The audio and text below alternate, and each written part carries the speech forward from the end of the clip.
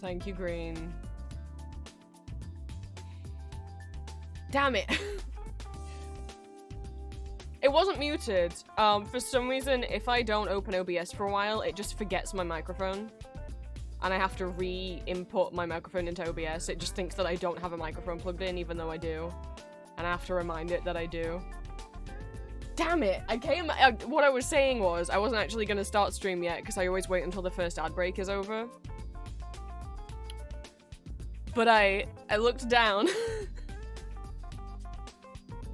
When did we hit 900 followers? It wasn't like that last time we streamed.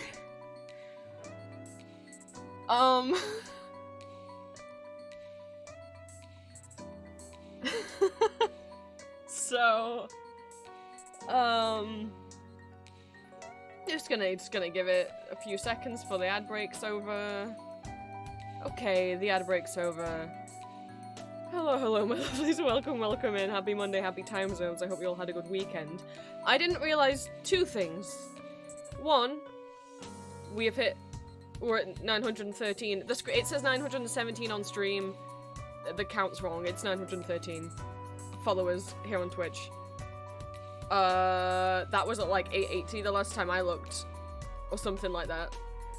But two, I guess I haven't looked in a while because I didn't realize that this is my first stream of 2025. That I've accidentally gone 21 days without streaming. In my defense, I didn't realize I'd kept repeatedly cancelling stream for that long. In my defense, Wednesday, normally we stream Mondays and Wednesdays, and when Mondays are Etsy orders and Wednesdays is gaming. I haven't had a game to play, like, so I haven't known what to do with Wednesday streams. And then as for Monday, on the 6th, I cancelled stream because I had a hospital appointment. And then on the 13th, we had a last minute technical difficulty, which is still persisting, which is that my webcam is broken. So, normally on Mondays I have the hand cam on so you guys can actually see me making Etsy orders. And then yeah, I still don't have a game, but yeah, it might not have felt that long, because while I haven't been streaming over here on my channel, I have been streaming on Julia's channel.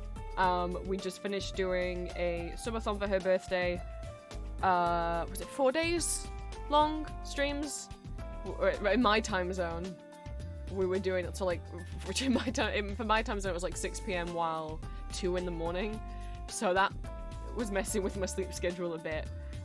So, you know, it hasn't been that long for some of you, if you came along to, Julia's subathon, which if you did, thank you so much. I don't know what the final count was off the top of my head, but it was it was over 100 subscribers, and I think like $300 donated on Ko-fi. Thank you guys so much. She's got a lot of artwork to work on, for those rewards and the giveaways. Bear with me, hang on, bear with me 1 second.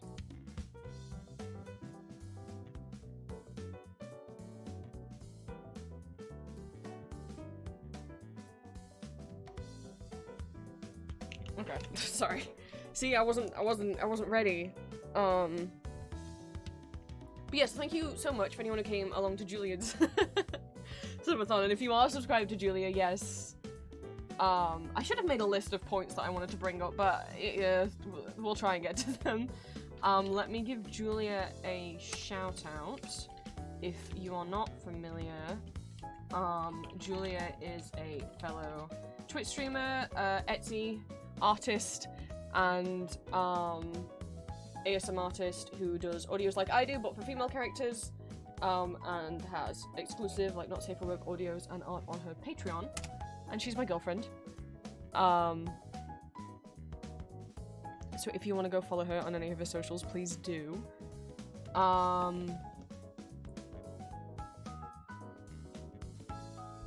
should have made a list. I should have made a list of things I need to talk about.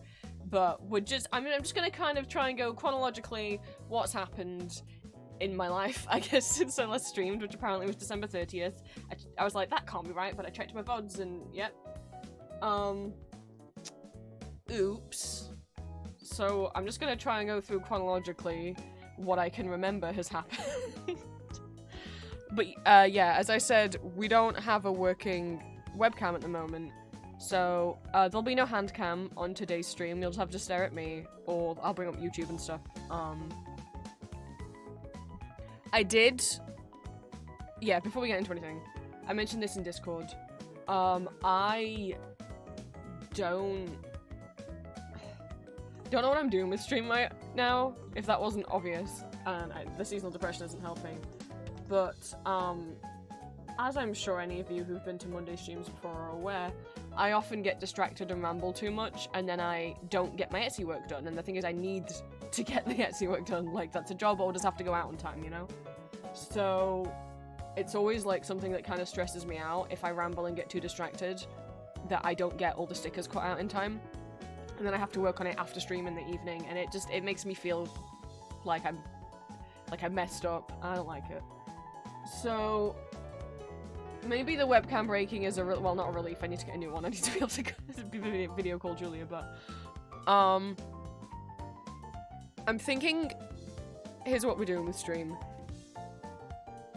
It's not gonna be just like, Mondays is Etsy and Wednesdays is games. They're both just gonna be whatever. I'm still gonna try to keep streaming every Monday and Wednesday, but it'll just kind of be whatever. I'll try and get my Etsy orders done Monday morning before stream, and then on stream, on Mondays and Wednesdays, either I'll be drawing, like, art that I just need to get done or art for fun.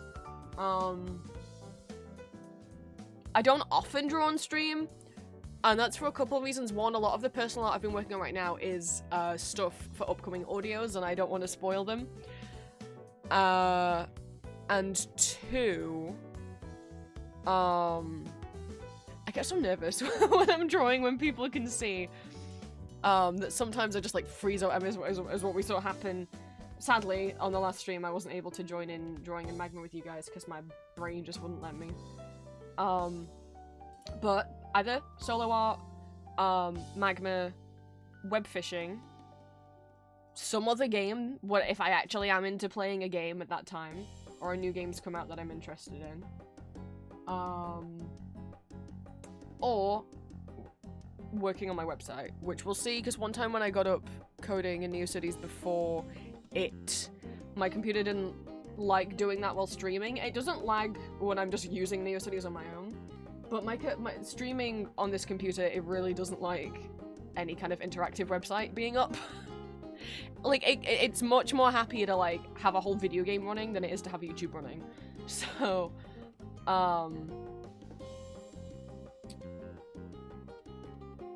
we'll see, but it'll just be any of those things. And if I do get Etsy orders done on stream, it won't be with the hand cam at the moment. I don't know when I'll get around to getting the new webcam. You'll have to bear with me. So the plan for today's stream is I'll go over any updates and any stuff that you guys need to know, because apparently it's been like 21 days since I streamed.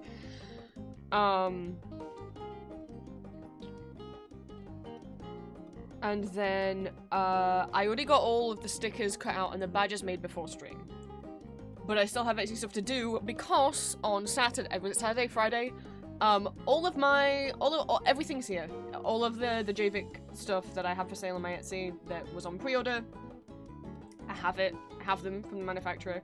So we're gonna be, it's boy inspection day, as it's become known as, of me peeling off the protective layers off of the pins and keychains and checking that they're not scratched underneath, or that the colours aren't bleeding into each other or anything like that.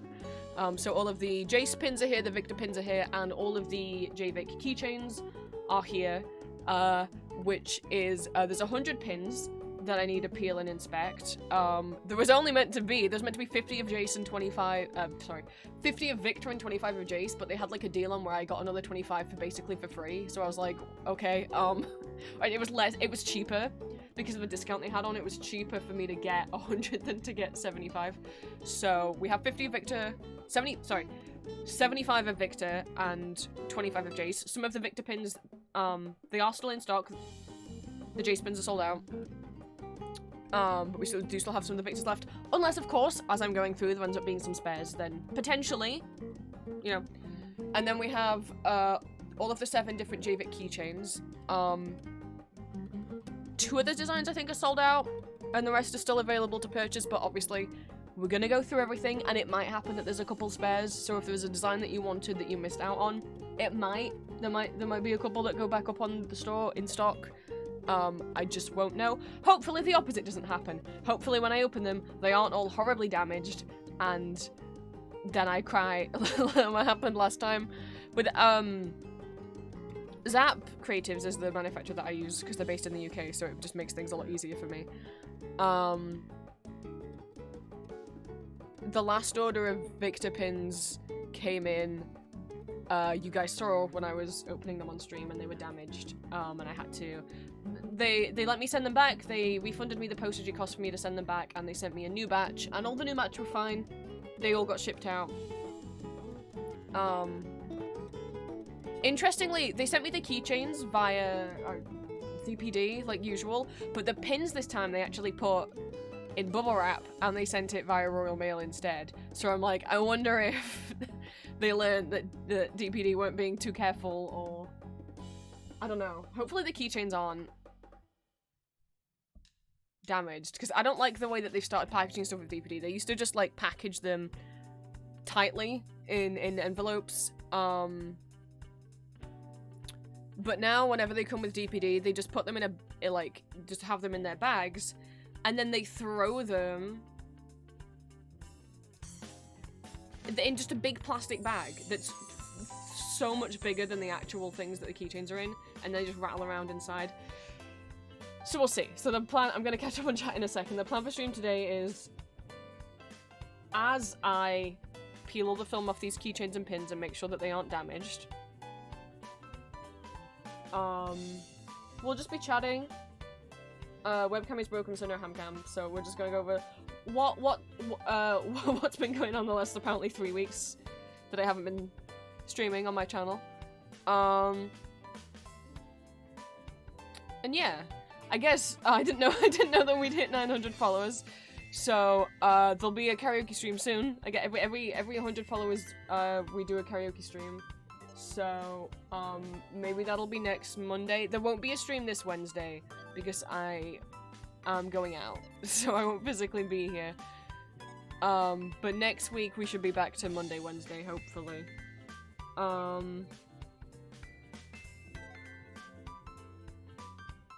Yeah, I mean there might be a stream Wednesday if I get back early enough, but I'm not promising anything. Yeah, we're just gonna chat. But, which is, you know, anyone who's been to a Monday stream before knows that it normally ends up with me rambling about some topic or other and streaming for hours and hours and hours longer than I was supposed to and not getting my work done. But now, luckily, I don't have work to get done on stream because I got it done before stream. All I need to make sure that I'm doing is peeling film off pins and keychains, which I can do while I talk, hopefully. I hopefully won't break my nail. So let me scroll up in chat before I start actually rambling about things. Oh goodness. Green, thank you so much for the resub. Kishi, thank you so much for the first time chat, which reminds me, for any of you who are subscribed here on Twitch, we have a new emote made by Kishi. Let me go find it. And I don't know, we might have 2 new emotes. I don't know the last time I streamed, so I'm gonna put them both in chat. We have the Valentine head pats, which is made by Kishi, and the me playing the kazoo, which is made by Green. I've said before, I want to get to a point where I switch out, although I know you guys like the Gooba emotes, but they're really boring to have as emotes. I would like to be able to switch them out for more interesting poses, right? So that eventually, instead of just having, like, Gooba silk, Gooba satin, blah, blah, blah, blah, it's actually them doing something, right? That's a bit more interesting and a bit more fun, whether that's animated or static.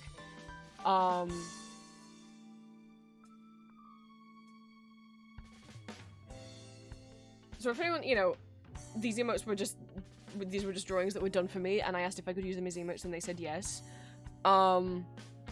If anyone ends up drawing art that I want to use as an emote, I might shoot you a DM and ask you. But if I ask you if I can use art you've done for me as an emote, please don't feel like you have to say yes. You can say no, it's fine. And also, if you do end up drawing, like, emo fan art for me, and I decide I don't want to use it, please don't get offended or upset. Just putting that out there. I used to much be like, no, I want all my emotes to be stuff that I've drawn, but I don't give a shit anymore. And hopefully it's fun to see different people's art up there. Also, because like I'm at a loss of what else to even do for emotes. That's honestly why there's still so many slots open, because I'm like, I don't know what to do.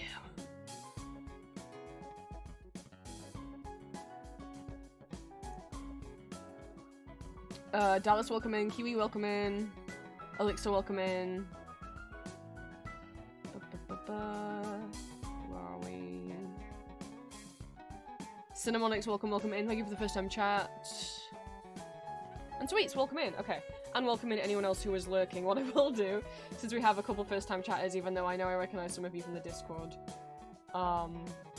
let me do my intro anyway, just in case anyone's lurking here for the first time.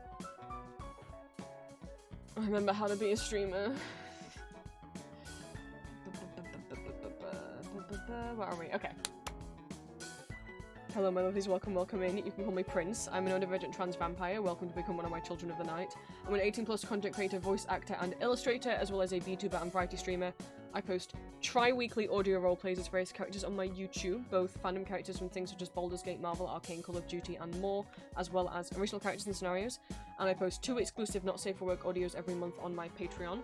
All my socials are listed on my card. If you type !socials in chat, a bot will pop the link up for you. And I also have an Etsy shop where I sell original art and fan art under the name Empty Masks, which is also where I post any safe for work fan art.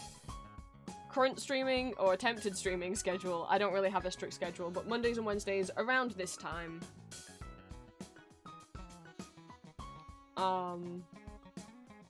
is when I stream.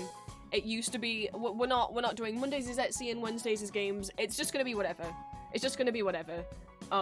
Because it was starting stressing me out trying to do work on stream. So both Mondays and Wednesdays streams will either be me drawing on my own, or me drawing with you guys in Magma, opening up a web fishing lobby for you guys to join and play web fishing with, play music in it, draw in it, whatever you want to do. Or me playing some other game solo, or working on my website, or just chatting, or anything else that randomly comes up. Obviously what I need to do now is get a karaoke stream done, now that we've hit 900 followers. Thank you guys so much. If when we hit 1,000 we'll do karaoke and a subathon, or donathon or something. I suppose I should do something really like a really cool subathon with really cool rewards, but I'm like, dude, I'm still working on rewards from the donathon from last year that was, for Julia's dental bill, so I'm like, which I have a list of things that I'm working on, so I'm aware that not everything has been done from that yet. But yeah, welcome in. Anyone new? Let me find, I made a thing, and I don't know where I put it.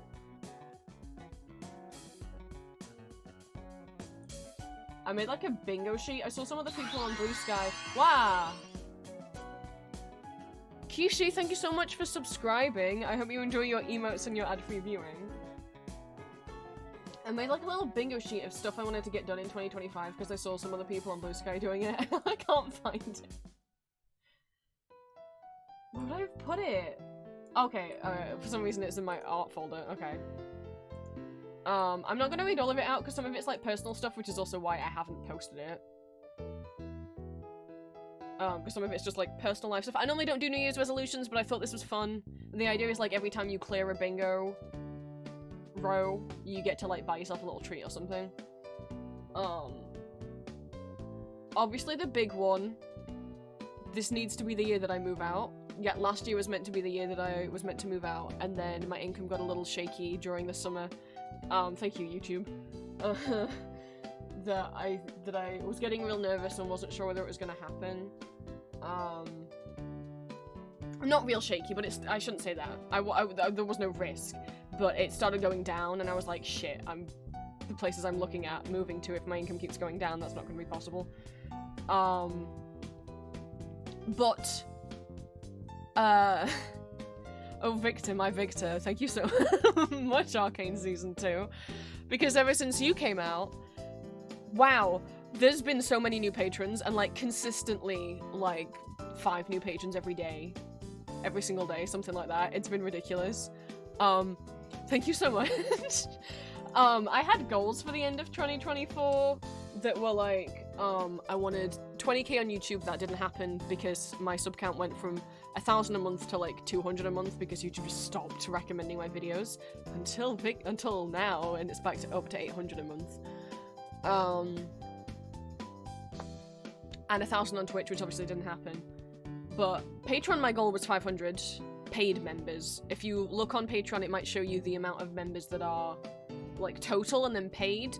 Total includes people that just follow your page but aren't actually paying. So my goal for the end, the Patreon goal was the one that mattered the most, and that was 500. And there's currently 793 of you. There was like 500 of you in like September. What the fuck? I think I've gained more patrons in the last 5 months than in like the 2 years. I don't know. Thank you guys. Welcome in. Arcane Season 2 happened. I was like, we need to get a Victor audio out right now. It not just that the new Victor audios that have been doing well, but like if I look at, I normally don't look at my analytics because it'll drive me crazy. But for the most part, since November, my top 10 audios, at least like 5 to 8 of them have all been Victor. And not just the new ones, but like the old ones, which is a bit embarrassing in some cases because some of the old ones are not that great. I really hate the idea that someone listens to one of my 3-year-old Victor audios because, boy, we're into doing this for over 3 years now. And thinks that's the best Victor impression I have, and it's like, no, you don't understand. Please listen to the recent ones. The recent ones are better. My acting's better, the accent's better, my voice is deeper. Please, there's less background hum. Please listen to the new ones.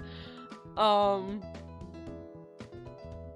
don't know if it's still Victor that's bringing everyone in, because it's kind of even because I don't know if by now people's arcane hyperfixations is already waning. I don't know, but I'm glad you're all here.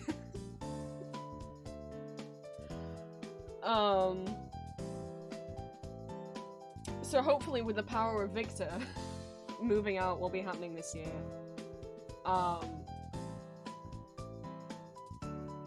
Because I mean, we're not gonna go into the details, but you know, it's not good for my mental health living here, so we need to get it out. What else is on here? There's a bunch of stuff on here that is rewards from the Donathon that me and Julia hosted for Julia's dental bill last year. So that's the Toontown Online and Toontown Corporate Clash chibi stickers, the Tolkien chibi stickers, the Jujutsu Kaisen chibi stickers, Cats musical chibi stickers, American Beauty's Alice chibi stickers, I'm trying to see what else is on here that is a donor reward, the Ghost Band body pillow butt marks. So essentially it would be like, you know, the kind of art that you see on a body pillow, but it would be a butt mark, but it's the same shape, so hopefully that like works as a butt mark. The Audio OC body pillow butt marks, and then what was the big one that I still haven't done, which was I said I'd make an actual body pillow of Ambrose on Arden, that it would have Ambrose on one side and Arden on the other. And I did a poll for it, and patrons were like, yes, we'd buy it for that price, but then it kind of fell through because I genuinely was just worried that, like, 1, I wasn't confident doing the art, and 2, I was worried that not enough people would buy it. Like, I haven't sold out of the keychains, and they cost I don't know how much to manufacture, but significantly less than a body pillow. So I'm still like, I do want to do that, because I promised you guys that. I'm just nervous. Because to get those manufactured, it would just be the cover, you wouldn't get the pillow inside, but even just to print the covers, like, is gonna cost hundreds, probably maybe thousands. I don't know. And that's a lot of money to lose if they don't sell out. Well, I mean, I would need to sell out to break even, but I'd need to sell at least half, probably. And I haven't even done that on some of the keychains. So it's not as simple as like, whereas with the stickers, it's like I make them myself. So I'm happy to make whatever stickers. With that, it's like I just don't want to make a loss, you know? So we'll see. That's more likely gonna get done after when I move out. So I don't have like body pillow stock coming here.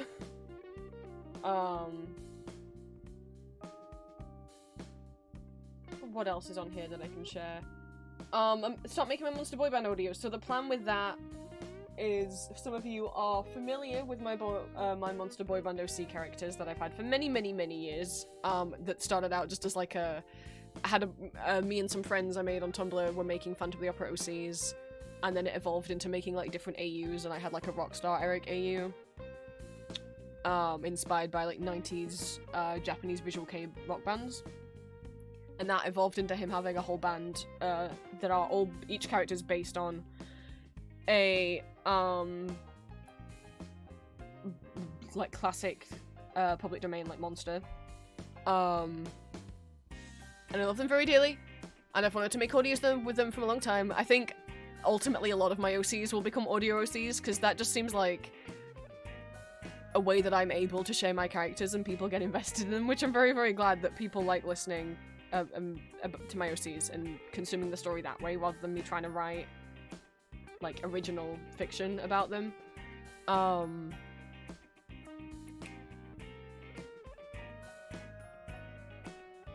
But before I make the audios, what I want to do is have a website for them, which I was gonna have just be within my existing website, not actually make a second website. I could do that. I don't know if that would be a better idea. I like the idea of it being hosted in my regular website within my new cities, because that way just everything's in one place. But I want to make a website that's like an unfiction project. For people that don't know what unfiction means, unfiction is any kind of like fictional project that pretends to be real. So like a lot of ARGs are also unfiction. You know, like stuff like Marble Hornets, like classics like that present itself as we found this footage, but it's actually, you know, a fictional project that people are acting in and someone directed, but it presents itself as if it's actual real found footage. Or something like Welcome Home, where when you go on the Welcome Home website, even though this is all someone's fictional art project, it pretends as if it is a real TV show that used to be on TV, that people are uncovering stuff about. Even though obviously it was never a real TV show that ever aired on TV. So I want to do that with my Monster Boy Band OCs, essentially make like a website for them as if they were a real band. It's not going to be like there's not going to be any jump scares or anything like that in it. Not all unfiction has to be horror. But essentially a website that looks like it's like a website for a real band, and it would have like a little fake merch page, and like it'd be a way to see like character bios about them, maybe like a fake discography, and like a fake forum where you could see like other characters in the stories and their like profiles as ways to learn about the characters. I have ideas.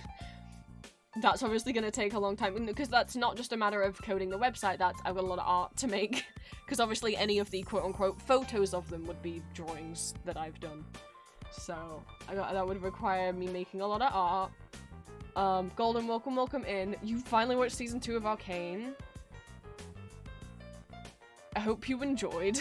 I have mixed feelings on season 2, but I can't say I'm dissatisfied with the end of with how Victor and Jace ended.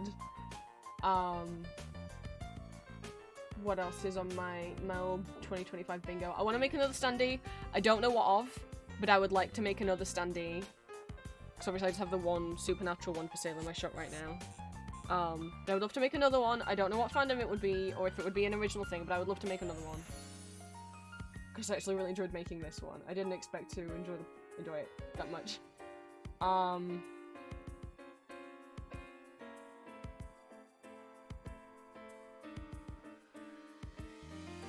When did I write this? Because I have it written. Did I actually write this at the end of 2024? Because I just realized I have make art gallery page on NeoCities on here, and I'm like, I did that. I did write this on the 31st of December. Did I not have my art gallery page made before that? Okay. Well, we already did one of them.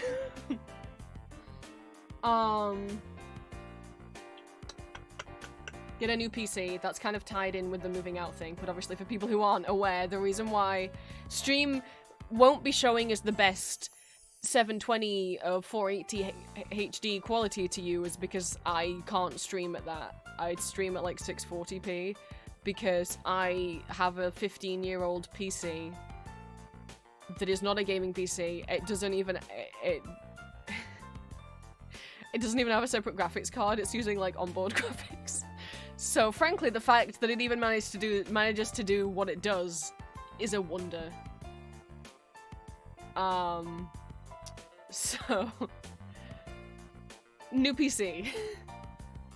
That needs to happen at some point. I'd been putting it off until I moved out because I didn't want to get a new PC and then move with it and then risk it breaking. But I'm gonna get it before I move, I think. I just hope it's fine. I hope it survives the move fine because every PC I've had, oh, well, like, this is actually the only PC I've had. I had a laptop before this. But this PC, and then my mom's PC, my siblings, like, 2 PCs they've had over the last few years, and my dad's PCs, are not, like, pre-built. We put them together ourselves, but I don't know how to do it on my own. My dad built this PC for me, and then me and my dad built my siblings' last PC, because they wouldn't help even though it was their own PC. That was, but,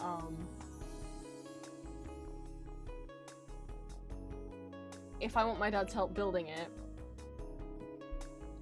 I'm going to do it while I'm still at home. So, some point soon would be nice to get that sorted.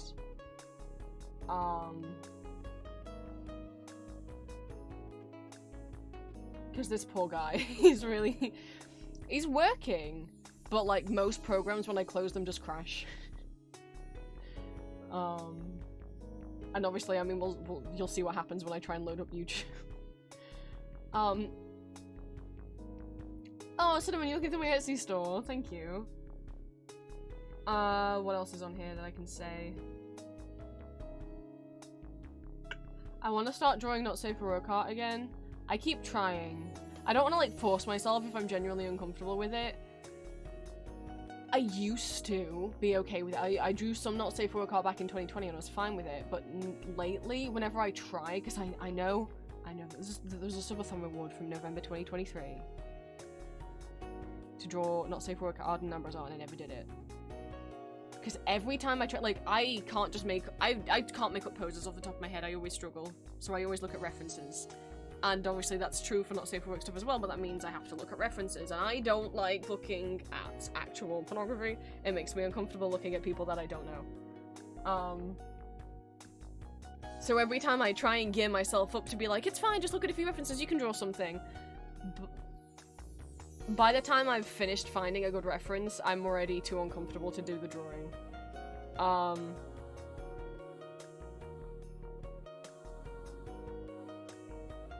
That's a me problem, you know, but I'd like to see if I can get over that. It would be nice to be able to do, especially for my OCs, to draw stuff, you know. I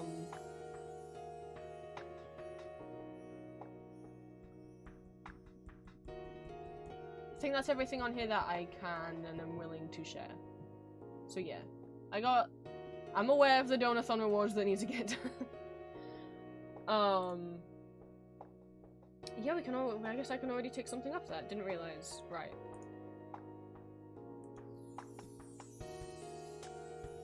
I need to decide what I'm going to talk about in order as I... Let's just grab a bag. I don't know.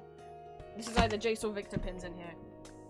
I need to ramble while we do work. If all of these items are fine, then all of the pre-orders, anyone who's pre-ordered any Victor or Jace pins or pre-ordered the jayvik keychains, your order should be going out this week if none of these are damaged.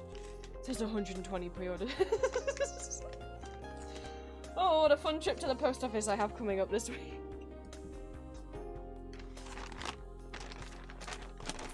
Thank you guys so much. This is Victor.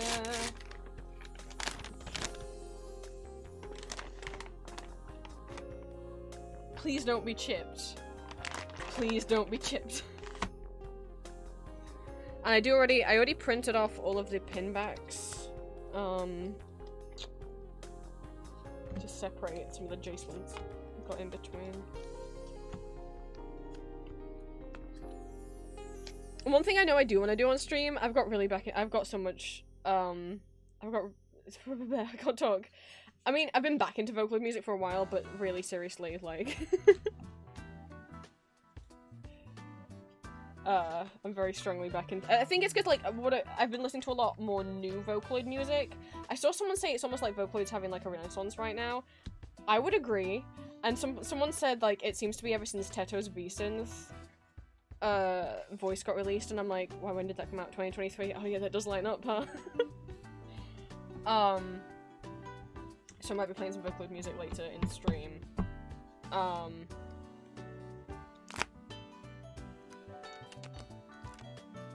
So for those who don't know, I was very interested and, like, fixated on Vocaloid back in, like, 2009 to, like, 2012. That's, like, most of the music I would listen to. And I just didn't for a while. And I would occasionally go back to it, but I wouldn't really look at, like, what new current stuff was out until last year. And then again, like, kind of in December. I see some people making real stupid comments about Vocaloid. For people that don't know what Vocaloid is, or are aware of Hatsune Miku but don't really understand what she is. Vocaloid is a type of V-Synth software. V-Synth stands for virtual synth, or virtual synthesizer. V-Synth, I can't say V-Synth apparently. V-Synth software is a type of music software. They are voices that say, it's like having like a you know, if you had like a software that makes like a MIDI sound of a keyboard or like a guitar or whatever, but instead it's a voice.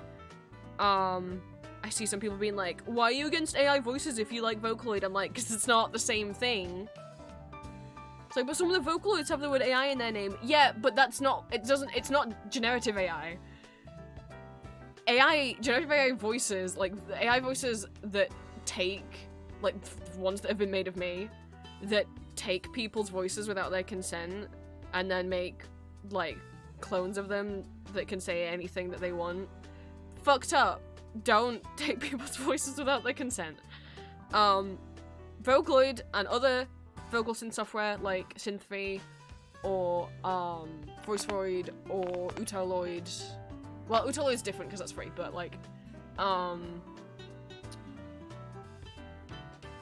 someone is hired, so like if we use Hatsune Miku as the example, I can't think of the name of her voice provider, but you know, Vocaloid, I think, and then whichever company they're collaborating with, like Miku's by Krypton Inc., go, hey, we're making a new Vocaloid, you know, singers can come and audition to be the voice of Hatsune Miku. Lady gets chosen, she gets hired, paid, and her voice is used with her consent to create Miku. That it is different from shitty generative character AI or whatever the fuck AI voices, because the people that made the two character AI voices of me, I didn't give consent and I didn't get paid.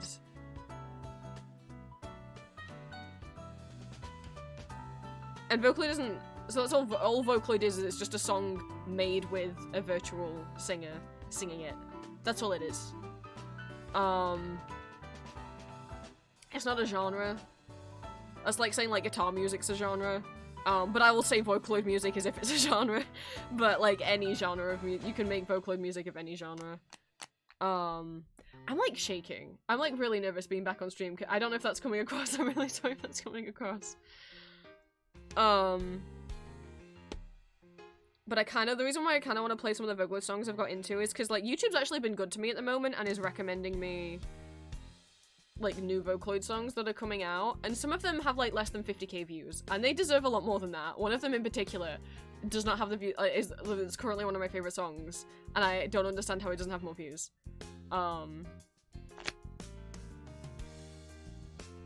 yeah, we're just into lo-fi Toho at the moment, like usual. I need to. I don't like that I feel. I think it's also because like I got really anxious last night, so that's not helping. And I had a weird nightmare, kind of night.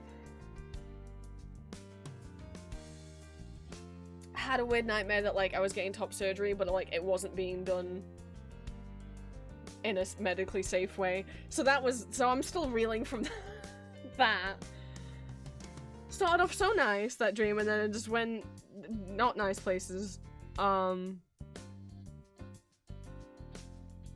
But what I need to try and do, because once I switch to Vocaloid, I'll just start rambling about Vocaloid. You guys know me.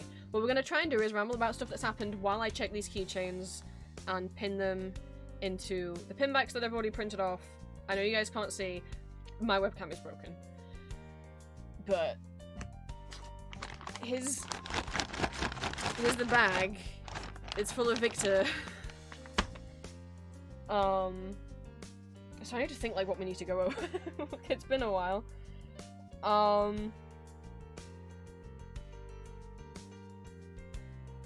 Obviously, I know I can talk about my website, but I want to do that at the end.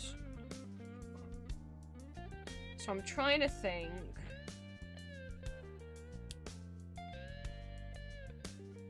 I don't know, maybe we start with Neocities. Okay, this one's not scratched. Promising.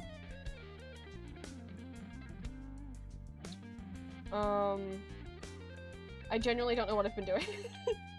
Okay, you know what? I'm gonna look at my own YouTube channel. That's how we're gonna figure out what I've been doing. What videos have gone up since I last saw you guys? Genuinely, what was the first video of the year?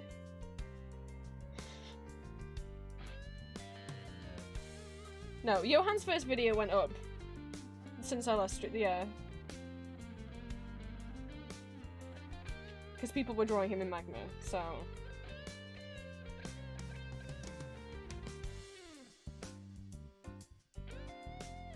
Okay, Silk's audio was the first one of the year.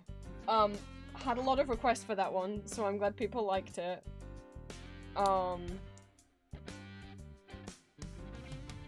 At the moment, I'm trying to do 2 Victor audios every month. Whilst that, you know, he's still as popular as he is, while people are still fixated on Arcane. Whether that's too safe for work or whether that's a safe for work and a not safe for work will depend purely on what requests I get from my Patreon members. But I'm currently trying to keep doing 2 of them a month. Johan's audios, I'm doing 2 a month until we kind of get to the end of his plot, by which I mean, if you guys were here for when I was posting the Visiting King series, the Guilty Priest series, and or the Villain X Hero series, the way that those audios worked was, you know, there was like a plot of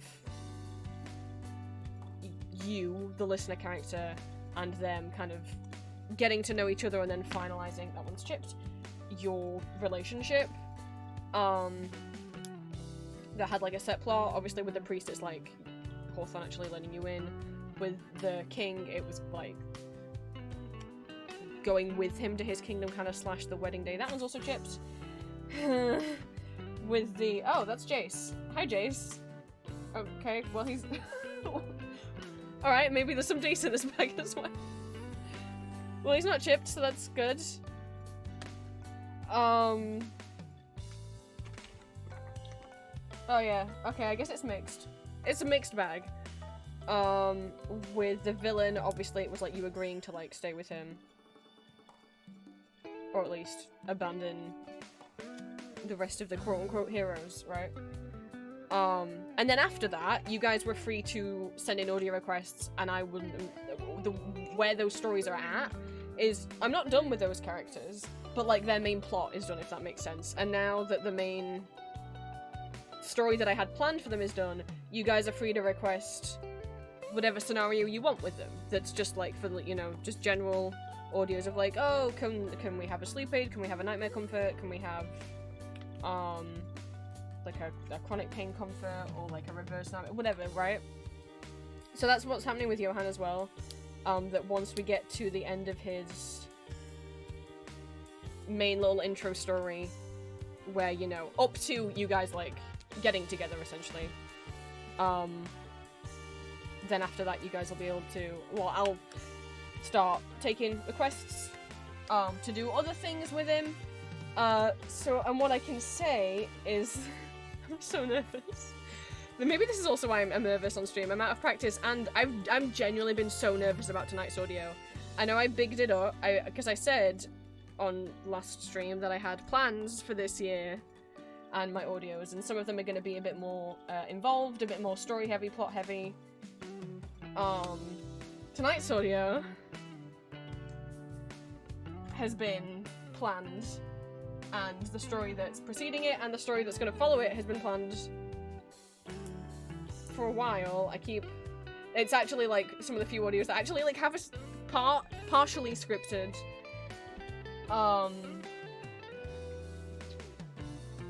So I will say tonight's audio is Johan Part 3, and the stories for those audios I am trying to post 2 a month. And after tonight's audio, that kind of signifies the end of the main plot with Johan, so then the audios with him will be, it's okay, Green, will be, like, taken from, like, requests after tonight, and will, you know, you can have sleep aids, nightmare comforts, dysphoria comfort, whatever, you know, with him. He's not going away just because tonight's audio is gonna be, like, the last one of, like, his main introduction story. But stuff happens. No one's guessed, that one's chipped, no one's guessed anything about what's happening with his story yet, which I kind of expected maybe someone would. Hopefully if people listen back to them after tonight, people notice the foreshadowing, and hopefully are like, oh, I see how that's true, and it doesn't just feel like it's a plot that's coming out of nowhere. But there had been pieces of information in earlier audios with him, and, stuff that I've said before about the cat. Like, I know that, like, one of the things that would have helped people maybe guess is something I said on Tumblr once, and obviously not everyone saw that post, but I know some people here did, because I remember someone being like, what? But that's all I can say, because I'm not spoiling it for anyone. I just hope... I'm so nervous! I don't normally do, like, surprise plot thing in audios, you know? That I'm, like, genuinely really nervous. It's as if, like, my tummy is acting as if, like, I've got to go on stage tonight and give a performance. It's like, no. It's just something you recorded weeks ago. But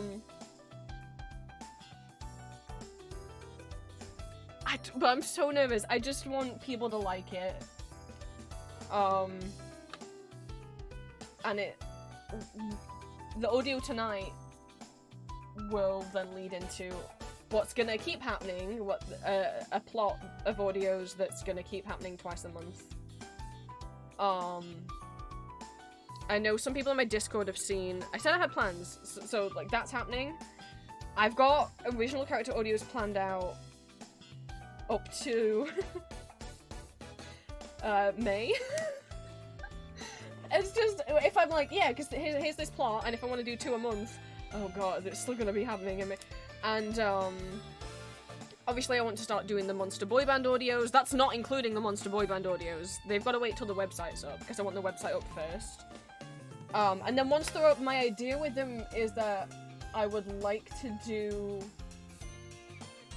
It's not gonna be like a polyamorous thing, like... It's not one listener dating all 5 of the boy band monsters, because that'd be too hard to keep track of. Like, it's gonna be as if there's a different listener character for each of the boys, right? But also canonically within their own story, they do have canonical love interests.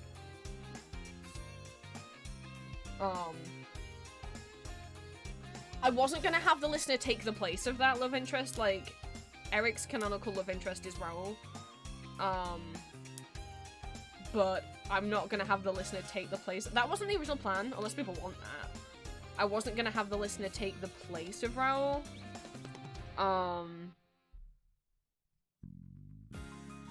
Or their canonical love interest, because, like, some of them, like, I think Vlad is gonna be poly with Mina and Jonathan. None of this isn't set in stone. And 2 of them might end up dating each other, so it's like, I can't really have the listener- the listener's not- yeah, the listener's not gonna take the place of their canonical love interests, I don't think. Because it's like, well then how would I- which one are you taking the place of, Mina or Jonathan, you know, so... this one's chipped. That's 5 Victor ones that are chipped so far. But, you know, we had plenty of spares, so hopefully it's fine. But the way I want to do those audios, I was thinking is like, because I actually want to do art as if it almost looks like a visual novel, like how it looks on screen, and it load up as if you're on like a character select screen, and Eric will be the first one that I do, and that gets voiced. Sorry, Julia. And the idea would be like, essentially it's like you're selecting Eric and the other characters are grayed out. Until then we get to each of those audios, so it's kind of like a design reveal. Kind of. But I want the website up first before I do those, because I want to be able to be like, want to know more about them? You can go on the website. And in terms of how I would ever actually show the actual original story, I'm thinking it might just be like an art project on the website. Like, how I would show Eric and Raoul's actual romance is by the fake form that I talked about. I hope this would be a fun way to explore the story, because, like, I'm not good at doing webcomics. I don't enjoy drawing comics, and when I've tried in the past, it's always just stressed me out. I'm not good at, like, long-term projects, so it's where I have to draw the same character or scene over and over and over and over and over again. And I don't think I would have fun if I wrote it like a book either. So if it was, like, that you just are exploring all these hidden pages on the website, essentially how you would find any knowledge about Eric and Raoul's relationship would be like going onto the fake form page. Like, it would look like a forum, but obviously all of it's like pre-programmed stuff that I've written out. And you know, there might be like a thread where people are discussing their favorite band member, and then you might see people in it talking, and Raoul, someone called like Little Vicomte or something, might be passionately defending Eric, and you'd be able to click on his username and it would take you to his like forum profile, right? And then you'd see more information, and potentially I could have his other socials linked, quote unquote, and then have like another page that's coded to look like a fake Instagram page that would have quote unquote photos of him and Eric, right? That would be the idea.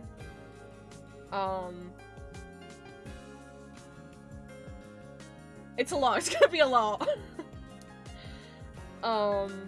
And I hope that would be fun to explore, you guys figuring out like what you can click on. Maybe it should, I'm thinking maybe it should be its own website. When you have a NeoCities account, you can make multiple websites, so I'm thinking maybe that should be its own website, rather than just part of, and I think it also being its own website, rather than it being within my Little Vampires .neocities.org site, would help it look more like the page for like a real band, you know?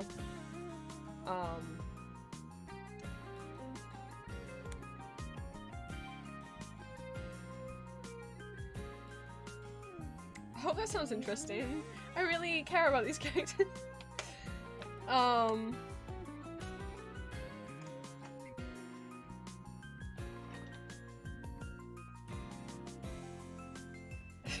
Well, I'm glad Green's interested. Obviously, it's gonna take a long time. I probably shouldn't push myself to have all of the website done by the time the audios go live. That one's chipped. But at least I want,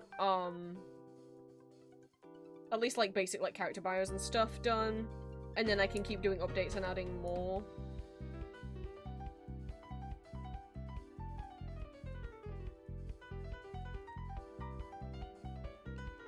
Hi. Sorry, I'm trying to, like, work out how to pronounce your name. I don't know if it's Trin is not a dwarf. Thank you so much for the first time chat. If you want to correct me on how to pronounce your name, or if you have, like, a nickname or anything that you go by, please feel free to let me know and I will do my best to try and remember it. Welcome, welcome in. Normally... Oh, cool, I said it right, okay. Normally I would have hand come up right now. What I'm doing right now is, like, quality control checking a bunch of pins and keychains that I got in, but my webcam is broken, so you're just gonna have to take my word for it that it's happening. While we chat, because I haven't streamed in a few weeks. Thank you so much for the follow. Welcome, welcome in. I don't know if you came through my YouTube or my Discord or my Patreon, or whether you just found me via Twitch. I'd be curious to know. I only ask because if you did find me via Twitch, then I normally do like a little intro explaining what else I do. But if you came from YouTube, a nail, then you will already be aware.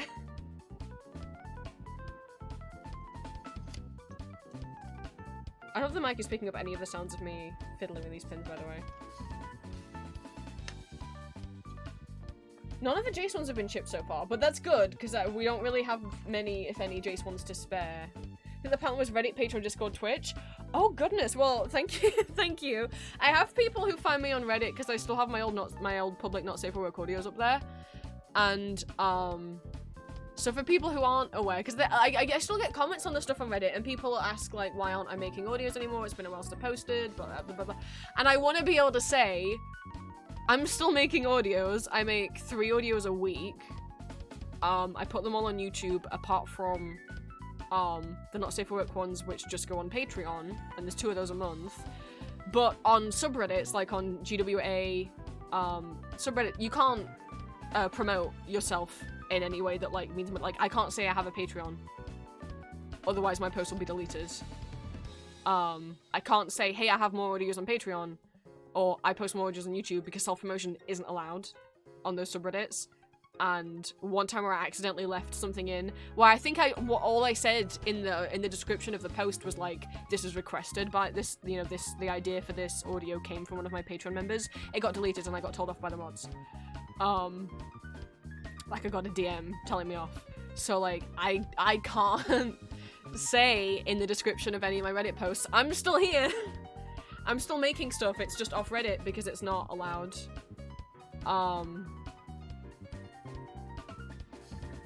So I always feel bad when people comment on Reddit like, do you have any more starring audios? I'm like, I do, but they're on Patreon and I'm not allowed to say it without risking getting banned from this subreddit. I don't want to get banned from TWA, so... But yeah, I don't post on there anymore because I don't make public not safe for work audios anymore. And I never saw the point in posting my safe for work ones anywhere on Reddit. But I'm not going to take the old ones down, and I'm glad they still get any attention if people still find them. That's why I tried linking on some of my Soundgarden posts lately in the description, putting my Patreon there as a clickable link. I was like, maybe this way people will find out. I mean, it's in my own, if you go to my Reddit profile, it is like on my own profile, pinned. But even when I did that, I got loads of downvotes. Like, I'm not used to Reddit, I don't really know the culture there. I only used it briefly to post audios too. They don't like self-promotion. I don't really get that. I don't mind it. Like, people in my Discord are free to promote themselves, you know, we have a self-promo channel. I think people should be allowed, especially if, like, part of your income relies on you doing, like, art commissions or YouTube or whatever, like... I don't get why Reddit's so anti-self-promo, but... I'm glad you managed to find me! I'm very surprised. But yeah, welcome in. Thank you for, digging around Reddit to find me elsewhere. Fucking... My nails are gonna break during this. But yeah, currently quality control checking pins and keychains that I've had up for pre-order on my Etsy shop for a while. I'm dropping things. I forgot what we were talking about. Right, and also because I haven't streamed in a few weeks, I don't know why I'm placing these on my keyboard. I now can't type. This was a bad idea. But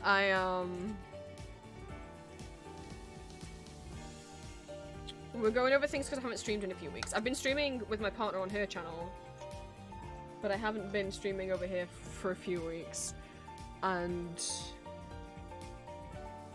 I was trying to go chronologically over what I've missed. Oh, it's talking about like audios and stuff. Yes, that's right. And yes, stuff I want to do with my OCs. So some people in my Discord saw a preview. Well, it's not a I don't give previews of my audios on Patreon or Discord. Like no audio previews or anything like that. Or like sneak peeks. But I did share a screenshot of what I was recording in Discord last week. To show that I've recorded an audio that has not one, not two, but 3 different characters that I'm voicing in it all at once. And that was scary to record. I'll probably be more nervous when that goes up than when tonight's audio goes up. I don't know. I think I'll be equally as nervous. I hate that I'm so nervous. Like, I'm genuinely have, like, that, like, stage fright, nervous tummy thing going off. Just because I'm like, I want people to like tonight's audio. Because I think it's because it's more of my OCs and their story that I'm, like, protective. I don't know. That I'm just like, if it was, like, Victor, I'd be like, whatever. But it's my babies, so I'm, like, nervous. So yeah, Johan Part 3 tonight with some new lore stuff, and then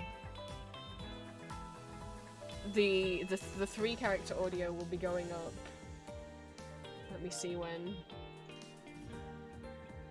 I'm not saying who it is because I'm not spoiling shit. Will be going up on the 5th of February.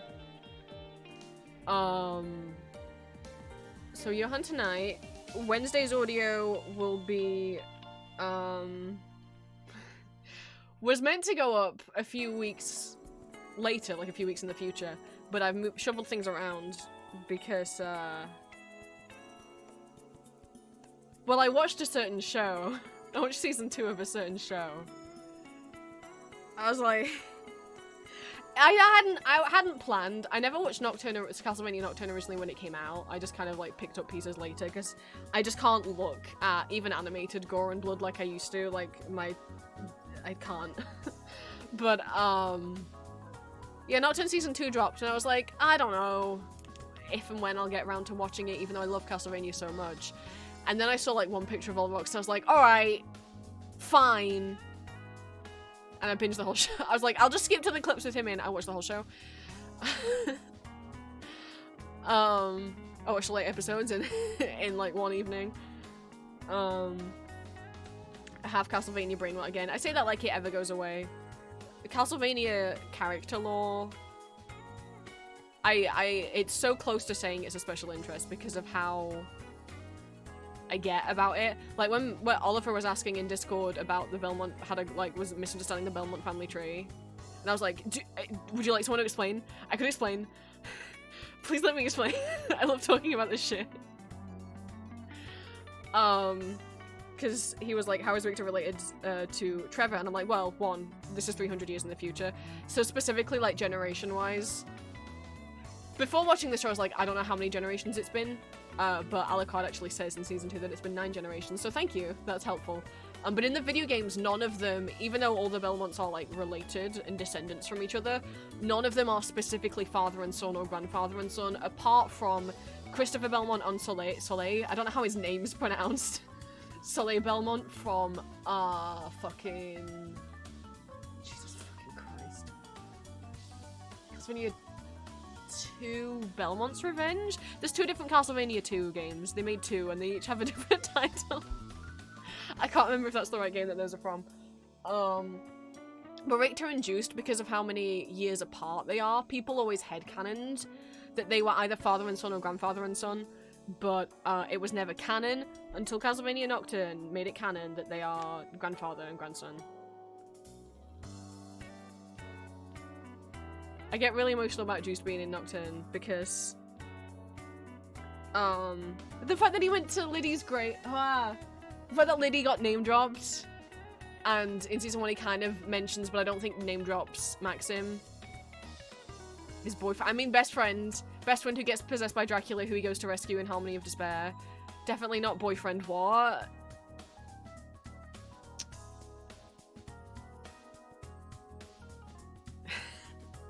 But yeah, watch Still of Nocturne, season 2. Would very much recommend both Castlevania and Castlevania Nocturne, though check the trigger warnings. It is a gory, bloody animation. Like, the fight scenes are graphic. And beware of Castlevania Season 3, because, there are 2 scenes in Castlevania Season 3, 2 sex scenes that are, in my mind, not consensual. The show and the fandom don't always interpret them that way, but I mean, at best they're a grey area. And like, I'm not saying therefore you can't watch the show, I just want to put that trigger warning out there in case anyone is triggered by seeing scenes like that. I just want to mention that because it kind of comes a bit out of nowhere that the show would include those things, and I'm not criticizing a show for including those things. I just want to put that trigger warning out there. I personally can't watch season 3.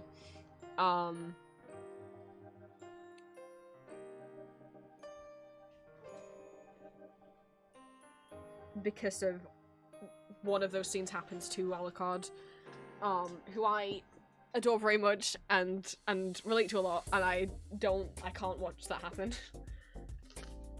But you can also, like, I skipped most of season 3 because of those things, because I couldn't even stand to see the characters that, shall we say, betray him at the end are introduced in episode 1 and they're like in the whole season, in all of season 3, as he befriends them. And I can't stand to even see them on screen, so I skipped season 3. And season 4 still made sense. I would say what you're missing with skipping season 3 is all of Isaac's story, so maybe just watch Isaac's story in season 3, because he's amazing. And you can skip everything else if you don't want to see those scenes. But don't skip Isaac, he's amazing. I had no idea that he was going to be such an amazing character going into the show because of who he is in the video game. He's so different in the video game. But would recommend Castlevania and Castlevania Nocturne. Nocturne is a sequel. It's not like a standalone show. I mean, it's set 300 years later, so we've got new characters, but then we do end up having some recurring things mentioned, so you won't really fully understand it unless you've watched the original show first. There's 4 seasons of Castlevania, and so far 2 seasons of Castlevania Nocturne. It has not been renewed for a season 3, but like, with Castlevania, season 4 was very clearly like the final season. Like, it was made with the intention of it being the final season. The showrunners were like, this is where it ends.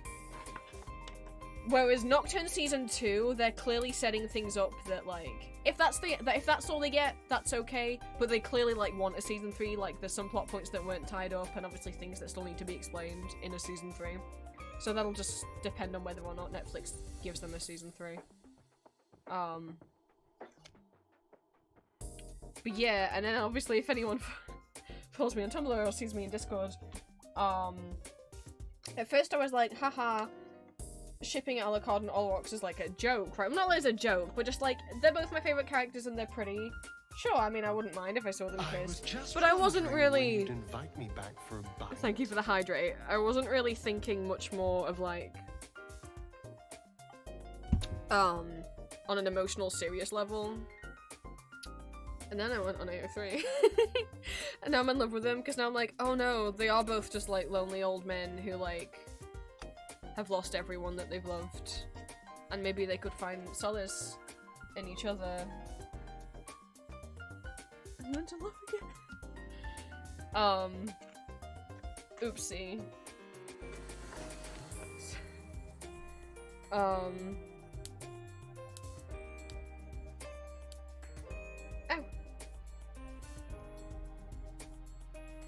But I'm trying to think. That's all I've watched since you guys, and I've got like fixated on since you guys last saw me. What else have I been up to in the last 3 weeks? A lot of stuff on my website.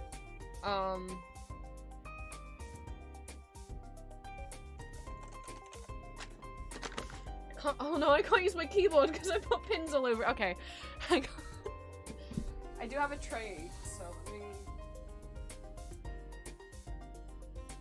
This was gonna come back and bite me. Right, let's put the pins on this tray.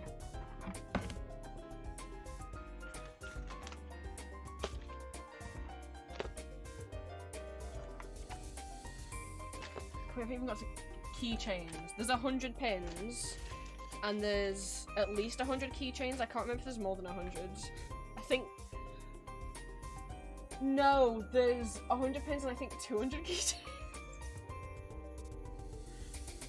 Gonna be here a while. I haven't even got through one bag of pins yet. But... I'll share a photo in Discord when everything's done so you guys can see. I did really do stuff.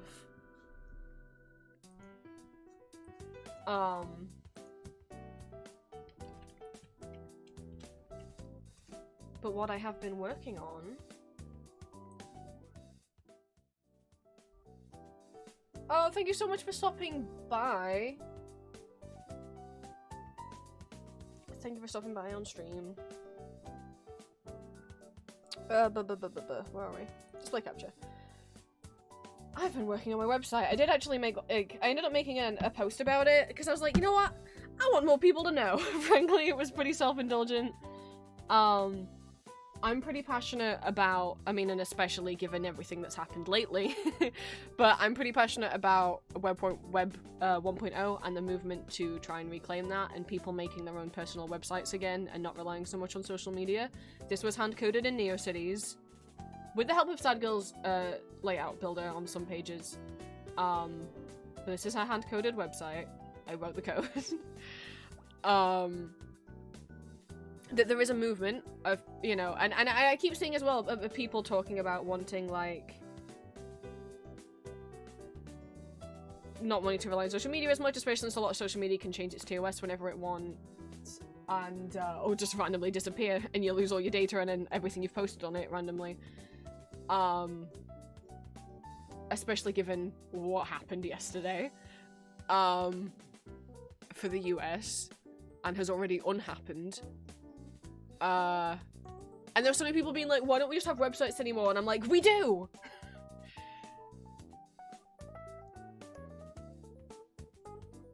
So, NeoCities, and I would so recommend people making NeoCities. I'm very happy that some people have indulged in it. We do have a website building channel in my Discord. NeoCities is a free website host. Making an account there is free. You can choose to pay to support them. And that just gets you, like, extra storage space. And the ability to directly upload audio and video rather than having to embed it. Which is only why I, like, the reason why I started paying is because I wanted to be able to have this music player work.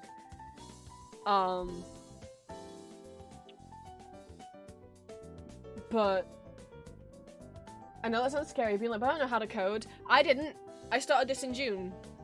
And look at me now.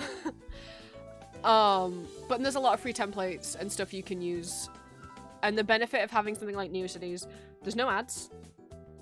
NeoCities has no, like, inbuilt AI that's gonna scrape all your stuff or take all your data. you can put whatever you want on your website. So if you want to host not safe for work artwork that you've drawn, you can do that without any fear that it's going to be taken down or flagged. Because it's not a social media, it's just your own website.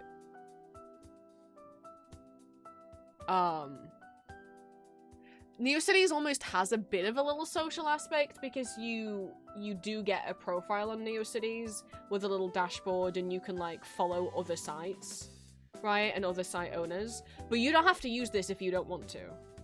Like, you don't have to go onto your NeoCities page and look at who follows you and who you're following, and you can post like little messages, you can like post little comments to your wall, and you can comment on other people's sites. So there is that aspect of it, and to be honest, I like that. It doesn't feel fully like a social media. It's just a way, when I follow other sites, it's just a way for me to keep track of like sites that I find inspiring, and so I can basically just like bookmarking them essentially, so I can look back at them for inspiration.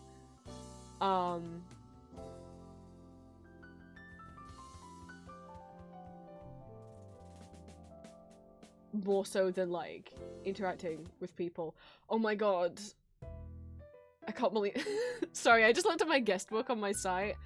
Someone commented saying that my site was epic sauce and a little bit skibbity. I think I need to delete my site. No, I'm kidding.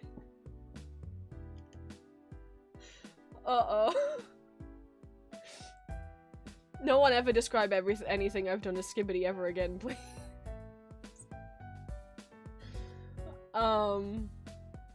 But yeah, I'm very proud of it. I keep adding stuff to it all the time.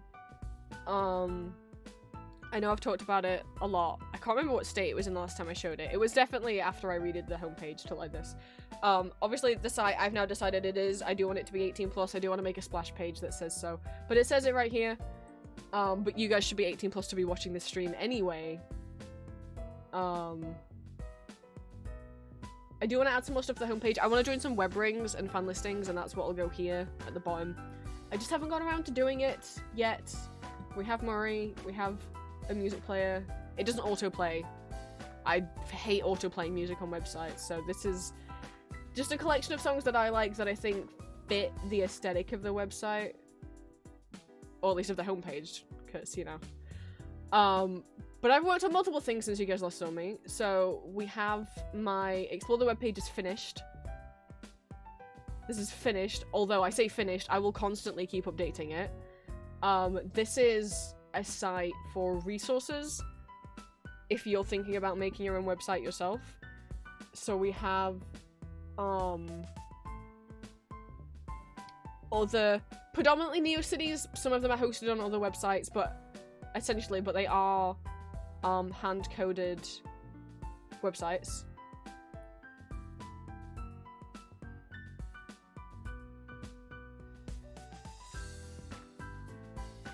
Oh my god, my brain died. That I enjoy, that I find really inspiring, made by other people. We have website building, resources, and coding help. NeoCities, if you do choose to make a website with NeoCities, they have like an interactive tutorial given by Penelope the cat, so this is like tutorials and resources and stuff. I would also super recommend 32-Bit Cafe. They are a community of people that like want to promote like building your own website, and the point of like, let me, you know, I have their manifesto linked somewhere.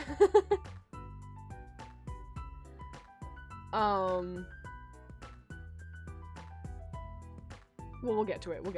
But their website has like a bunch of tutorials and guides and stuff, and if you are interested in either making or just learning more about websites and stuff, we have free websites, layouts and templates, so you can just copy paste these into your own website rather than having to do all the coding from scratch yourself. Graphic, image resources, generators and tutorials, widgets, games and interactive elements you can add to your site. Web communities that you can join, web rings, cliques, pixel clubs, and more.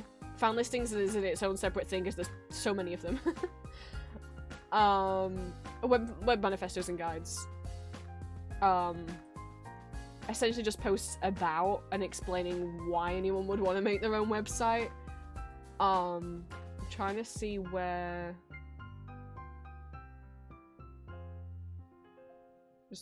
Web3 has been taken over by capitalism conformity. Websites that were once meant to be fun, online social spaces, now exist solely to steal your data and sell you things. It sucks. Building a personal site is a great way to express yourself and take control of your online experience.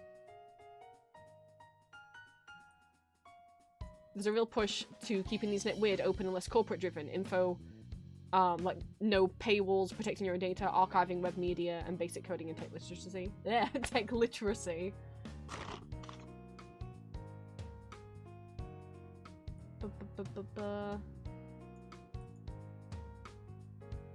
There's a huge problem with content discovery on the internet nowadays between how backed up search engines are with SEO optimized content and social media platforms luring us into algorithmic echo chambers.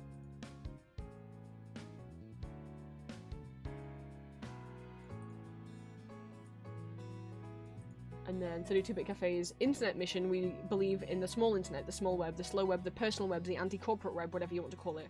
We want to stop depending on corporations for everything when it comes to our web services. We want more people to build websites for fun, not just to make money. Everyone benefits from an open, free internet, and that includes more self-expression that isn't on social media platforms. But yeah, essentially it's about making personal sites and expressing yourself, as well as having access to websites and information. Because you don't just have to have a personal website, you can use this to build like a fan wiki if you wanted or whatever. Or just archiving stuff. Like, it's a big push to not just have websites that, like, information that you can access without opening an article on something that you want to read and then finding you can read a sentence, then you have to pay to read the rest of it. Oh my god, there's something so dystopian. I saw a post on Blue Sky where someone was saying, during the recent wildfires in LA, they were trying to find a map of where the wildfires were so they knew where was safe. And when they Googled to try and find a map, that the first 3 links, like news websites that had the links, had the map back. They couldn't read the map because it was behind a paywall. That's fucking dystopian.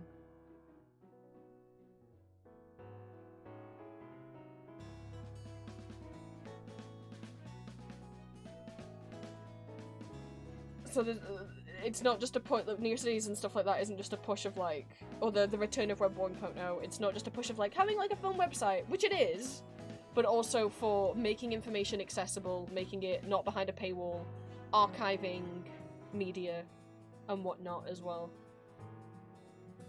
But also, yes, just making fun websites.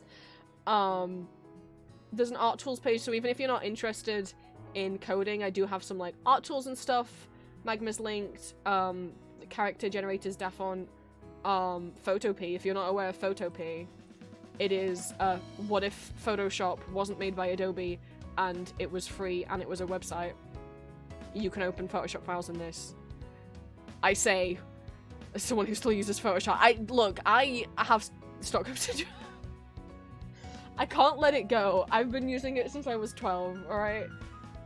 You paid for photos, no? I used to have, like, Photoshop 98 or something on a free trial because it lasted forever, but you just couldn't export from it, so I would just draw things and then screenshot them. You want to, but Photopea's free. If you want a drawing program. There's also, JS Paint and KidPix.app. JS Paint is what if Microsoft Paint was a website. You can also embed JS Paint into your own website. Like, you can have this. Well, it's not just Microsoft Paint, it's like Windows 98 version of Microsoft Paint that you can scribble in. But you can also embed this to be in your website. Like, you could have like where Mori is on my homepage, or like here in this box, I could have an instance of this that people can scribble on. And there's also a KidPix version as well. I'll be honest, I don't really know what KidPix is. Oh my god, it makes noise. I think either I wasn't in the right generation to have KidPix, or maybe it was just an American thing. I say that as the Japanese characters on screen. But maybe it just wasn't, maybe it just didn't hit the UK. Or either I was too young or too old, or I just didn't use my computer much. But there's also a KidPix one as well. It makes noises when you draw. Oh my god, clicking on things makes noises. Oh, you could... I can make paw prints. There's a brush for paw prints. Had that on the school computers in elementary school. Maybe it's more of an American thing, or at least not a UK thing. I can make it look like a doggy walked across the screen. Never mind, Kippick's fucking rules. There's like a notes and quotes. Some of these brushes are weird. Oh, this is like one of those fan things. What does the whisk do? Oh! Wait, does that... I guess... It does different effects. Now that make the... I clicked on the one that had flowers. And it does that. Oh no, my beautiful drawing! And now there's boxes on screen. I don't know what Lollipop does. Oh. It makes things go wavy. What does Pancakes do?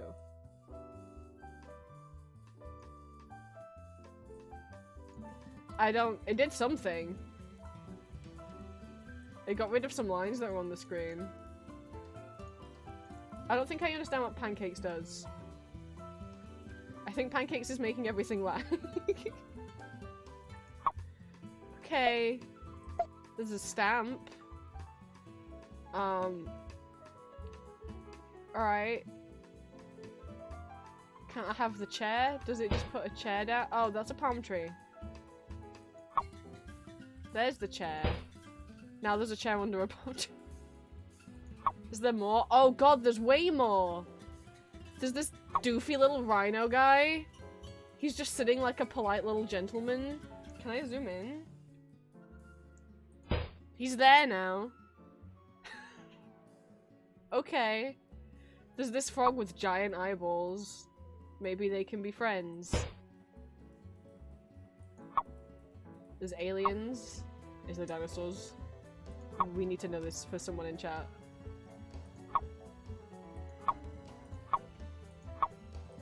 Oh, I might have skipped through maybe too many categories. Can I get back to the beginning? Oh. There's a regular frog. The sound it makes. I don't know the difference between each arrow. There's an egg.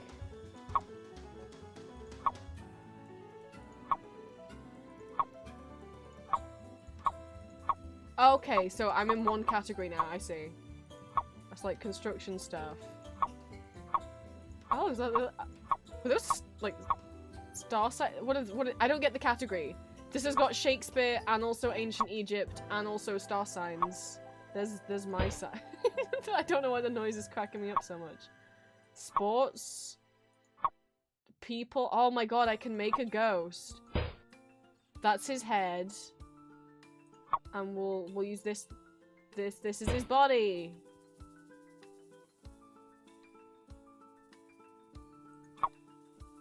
Have a friend who's tired. Oh, this is what stream is now.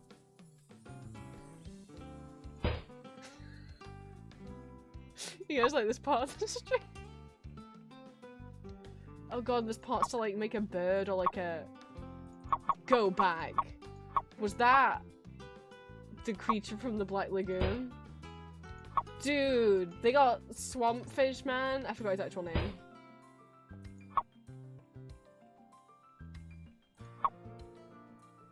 Oh, I should have given him a different body. It's fine. He can have extra arms. There he is. There's my little guy. Vampire bat thing. The Tanzania Pire mask. Right, sorry. I just want to see those dinosaurs, but I can't get back to the beginning now. There's food.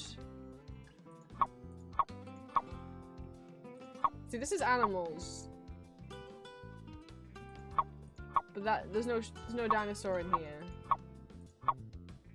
This is plants and vehicles and people. How do they decide these categories? There's a camel and a spotlight and a spinning top and Shakespeare. Like, how do they pick which There's sports, there's a picnic set. There's more animals. There's a geisha. There's pirate stuff.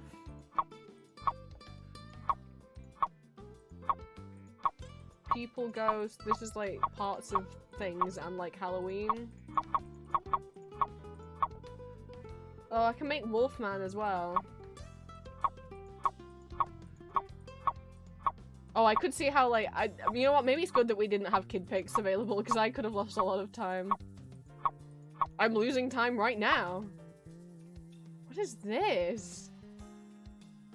The fuck? What is that? There's a detective, but like, who is this on the end? Like video game pieces? I don't know. You can make your own like Cluedo game with these ones, I guess.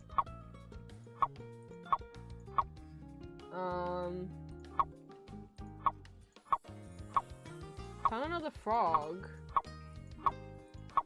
In lieu of dinosaurs, Green, I'm making you a section that has all the frogs. Ellie, welcome, and thank you for the first time chat. I'm not,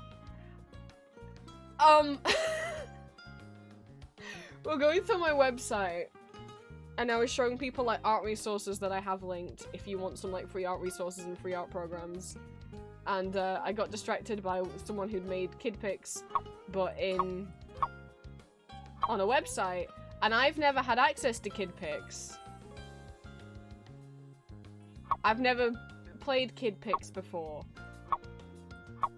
Green, I don't know if there's a single dinosaur. I found a pirate hat.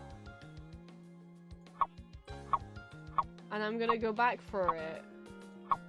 And I'm gonna put it on the swamp creature that I made. I'm not meant to be playing kid pics.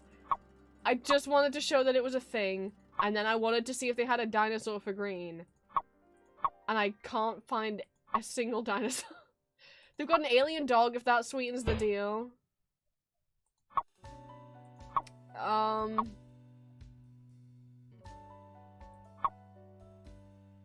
Here's more animals.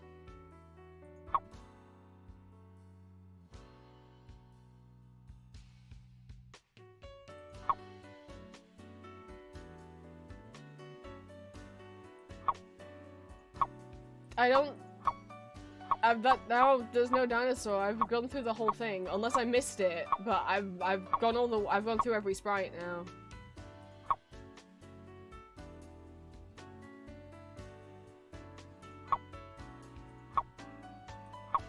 That's wild. That is kind of wild that there's not a single, especially this bit that looks like it's meant to be like museum artifacts, like with this like gemstone and this like elephant on the little plinth. But there's not even like a dinosaur skeleton. I'm sorry, Green. I can guess the bomb clears your canvas. Well, as much as I would hate to get rid of this masterpiece.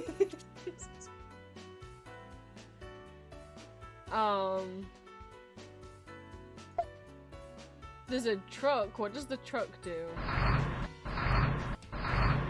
Oh, it lets me pick up pieces of my canvas and haul them elsewhere. He's over here now. There's a guy with the shop. Oh, is that the undo? Okay, that's the undo button. Yeah, I don't see bomb.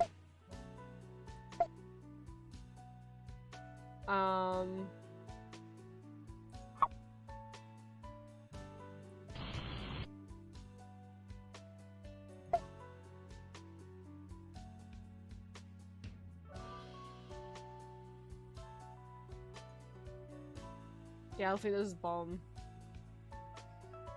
That's the GitHub page for it, and then this is, I guess, what other people have made. Actually, I daren't open that in case anyone's made anything rude. Oh, oh no, I saved it. Well, now I'll always have this. What things we've achieved today. Anyway. Yeah, so anyway, this is my resources page that I made on my website. For if you do also want to make your own website. And then, stuff you can add to your site, stuff about website building, and then the art tools thing. I found shaky art I added after the initial. I'm always adding things to it. I added this one recently. You're like, what's Shake Art Deluxe? It's exactly what it sounds like. You ready? I forget what, how I can do my brush size. Okay. Oh.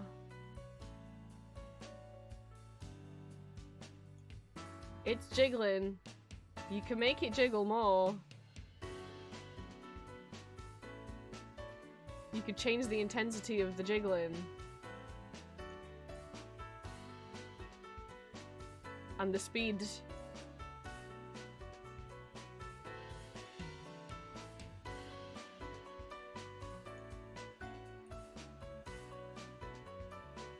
have it just a little bit wiggly.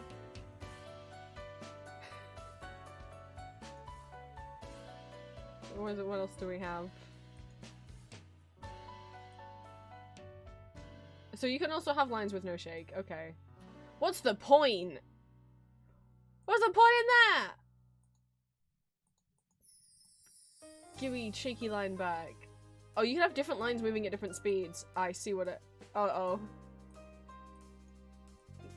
I wanted them all moving at the same speeds. Oh no. What have I done? How do I get it back to what it was at? Oh no, okay, it wasn't intensity, was it speed that was just a lot higher?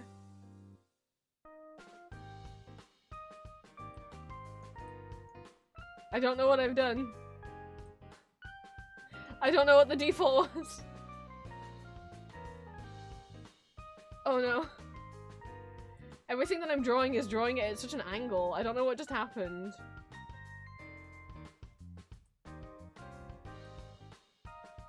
It won't let me draw like nice smooth curves anymore. I don't know what setting I did to cause such a thing.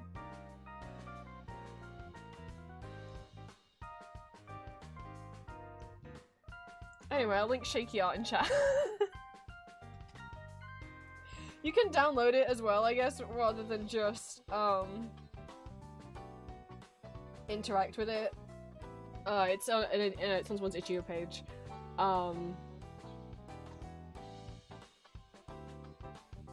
Wow, look at what people have made. Oh my god! Hello, Jujutsu Kaisen fan art. That actually looks pretty dang cool.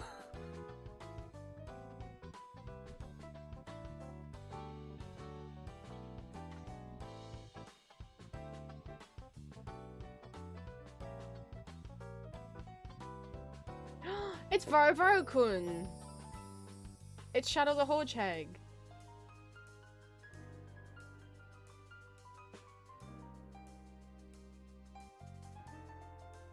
So that's pretty cute. Go have fun and Shaky Art if you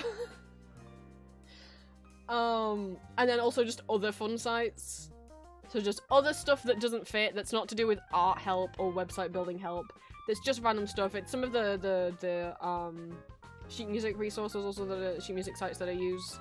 I should have linked the AC maps, but AC patterns is in here. That I forgot I had to- I went through my bookmarks to find what I had saved. To be like, whoa, this website improved since I last looked at it. Because you might look at this and be like, this interface looks familiar. Yeah, because it... Somebody coded, if anyone still plays New Horizons,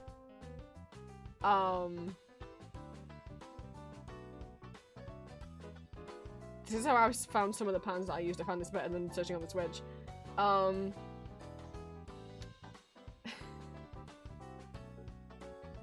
forget how to change from the board. You can use,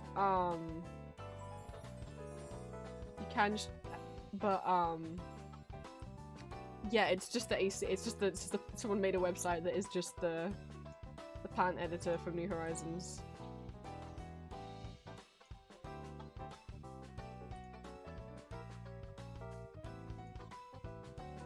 Which is kind of insane.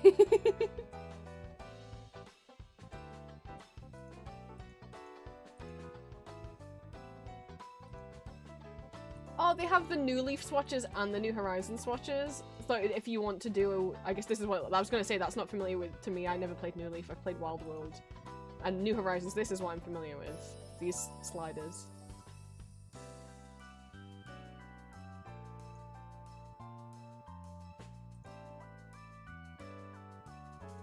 And then you can turn. So this this is the New Horizons one now. And then what does the New Leaf look like? Didn't seem very different, but okay. I thought there's a way to also do, but maybe it is just patterns. But you can browse as well. Yeah, so you can do clothing as well. I can't remember how you do the clothing. Oh, hi Sans. You could put Sans on your ground. There he is.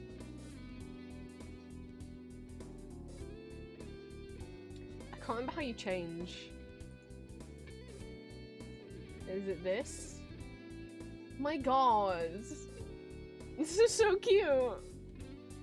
I forgot. I can't remember how to do it. Oh, you can spin the easel around. How do I don't remember how.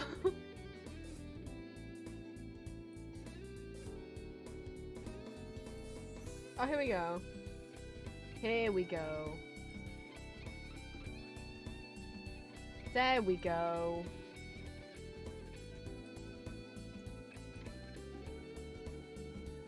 I used to make so many things, so many clothes. Honestly, I used to use New Horizons mostly just to make clothes.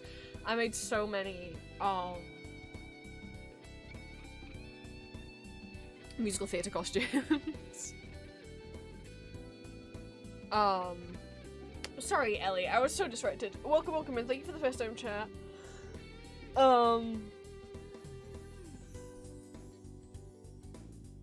I presume that most people find me on Twitch via, YouTube or Discord or Patreon, but if that's not the case, feel free to let me know. Or if it is the case, I'm just always curious, because then I can help explain things if you don't already know who I am. But welcome, welcome in. We're just chatting today, because I somehow hadn't streamed for like 3 weeks. To be fair, I was streaming with Julia, but what I'm doing is quality control checking. You did come from YouTube, but welcome, welcome in. Thank you for coming along. Most people here come from my ASMR stuff, so it's just like if people don't know about it, then I explain it. I am quality control checking arcane pins and keychains that came in from my manufacturer whilst we chat. Yeah, and a reminder, because I know a few people have popped in today from the first time chatters have popped in today, that these streams and all my socials are 18+. YouTube, not so much, because you just can't really have that. But please be aware that my streams, like my Patreon, are 18+, so if you're under 18, these streams aren't for you, but you should have got that warning when you came into chat anyway.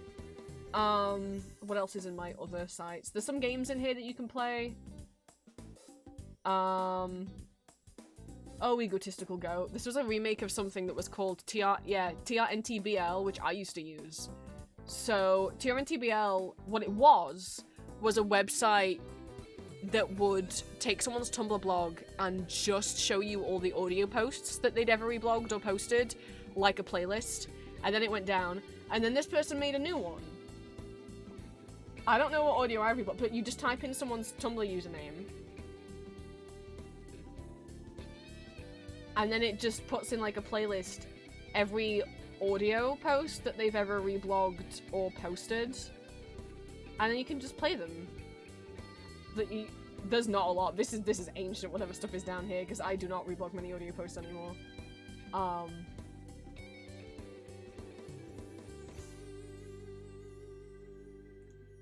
don't know, I think it's neat. Bongo.cat. What a good website. Let me pause the music.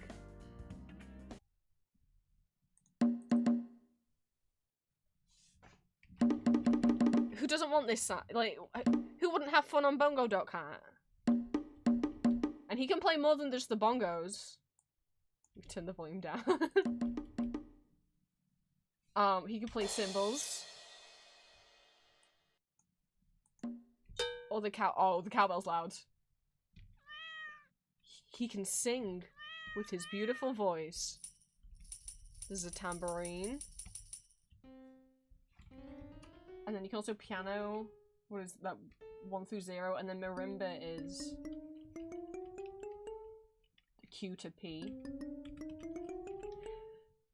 It is including the black keys as well. So there's not much you can really play, because that's not even a full octave. Where's... Nope. Okay, there's the white notes you've got. So you can't play a lot. Can you do...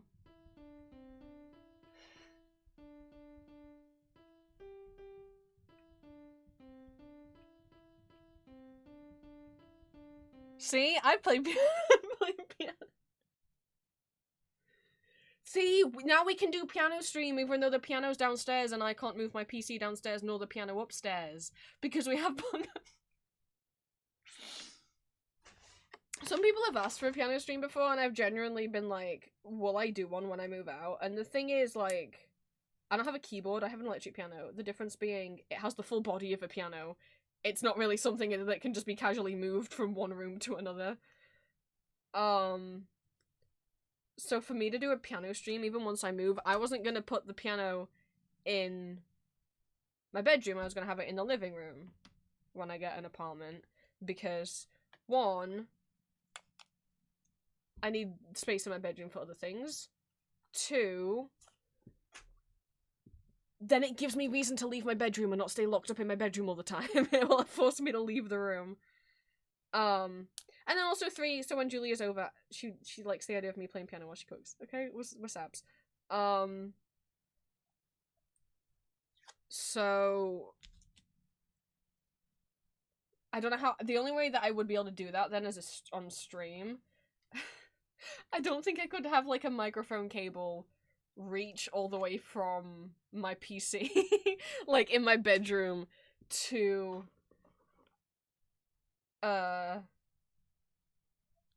computer in living room, and I don't know that there'd be a good enough wireless microphone that would be good enough quality.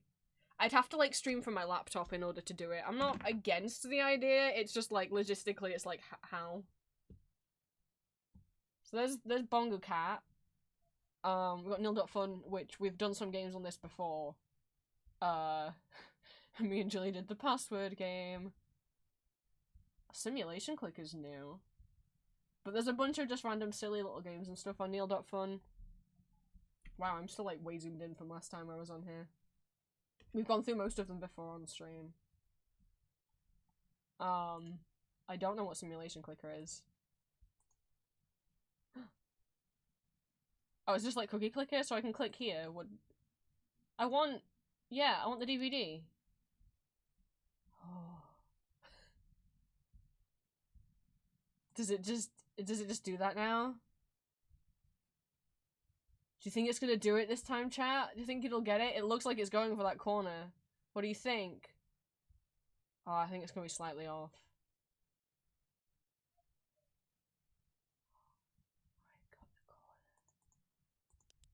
I don't know what that did. I added a tab. So it literally is just... you can do stuff. There's a way to experience over... oh, it's just like... if you want to experience overstimulation. I don't know what I just clicked... I don't know what I just clicked on. Okay, well we're not actually playing this. We're not actually playing this. Model viewer, which I found because of Victor. Modelviewer.lol is lets you view 3D models of every League of Legends character and all of their skins. For example,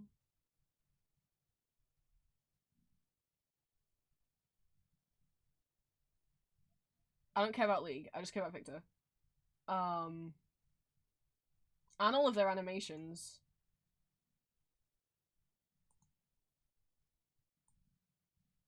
And you can zoom in, and you can, oops, too far. Twitch, this isn't League of Legends. Don't get me in trouble for accidentally zooming in on his tits. Hi,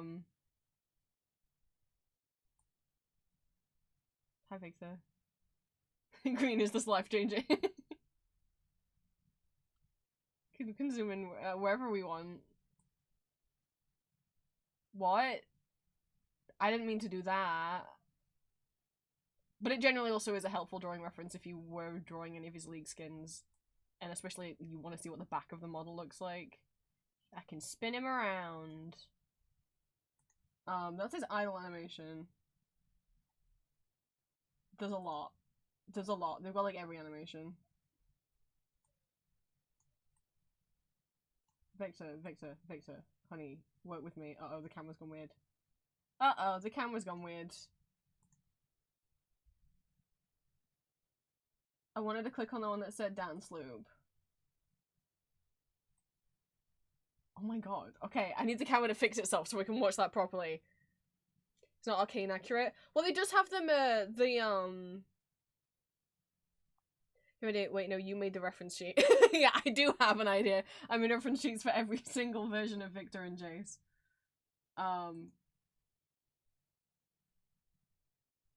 Look at him go!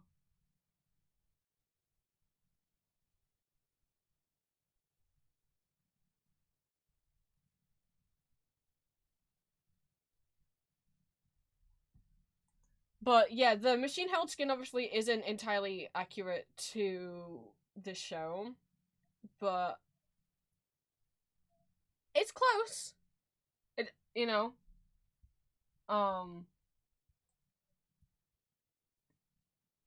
the camera can be a bit weird at times. Can you dance? Oh my god, look at him go!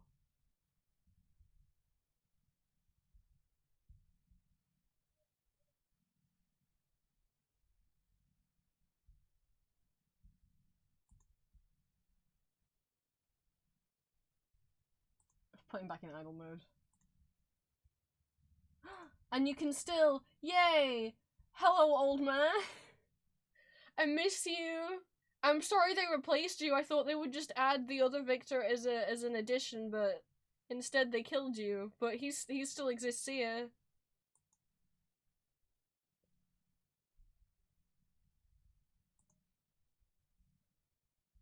What do you mean? I can...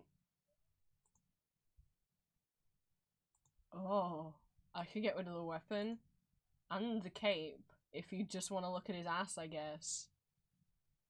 I mean, I can't right now because the camera's not really working properly. He's going somewhere off screen when I try and spin him around, but you know. Thank you for the follow. Thank you, Blue Ball Ash, for the follow. Welcome in. You didn't hear me say anything about looking at anyone's ass.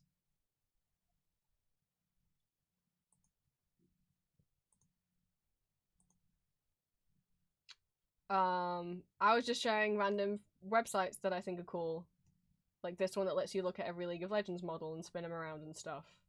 I wasn't saying that removing the cape would let me see his ass, because it won't, because frankly the camera isn't working. And like, where's he gone? I've lost him now. He's gone. See? Oh, he's over there. Why is he so small? He's oh.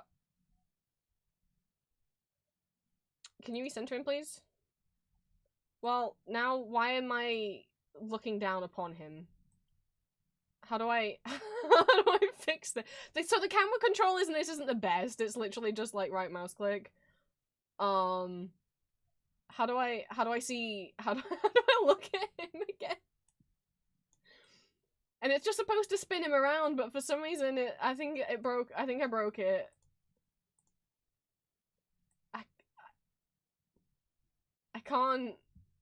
I can't stop seeing the top of his head. Yeah, I think this is just the view we have now. I'll put the weapon back, because I'm had a bad thought. Hi! Oh, I didn't mean to go inside his... I'm sorry, does he still have the eyes from the old model inside there? Anyway, hi, Ash. Welcome, welcome in. Thank you for the first time chat. If you have a nickname or anything that you would like me to try and remember to call you, feel free to let me know. What I am supposed to be doing, because I haven't streamed for a couple of weeks, is I'm currently going through keychains and pins that I had for pre-order on my Etsy and peeling off the protective film to make sure that they're okay and they're not damaged, because last time, boy, some of them were damaged. And while we're doing that, I'm going over what I've done since I last saw you guys, because it's been a while. But welcome in. I don't know if you found me through YouTube or Patreon or Discord or somewhere else. Please do feel free to let me know, because if the case is that you have no idea what I do on YouTube, then I will explain. But let me grab the link to that site for Green, because Green seemed interested. I was going over- we're only on the first new page on my website, Jesus Christ, but we're going over my website, which I made in NeoCities. It is hand-coded. I am a big believer in and supporter of the reclaiming, like, Web 1.0 movement, if you can call it that, of, like, people trying to, like, get into making personal websites again, and using stuff like NeoCities, which, you know, has no ads, no AI scrape. I mean, it doesn't have any inbuilt AI scraping, no paywalls, stuff like that. This is cute that I found this on someone else's website. It's called the Pronoun Dressing Room. Came over from YouTube. Welcome in. A reminder that these streams and my other socials are 18+, but I trust that you already read that, and you should have got a pop-up when you came in stream anyway. This website's cute. So basically, this is my my hand-coded little website. I've been learning HTML coding since June of 2024, and my Explorer webpage on my website. I made posts about this, about my website on Discord and Patreon and Tumblr. I didn't do it on YouTube because the website's 18+, and I know a lot of people on YouTube aren't 18+, so I didn't want them coming over.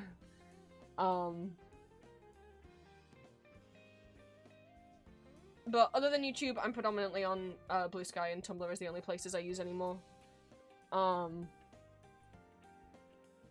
yeah, this page is other sites that I think are cool, other hand-coded sites. So other NeoCities, but some of them are from NecoWeb as well. But most of them are NeoCities websites. Website building resources and coding help, free websites, layouts and templates, graphic resources, generators and tutorials, widget games and interactive elements you can add to your site, web communities you can join, web manifestos and guides, other fun sites, art tools and like free art programs and stuff, fan listings, and yeah. We do have a website building channel in the Discord if anyone ever has any questions. I'm very excited that a couple of people have gotten into making websites because of me. We're going over what I have in my other fun sites thing just to show people. This is called Pronoun Dressing Room. It is essentially just a little website where you can test out different pronouns and names. So if you write in your name the different sets of pronouns and then like boy, girl, or whatever equivalent, singular, plural, and then you click try it on, and then you can pick, and it will basically either Wizard of Oz, Study in Scarlet, Alice in Wonderland, or I don't know what that is.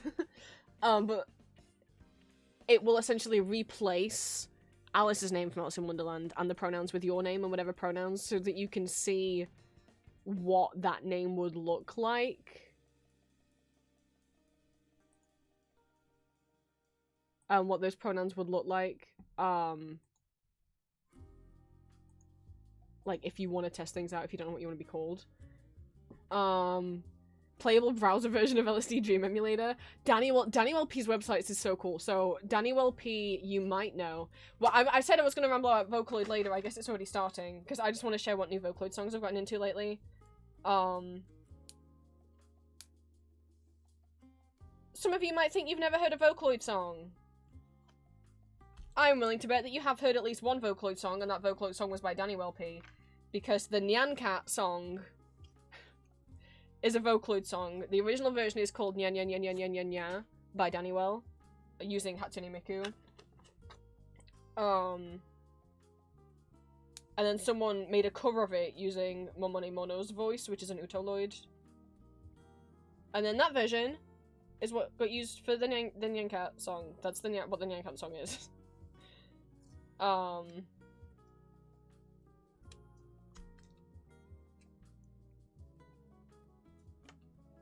I mentioned earlier, but for anyone who really doesn't know anything about Vocaloid, it's just music software that sings for you.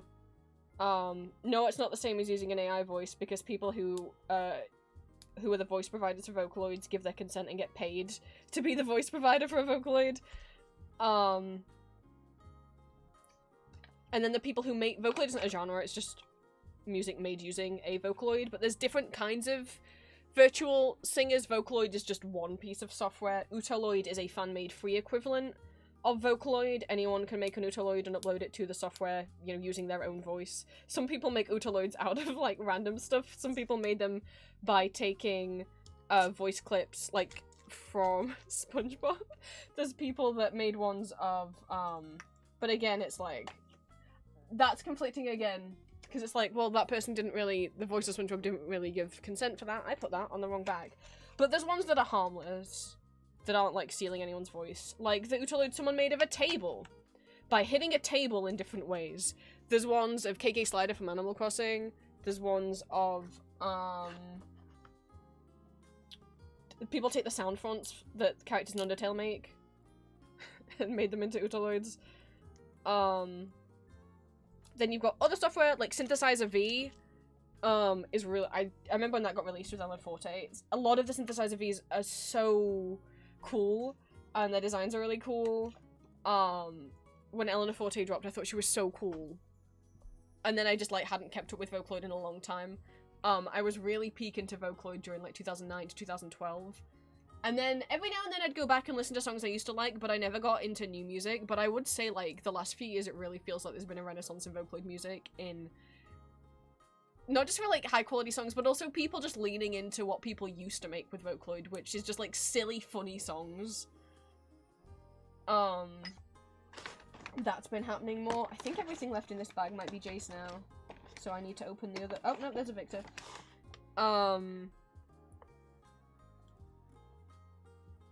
That's really been giving old vibes. And I saw someone saying that, like, it feels like there's been a renaissance of, like, more people making Vocaloid songs lately. And someone said maybe that's because of Teto. Maybe. So, Kasane Teto was an Utoloid who was released back in, like, 2010 or something, as an April Fool's joke. She's a free vocal bank that you could get for, Uto. But it was an April Fool's joke because the website kind of pretended like she's the new Hatsune Miku. She wasn't. She wasn't at all made by the people who made Miku. And she became a pretty popular Utoloid that people liked to use back in the day. But then in 2023... Okay, that's just Jason in that bag now, so we need the other bag. In 2023, a Synthesizer V, a, like, different software to Vocaloid, like a competing vSynth software, got rights and permission to make Teto into a vSynth. It's wild, because I'm like, I would never even recognize that was her voice. And boy, people are making really cool songs. The vSynth version of Teto is what's in Mesmerizer. And, Override and Tetoris. Ah! Sorry, I was trying to rip that. But I want to play Vocaloid songs in a bit on stream because I do like playing Vocaloid medleys in the background while I work on stream. It was a good distraction that we were listening to for a while, and I found a bunch more by KSM on YouTube, who makes a lot of Vocaloid medleys, and they tend to do it trying to use, like, a different Utoloid for each song that they switch to in the medley, or also for Pride Month they do ones where they only use, like, canonically LGBT Utoloids, and I'm like, that's really cool. Also that there's so many, because there wasn't when I was a kid. There was only, I can only think of some that had questionable bad stereotype intersex representation that used the outdated and not good word that you shouldn't use for intersex people, so it's nice to see how things have changed. But some of the vocals, YouTube's been really nice and been recommending me Vocaloid songs that only have like a few thousand views. Either because they're new or just because they weren't that popular, and it's like, that's so sad. Because the thing with Vocaloid is like, it does allow anyone, it allows anyone to make music, but at the same time it's like, you also have to be good at either playing instruments or using music software to make your own instrumental. And programming a Vocaloid to sing is not easy. And then getting it to sound good singing is harder. The song that Sawtown released, was it yesterday? Day before? I'm obsessed. I've never heard anyone tune Miku the way that they have tuned Miku. It's crazy. But I really wanted to share some of the songs because they're really good. I don't think they have enough views. But this is Danny Wells' website, so this is the creator of the Nyan Cat song. But their website's bizarre. So, I mean, there's their discography, and you're just like, oh yeah, here's Nyan Cat, yeah, there's the Nyan Cat song. But if you go to contents, they just have all these weird little games and animations, warning for flashing lights, so some of them are crazy. They just have this stuff. It's just called web.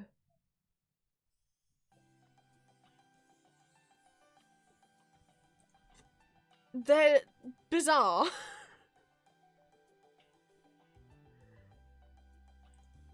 I'm gonna just mute it because it's kind of loud. You may be like, okay, so it's just a Miku that you can spin around. I know, I'll unmute it, but I need to turn my volume way down.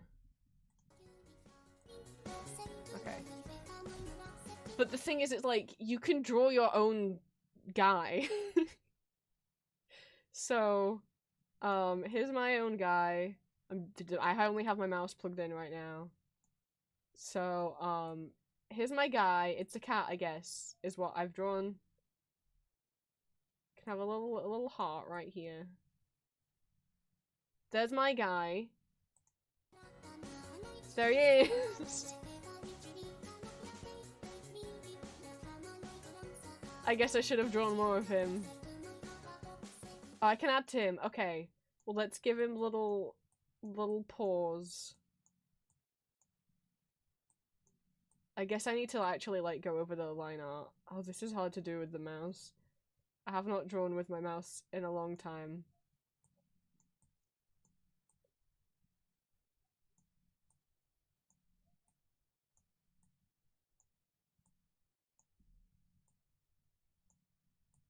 Here's my guy. You guys can name him, I guess. Oh, his arm didn't make it in. His name's Bongle. Thank you, Green. His name's Bongle. Oh, what should we have for the particles? Okay, we can have a heart. And, like, a star. See? Who knew we'd create Bongle on stream today? You never know what you'll get. There he is. It's Bongle.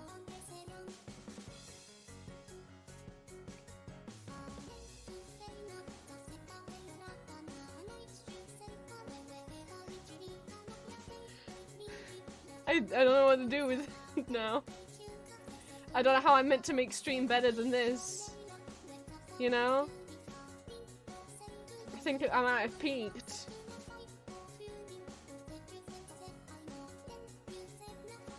Oh, I can share Bongle?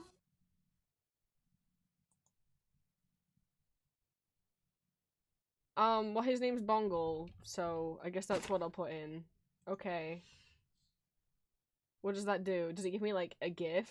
Or does it create a permanent Bongle? Oh no, it says illustration by Bonk. That's fine. I don't need people to know it was by me. They don't need to know. It wasn't by me. Bongle created himself. It just saved it to the website. Well, there you guys go. Now you can watch Bongle dance whenever you want.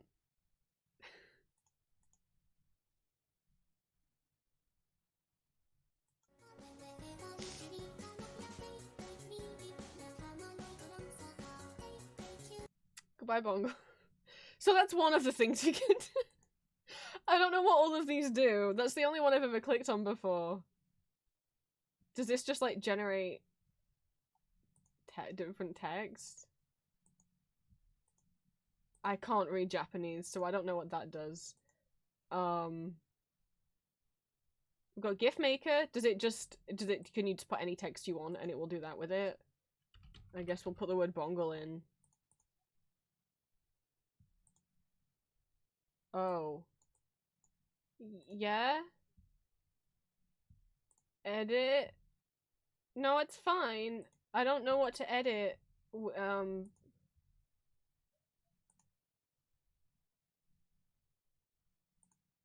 Export? No, it's not animated. How do I animate? I said, how do I make things happen? Oh, maybe you have to, like, maybe you pick, like, I don't know, then do, like, this font, I guess. And then it cycles between them. Oh, that's hard on the eyes. Okay, so yeah, that does that.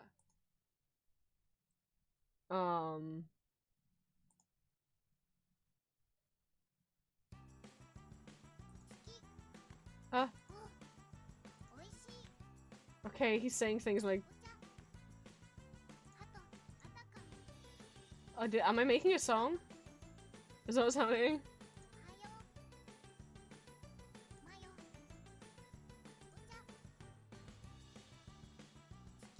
Okay, yeah, and then they just repeat that. Okay. What about this dancing 3D Miku?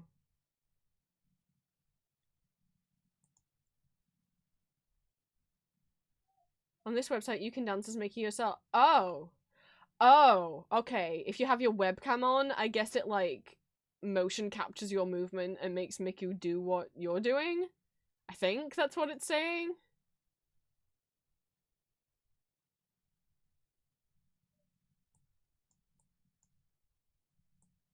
Okay. Ah! What? So when I drag up, this bar goes up. And it turns Miku into a cat. Oh, no, she's got... Is it just like a cookie clicker thing? It just seems to be counting how many times I've done it. And then how many times the world has done it.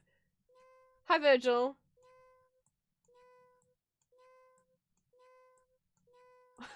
Welcome to this part of the stream. It's just counting how many times. Hi. I was talking about my website, and then I was talking about other silly websites. We're looking at Danny LP's website right now, which also I should say, with Vocaloid song creators, so Danny LP or like Hachi P or Deco27 or whatever are composers. They're the people who make the song, but they'll refer to themselves as producers because it's like under the guise that Miku's a real person who they're making music for, right? Which is why often you'll see Vocaloid song makers have -P at the end of their name because the P stands for producer. I mean, often they have produced the track themselves as well as composed them, to be fair. But welcome in, Virgil. My webcam broke, so I am peeling my badges and keychains. You just can't see. And getting distracted by showing you guys different websites. Here's Teto. What happens on this one? You feel like you committed a crime? By doing what?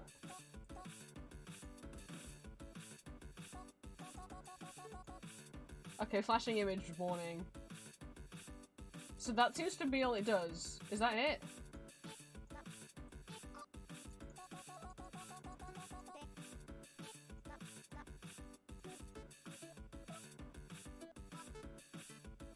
Okay, I just click on things and Teto does things.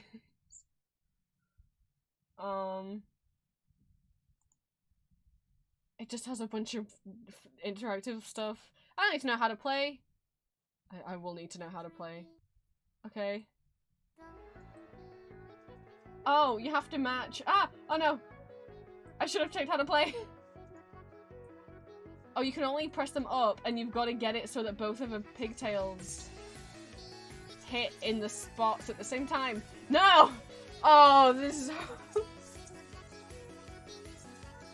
Did I do it? I did it! Okay.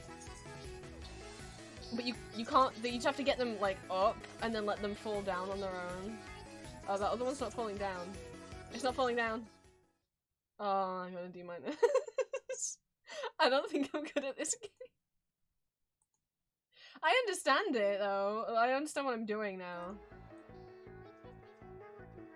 So we'd get one in place, and then by the time that one falls down, hopefully... No! No! Miku, why?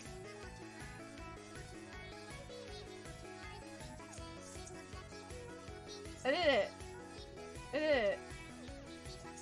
Oh, you get 10 seconds to do as much as you can. I need the other pigtail to fall down now. I need the other one to fall down now. I need the other one to fall down now. You found out about Bongle?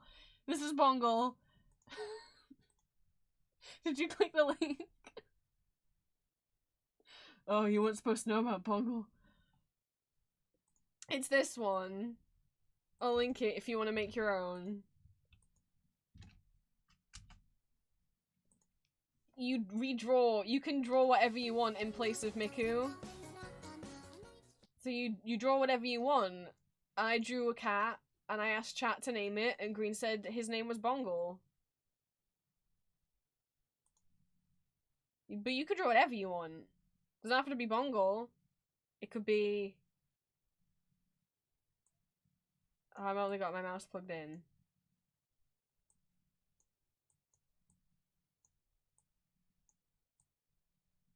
Who's this, chat?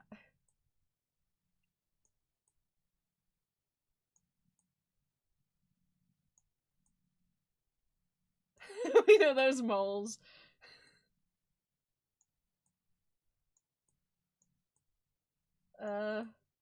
Oh god, doing this without a tablet plugged in. I haven't drawn the mouse in a long time. He's got little hands.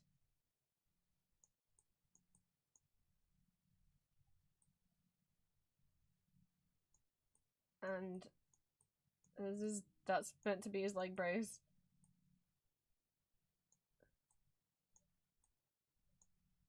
Does it look just like him? What should his things be? It can be, this is the stone. I don't remember what it looks like. It looks like that now. And then that's the hex core.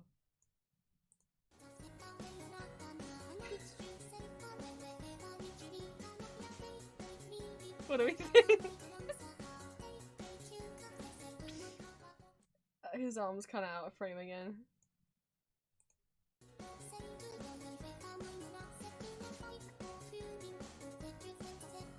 We have an idea. I'm sure you can make something that looks cuter with a tablet plugged in. I think you can colour them in, I just haven't been trying to. Or maybe you can't. I don't know.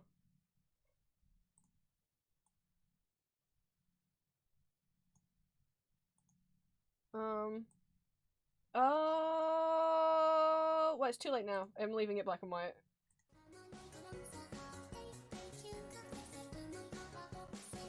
Well, we have to save him. This is also by Bongle. Bongle created this.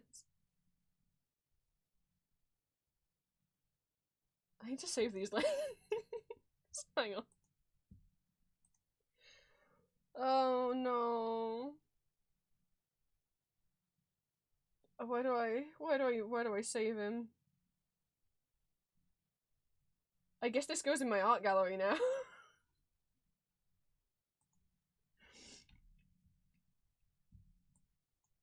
I guess this is a thing. I put the stuff we made on Gartic in Julia's subathon on my art gallery, because it was a drawing that I did. That tab, we're closing that tab down now.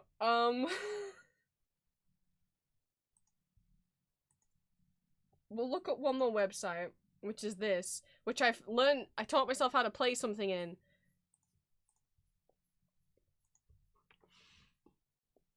I know I don't remember how to do it. It's an Omnichord, but a website. There's instructions in the bottom corner. I spent too long trying to fucking work out how to play. It's with your keys on your keyboard. Okay, this is significantly... I would love a real-life Omnichord. I think it's a fun little instrument. Oh,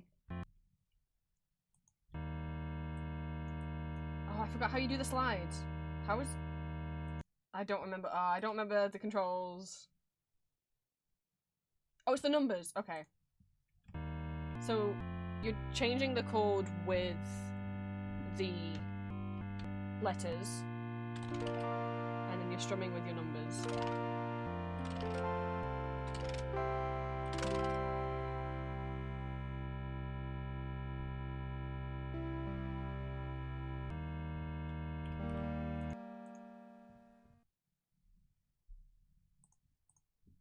But since Omnichord's got a bit more popular, they're kind of expensive now. What I did learn how to play when I was just messing around on my own.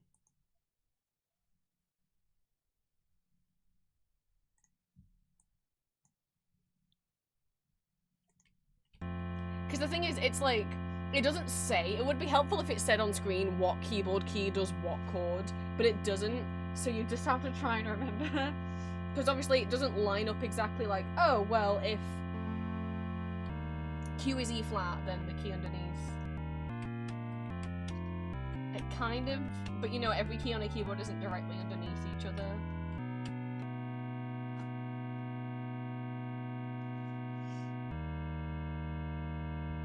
Sorry, just the E flat is annoying people. Oh no, I was happy that I learned how to do this, but okay, his G is T. And then his seventh is down there.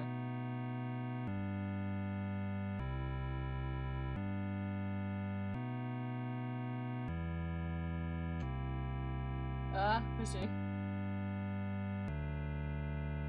So yeah, because I was trying to think of like things that I've seen other people play, so I can do everything stays from Adventure Time is what I'm practiced on. I think. I don't know how the chords goes.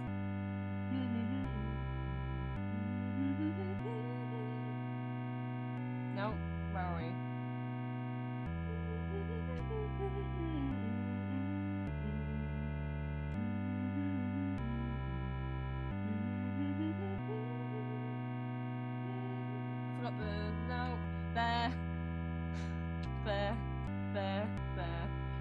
It's because it doesn't actually have C major 7, so I can't do the proper chords. But yeah, I was messing around on that a few days ago. Gotta get in practice because we've got a karaoke stream to do. Anyway, that was one page. I don't know how long we got lost on there for. But I've actually been spending more time working on, so I now have an art gallery on my Neocities. All that's on here is 2024 and 2025. I don't know if I'll go back and backdate other years. But this is what I have so far. You can't... Some of the stuff is behind spoiler tags, you can't look at them. Clicking on an image will enlarge it, but if you click on the spoiler stuff, you can't see spoilers. For audios, not for like TV shows and stuff. I'm including stuff I drew in web fishing. I'm including stuff that we drew in Gartic Phone. Because frankly, I agonized over some of these. I was drawing this with people in my Discord the other day, and I did all of the line art, and then remembered there's no purple. There's no purple crayon in web fishing. So, Oxford's pink now.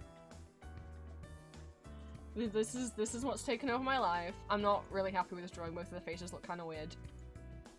But hopefully I'll get better at drawing them. This is my favorite thing I've drawn out recently. I think Valentine, I'm not super happy with one of the hands, but his little face. I'm gonna grab his little face. The other two I'm not so happy with, but this one, other than his little finger, should be smaller. I'll grab his little face. There was stuff we drew in Julia's Magma. There's my man. There he is. More web fishing stuff.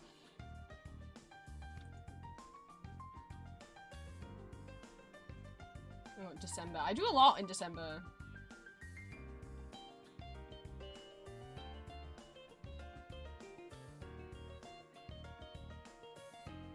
I braved my fear. I started drawing mechs. I've already stopped. I think this drawing took too much out of me.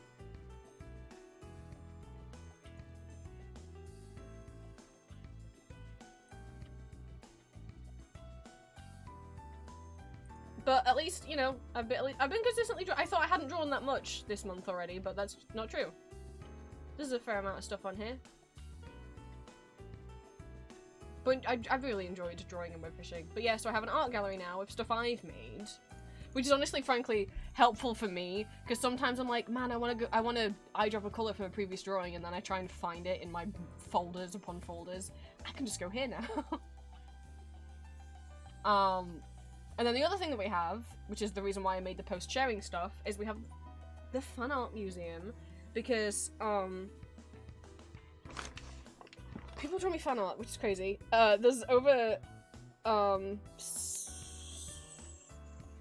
600 pieces. Guys.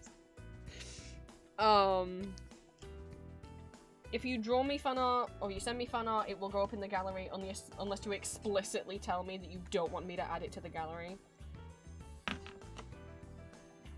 If you posted it online somewhere, like you made it as a Tumblr post and you tagged me in it, then I will link back to your original post. If there is no original post, then I will just upload it. It won't link to anything, but your username will be in the name of the file. So, like, if anyone, for example, if we go on Amos's page, bunnies drew this in Magma, so there is no, nothing for me to link to. But if you open image in new tab, you can see the name of, whoever drew it. I won't open all these pages on stream because some of these pages do include some not safe for work art. So exercise caution. This website is for 18+, these streams are for 18+. Thank you guys so much. Trying to think what galleries definitely don't have anything not safe for work. I don't think Ambrose does. So there's galleries per individual character. And then also groups, so like Ambrose and Auden together have their own separate little gallery. Green. You can look Green. When I made this, Green was like, no, and I was like, why no? I was like, oh, is it because you don't want to see how many times you're on here?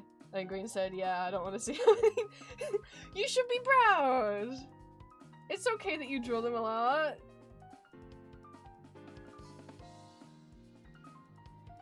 So this is all the drawings or animations of Ambrose and Auden together, including if you've drawn Ambrose and Auden together with you or your original character.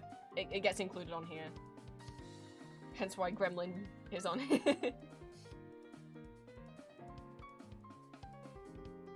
I have a record of what I haven't shared.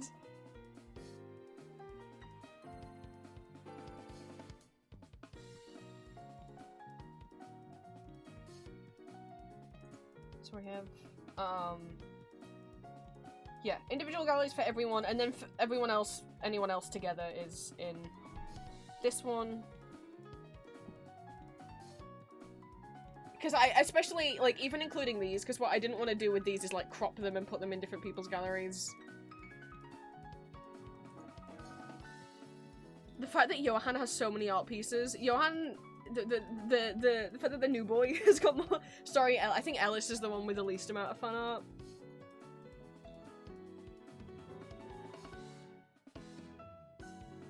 The fact that Johan's already on here so much, what the fuck, guys? What the fuck?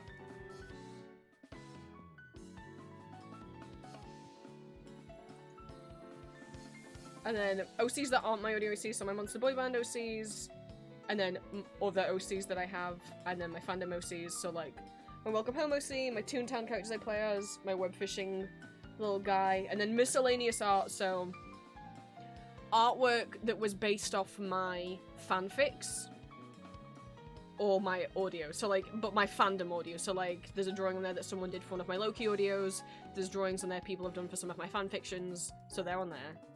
Memes people have made, because that gets to be on here now. Because some people in Discord like making these. And I was like, you know what? You guys spent time making these. Especially a certain someone who drew Arden's hair and ears on top of Gru. You know, time was put into that.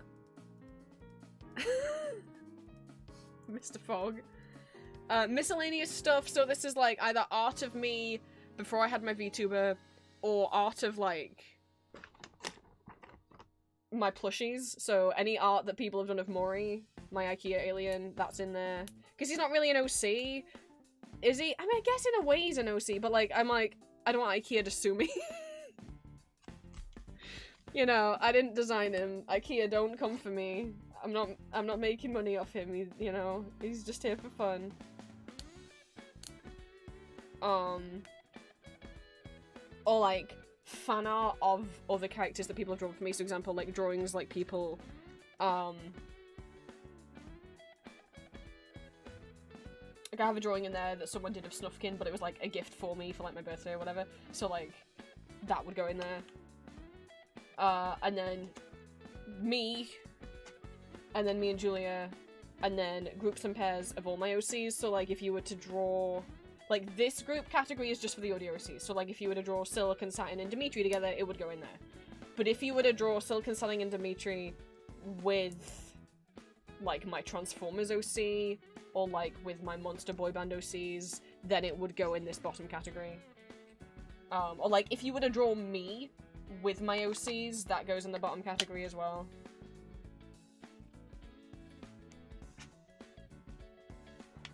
We're still not through the pins, I haven't even got to the keychains. I think some of the most satisfying galleries, I think because there's just the colour schemes are really nice, I think...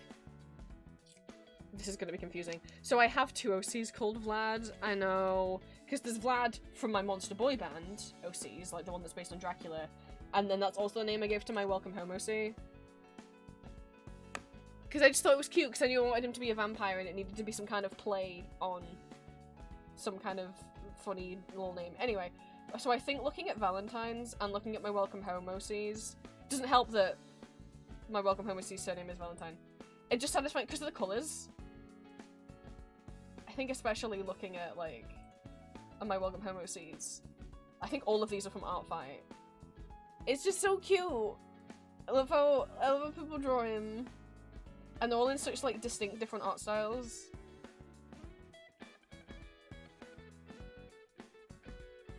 Most of these, I think this one was from Artfight 2024 and the rest are from Artfight 2023, because, you know, well, the Welcome Home fixate, you know, is not a brand new thing, so not as many people are looking at drawing Welcome Home OCs. It's really fun looking at how different all the art styles are. But yeah, so if anyone draws me fan art, it will end up in here, and if you do have fan art that you want to send me, you can either, if you're a Discord member, you can send it in Discord, or you can DM it me on Discord if you don't want to share it with the group. You can post it on Tumblr. If you do post it on social media, obviously you're free to post it to whatever socials you want, just credit me as the, you know, creator of the character, and obviously if it's a social media that I also have, so Tumblr and Blue Sky, and even though I'm not using Twitter or Instagram anymore, you can still tag me on there. I probably won't see it though, just so you know. But if you want me to actually see it and be able to respond to it, either send it in my group Discord, or if you're in the group Discord, you can DM it me. But please don't try and get into my Discord DMs if you're not. Actually, my Reddit, like, of my Discord, it's a little strange. Or you can DM it me on Tumblr or Blue Sky, or you can post it on Tumblr, Blue Sky, and tag me in it. You can send it as an ask on Tumblr if you want as well. Or you can email it me, divinebyprince@gmail.com. Please don't abuse that email. It is like my business email. Like, it's not private, like, it's public. Because, like, just as a streamer, as a YouTuber, it's helpful to have, like, a public email. And it has, you know, people have reached out to me with that email. That's how I found out about that. Sometimes game developers reach out and are like, would you play my game? And I have to be like, no, as cool as your gothic horror LGBT Dracula visual novel dating sim it is, I personally can't play it because it says that it has, like, mentions of, like, gore and stuff in it. Or, like, has like, gore in it. So I can't play it. But I'll definitely give you a shout out on stream. I wasn't, like, paid for that, by the way. I think it's called Draculisty, which I don't know if it's out yet. Very cool. It looked very cool. I'm just like, I'll be too scared.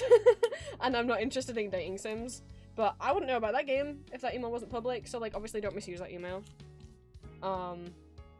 But you can send me fan art through it.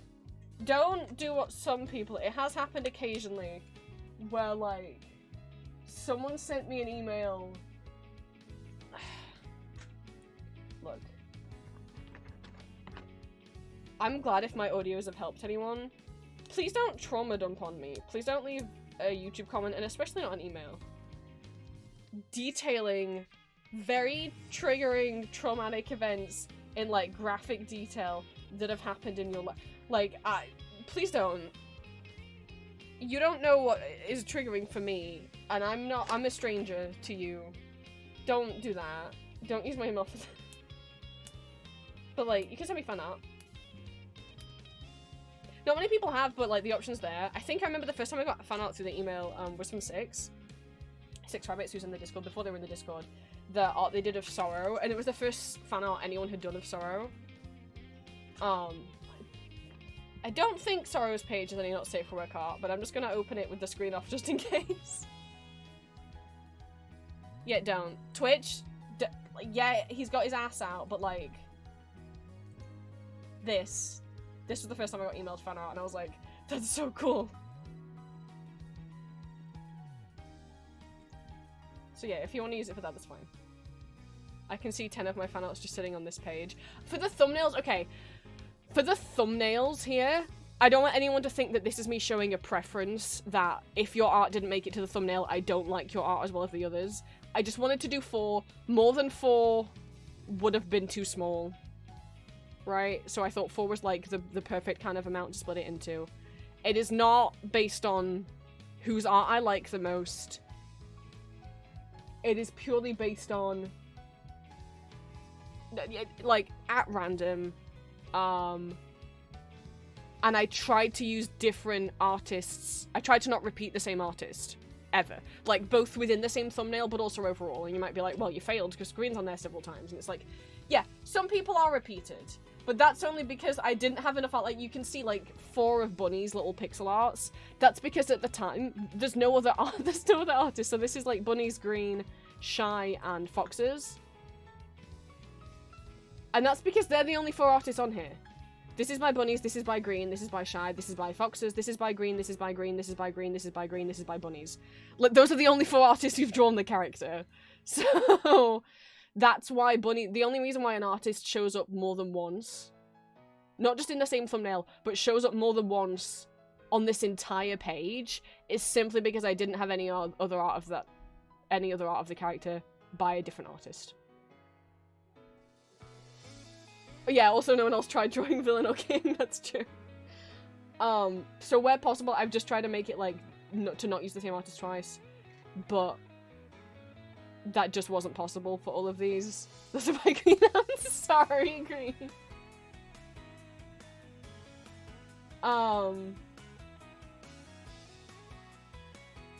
So that was my goal. And obviously, eventually, it might get to a point where people other than Bunnies and Green and Shy and Foxes has drawn Amoros. But so far, it's only been those 4. And once someone else does, you know, I'm not planning on updating the thumbnails constantly. But, you know, maybe in 6 months I'll go through and update them all to try and make sure, like, people aren't used twice. But ultimately, that was my rhyme or reason behind. Like, this one thumbnail of Dimitri has,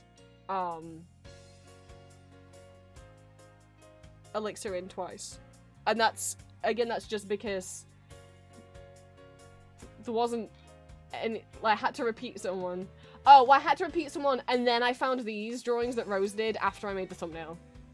I just completely didn't notice these the first time I was going through. So I really should update that. Because I was like, well, there's no one else, because this is Green, Bunnies, Elixir, Elixir, Green, Green, Elixir, Green, and Bunnies. And then I found these one by Rose, so I really should update it. But if, you know. I mean, if you click on the Ellis one, 2 of these drawings aren't even in here, because there wasn't 4 drawings of Ellis. There's only 2. The other 2 are in the group folder. The other 2 are from group drawings. But the reason why I didn't then just use 2, like some of the ones down here, like Drew only has 2 pieces of fan art, so it's just 2. Is because the hamster that Aurora drew didn't look right, being trying to fit in half of the screen. Might just I'm trying to figure out how to do digital art. Well, absolutely you don't have to, but if you want to, you know, thank you, that means a lot. Obviously, feel free to send it my way. And it doesn't have to be digital art. Like, we've got stuff on here, like Rose's drawings here are traditional, or we've got, no, there's not the same, but we've got Elixir's, fucking crocheted babies. And yeah, we got Bunny's diamond art, which actually there should be diamond art on here as well, yeah.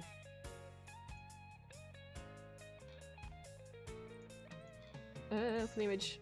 Bunny's does diamond art.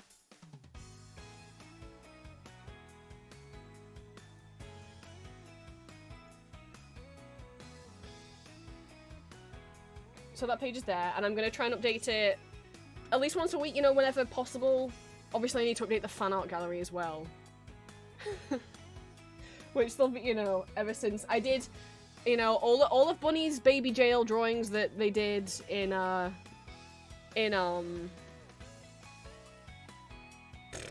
Julia's subathon, they're all on here. I had to make them bigger because they just were like, the way the Neocities was blowing them up made them incredibly blurry, so I just sized them up myself in Photoshop, because you can do that with, if it's pixel art, you can do that without them blurring. See all of Bunny's old baby jail drawings in there.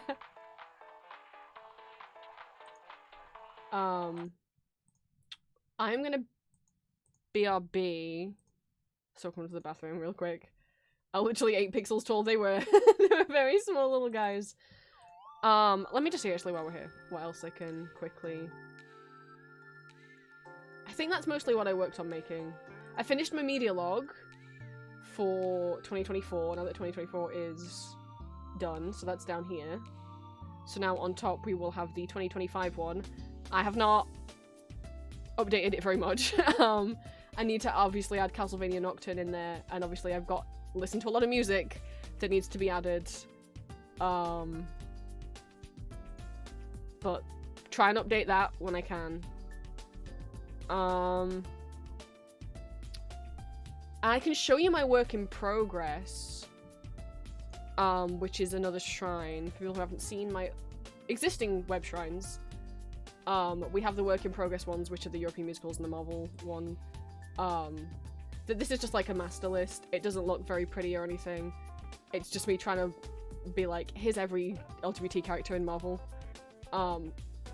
That's not an endorsement to say Marvel has good LGBT rep. It's something I get interested in.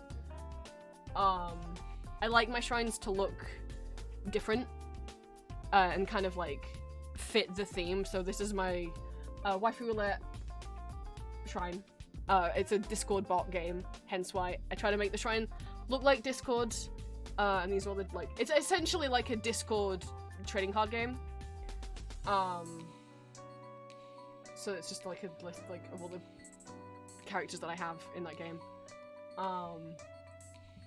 My Chiruka minifigure shrine, which is the series of figurines I was very into as a kid and tried to win from arcades. I only ever won one, but throughout my adult life I've tried to collect the rest. Whenever they pop up on eBay. And then my supernatural character shrines. And these are all coded from the same Sad Girl layout. All of these shrines. Well, not this one, this is using a different layout. But these four at the bottom are all using the same layout, which is also the same as the shrine I'm working on now. You can edit stuff. Which I don't know the URL off the top of my head, so let me, I don't have it linked anywhere, which is my pull-up shrine, which is a series of dolls that I collected as a teen, and I've got back into collecting. I might have bought one. It wasn't a lot of money, it was secondhand. I can't show you because my webcam doesn't work, but I'm standing next to my screen might be the Captain Hook one, because I always wanted him when I was a kid, and someone had him on eBay for not a lot of money, and so anyway. This is what the homepage looks like. It's based off Pull-Up Style, which is an American pull-up like reseller that I used to buy from when I was a kid. That's where I used to get all mine from. It looks like, I think maybe they're shutting down. So this is their site, and this is my site. It fully, you know, I fully credited, like, this is where, I didn't steal any of their code. I coded it by hand to try and emulate their site. Full credit goes to them for that. This is purely an homage, I make no money off doing this. I went through a lot of Wayback Machine pages to find all these little ads to put down the sides. Clear up the homepage, I had to put in a slideshow. And then so far, it's basically like a fan wiki, essentially. I've been trying to add an entry for every single doll that's ever existed. So far, I'm at doll 77. And that's just of the pull-up line, that's not including other characters. This is gonna take a while. There's over 400. And I'm at 77. Green, literally, I was thinking, as I was adding Paja's entry, I was like, you know, I wonder if chat would let me assign them pull-up dolls, because if I assigned pull-up dolls to people in chat, Green's getting Paja, which is the dinosaur onesie one. She's called Paja, she's a pull-up type 2. She comes with a mug of hot chocolate, a moon-shaped pillow, a picture book, monster slippers, and a doll stand. Her feel like so, every doll comes with a quote. Is raw, wanna be strong monster and get costume like this. She has little regular PJs on underneath there, but I know, hot chocky dino onesie, I know!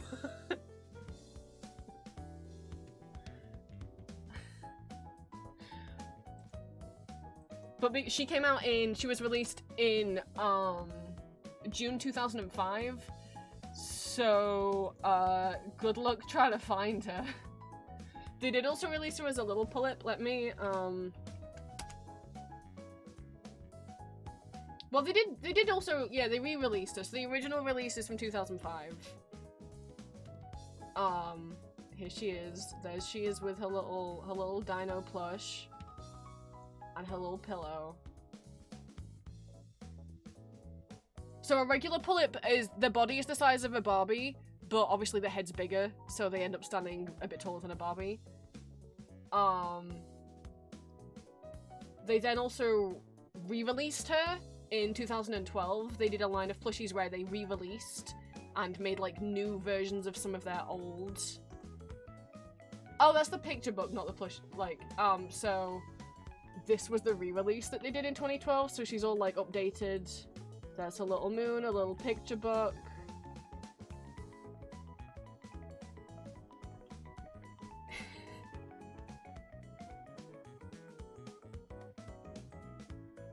And in 2012, they decided to just, like, remodel and update some of their old dolls, and Paja's one of the ones they selected. Paja, actually, I think she started as a little Pulip, and she's the only... I like Pulip, can you tell? She's the only, let me try and find a picture of her. She's the only doll that's started out as a little Pulip. So some of the full-size ones have then been made into small dolls, but Paja's the only one who started as a small doll and then got remade into a big one. The little ones are... I don't know if you guys ever remember, Lily's Pet Shop did a series, a collaboration with Blythe, which is a different fashion doll, and so you could get these series of Lily's Pet Shop dolls that came with like tiny human dolls. They're the size of the human ones. I'll find a picture of Tiny Paja. She would have been from the first Little Pulip line, not Little Pulip Plus. There she is. Tiny Paja. They're like 2 inches to 3 inches tall. They're, I guess about the height of a Funko Pop, if you want to think of it like that. There's Tiny Paja. Oh, not what I found. Well, I don't know what you found. Maybe you found someone's custom. I don't know. This is Tiny Paja.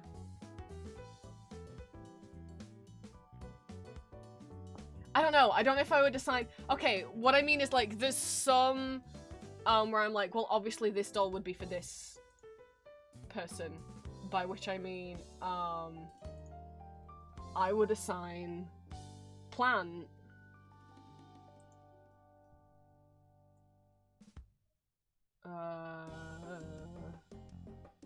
Bear with me. He might not be on this list. I don't see him on this list. This is a fan-made website, so they haven't got every single entry ever made, so I don't actually think he's on this list. Okay, hang on. Little Paja's on eBay. How are they charging like $200 for? Like they would have been like the little ones would have been like 30, and the big ones used to be anywhere between like 50 to 100, depending how like complex they were and what accessories they came with. They're more than that now. New big ones are about 150 to 200. But people will sell them for more than that. 30 to 40? Okay, that's not bad. Do you remember on stream last year when I was talking about Pulips and I got upset because it turned out there'd been a Booktick one and I didn't know? Yeah, well, guess who found out they made a second one after that and I missed it again?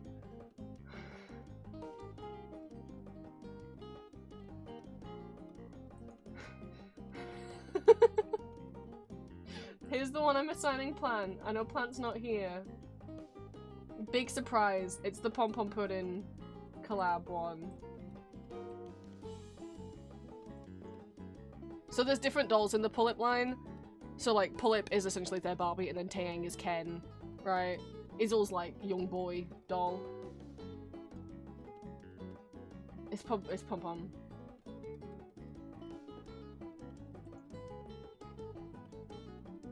He's got, I forgot what the fucking hamster's name is. Painted on his eyelid. It's a Pom Pom doll. I don't know who I'd assign to everyone.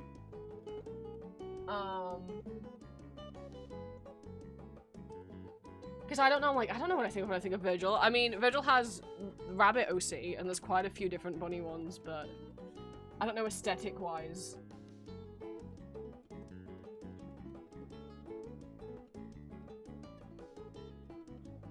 There's no Bats Meadow collaboration one, sadly.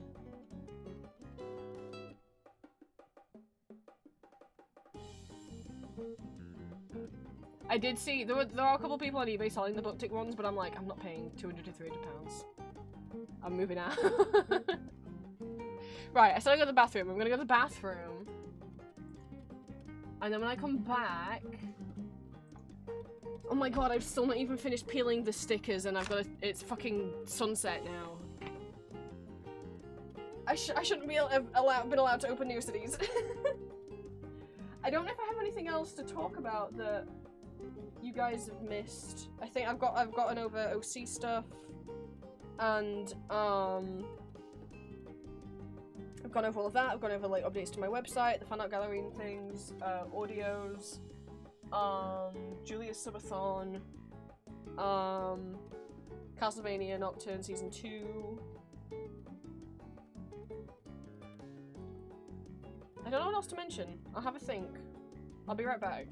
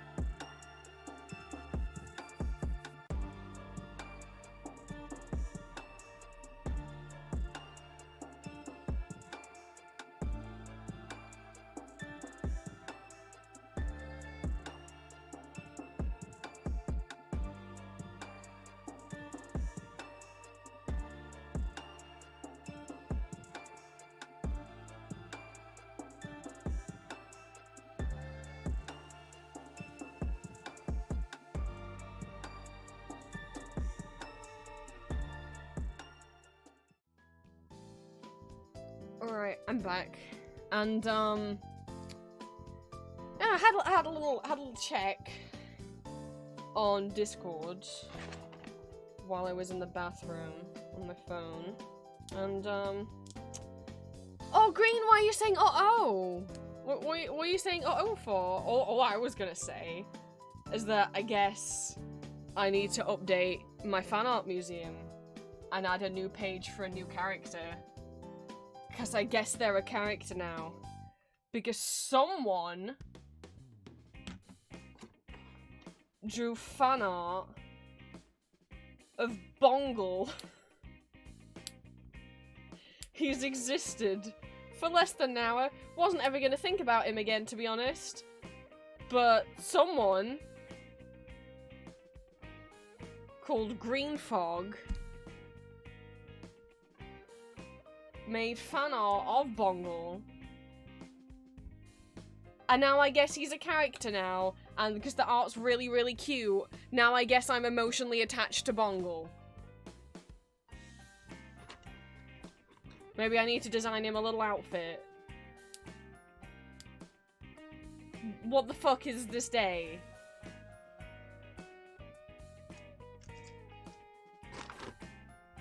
I say this with affection. God, I'm gonna try and open Discord now while I'm streaming, which my PC will not like. So far, the pile of chipped Victor pins is kind of it's getting up there, but there should be enough spare. Regret nothing. Well, you've made me emotionally attached to Bongle, is what you've done. Now I'm like, oh, what kind of clothes would Bongle wear?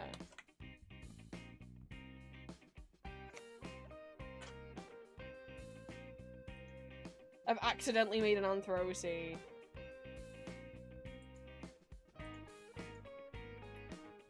Nothing against Anthro characters, I just don't draw them a lot because I'm not good at it. The only Anthro I can draw is like wolves, and that's only because I drew a lot of fan art, or not a lot, but I drew the wolf from Puss in Boots quite a few times.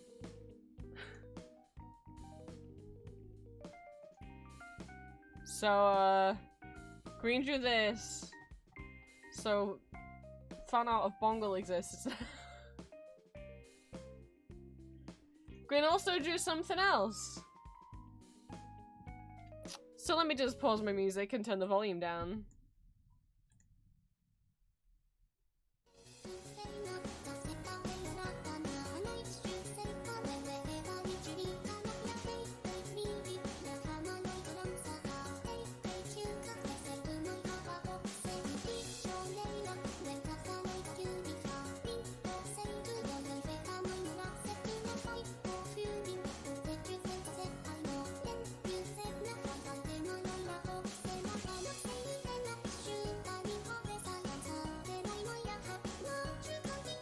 He said in an audio that they like silly TikTok dances, so it felt justified.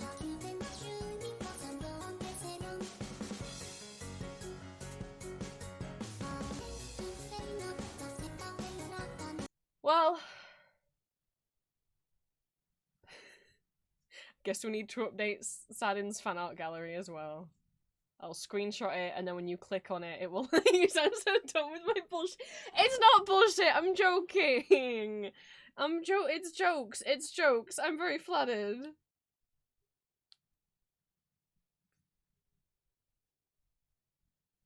Look at him go. Look at the little arms go.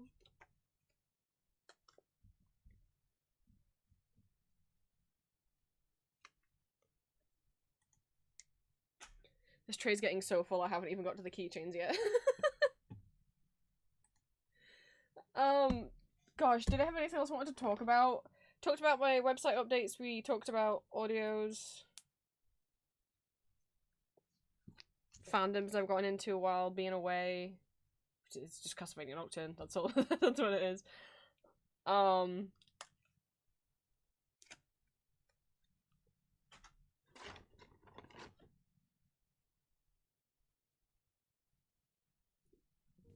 don't know.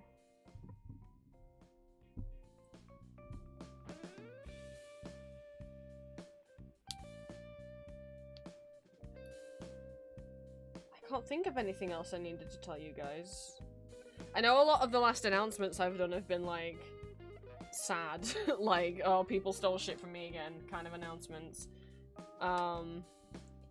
Which makes me sad, and then it made me sad because, like, someone commented on one of them. I can't remember if it was on Patreon or YouTube. Someone was like, oh, I want to be a voice actor, but then I see things like this happen to you and it makes me not want to do it. And I'm like, oh, no!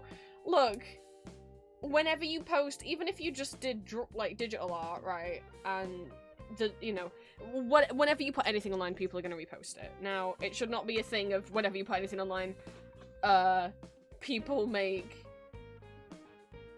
it was because the back-to-back post about, one, the people making AI voice clones of me, and then two, my audio is getting stolen and re-uploaded to Spotify, including some of the Patreon exclusive audios.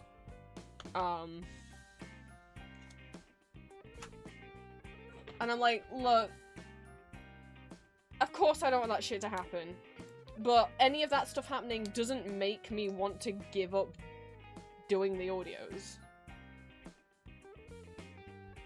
Like, I'd rather it didn't happen, but I don't want my post to have been like, well, this shit happened again, to discourage other people.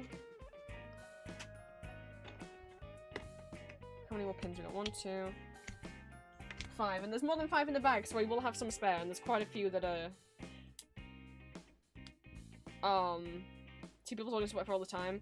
Yeah, please don't listen to people's audios on Spotify unless it's uploaded by the actual creator. You'll be able to tell if it's uploaded by the actual creator. Like, GBASMR puts their stuff on Spotify, and you can tell, because it's uploaded by GBASMR. But, it happened last year when I took them all down, and the fact that it happened again this year, but on a new level of, like, people were posting, ripping, like, my YouTube audios and then putting them up. But then some other people were taking my public not safe for work audios and putting them up, which is not only not cool to do because you're stealing content, but also, even if you credit wrong, but Spotify doesn't allow you to put porn on their site. But some of these accounts had audios from other sound Reddit users. Like, they were clearly just taking audios from Gone Wild Audio on like r/Gone Wild Audio. I saw a lot of Grinning Pups audios up there.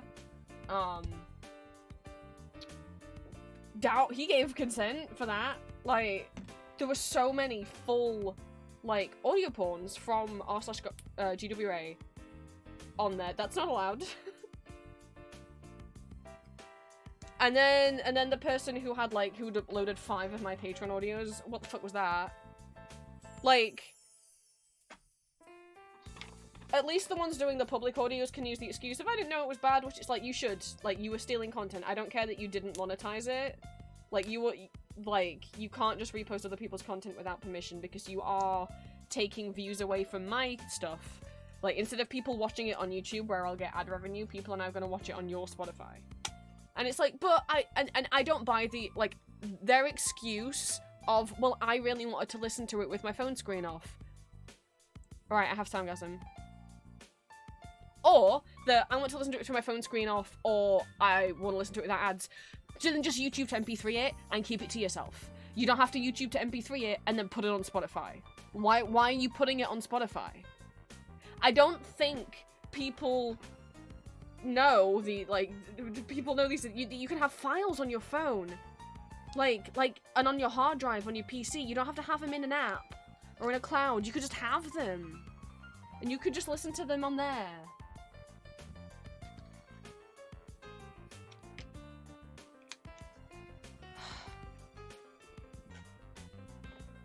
I realize I need to check the other Jace pins to make sure they're not chipped. And if they're not, then we'll have some spare Jace pins that will go up on Etsy.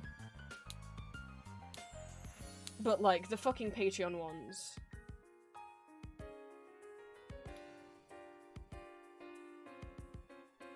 Like, how can you argue when you're taking my Patreon exclusive audios that you're not harming me, you know?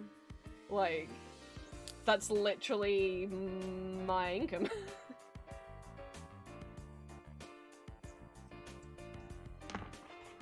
I'm gonna stop the not safe point a little bit. Honestly, like, when Spotify allows the explicit tag, that's for, like, songs that say fuck in them. It is against their TOS to upload actual porn. So all of them got, I took all of them down. Obviously, if anyone ever notices my stuff on Spotify, please just let me know. Please don't harass anyone who you see uploading it. Just let me know, and I'll file a copyright takedown. You can't file one on my behalf. It has to be the copyright owner who files them. Because I had someone approach me saying that they'd, like, oh, I saw another one of your things on Spotify. I emailed them letting them know you wouldn't want it up there. Don't approach them on my behalf. And definitely don't harass them. I also had one of the Spotify reposters come into my emails, guilt-tripping me, apologizing, but then saying that they didn't really do anything wrong, and that they've now deleted their entire Spotify account because I've made them so scared. And it's like, you stole. Imagine if you took, like, a movie and ripped the audio from it and,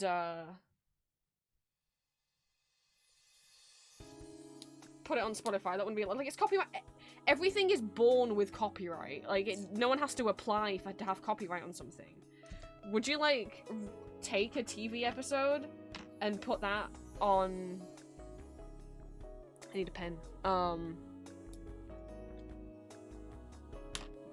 Spotify? No, it get taken down. The YouTube video is no different.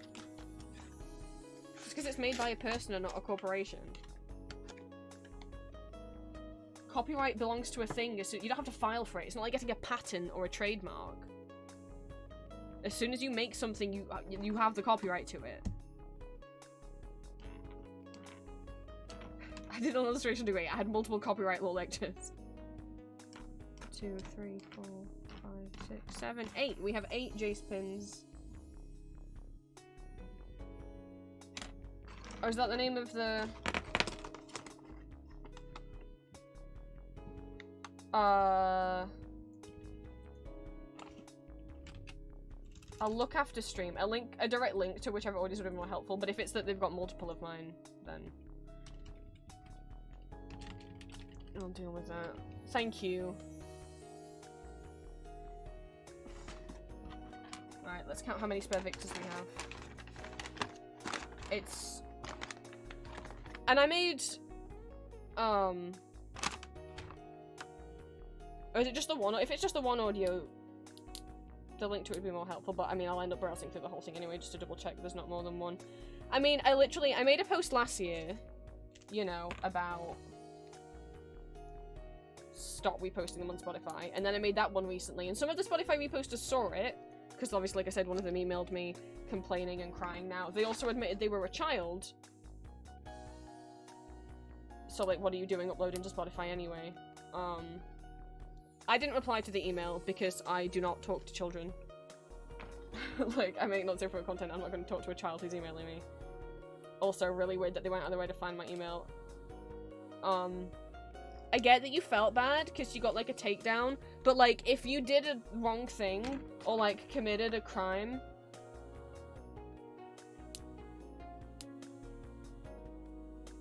Like... You got told off for it. I'm not gonna sue you. I'm not gonna sue anyone over this. But, like... Fuck. That, I mean... Okay, thank you for letting me know. I don't know if that's newly gone up. And, you know, a lot of these people seem to have their own little community, and they seem to have their own Discord servers and stuff, and it's just, like... What needs to happen is a bigger ASMR artist needs to talk about it, which when it first happened last year, Vincent is who, Vincent VNZ Vogel is who, told me about it, and we made tweets about it, and tagged as many other creators as we could, because, and some of the other small creators saw, and were like, oh, thank you, I'll follow copyright takedown too, but, none of the big ones saw our tweets, because we're just small creators, but if, like, Yuri Voice, or like, Cardlin, or, I forgot, Sunver VA or someone was the other, like, the one with the most subscribers. If any of them saw, I think that would really, really help. But we're too small to ever have them notice us. Because I think if they maybe spoke up, maybe that would get people to stop. There's like, great, there's another 3 already. And the thing is, I wonder if they talk to each other, and I wonder if they go, oh, did you see that horrible The Vampire Prince? He, like, gave us, like, copyright takedowns instead of just asking us to take it down. Which one? Some of them do say in descriptions, ask me and I'll take it down. But then they leave no contact information, and Spotify doesn't have DMs, so how am I supposed to ask you? Also, I don't owe it to you to ask you to take it down. And I know it's like, isn't that hypocritical, though, Prince? Because, like, on Etsy, like, you would prefer, like, the Pokemon company to message you first to take something down, rather than just immediately take something down. I'm like, yeah, because, like, that could, like, put a black mark against my Etsy shop. And also, like, but what I've done there is make fan art using their characters. If that was, like, someone's original audio using, like, Ambrose, I'd be like, okay. But it's not. It's their own thing.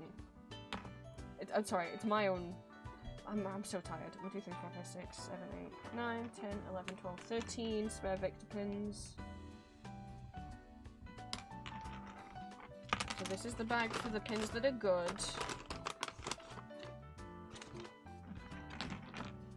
This is the bag for pins that are chipped. It's quite a lot.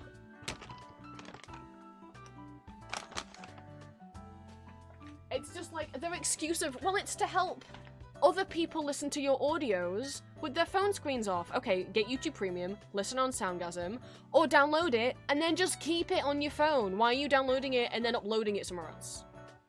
Like, I have no control over if people are gonna fucking YouTube to MP3 something. We've all probably done it. But, like, just don't re-upload that somewhere else, you know? Why are you posting it somewhere else? And even if, like, it's not monetized, it doesn't really matter because you're still taking away, like, ad revenue that person could be making. Not a lot of people, you know, and some of them are like, but I even linked to you, and it's like, the majority of people don't click on links. We've seen this time and time again, artists who've talked about their art being reposted. Even if you leave a clickable link, most people will just retweet the tweet of the reposted art and not click on the link to go to the original artist. Artists have proved time and time again that your repost is not exposure. That you reposting it sees no uptick in follower count for the person you took that content from. And if you really want to listen to it with your phone screen off, then just download it, and then just fucking keep it to yourself.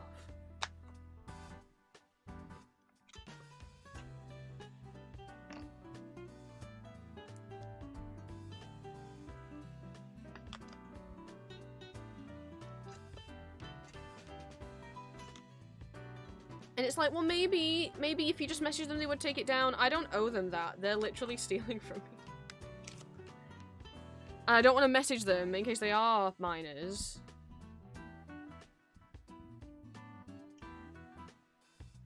Like, when my Gustarian drawing got, oh, I missed getting a couple pins from downstairs.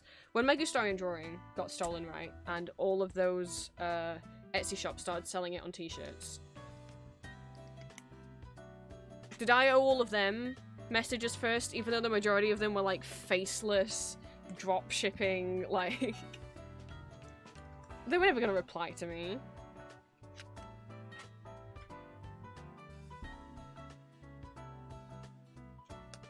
Right, there's 2 pins that I forgot to grab.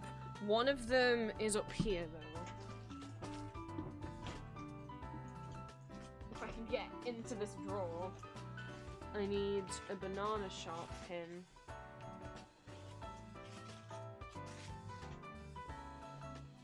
I don't know whether to get rid of the seconds pins. My thought was if I ever managed to trade at a convention in public again, I would just have like a kind of bargain basket.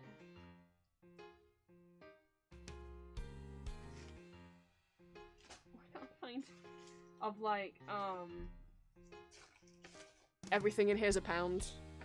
And I could put the not so good pins in there. Where the fuck is the banana shark pins? These are like Pokemon ones. Yeah, I had Pokemon ones, but they got taken off Etsy, so I couldn't keep listing them.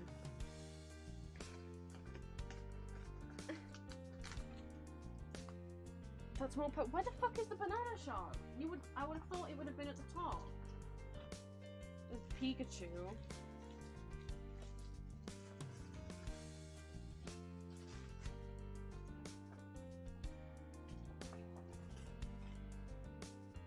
Sobble.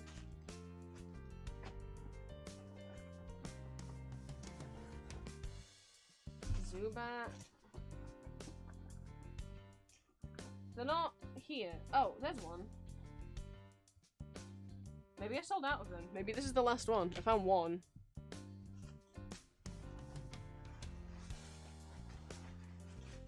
I don't know where it came from.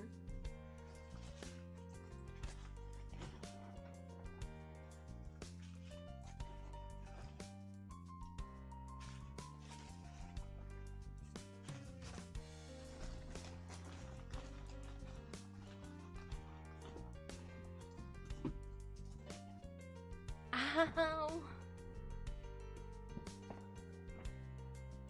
I might change the Etsy listing to say those are sold out. I don't know if there are more anywhere, but like, I couldn't find them.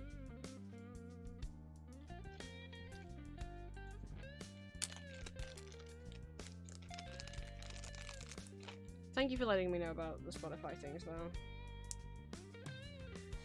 I haven't gone checking in a few weeks because like, I don't want that to consume my life. Also, like, some of them I found by searching the Vampire Prince, some of them I found by searching the Vampire Prince, some of them I found just by searching Victor ASMR, right? Or Arcane ASMR. Villain ASMR.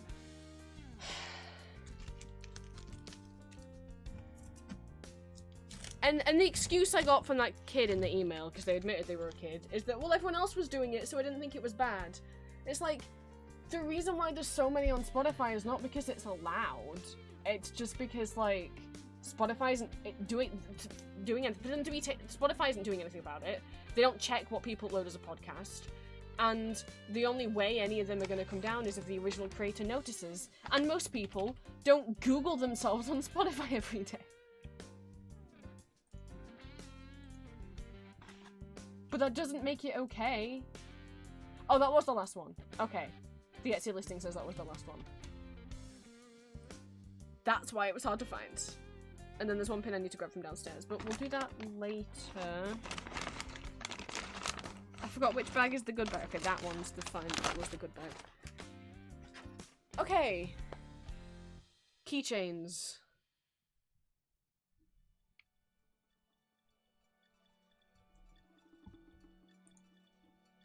This is gonna take forever. It's gonna take forever. Oh, this bag's so heavy.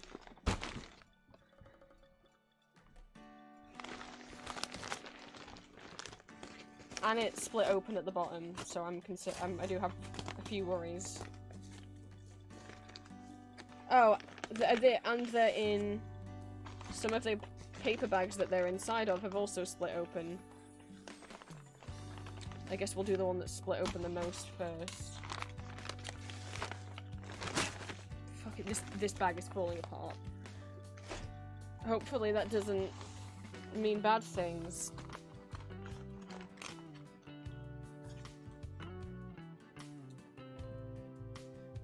Peeling these often breaks my nail, so I'm not looking forward to this. They're harder to get off than the pin ones sometimes. At least I guess these have like clear sharp edges because I can peel it from their toes.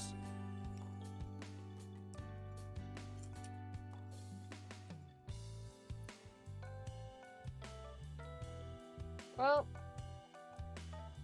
that one is not good. Jace has a little blob on his chin for some reason.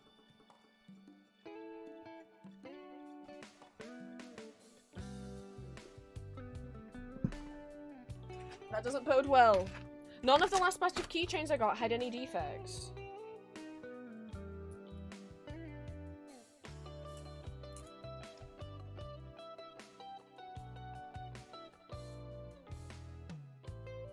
Okay, well... No, I'm just gonna be doing this for a bit.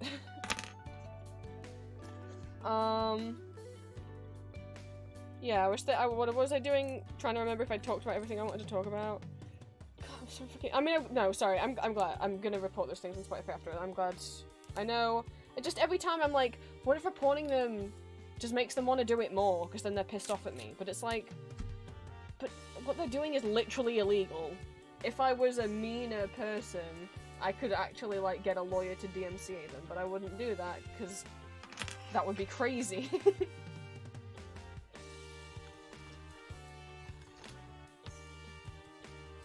It's like, well, Prince, why don't you just upload them to Spotify yourself? And then people wouldn't repost them. One, I bet people still would, because they would, not everyone would notice.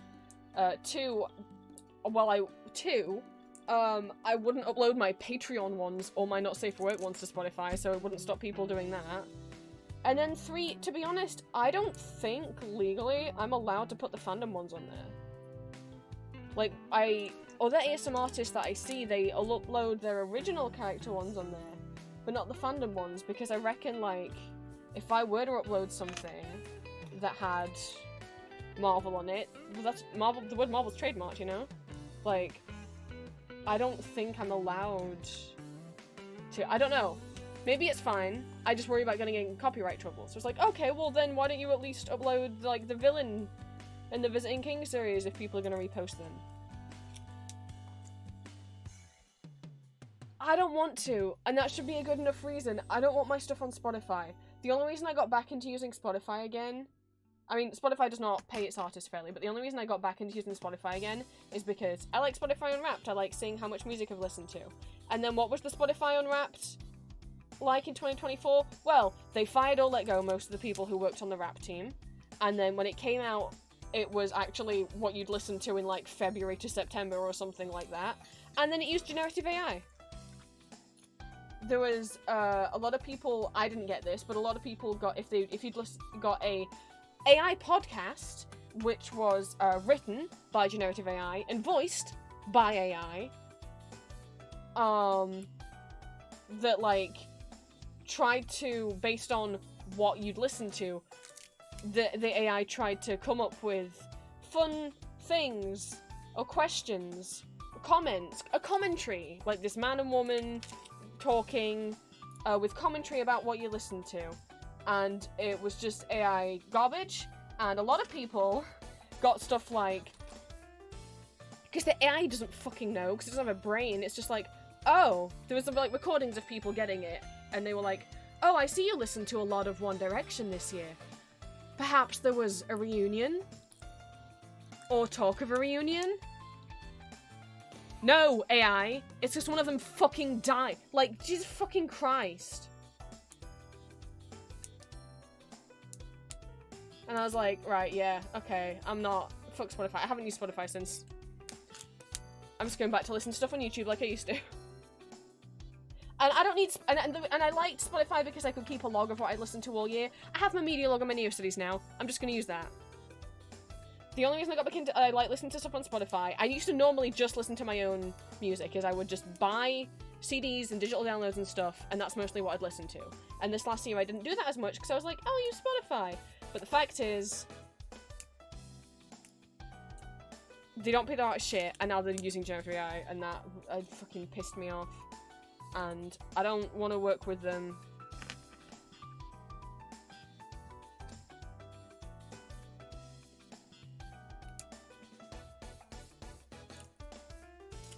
Like, I don't want my content uploaded to Twitter anymore, or X, right? So it's like, don't repost my stuff there. Well, I mean, frankly, don't repost my stuff. But it's like, respect when creators don't want their stuff uploaded to another platform, especially if that platform is crawling their own fucking website or whatever in order to feed its stuff into AI. I just announced on my, I've said this for a while, but, I finally made an announcement post about it. I'm not using Instagram anymore. I had an Empty Masks Instagram where I posted my, like, Safe for Work art and Etsy shop updates. I'm not using that anymore. I'm not using it anymore. Two reasons, if people weren't aware. So Meta, who own AI, who own Facebook and,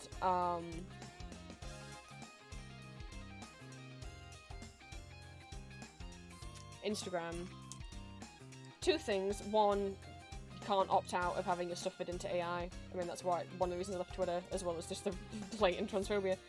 But also, they removed trans people from being like a protected class in their TOS. Like, their TOS now explicitly states that you can discriminate against trans people, and also gives examples of what is okay to say, including saying that trans people don't exist and calling them mentally ill. Like, someone on Meta wrote those examples out, wrote these transphobic things out as things, like, examples of what is okay to say. I mean, those are some of the tamer shit as well. I'm not fucking gonna say everything they said.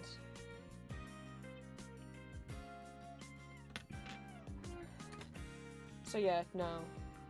I'm not using Instagram anymore. And then, you know, this is not a serious matter, but I opened Instagram just to check on notifications. So Instagram's changed to look like TikTok, yeah? You know? Anyone notice that? If you haven't opened Instagram in the last couple days, have fun. You know all those posts, all those photos, and all those images that you made, and you purposely formatted them so they'd look really, really nice as a square because Instagram's a square, right? Go look on your Instagram profile. It's not a square anymore. They made everything portrait, like the kind of ratio and size of like a TikTok video.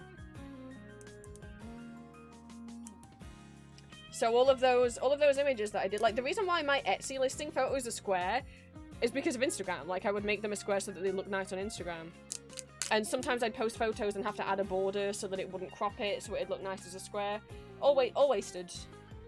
Everything's like a portrait rectangle now.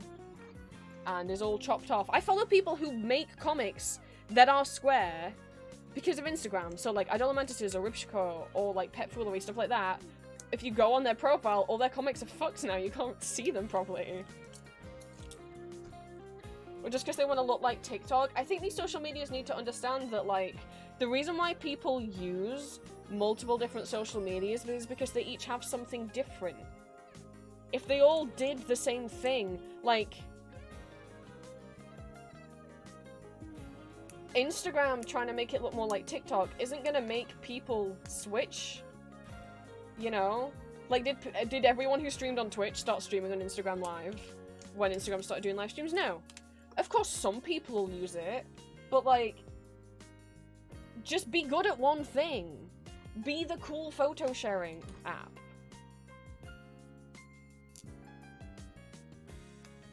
Or you can be Tumblr, which is kind of okay at everything. That's why I like using Tumblr, because there's not another social media that will let you just write an essay, like write a text post of basically unlimited text length, because I ramble, which I'm sure you've noticed. So like, Blue Sky and Twitter don't work well for me in my brain. I can't be contained with a character limit.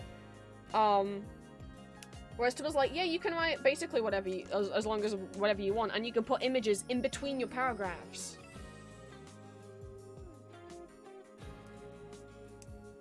I want to be able to do that on other places, but you know, it doesn't have much to do with Insta anyway.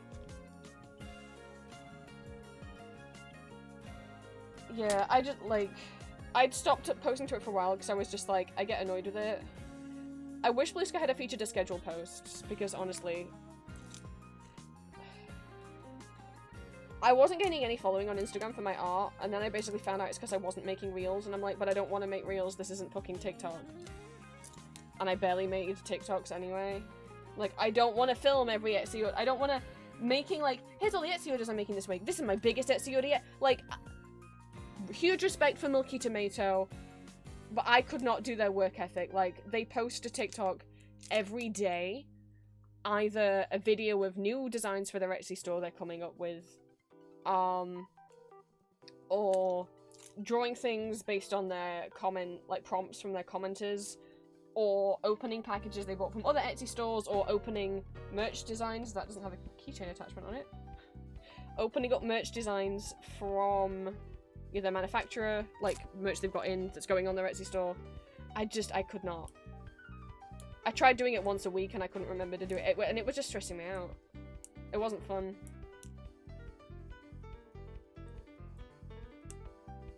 So, which you might have also noticed if you go on my Empty Master TikTok that stuff is gone. Yeah, I privated everything. I left up my European musical, like, video edits, because they're not doing any harm, but I privated everything else. Just having Tumblr and Blue Sky, and I don't count Discord as social media, really. I don't want it to try and be social media. That's enough for me. And I've been so less stressed. I mean, I'm still stressed about other stuff, but, like, I've been less stressed out about opening my phone since I just stopped using them.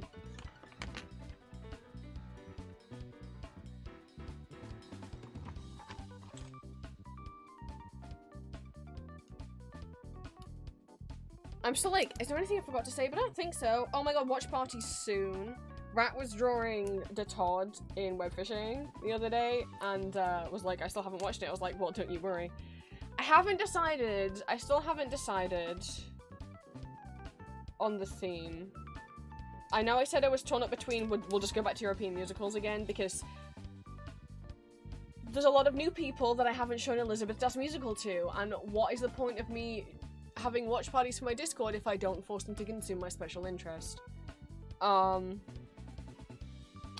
Or I talked about the idea of doing a series of watch parties where it's like Ambrose's favourite films, Valentine's favourite film, not just films, but you know, like their recommendations, right?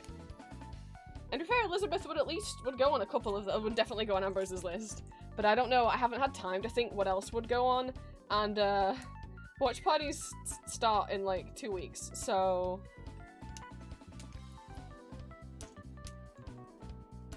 unless I can think of something soon.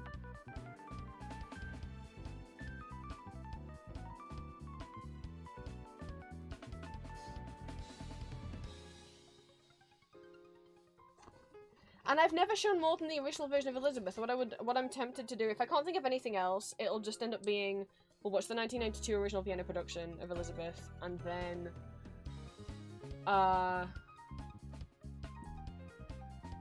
Mozart, and then either Tanz or Rebecca. We watched Tanz and Imperium recently, but there's also been a number of new people in the Discord. But if we stick with Rebecca, then we'd just be watching Lee Facon's musical, so that's like a theme that makes sense. And then the 2003 Vienna revival of Elizabeth. Because, you know, it's not my favourite, but there's some people, if I want people to get into Elizabeth, there's some people who don't like the original production. I know, it's my favourite, but there's some people who don't like the original production, but manage to get into the musical because they like the 2003 version. Some people just don't enjoy Death as this, like, de Todd's character as this, like, ethereal alien being that maybe doesn't feel emotions, maybe does. Some people are like, no, I want him to be clearly in love with Elizabeth. And, you know, that's what the 2003 provides. Without being too over the top, without being too romanticized, like the 2001 Essen production. Because at least the 2003 one still keeps the Myling dress. That's the last time it ever appeared. I have good news. I was reading about someone who's been seeing the most recent Shimbo production of Elizabeth, so the concert stage version that has, like, the shitty... No, it's not dress news. Sadly, it's still shitty. It's still the boring ass costumes, but the kiss is back. For many years, there's a gay kiss that happens between two male characters in that musical, and it used to be in it, and then at some point in like 2019, they cut it out and stopped putting it in. It back.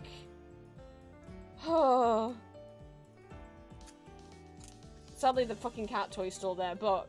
And I've heard such wonderful things about Lucas Meyer. Lucas Meyer is who is currently playing de Todd in the current concert productions and tour of Elizabeth. And I've heard such good things. He seems to be such a fan of the musical, and like it clearly means a lot to him. He's been sharing so much fan art on his Instagram.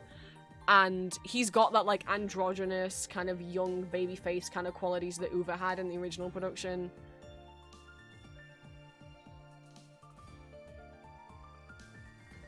I'm so happy, because I like Mark Seibert in other roles, but he fundamentally doesn't understand death. He fundamentally is just like, yeah, I'm playing the villain, right? It's like, no! he's meant to be, like, neutral. I have heard such wonderful things about Lucas.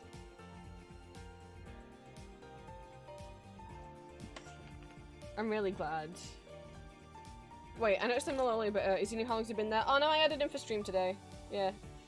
It just looked a bit empty over there, so I put him there. But, I mean, he's not new. It's just been a long while since I've had him up.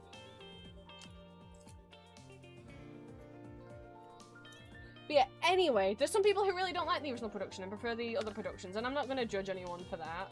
If I show you the original and the revival, and you like the revival more, I'm just happy that you like anything to do with the thing that I love.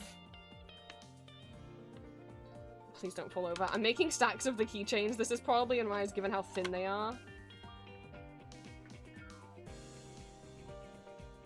Okay. I should go over here. Unless, do you guys, is it time that am I allowed to ramble about it's my stream. Can I talk about Vocaloid on my own stream? I've been getting into a lot of new Vocaloid songs lately, or like stuff that's come out within the last year, and I want to share them because some of them are really good songs, and some of them people might already know because some of them are pretty big. Some of them are not. Some of them are not, and some of them came out literally yesterday, or this week, and I'm in love with them. And I also found some really cool mashups and medleys, and this one person on YouTube. I was on DB, the Vocabase. Let me make sure what the website's called. vocadb.net, which is a database. It's fan-made for Vocaloids and Vocaloid songs. So anytime there's a new Vocaloid song, it'll get added to that database. Kind of like how castalbums.org is a database for all musical theatre and movie musical albums and DVDs.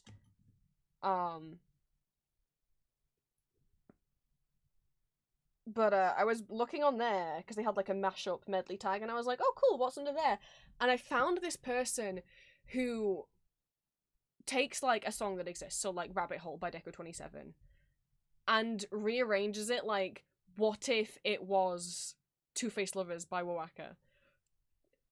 Like, and I was like, oh, I've seen videos like that. I've shown you guys videos like that where people take like a song, like they'll take like Just Be Friends, and they'll tune each verse chorus to sound like it was made by a different producer, because different Vocaloid producers have certain distinct sounds and styles of how they make Miku sing, right? No. They remade the instrumental as well. It's crazy.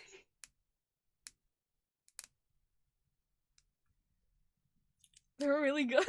I'm like, what the fuck? I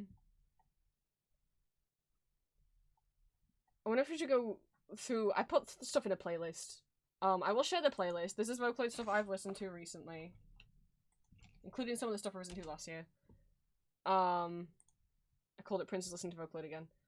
But that's all stuff I've played for you guys before. I mean, Monitoring is still kind of my current favorite Vocaloid song at the moment. I just love singing along to it.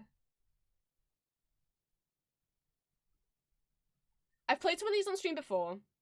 I've done some of these in karaoke before. And obviously I like playing Vocaloid medleys and then people in chat try and shout out what the song is. What I want to do actually is take some of these Vocaloid medleys and make Sporkle quizzes with them. Because I like listening to the medleys and trying to see how many Vocaloid songs I know and can guess. So I'm just gonna listen to some music. And you guys can have something to look at.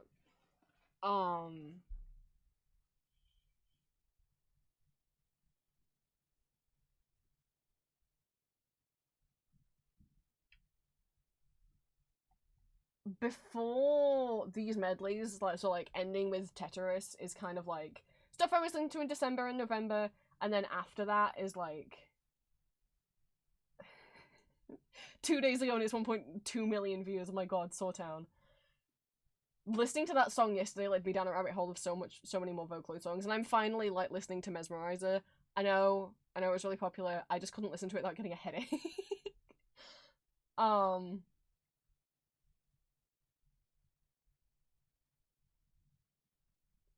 Fuck, maybe we'll start with Confessions of a Rotten Girl. This is an 18+ stream. It's a song about what if Miku went to like a Catholic high school and secretly had a yaoi addiction. And look, before you're like, dude, you can't. Oh, for, like, what if she was a fujoshi? And you would be like, that's bad. It's like, look, speaking from experience, a lot of the people I knew who were fujoshis or who like got accused of being too into yaoi or got accused of sexualizing guys because they shipped a lot of male ships. I know a lot of people, including myself, who it's because we were trans men attracted to men and we didn't know it yet. My experience with getting into a lot of M slash and yaoi was when I was a kid was that if I read heterosexual romance, I thought I had to imagine myself in place of the girl, and that made me feel weird. And if I read it with two girls, I felt like, well, I have to imagine myself in place of one of the girls. There's only two girls there, and that made me feel weird. And then when I read it, when it would be with two guys, and I was like, well, I have to imagine myself in the shoes of one of the guys. And you don't have to do that when you read, but that's how my brain works. Oh, suddenly I didn't feel uncomfortable thinking about romance and sex anymore. Obviously, I'm bisexual. I don't just like, guys. But if I was reading a het slash thing, I didn't know I was allowed to imagine myself as the guy. But when there was only guys, I was like, I guess I have to imagine myself as one of the guys, and all of a sudden, I was comfortable. And I still took loads of years to realize why. Also, some other reasons that women might, enjoy reading M slash stuff. One, cause, like, you can enjoy that without sexualizing guys, but also, I've seen multiple people who are on the asexual spectrum, enjoy reading M slash because if it's an asexual woman reading M slash because they don't feel like they have to imagine themselves in that position and get uncomfortable, right?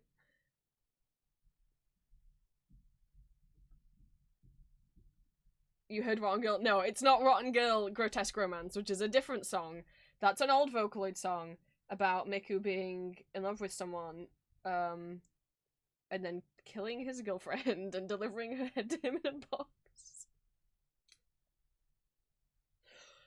Oh, old Vocaloid horror songs. I'm obsessed with this song. It's using Miku in English, and I'm not just obsessed with the music video. It's so cool. Like, the same guy made the music and animated it. It's using music by Beethoven. It's got, like, references to... It's got, like, a Danganronpa reference screen in it. It's got a yaoi paddle. It's got an Omegaverse, like, reference. It's got this weird vaporwave breakdown. The tuning... Right? Like, let's start off with, I guess I'll play, like, an old Miku song for people who've never really heard Miku sing a lot. Vocaloids have also always struggled with English, but, like, no one's ever made Miku sound like this. It barely sounds like Miku, but, like, they have her, like, speaking, which is always harder to make them talk than sing. She sounds insane.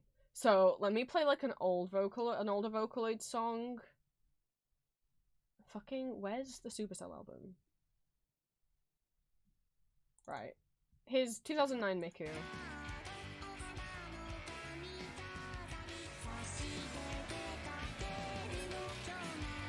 She's singing.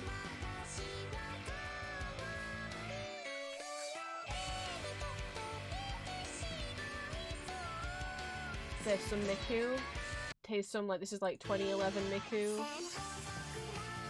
This is using Miku Append, which was a later version of Miku, but it's still Miku.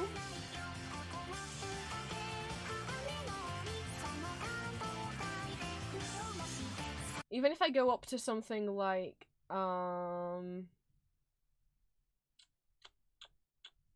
Demon Lord, which came out, I think, in 2022 or 2023. It's just like Miku V4.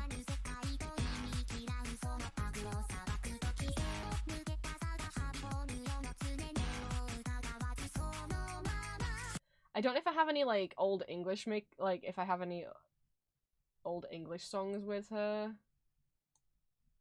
But, we'll just... Warning, there's some screenshots in this video that are a little spicy of some of the guys at school she's about, like, some of that, what I presume to be, like, male teachers at school she's fantasizing about. There's a shot of Gakpo that I... Whew. I was listening to this song on a loop all day yesterday. So Sawtown also made the Miku Miku Beam song. You might have heard Miku Miku Beam, that song. Which was essentially every year Miku Expo has like a competition where anyone can like enter their own song that they've made with Miku. And the winner is performed by Miku live on stage. Yes, there's Vocaloid concerts. Yes, Miku is pre-recorded. They have like a projection of her, but all the band, they have like live instrumentalists, and then they just play pre-recorded Miku. So it's still like a live concert, because all the band is still playing live. This is not marked 18 plus, so Twitch better not tell me off. There's some flashing lights and photosensitivity warning for this video, by the way.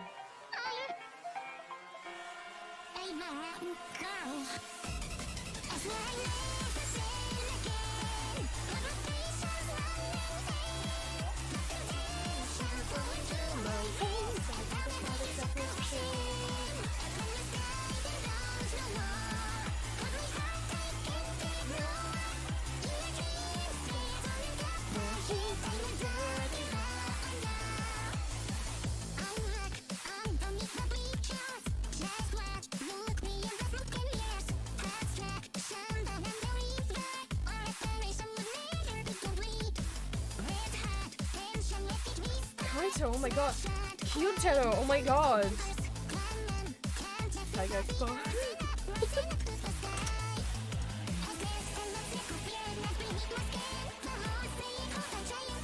Hello gym teacher Gakpo.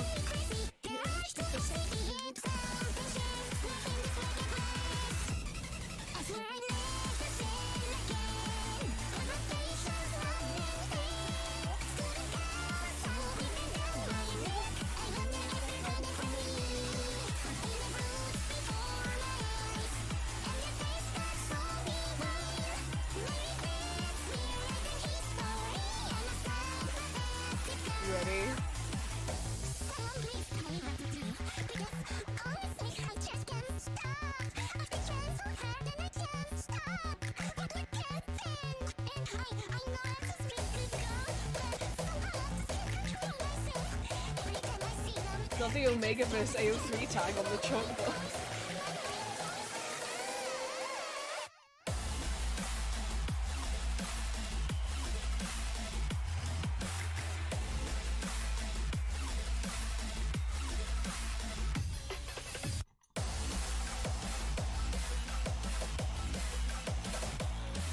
Fucking Danganronpa executions.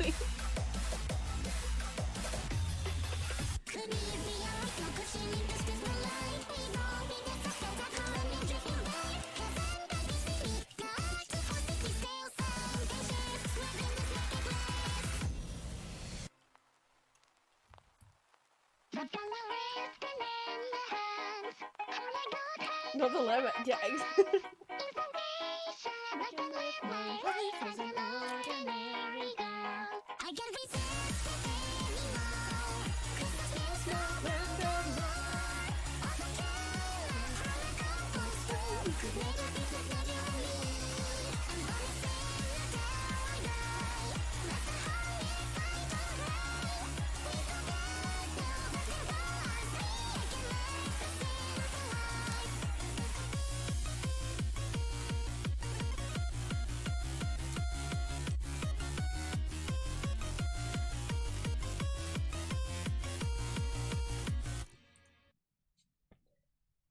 So that's a song that exists now. Add this to my 2025 is a good song.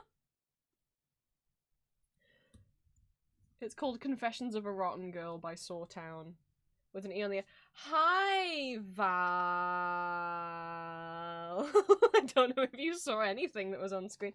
Thank you so for the thank you so much for the first time chat. Welcome in. I am quality control checking my jayvik keychains. They came in the post on like Saturday. So we're checking them now. My webcam is broken, so I cannot show you guys. So instead, I'm just playing music videos of songs I've gotten into recently. It's all Vocaloid stuff. Try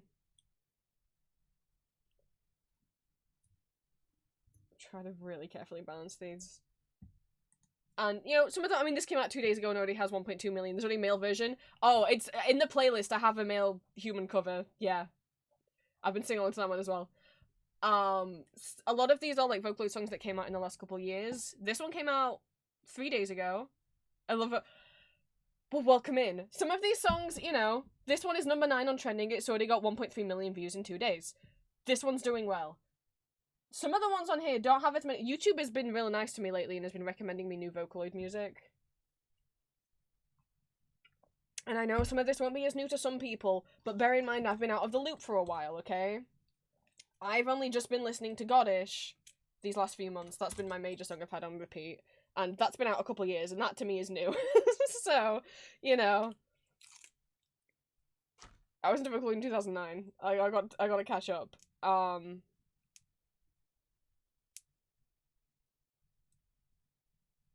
But yeah, if you haven't yet listened to Sawtown's new song, that's what we just watched, about Miku being a Fujoshi while attending a Catholic school.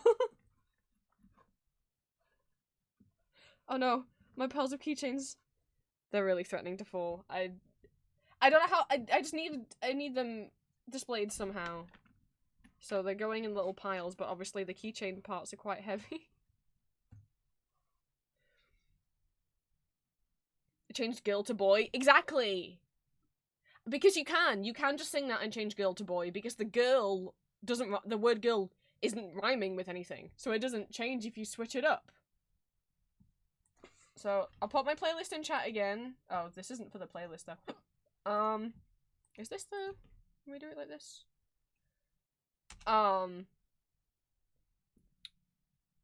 This is like new Vocaloid songs that I've gotten into within the last 3 months. Not all of them, and some of them are from earlier than that I just wanted to add in. I've got so many more new Vocaloid songs that I want to go and find though, because I got into listening to a lot of KSM's Vocaloid medleys, and I don't know what most of those songs are. Gonna have to go Google them. Well, we skip forward in time to that one. I was gonna go through, I mean, I've played Goddish and Lag Train on stream before. So, I don't know if I played Monitoring though. This came out in November 2024. And, I'm glad I'm still into Deco 27's music. Deco 27, I used to love some of their stuff back in, like, 2010, 2011. Like, Aikotoba and Two Breaths Walking, in particular, are my favorites. Shinkai Summit, is that one? Crime and Punishment, which they just released a new version of Crime and Punishment, which has references to Shinkai Summit in, like, includes a bit of the melody from that song in it, and I'm like, you kidding me? And I'm aware of some of Deco's new stuff, like Salamander and Vampire, Rabbit Hole, but anything in between then, I haven't listened to. So I've missed a lot. This is still currently, I pitch it down by like 8 keys, but this is, I mean, Monitoring and Goddish and Lag Train are all on my karaoke list. We're going to be doing a karaoke stream soon. It might be next week because we reached 900 followers. Thank you guys so much. I might add Confessions of a Rotten Girl on there. You can make me sing that if you want. I think Villain's on there as well. But Ikino Dance isn't because it's too fast. But this one is. I love singing this song. I will say trigger warning for, it's not really eye horror. There's like, she's looking through there's shots of Miku looking through a peephole, so there's a real close-up of her eye in like a fisheye lens, and potentially like just floating eyeballs like swimming around. I think that's what they're meant to be. Her. So you can look away if you don't want to see. Monitoring is what it is, and what the plot of the music video is Miku's outside your apartment door, begging you to open up the door because she loves you and she's spying on you through the peephole. It's not really a horror song though, it sounds fun and there's nothing really sinister appearing in the music video. But yeah, this is still my go-to Vocaloid song to listen to just for fun. If you want the Japanese version, you gotta put the Japanese, you want the English, you want the German sing for yourself. Yeah, some of the Vocaloid songs on my karaoke list, I have both the English and the Japanese versions for, some I only have Japanese versions for. I don't think there's any that I only have an English version for. I do like listening to Ginger's German covers of Lag Train and Goddish. The fact that I can sing Goddish at full speed in Japanese now, that took a while to get. I was so sure I'd never be able to do that. It's like, oh, so you know the song pretty well now. You can try it in German again. No. No, not that fast I can't.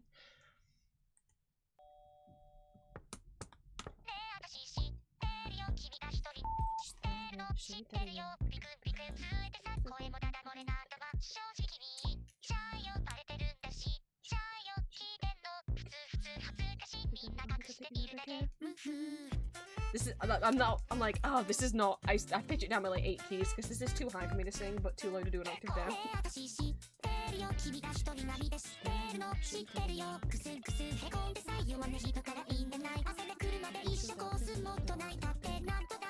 The nail.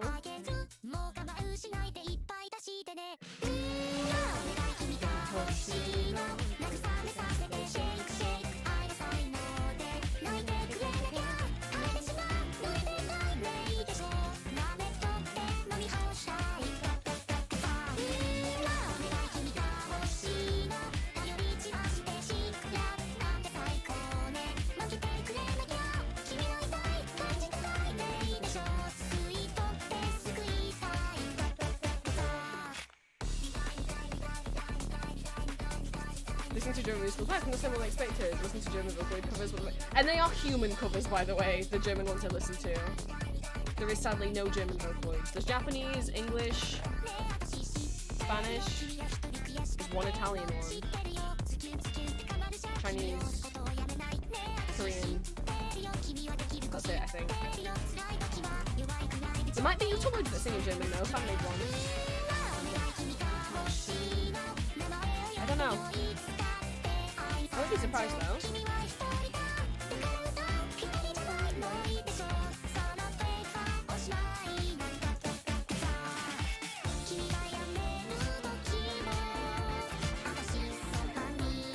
Oh, sorry, I could have had English subtitles on. Oops, there we go. Oh, you can't see them. I have to get my mouse down there. They're too low down.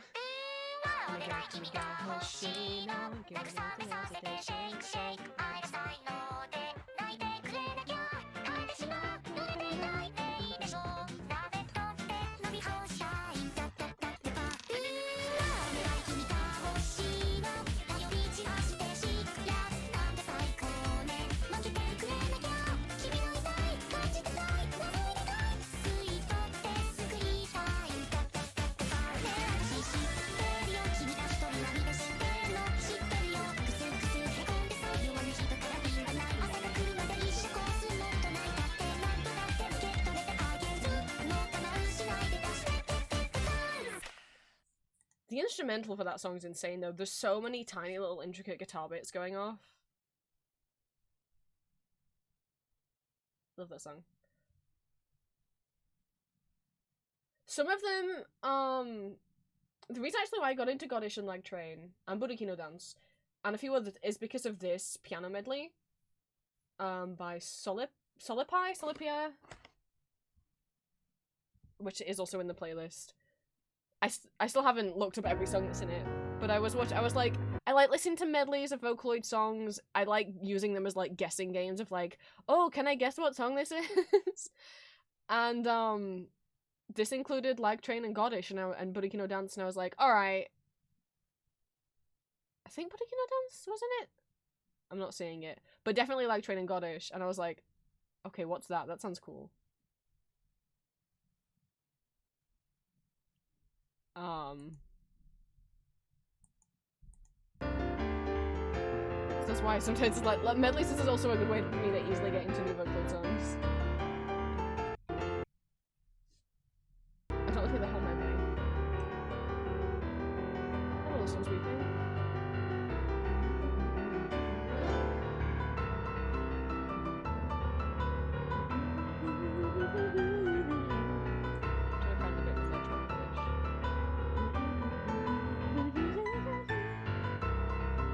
Yeah, everyone knows those songs. I'm glad that people in chat know Lost One's Weeping is one of the the few ones that Green recognizes.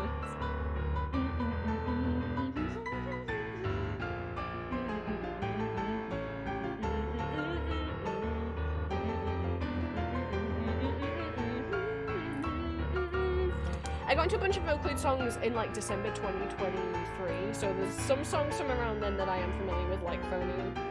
So I got into Demon Lord and then I fell down a rabbit hole.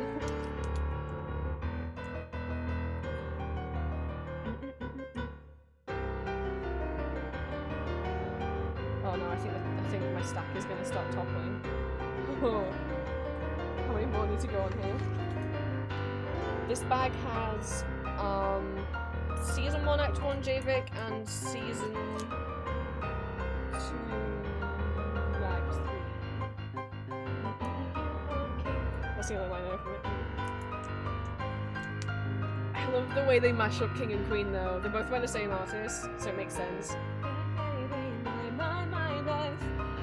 That's a really nice little how they transition between King and Queen.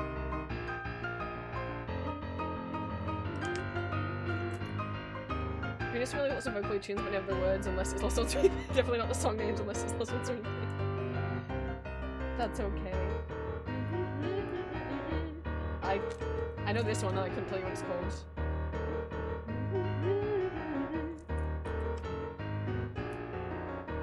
Can you see the Ironmouse cover? I know she covered it. I don't listen to a lot of Ironmouse stuff.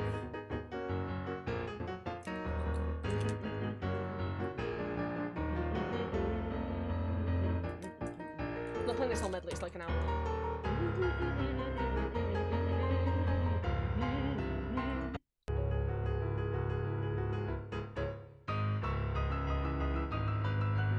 Get me to the Light Train bit. And now I play Light Train on the piano a lot for fun, for free. I've started playing Light Train on the piano quite a bit, and monitoring, and Budoki no Dance. Light Train, there was sheet music for on MuseScore. The other two, there might be sheet music for, but I was just like, can I work this out by ear? And then I did, and I felt really nice, because it felt like, oh my god, I'm still good at something. That's so sad. It's felt nice to know like I haven't lost the ability to work things out by ear. Which means like me figuring out how to play it just by playing it and not having access to any sheet music.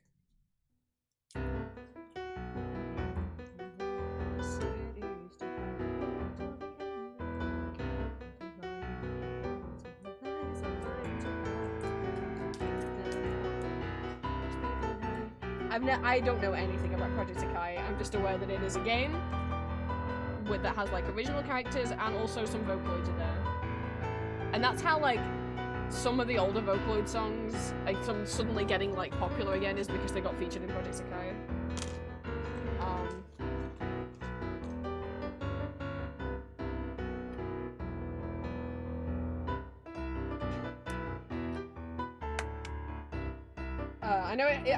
It has Miku, Kaito, Miko, Rinlin, and Luca.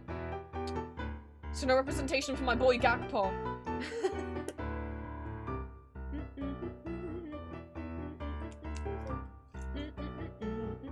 Seeing more people use Yuki again is really sweet. It's just the only like, actually I was gonna say the only really like young child Vocaloid, but I don't know how old Gakpo is meant to be.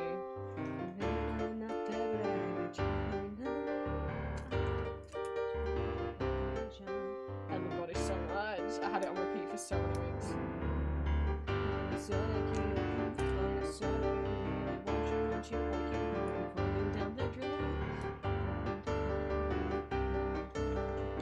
Oh, here we go. Okay, one of them is broken, but I can fix it.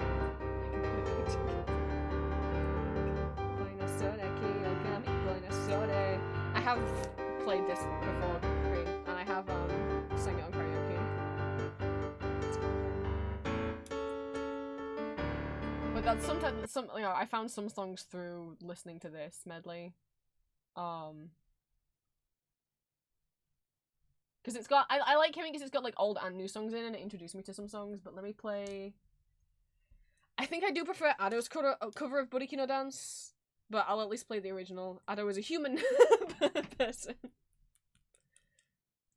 Vocaloid songs can be anything. Vocaloid songs don't have to be pop. They can be rock, You know, they can be pop, they can be EDM, they can be rock or math rock or metal or oh, and also I've drawn it in web fishing. That too. Or more acoustic or like whatever. Mostly it's pop, but it's up to you what you want to make with it. There's some jazz Vocaloid songs.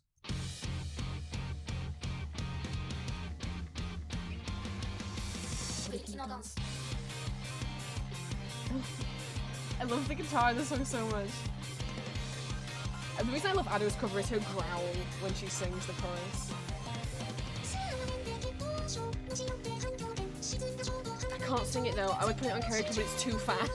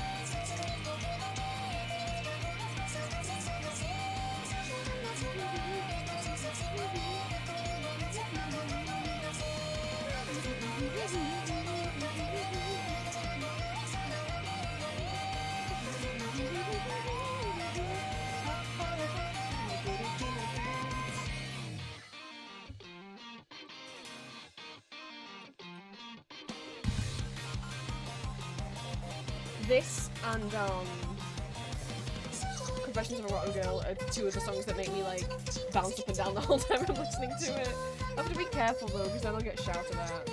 Because Mum always sits in the living room, which is directly underneath my room, and she'll yell if like I'm not even allowed to like walk up, like pace up and down in my room, otherwise she yells that she can hear it. So I have to restrain the Sims. It's really hard.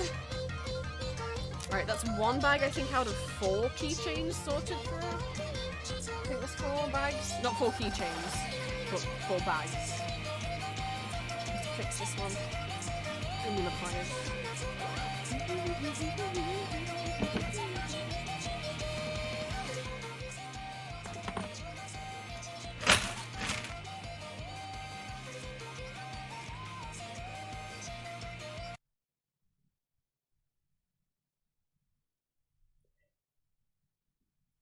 I knocked one of the towers of keychains that I'd stacked over, and it hit the other tower and created a domino effect, and all of them fell over.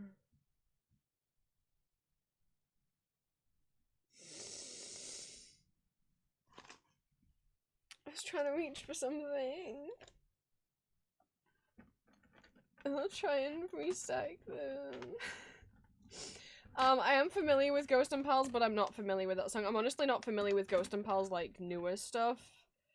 Anything after Honey, I'm Home, I haven't listened to. Well, I tried to listen to a couple, I'll be honest, with their, like, new OCs, like, the ones they've made plushes of and everything, and I didn't like them. They're not bad. I don't think they're bad songs. Me saying I don't like them doesn't mean they're bad songs. It just means they're not to my taste. Found Geek when I was younger. Oh, careful. I mean, so did I, but, like, I was at an age where I wasn't, like, disturbed by that kind of shit. I would be if I found it now. Yeah. Most Vocaloid songs are tame, but, like, then you get ones by Kiko where it's, like, they sound happy. They're not. I mean, Aishite is, like, probably the tamest one. Or, like, Hole Dwelling, or, like, Dance of Corpses. Those are kind of tame compared to Gomene. Like, trigger warning if you look up those lyrics for, the literal lyrics are about someone being eaten, but, the metaphor for that, I mean, I guess it's up to you, but it's pretty commonly thought of to be about sexual assault, so, you know, be aware if you look up Kiko's other songs. Some of them are about assault, some of them are about... So that was... It probably was... I was lucky that the first time I listened to Gomene, it had English subtitles on the screen. Because it's not just... It's... Oh, don't knock the tower over. it's about a girl being sexually abused by her family. So like, be careful if you listen to that song, or if you look up the lyrics. There's other ones about like kids going missing or like murder or like, Kimi wa Dekinaiko is about a girl bullying a kid until he stops being around. I mean, because the English for that is "you are a useless child." It's her saying that to this kid that she's bullying until he stops being around, and then she sings about, and then she's like, feels guilty about it. So, you know, careful. And it's not like you can't listen to songs like that. Of course you can. Like, and a lot of people that listen to songs, look, I've listened to My R, which isn't a Kiko song.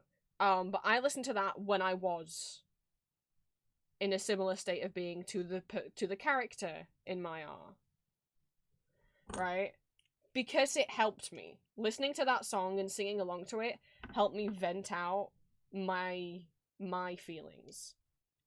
Listening to and singing along to a song about suicide, even at the end of the song the character does actually commit suicide, but listening to it helped me not want to do it, because I was like, if I sing along to this I get all my feelings out and then I feel better.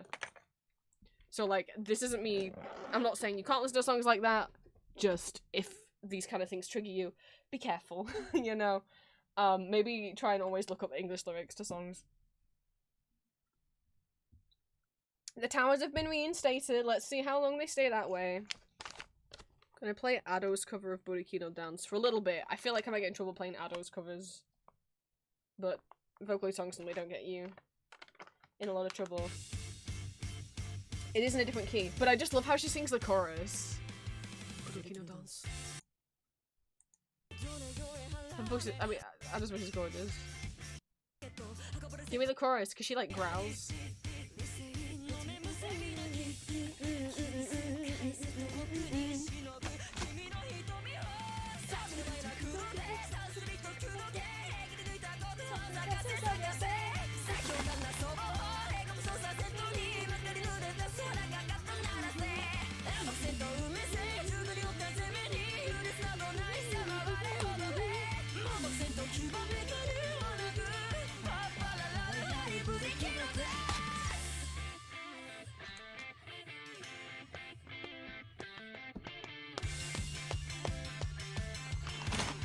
Oh gosh, this bag's ripped as well.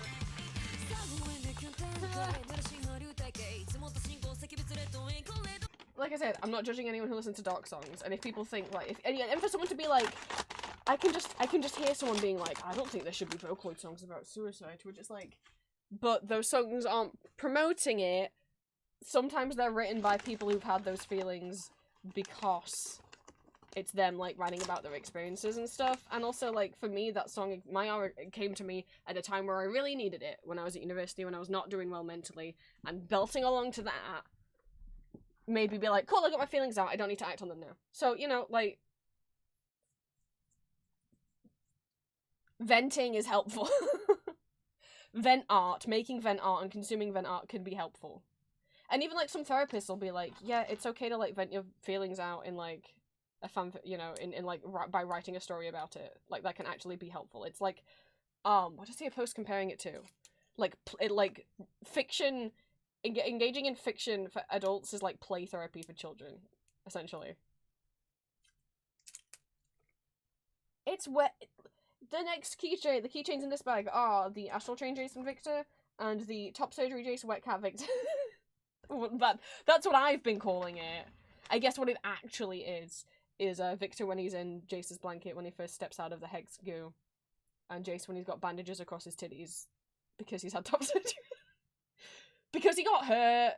He's holding the bandages on his back in place and on his shoulder because he got chainsawed to the shoulder and to the back. But the boy can dream.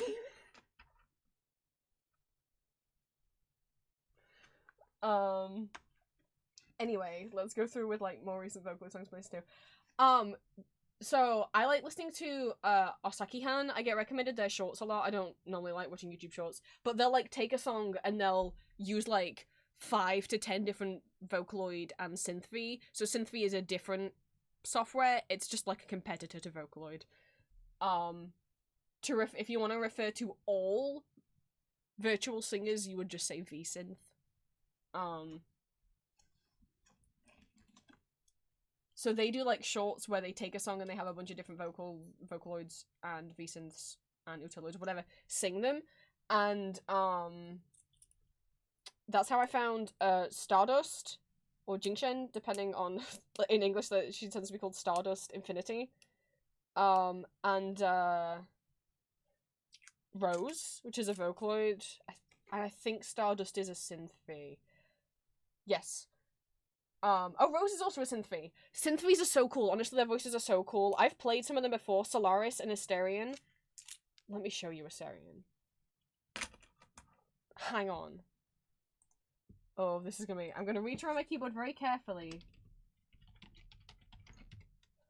One of the towers. Not Astarion from Baldur's Gate. And not Asterius from Hades. This is Asterion. Asterion and Solaris are synthpies that are meant to be like moon and sun incarnate. He's the moon one.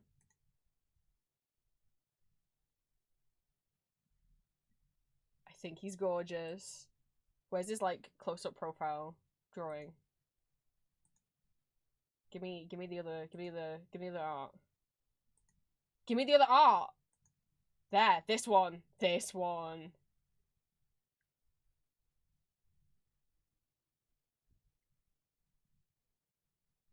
Well, Green, if you love him, boy, do I have the cover for you. I don't...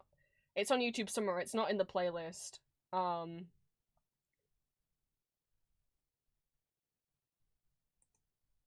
show you... Where's Solaris, his counterpart?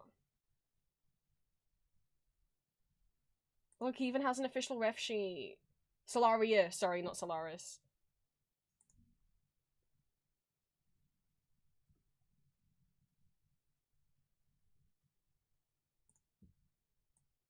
Where's Solaria? There she is.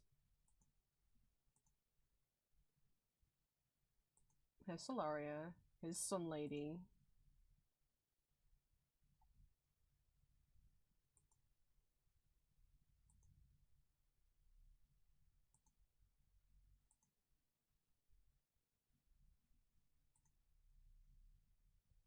And I don't have them up on YouTube right now. I have...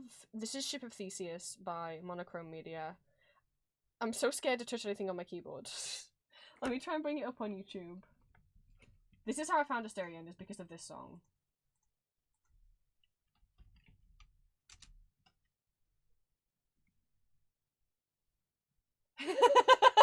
Oh, Green, did you type Asterion in YouTube and find the cover that I was talking? It's like, there's a song they had Asterion sing. But no, we're not going to play that one. We're going to play an original song that was written for him. It's called Ship of Theseus. No, I don't want you to use my microphone, YouTube. That's not the button I tried to click on. I tried to click on...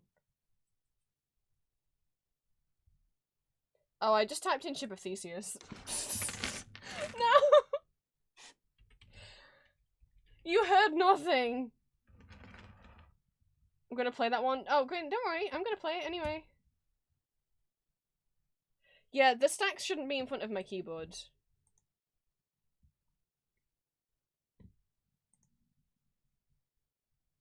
I mean, I just shouldn't have them in stacks, but I don't know how else to... I just wanted to display them in a way that was easy for me to count up later, but I guess I'll just say fuck it. He has a deep voice.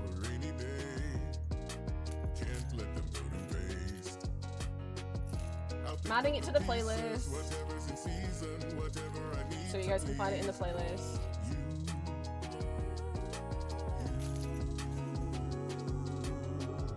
I'm wondering if it's too late to go back. I'm wondering if there's something in these scraps. Please tell me that Fuck it. No pot. No stacks. I'll count them later.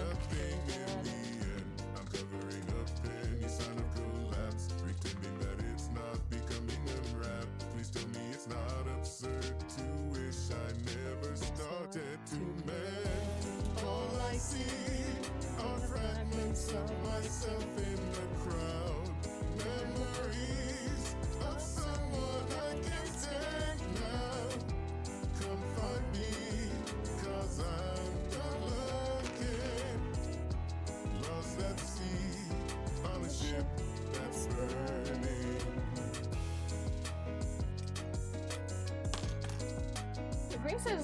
Green says something about finding a cover of him singing something.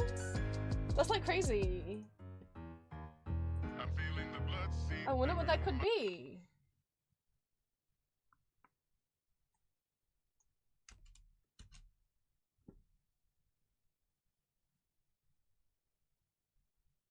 Wow, it didn't come up straight away for me when I typed Asterion.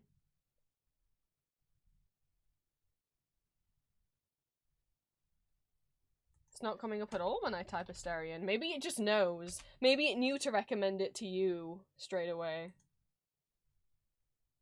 I think this is with Solaria, so this is the moon and the sun. Yes, it is.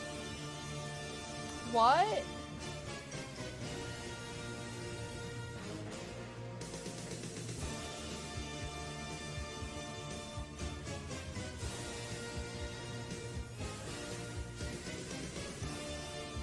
Hi, Green. In sleep he sang to me, in dreams he kissed. So essentially how this software works on the bare bones is you have a piano at the side, and you have the syllables of each word, and you say, okay, I want you to say my on this note. But it's more complicated than that, because words aren't always pronounced how they're written, and then you might want to add vibrato, like you can see these wiggly lines, that's adding vibrato on them.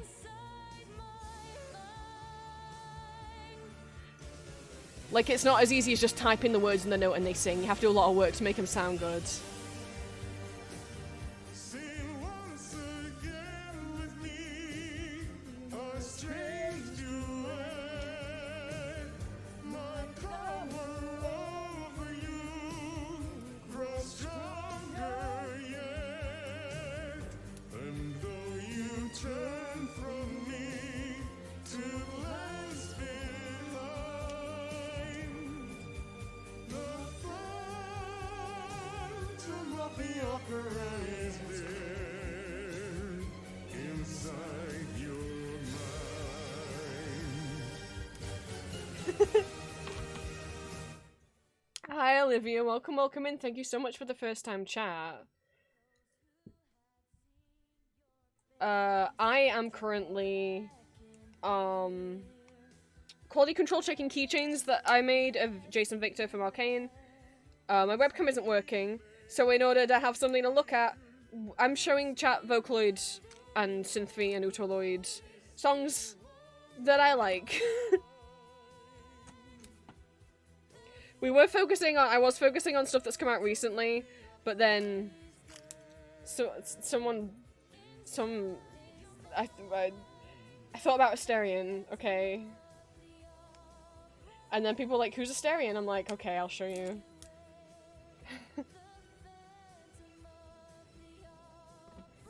But welcome in. I don't know if you came from Patreon or Discord or YouTube or Twitch.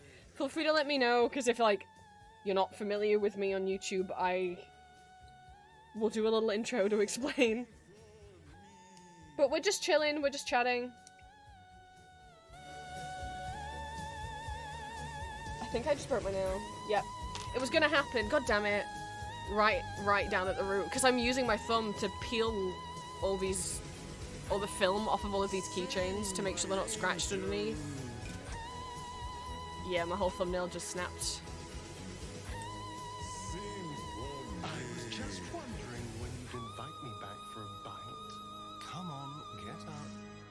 It snapped right at the bottom. I'm gonna have to cut the whole nail off. Man.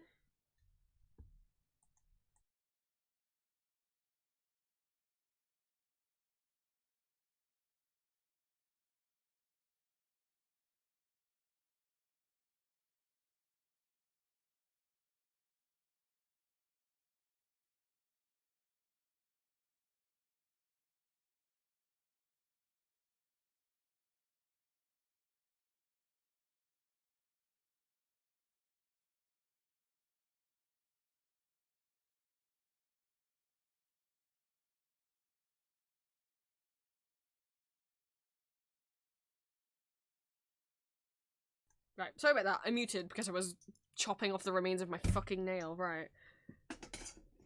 God damn you, jayvik keychains. Hi, welcome in. You came from YouTube, okay.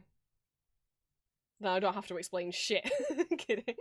Welcome in. Thank you so much, for popping along. These streams are 18 plus only, and I usually try and stream every Monday and Wednesday.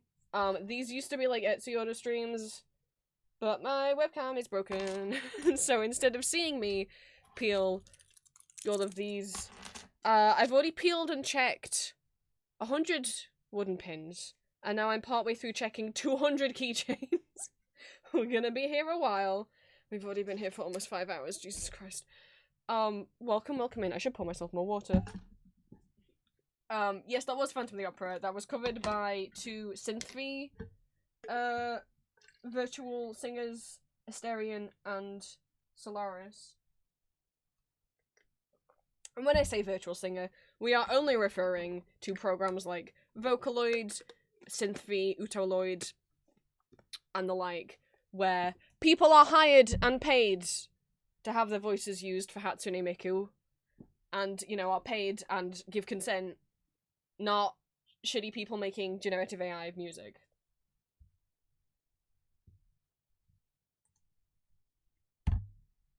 I forgot how I brought up Asterion. How did that happen?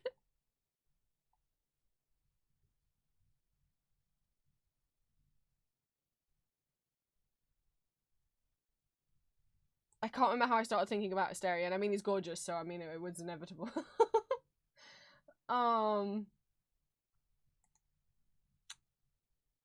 Yeah, I don't know. I can't remember how that got brought up, but anyway, there he was. But what I'm doing.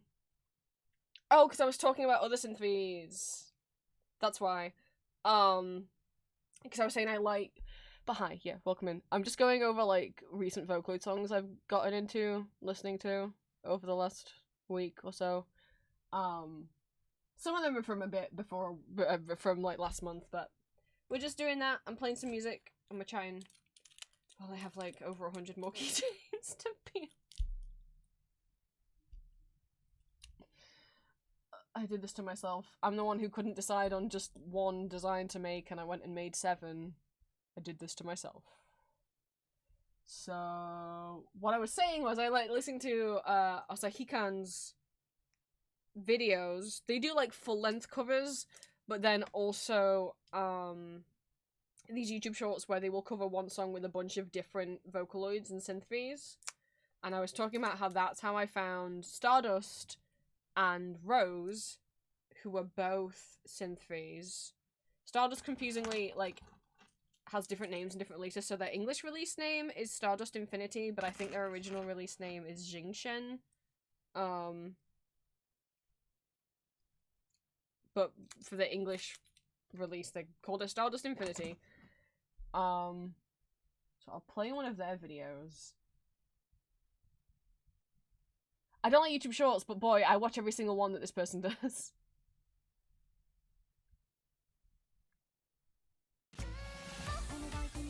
So this is monitoring. They just post these and like, which voice do you like the most? And this is a covering monitoring by Deco27. And this is the first time I'd heard Rose's voice, and I fell in love. I think she's amazing for using, like, rock songs. There's a cover of her singing Leia. She sings it so well, I only didn't put it in the playlist because the thumbnail has, like, a picture of someone holding, like, a decapitated head, and I didn't want to, like, trigger anyone. Still curious how old Ambrose is? Well,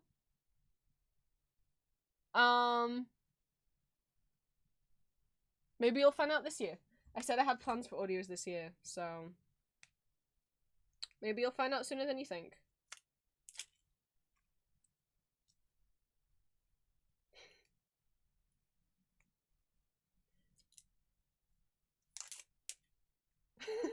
Every time I say something on stream. And I'm still so nervous about the audio tonight because it's gonna have more OC plot. So even if you're not a fan of Johan, give tonight's audio a listen, you know, even if, because you might learn things.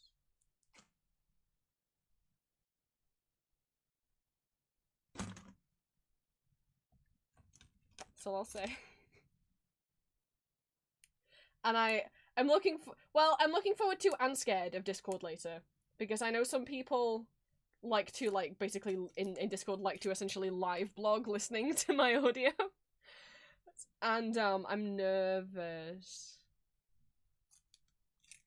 Well, one, I hope some people I'm like, oh, I just hope people react well, because I've really been trying to do stories, not just I'm still gonna do just comfort audios that don't have much of a story, but I've really been trying to put more effort into storytelling this year, with my plans for my audios and stuff. Like, people in my Discord saw a screenshot. There's an audio coming out next month that has 3 characters in it. I'm voicing all 3.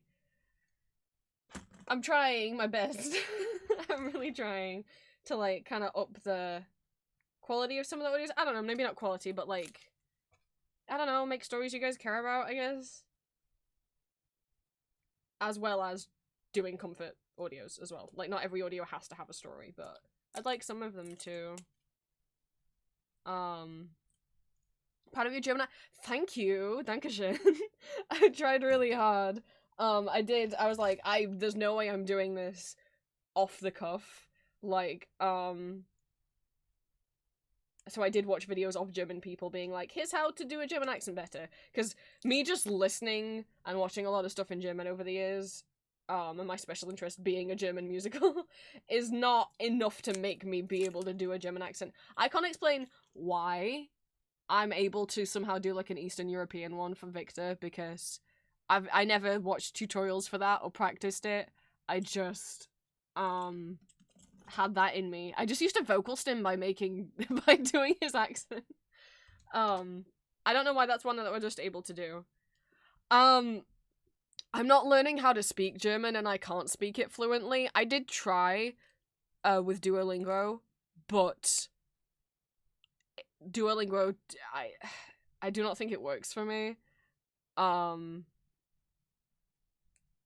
Because well, I mean, it works, the app works, but that way of learning, of just being taught stuff and then having to recite it, I couldn't remember anything that it was teaching me.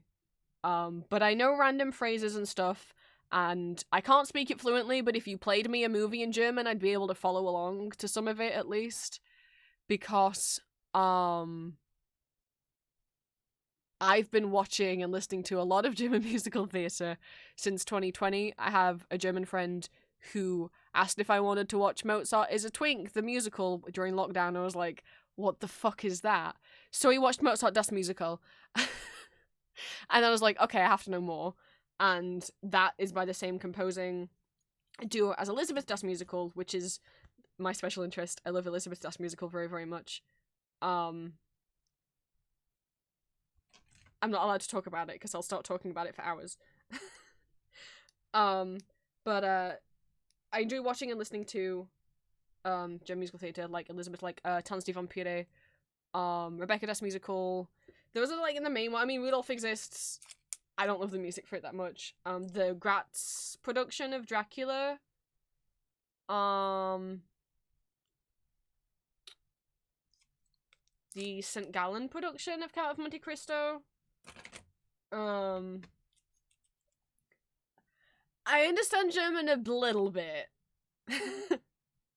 I would say a little bit.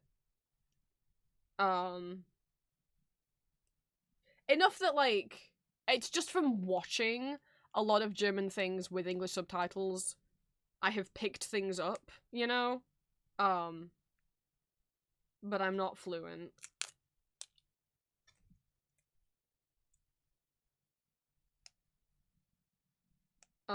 But we're doing a karaoke stream maybe next week, because we reached 900 followers. Every time we reach 100 followers on here, I do a karaoke stream, and some of the songs I have on karaoke that people request are in German. I attempt. I can't learn it, but I'll try and sing in it with the lyrics on screen. I don't know how many German songs I know off by heart anymore. I used to know more songs from Elizabeth off by heart, but,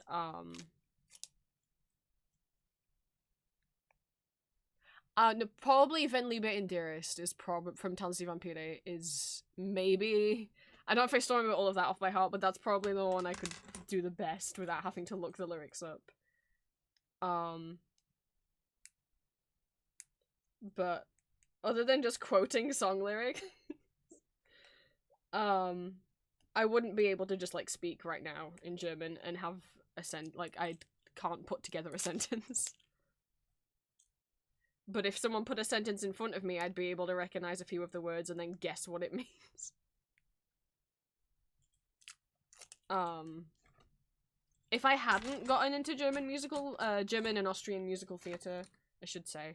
German is in German language, Elizabeth Das Musical is technically an Austrian musical. Johann probably wouldn't exist and be German. But I did, and so he do.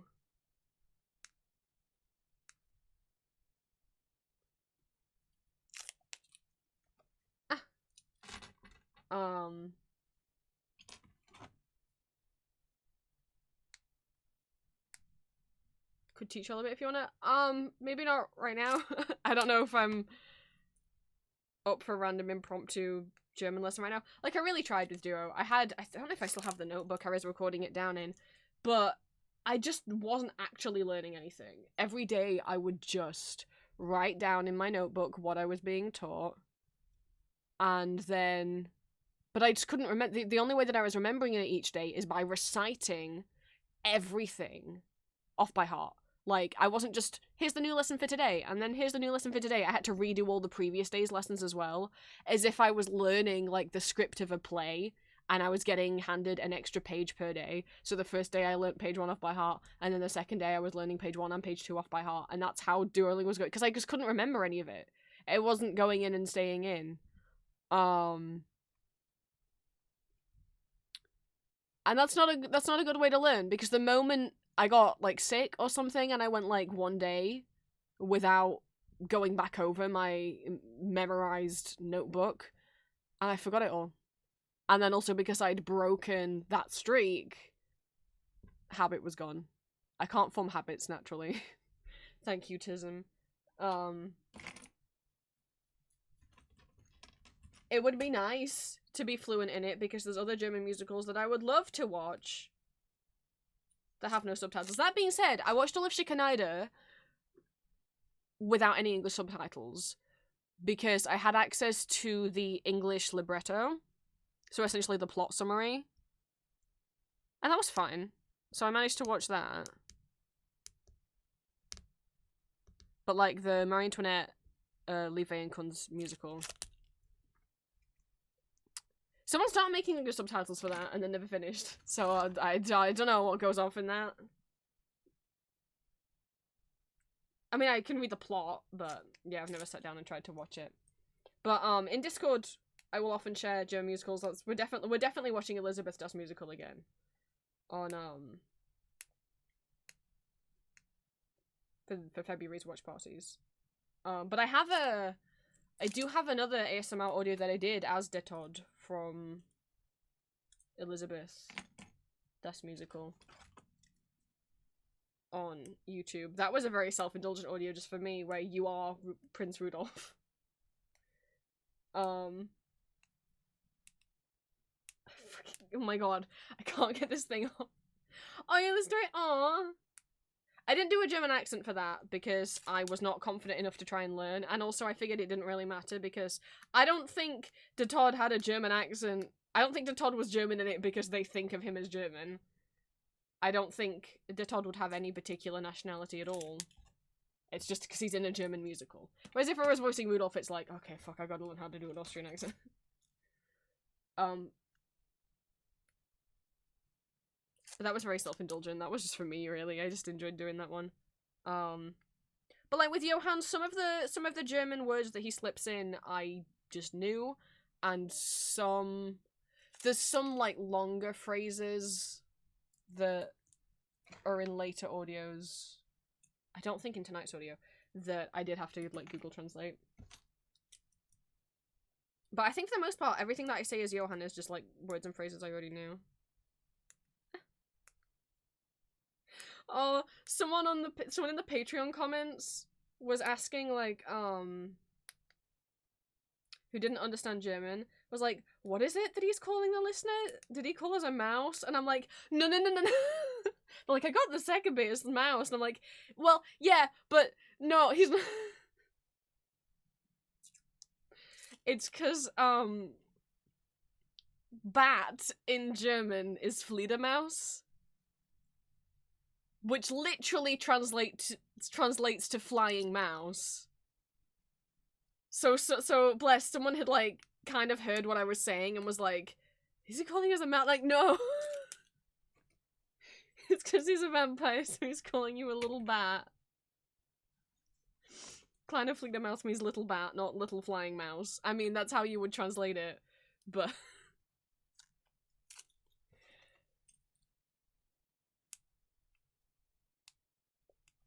No, he wasn't trying to call you a mouse.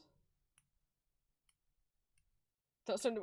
I did used to, in the beginning with Victor audios, I did used to put translations at the bottom.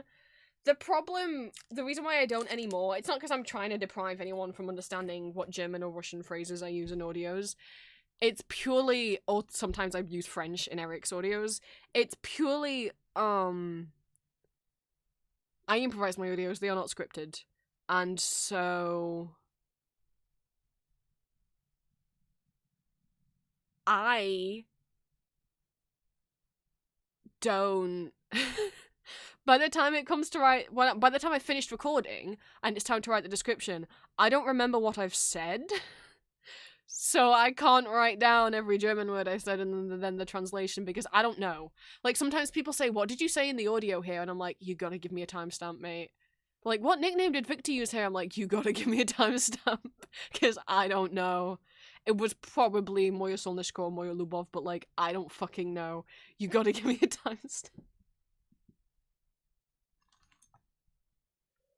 I don't remember anything that I say. I don't remember shit, man. And I know some of the audios coming up that have multiple characters I did script because I had to script parts of it. In order for the conversations to work, because I couldn't just improvise both halves of the conversation. But also, because I was, like, having the ideas of, like, oh my god, this is what I should say in this audio, during times where I couldn't record, so I just wrote them down until I could record. But, my nail.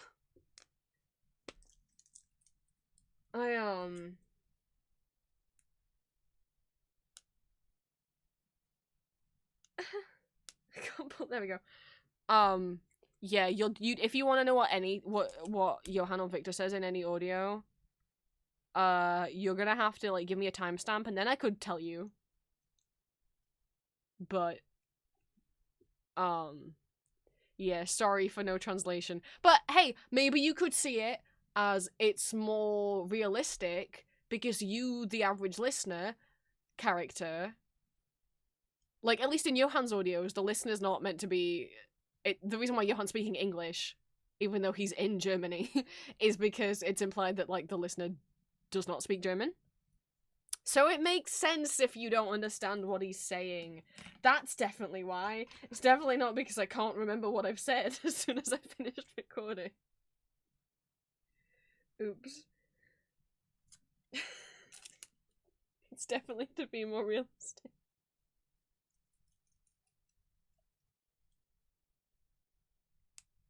I mean, the reason I knew Die Fledermaus before I ever started getting into German musicals anyway, because of the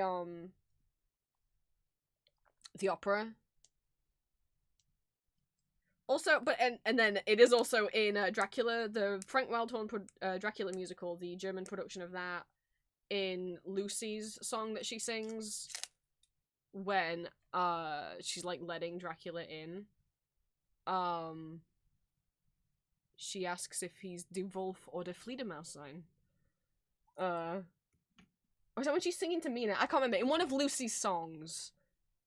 No, it is. It's the one where she, like, opens the balcony and lets Dracula in. She says Fledermaus in the song. What German musical? Oh, Olivia. I don't know that you want to ask me that question. Someone in chat might have to stop you. I'm kidding.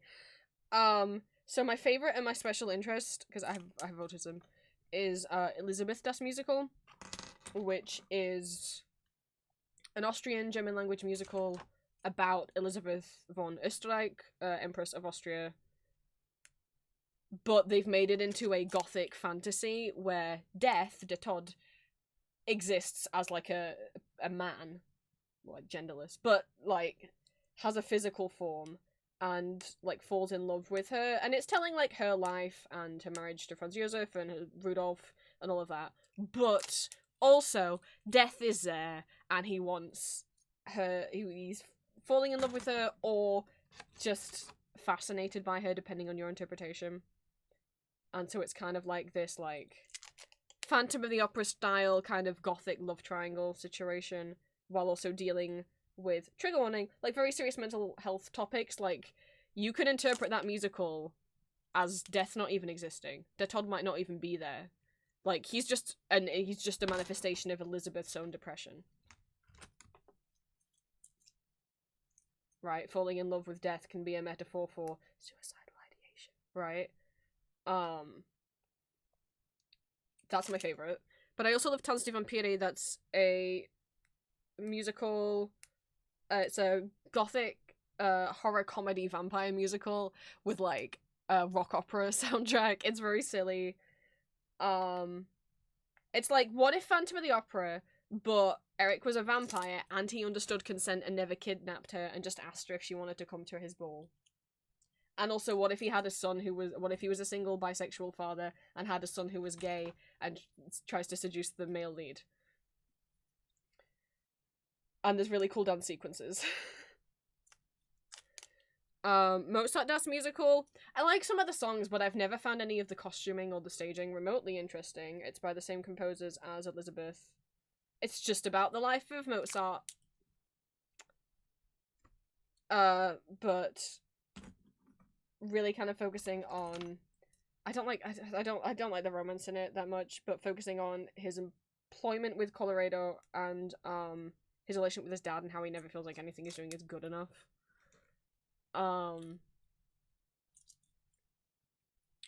Becca Das Musical is based on the book by Daphne du Maurier. Like, lady meets man on holiday, even though she's like kind of working class and he's like upper class. They fall in love, they get married, they go back to his home in England, only to find out that the death of his first wife might be more mysterious than anyone thought.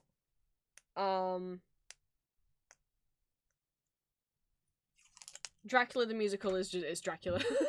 It was originally on Broadway, but I like the German production because they made it a lot. They didn't do well on Broadway.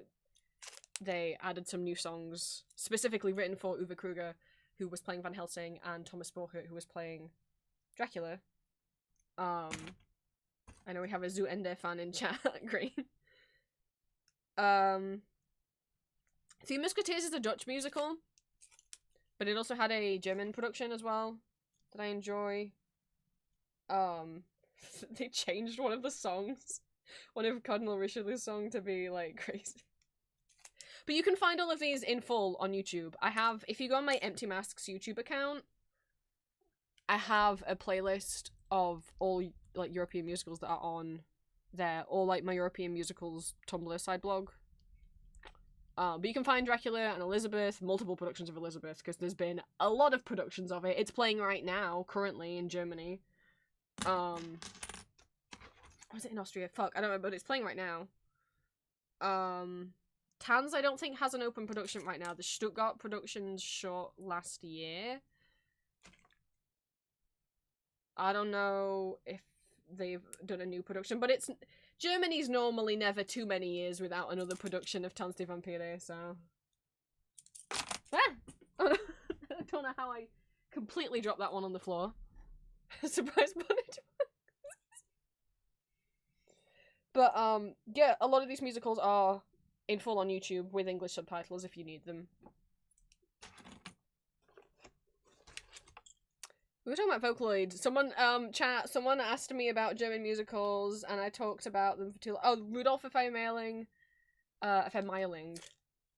is another musical about Elizabeth's family, but it's just about Rudolph and his affair with Mary.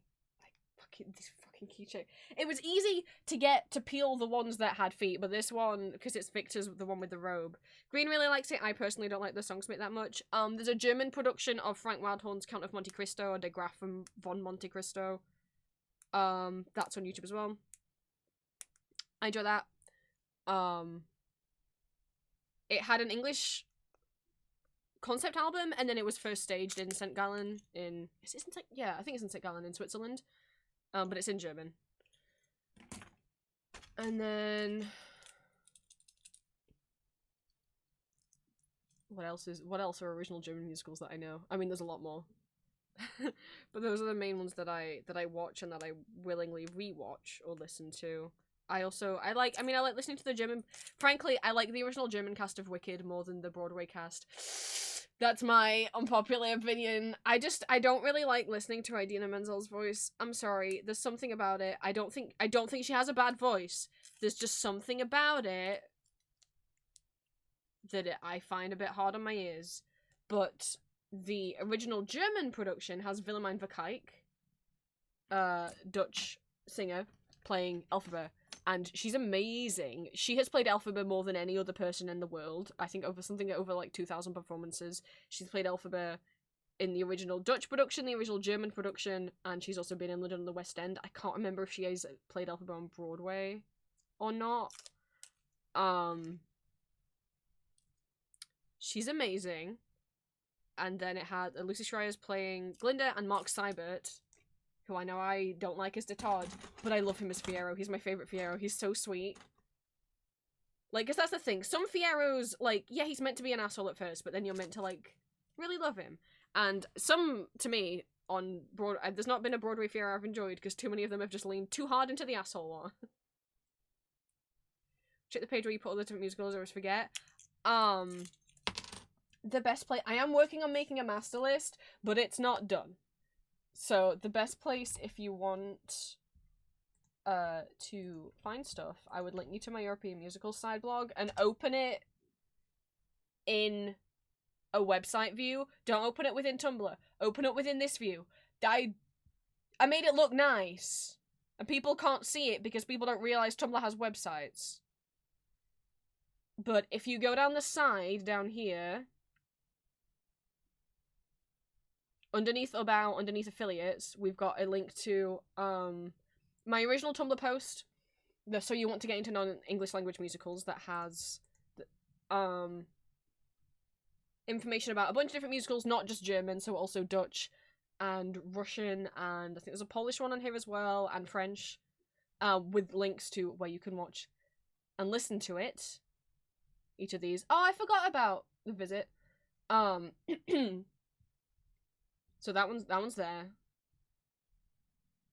And then also my YouTube playlist. I have two different YouTube playlists. One is for European musicals regardless if they have English subtitles, and one is for European musicals only if they have English subtitles. And then Spotify playlists as well for either... Here's just my various highlights. Here's like, if you want to get into European musicals, here's a bunch of songs. And the other one is, here's every song off every cast album of every European musical I could find on Spotify. But if you just want the playlist, this is the one with English subtitles. I also have a playlist for productions that don't have English subtitles. But that's there.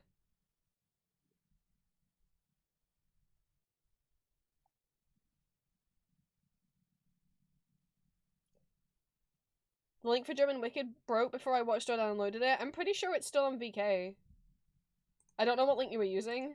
But I can double check, but it's probably still on VK. If in doubt, check VK and Bilibili. VK is Russian social media that has a lot of musicals uploaded to it, and Bilibili is like Chinese YouTube. I can have a quick check of VK. Also, Green, it's me. Oh, I didn't know there was everyone on the Internet Archive. But also it's me. I collect musical videos. You know I have access. You know I have like a lot of stuff.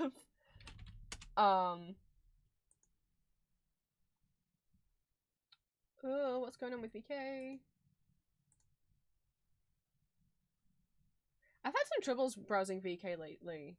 Maybe it's because I'm not logged in, but I just can't be asked to log in. It logged me out! And like, I don't remember Wicked. Oh, I think it was in Hamburg, the original German production. It moved. It opened in one place and then it moved to another place. And I don't remember. Hang on. I think it opened in Hamburg and then it moved to Stuttgart, but like, I'm out of practice with my European musical law right now. Or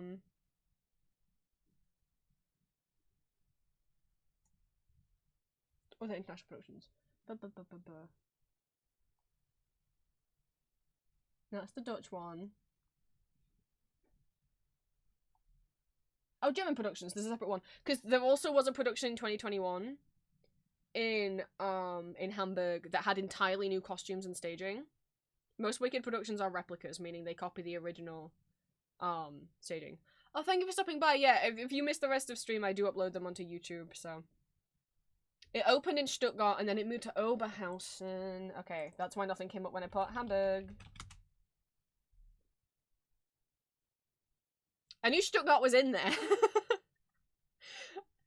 I haven't been able to consume many European musicals lately, so my knowledge is a bit faded. Sorry, we'll get back to listen to Vocaloid in a second. Someone asked me about German musical theatre.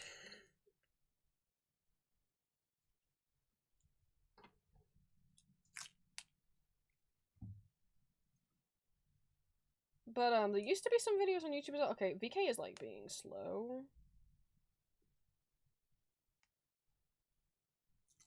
But thank you for stopping by, Ellie. I'll put my VOD's channel up in chat. Sorry, I'm talking really fast as well. I get excited when I'm asked about this stuff. VK is really thinking about it, huh?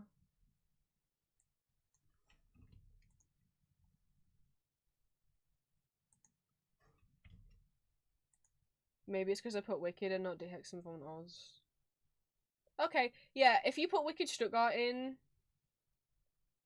I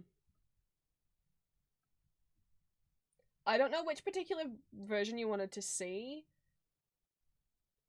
Because Mark Seibert played Fiyero at, in Stuttgart, but then when they moved the production to Oberhausen, Anton Zetterholm took over Fiyero. I don't know if you desperately wanted to see Mark. Or you just wanted to watch a version of it. There's quite a few on Billy. This villain mine, this has Matthias Edenborn as Fiyero. I like Matthias. I've enjoyed him as Krolok and as Eric. He might be my favourite German Eric, to be honest. In Phantom of the Opera. There's been so many. And I was flicking through to be like... I was flicking through really quickly. I haven't seen his entire Eric, but I was flicking through really quickly because I was like, okay, I would like to do a watch party month where we watch like English musicals in German. And we could watch Wicked and we could watch Phantom. But I was like, which version? Because we're not watching Uwe Kruger as Eric. It's not good. I don't particularly enjoy Thomas Bohrt as Eric either. And a bunch of the others I'm like, David Almsberg I find kind of boring. A lot of them I found boring. And then Matthias popped up and I was like, I know that name. I've watched it. I've seen him in a few things. I'm pretty sure he's in the original German cast of Romeo and Juliet as well. And, skip to Final Layer, because that's how I judge them. I'm like, do they make me cry during Final Layer? I wanted to hold him.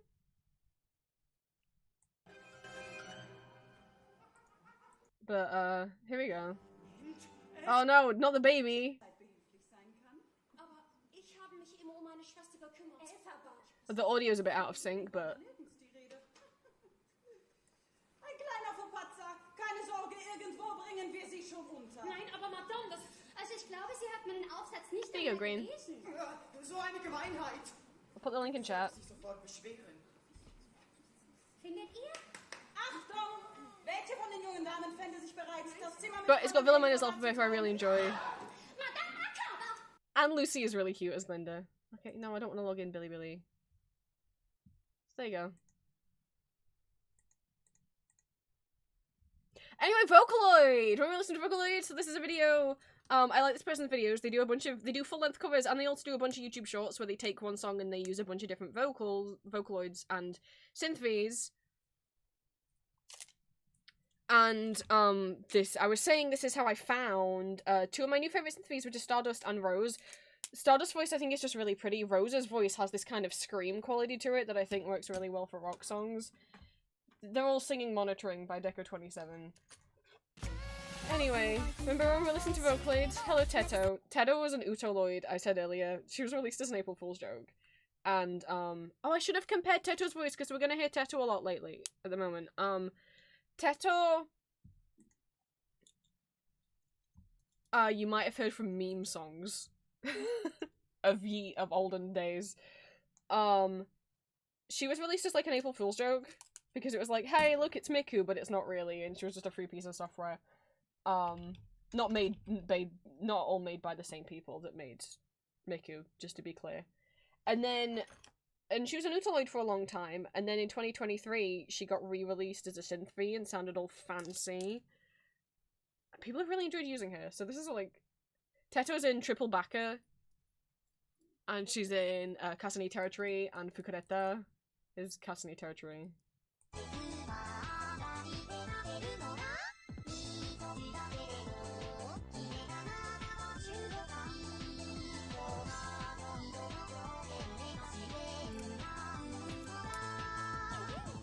She's the pink one in Triple Backer, if that helps.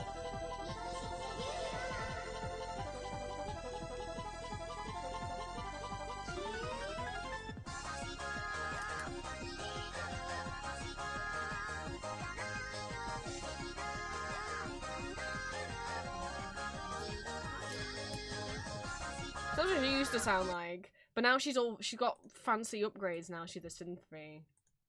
But, this is just a short cover of a bunch of different voices.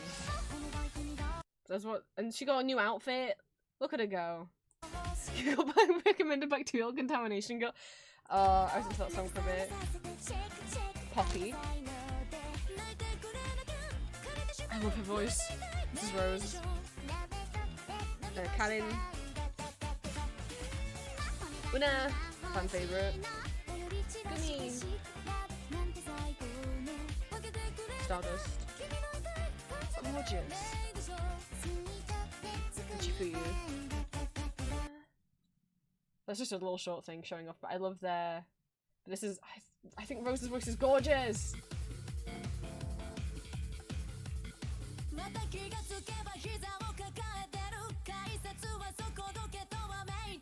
She's just kind of like a scream.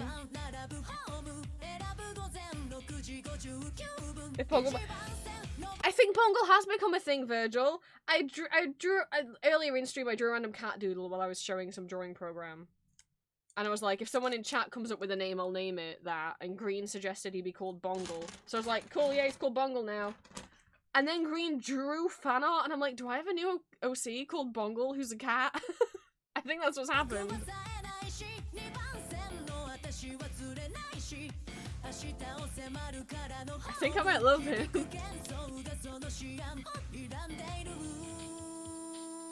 Voice is so cool.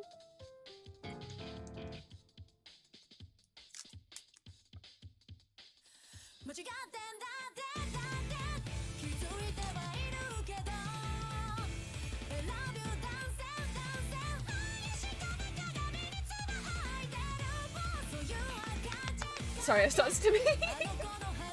The ice cream is so cool to me.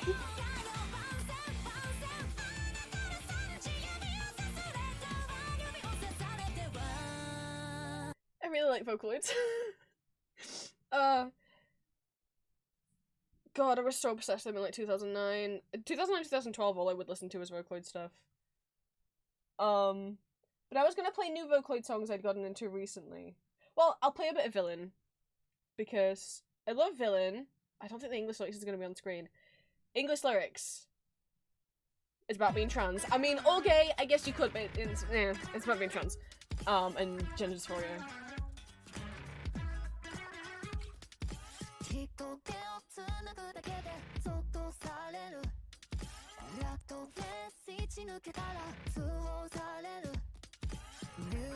I'll try and get the English lyrics up.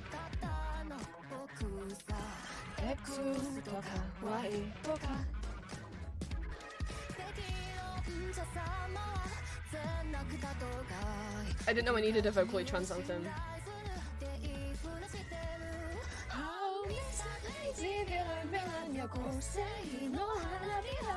This is on my karaoke list as well. People can request it when we do karaoke. So, but talk about X or Y chromosomes. They're spreading the word that I've like infringed upon you, like somehow my existence is offending you. I wear different clothes and pretend to be a boy in front of you. Now you might say, oh, so it's about being trans femme. I think you could apply it to either, because you could see that as a trans mask who worries that he's only pretending to be a boy, you know?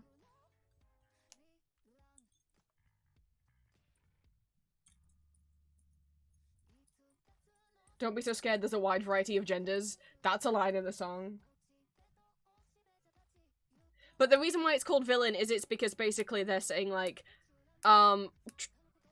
fuck it, like, I'm just a trans person trying to live my life and you're gonna paint me as a villain, fine, then I'll be the fucking villain. That's the song.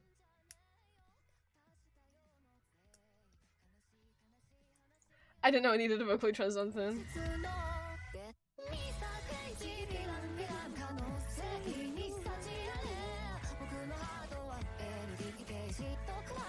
But yeah, this isn't the original version, this is a cover using Stardust, but...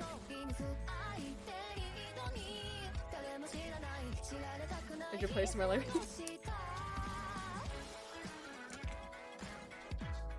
I love this song. But, I wasn't gonna play- I'll briefly play Lag Train and Goddish then, because those are the other two songs that I was obsessed with in November. Before Monitoring came out, these two, Goddish and Lag Train, were on a loop.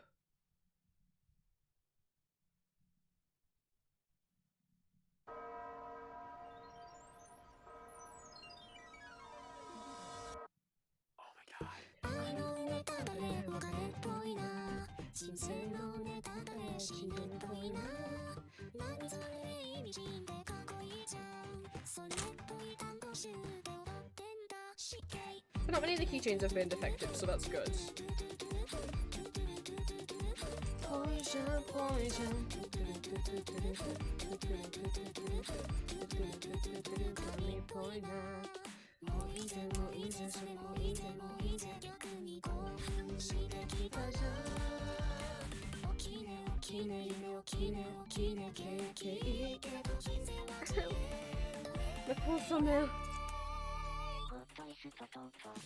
There's German in the song. I want you, I keep falling down the drain. Oh my god, speaking of German. The reason why Goddish might not have, you know, I didn't just listen to one version of Goddish, I listened to the original version in Japanese. Will Stetson, his English cover.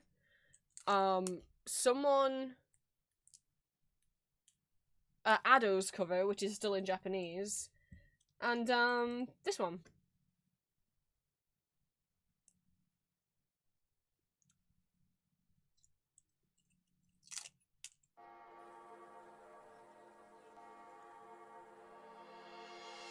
Oh my God.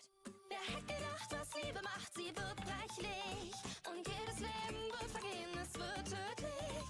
Ist das nicht so tiefgründig, der letzte Schrei? Lies Bücher voller Licht, hab ich und tanz dabei. Verzeih.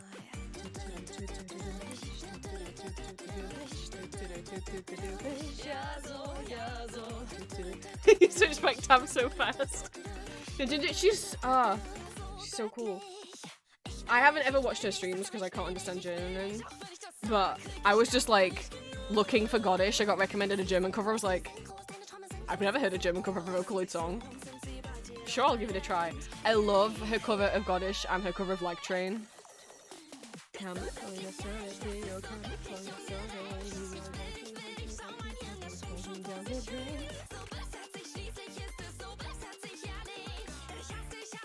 There's still like 2 bags of keychains, yeah.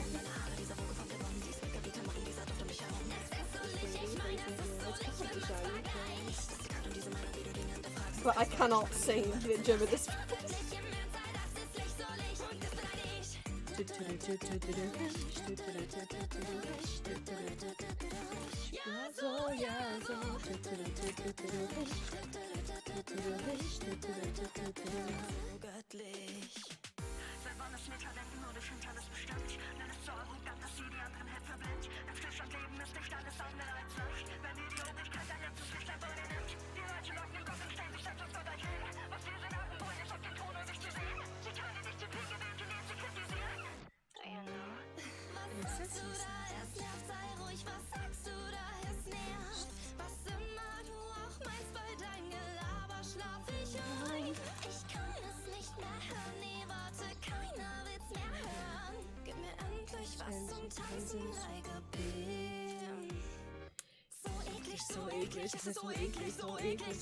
That's all I can do.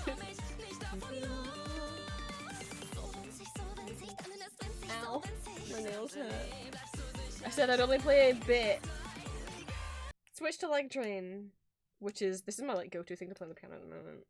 For ages, I didn't play any like Vocaloid pop songs, rock songs like on the piano. I would only play like classical stuff and movie scores because my dad like would kind of imply that playing stuff like this that had lyrics didn't sound that good on the piano, and I got really like I was like, well, I can't play that because I don't want him to like feel ashamed of me, but now I'm like, oh, fuck it, play what I want. And I really enjoy playing Like Train at the moment.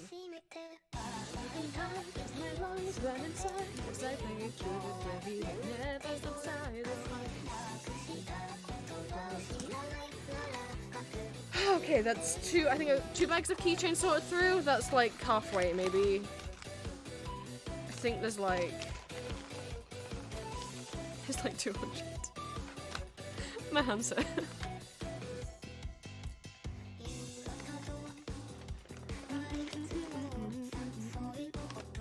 Jim cover a Machine Gun by Kira. I don't know that song nor who it's by.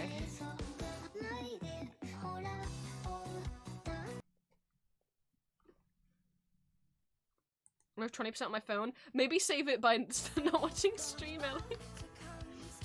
I'm not trying to tell you to leave, but just be careful.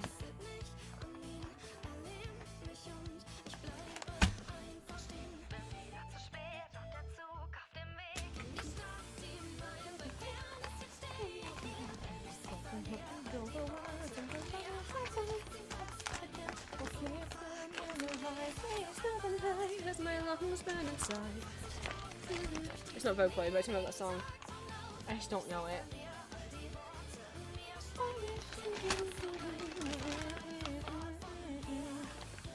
I said I'd go quickly through stuff I was listening to last year, because I really want to focus on new songs I found in the last few days. New isn't new to me, but most of them did come out within the last year. This one, I constantly, when I listen to it, think of Ikanaide, a different Vocaloid song, and then my brain sings that over the top. They don't, maybe they're in the same key, they definitely don't sound super like each other, but my brain does it every single time.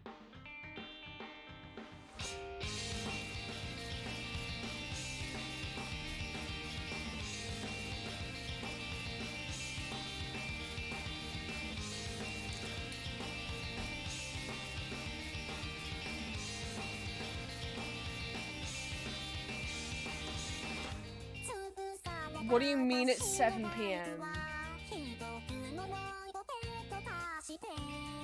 I mean, I saw someone in the chat say it was 8 earlier. I was like, that, wow. I was like, that can't be right, because that would mean it's like 7, almost 7. What the f- No! I'm not halfway through these keychains! And I haven't been dawdling. There's just a lot of them.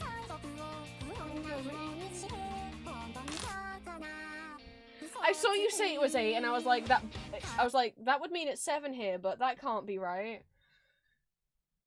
I need to eat dinner. Fuck. What am I even, I don't know,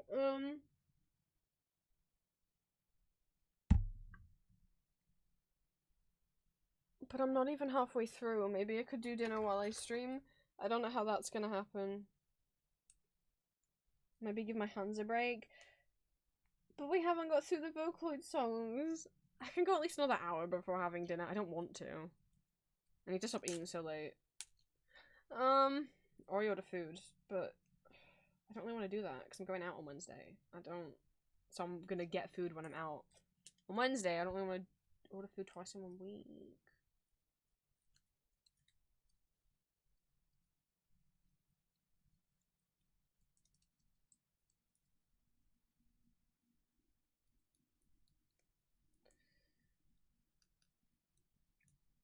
Maybe that's a lot of food. Maybe I might just open Greg's menu. Oh. I mean, I haven't ordered food in a while. But like... Uh-oh. I didn't realize what time it was.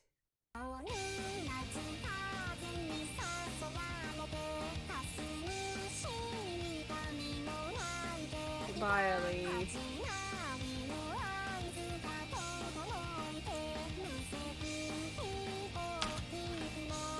Just gets such a mess now. There's keychains everywhere. I was trying to keep them in nice little stacks, but they kept falling over.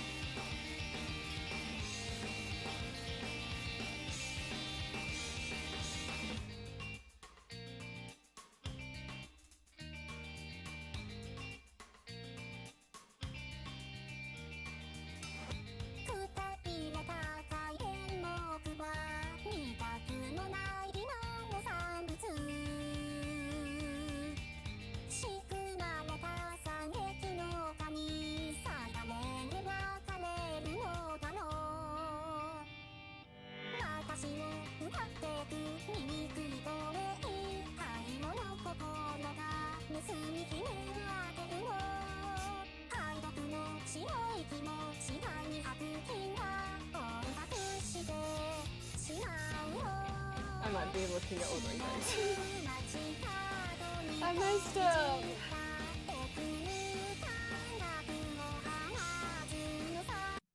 What else we got? Well, this was a Christmas song. And it's not Christmas anymore. But it's also a gay song. And it deserves more than 66k views. And Eggtan deserves more than 6,000 subscribers. What if Miku and Luca were gay at Christmas?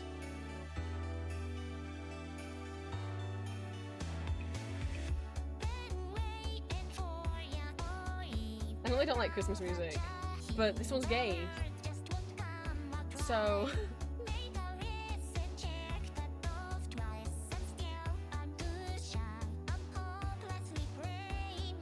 it is in English.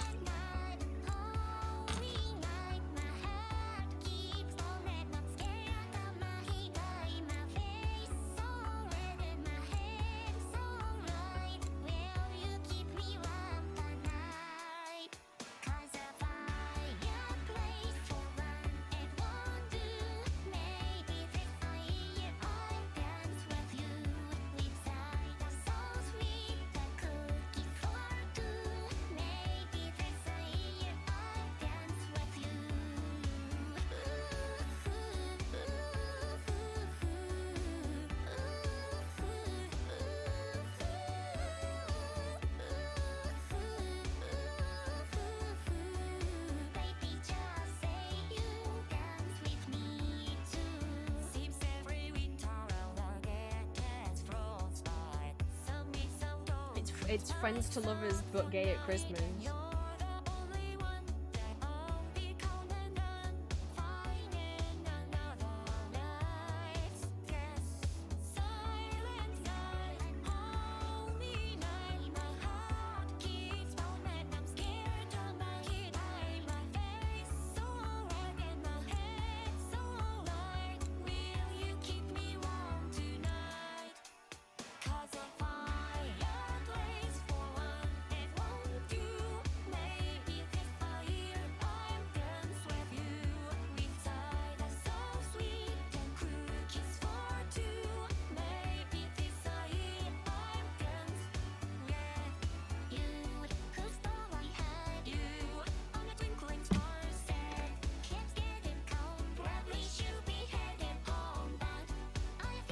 No, Miku, you can't head home.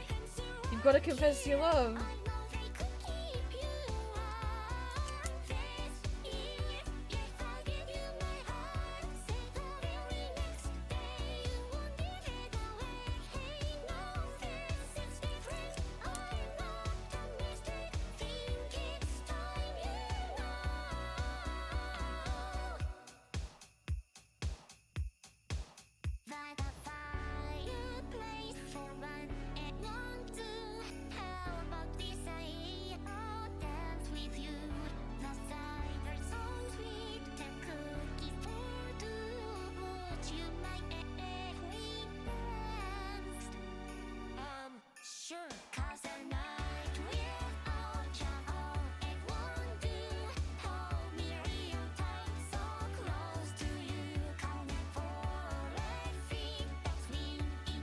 I love Miku in the suit. This is so cute.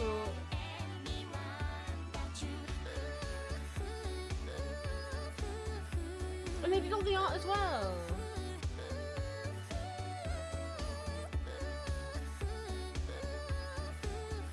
Let's go, let's be.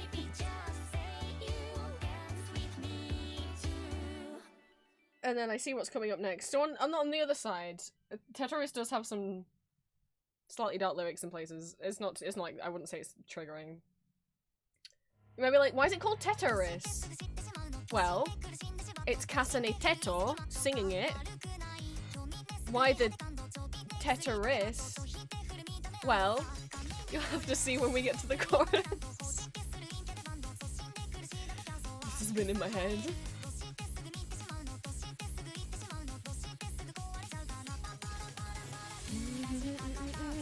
You might be like, does it have the vibes of any particular song? Or any particular nation's folk songs?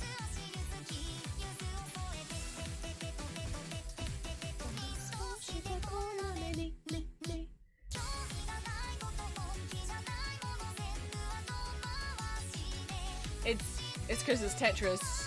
It's the Tetris thing. Well, I mean, the Tetris theme is a Russian folk song. It's not originally from Tetris, but like, it's Tetris. It's Tetris.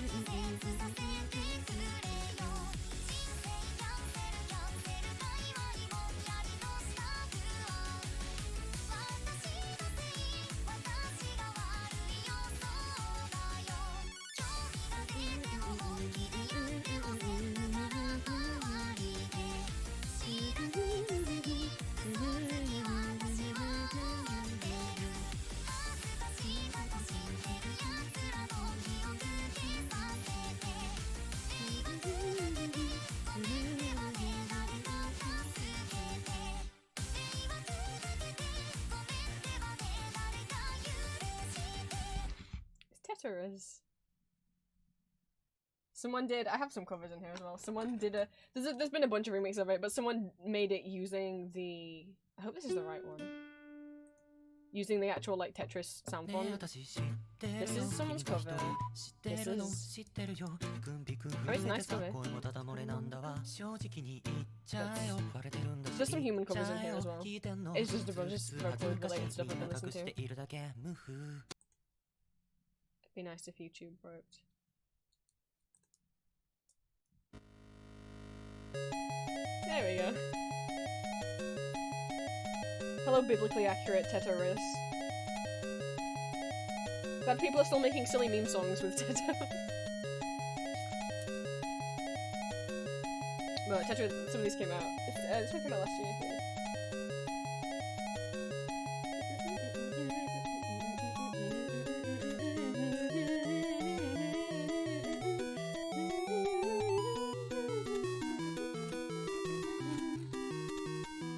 There's two right here. Oh, I see. I just haven't got to it yet.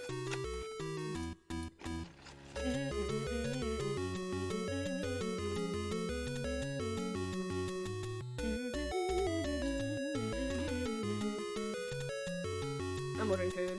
You can't stop me. I'm just ordering a sandwich. That way we could stay and listen to silly Vocaloid.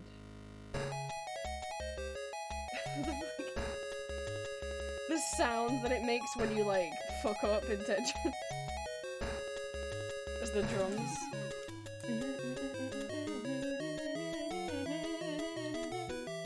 Anyway. Whoa, YouTube, please. Moving on to actual songs. Moving on to actual songs I've been listening to lately. So, that actually makes it look 10 times so intense. I found this because, so again, KSM makes like really cool Vocaloid medleys, so I subscribed to them. And they made a cover of this song. I was like, that's cool. So I guess it's actually like a song for a game. But it is originally using a Vocaloid. I'll just play the original version. I've got so into this song. It's for a character from a game that I don't know or understand.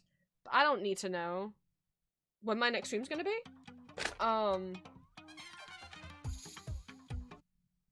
I usually stream every Mondays and Wednesdays. The only days I will stream are Mondays and Wednesdays.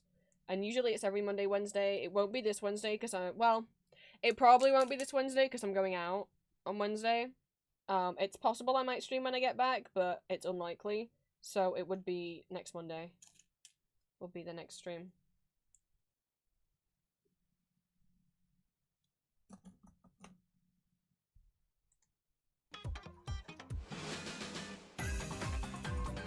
Oh, I love this song so much.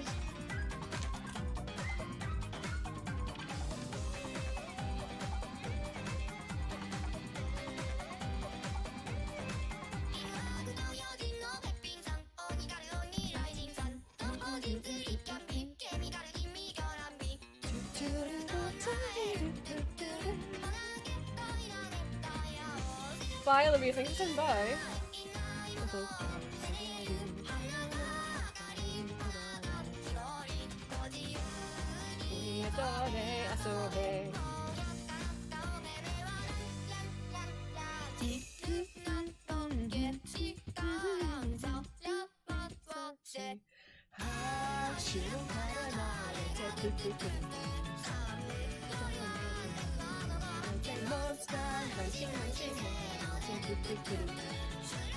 I can't get this off.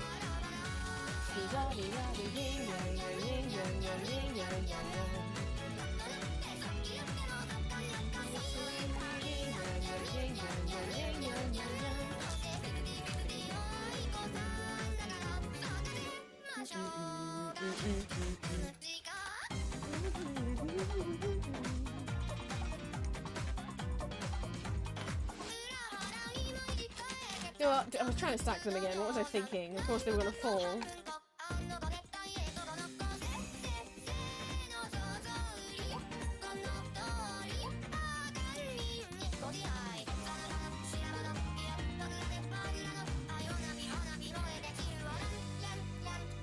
I guess it's fine. You guys can have a longer stream. I went 3 weeks without streaming, so you can have me for longer.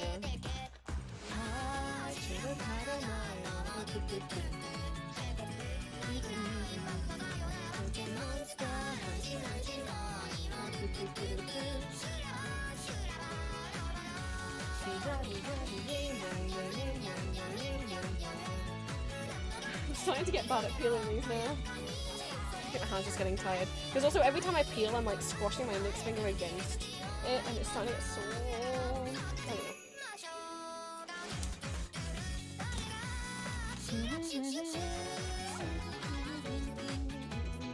So this bag has in it Season 2 Act 2 and Season 3 Act 2.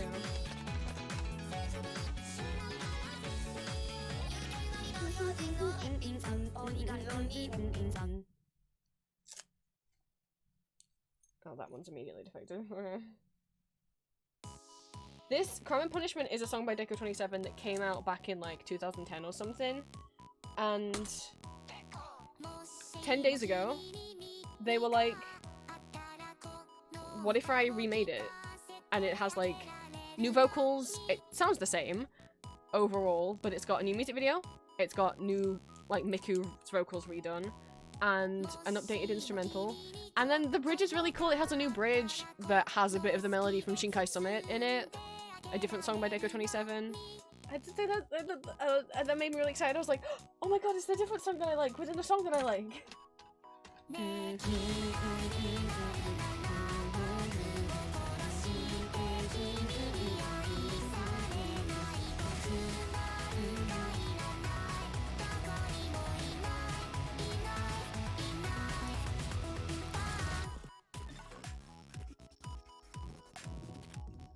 I'm worried I'm gonna break my nail more.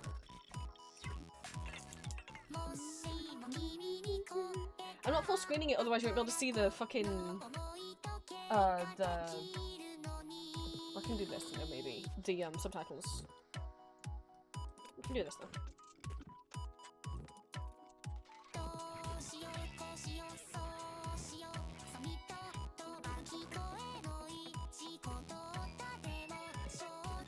Am I going crazy? I swear I already peeled one of these. Where is it? Or did I toss it back in the bag? I didn't toss it back in the bag. Where'd it go? Did I put it on the wrong pile? Really crazy. Oh, it's because it was defective. Oh my god. Someone needs to make a tool for peeling this stuff.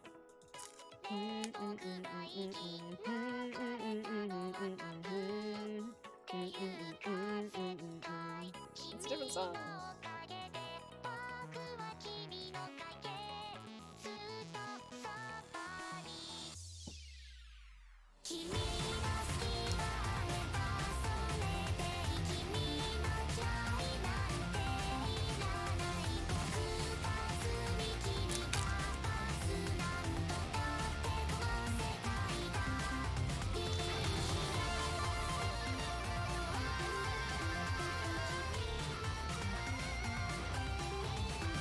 I don't think I'll get them all peeled on stream. Maybe I should do some of them tomorrow just to spare my hands, but I'm gonna pack up the orders tomorrow, so I need them done by tomorrow. And then tomorrow... Oh, what joy I get to have tomorrow. I mean, thank you guys so much for ordering. I guess I could do a few at a time. I have 120 pre-orders. Normally, if I'm fast, I can pack up 20 orders per hour.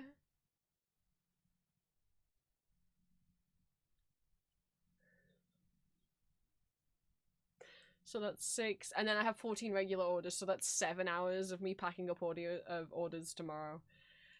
Maybe I'll pick, because the pre-orders don't have to go out yet. Maybe I should just be like, okay, maybe we can send like 20. Maybe not 20, maybe like 30 of those pre-orders this week, and then 30 next week, and then 30 the week after. Because I don't know if because I pack up orders on my feet, and I don't know if I can be stood on my feet for 7 straight hours anymore.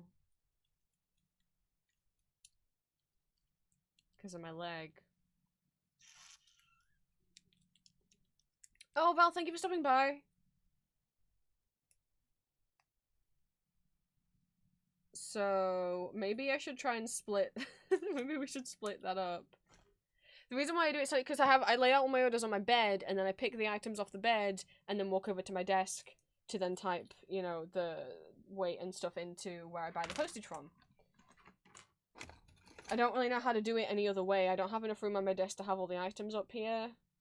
If I had like a little cart, I guess I could have put them up, but I don't. If I did. I mean, I don't mind. I like being on my feet. It gives me a reason to be on my feet. You know, I like doing it, being on my feet, but I don't know if I can do it for 7 hours. I don't want to have to, like, I don't want to have a flare-up because like, some of these don't have to go out till the end of February. But I at least, like, want to know. I want to at least try and peel them all today, so then I know how many spare I've got. And then I can edit the listings and mark them as, in stock instead of pre-order. We'll see. This song only... This song only has 35,000 views. Like, you may be like, Prince, that's a lot. Some of my audios have more than that. This deserves more than this deserves more than that. This is I adore this song. I love it. I think it needs way more attention. I don't know why I'm so in love with it. It's something about the melodies just really I really like. It's sung using Teto. It's basically Teto being like, I wish I was more popular like Miku. And being a bit insecure and jealous. I really like this song. Why hasn't it got more attention?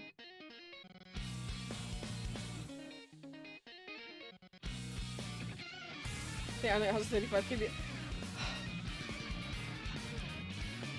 I love you, Teto. I love you. I love this song. I love your song.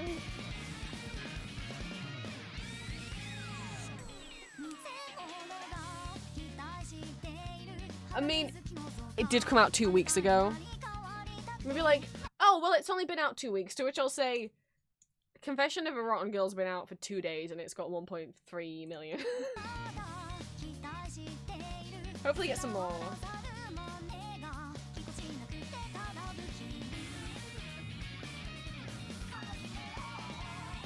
I think this is a really good song.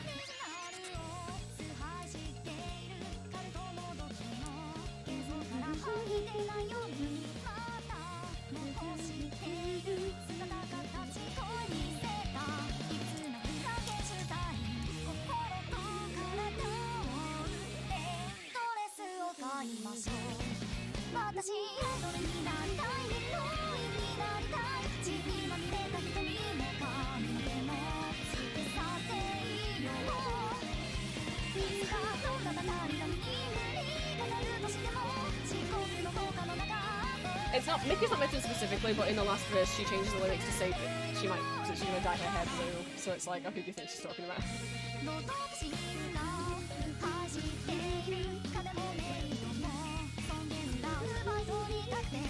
But not like in a mean way. Like, not in like, I'm gonna kill Miku and be like, no. Just like, she's a bit insecure.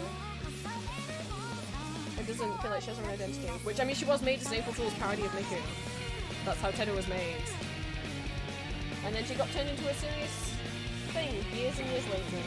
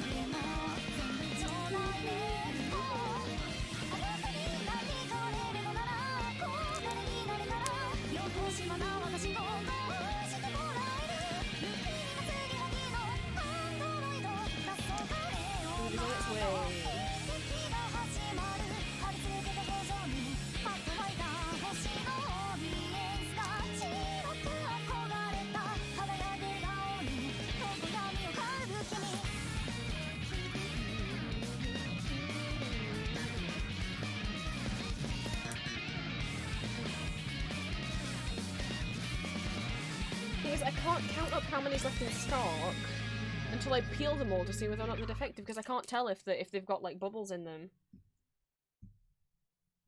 I have no idea what the order of songs on this list are. Oh, it's this one again. we don't need to see this one again, do we? It's up to you, chat.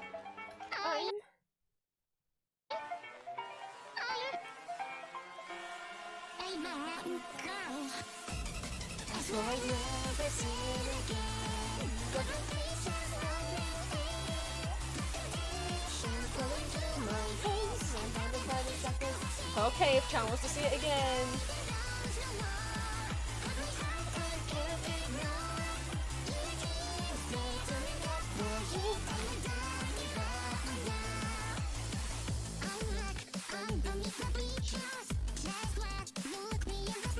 The voice featured in this is that's Kaito, and then VY2 and Len, Gakpo, and Kyoteru. There's Kaito. There's Kyoteru. Whoa, Gakpo.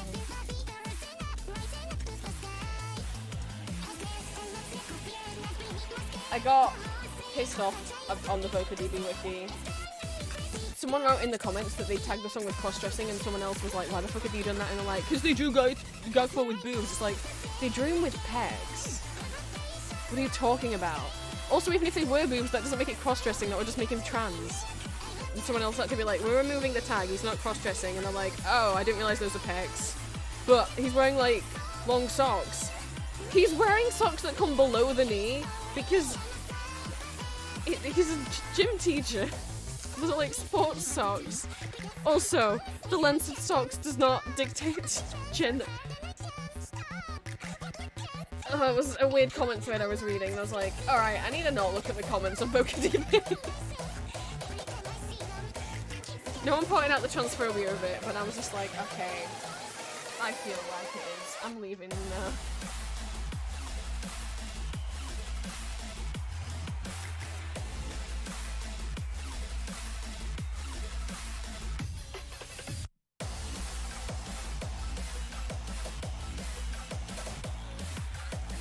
Maybe just don't read the comments on anything. That's my recommendation.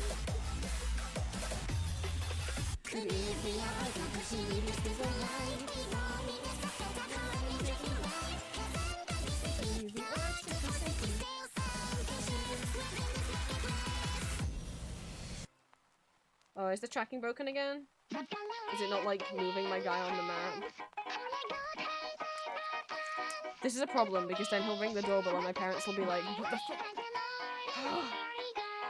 I can't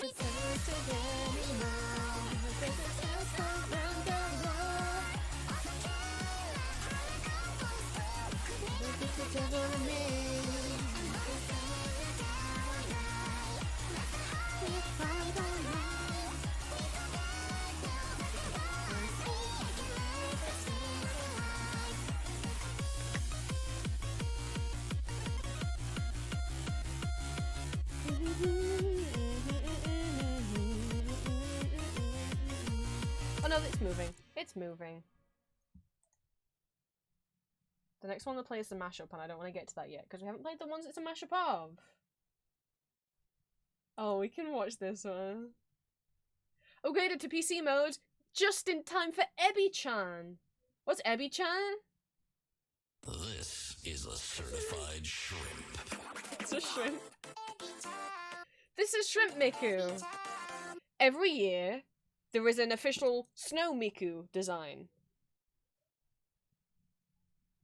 Right? You might have seen Snow Miku before. It's like a winter-themed Miku. And it's actually picked. It's a fan contest. Shrimp Miku was someone's entry to that contest. She did not win. She did not win. But she was a fan favorite.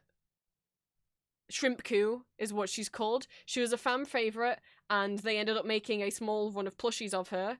And this is a song that Jamie Page, about Shrimp Miku, and how she just wants to cook you, it's called Ebi-chan. You're telling me a shrimp fried this rice? It's a certified shrimp. This is a certified shrimp.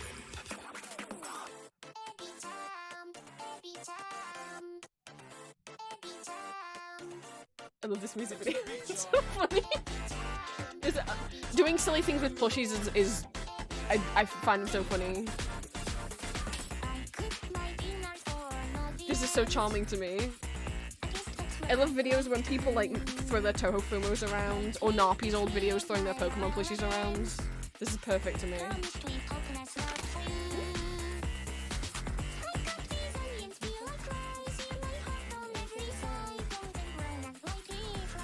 And the top comment something like, "Shrimp Miku held my family hostage and made me eat her egg fried rice. I don't know why she did that. I would have eaten it anyway. It's delicious. I made a home meal full of everything I can." The fucking shot of her face down on the floor makes me laugh every time.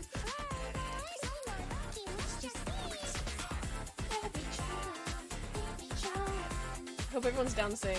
The whole video is plushy shrimp coo. Yep.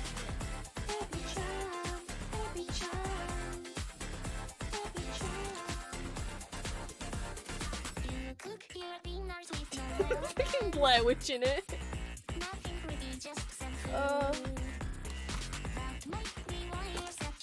Where's the shot where they throw in the pot? Is it coming up? Oh, there it is. Miku, no! Shrimku! Oh, she died.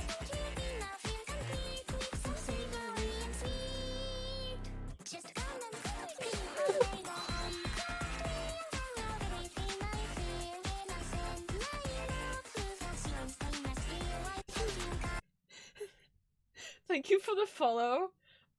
Oh my god, and you're called Sushi Katana. Thank you so much for the follow. Welcome, welcome in. I am peeling the protective film off keychains that I ordered. Some arcane jayvik keychains. But my webcam is broken, so you don't get to see it. Instead, I'm showing you Vocaloid songs that I like that came out recently. Or some of them didn't come out super recently, but, this is Shrimp Ku, aka Shrimp Miku. She was a losing design of the Snow Miku contest, but she was a fan favorite, and the artist made plushies of her. And this is a song where Shrimp Ku wants to make you egg fried rice. Shrimp fried rice. Sorry. Shrimp fried... we're listening to Vocaloid right now. Thank you so much for the follow in the first time chat. Welcome, welcome in. Curious if you found me, if you came over via YouTube, or Patreon, or Discord, or if somehow I got recommended to you on Twitch. YouTube lol. Okay, cool. Then I don't have to explain as much. The reason I always ask is just because it's like, if you came from Twitch, then I'm gonna have to explain who the fuck Ambrose and Arden are. But it's all good! Welcome in. I have so far peeled the protective film off 100 pins, and, about 150 keychains. I think there's like 50 left after this. My hands hurt. I have food on the way because, fuck it, it's 7:30 in the evening, and I didn't realise it had gotten so late because I've just been peeling all these fucking keychains.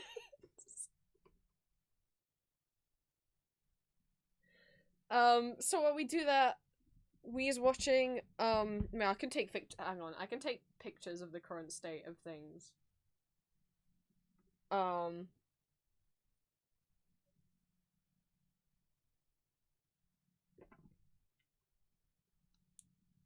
So we're just watching Vocaloid. There's been a lot of cool Vocaloid songs coming out recently, and some silly ones, which I'm really happy.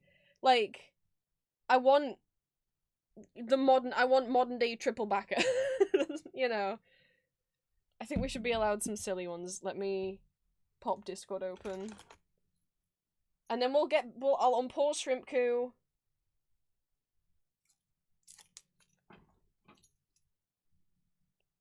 So you guys can see proof. I mean, I can rattle the bag around, but...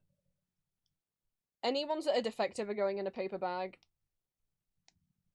And my nail! I've already broke my one nail. Pulling the film off these.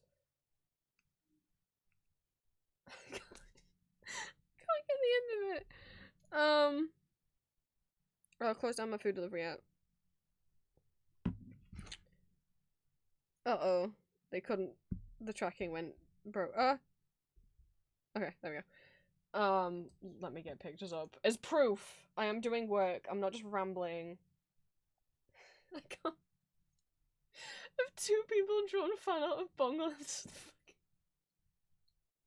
I temporarily drew a silly cat earlier on stream for this website art thing, and now two people have made fan art for it already. Guys. God fucking... I'm gonna have to make a bongle page on my website now in the fan art museum. Here's the state of my desk right now. There's a lot of babies on it, as you can see.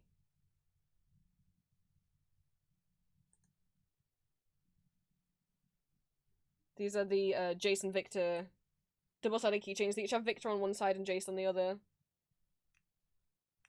I don't know how many of these I've sold. I know there's 120 orders. some of them bought multiple. Well, that's if the keychain's on the pins. There's still some left in stock, and obviously what I'm doing right now is counting them up so that I can see how many spares we have. So some of the ones, like the Machine Herald one was out of stock, but we might have some spares, so it might be able to go back up if anyone missed grabbing one. The handset.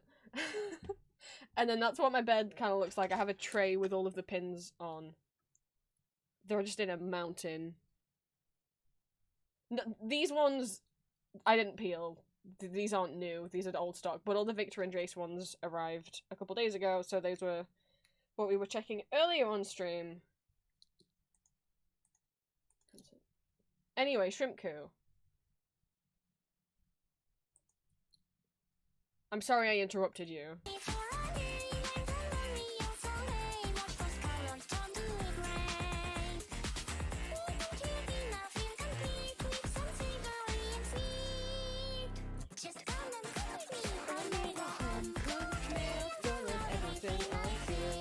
But thank you for coming over.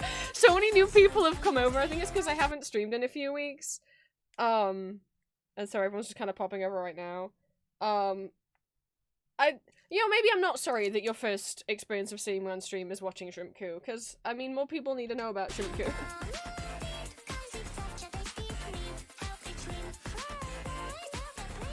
In fact, I'd love it if she did a rap breakdown. That would be really cool.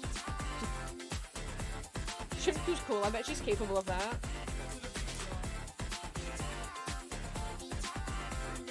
I bet she can rap.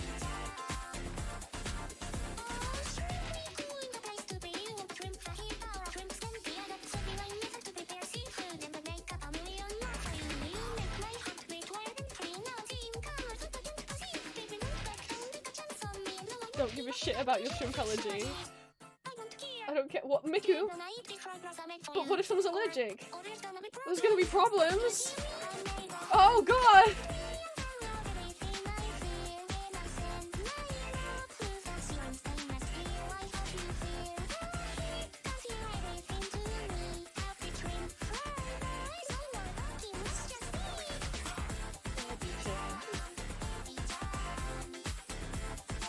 It's perfect as a business.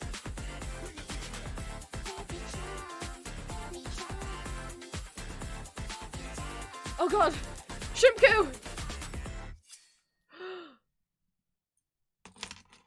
Like, I want you to snuggle up to me here. Oh god.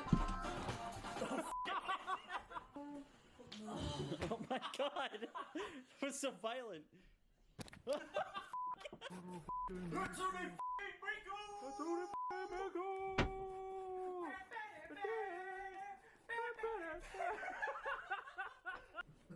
Oh my god!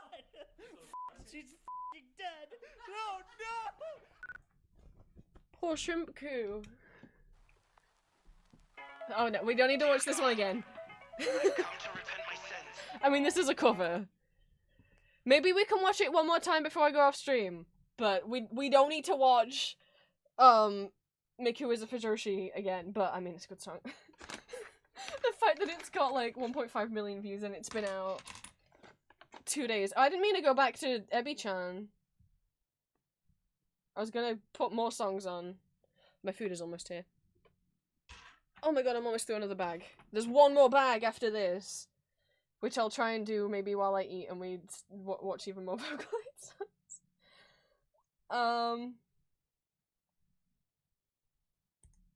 This is a song I found this morning.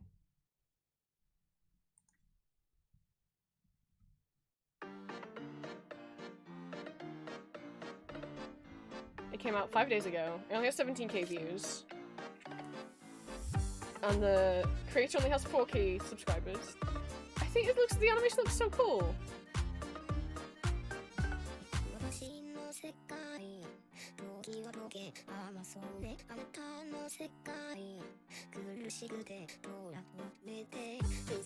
Well, I think my food actually might be. I'll play that when I get back, because my food's real close. And then I will peel more charms with you guys. You get an extra long stream today, because I went 3 weeks without streaming. I mean, I was streaming with Julia on her channel, but... I'll be right back.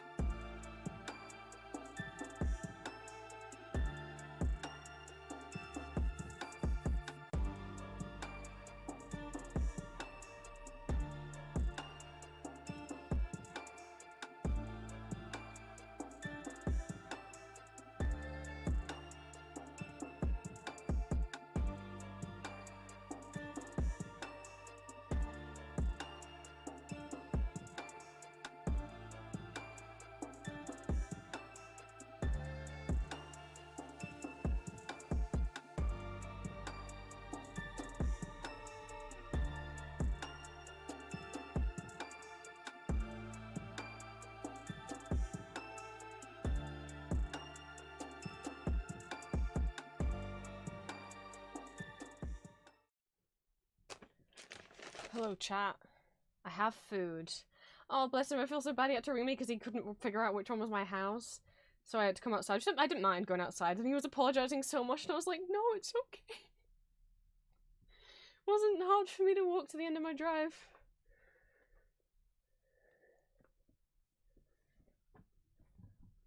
I have food. Oh, it's going on. The bag's going on the floor. Haven't taken any of it out yet. Okay. Where were we? Alright, like a billion more keychains.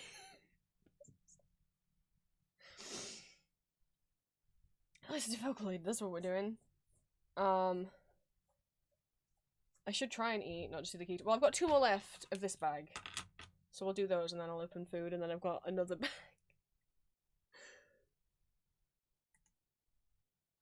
I just thought the animation on this is pretty. I don't know what it's about. I only found it this morning. I just think the animation's really pretty, and I like the sound of the song.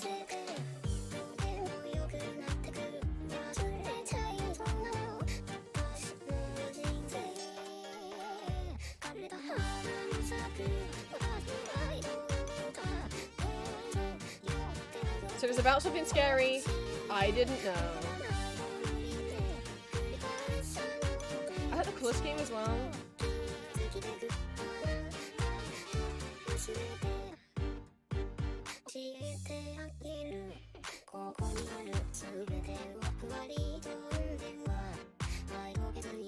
Like I said, it doesn't have that many views. Someone wanted to share it.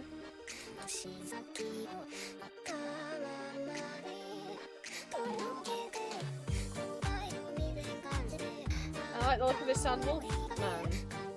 I don't know what his deal is.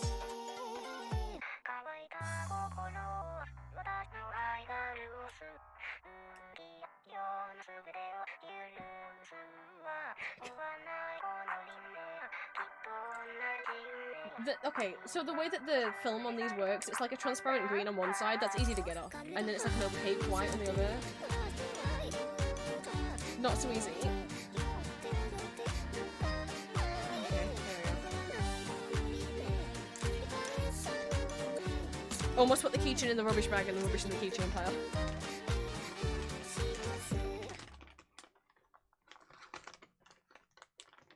There's some mashups on here and I'm trying not to play those first. I'm trying to play the actual song first. That one's... Yeah, but they're perfect.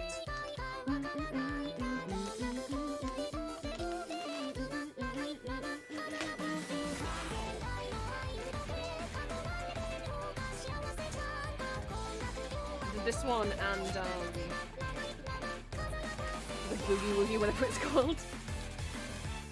There's this one and another song by the same producer and animator.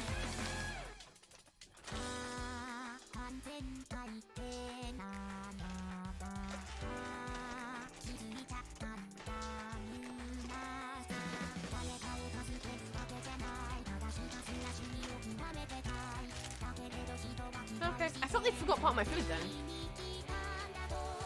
No, it's here. It's just in a bag instead of in a box.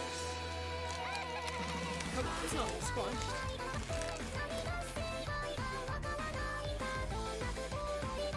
But this one and another song, there's another song by the same person. And they have a similar beat and sound a bit similar, so a lot of people have been mashing them up with each other and with other songs. There's so many mashups of them. Can't get my foot over.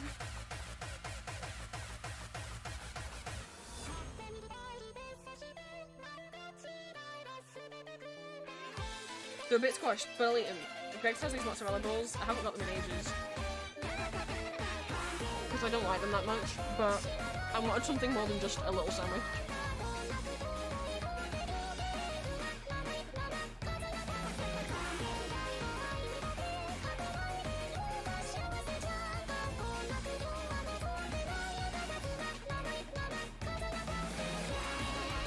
Please say there's just... I thought there was 2 more bags then. There's one small bag that's got, like, I guess spares in. I was gonna fucking scream if there was 2 bags.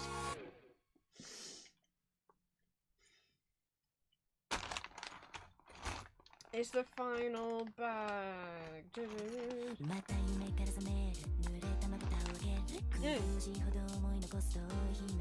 So this is a synth V cover of a regular song sung by real people.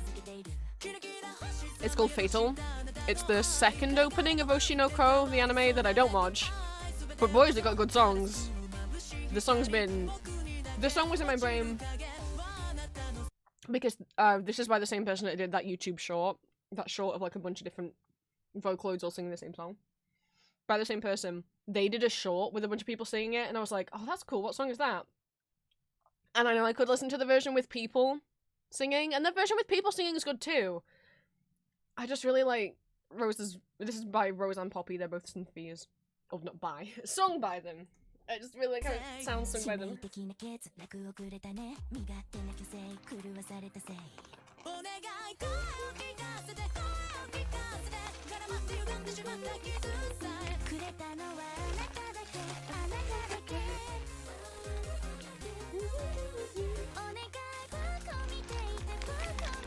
Oh god, this bag's rich as well.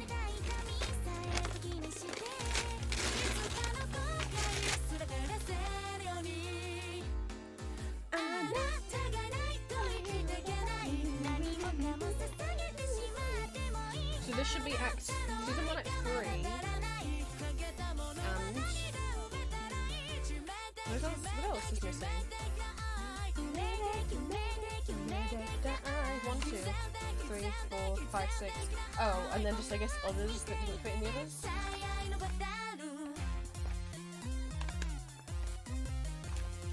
It's mostly season 2. Season 1 act 3. And then some season 2 act 2.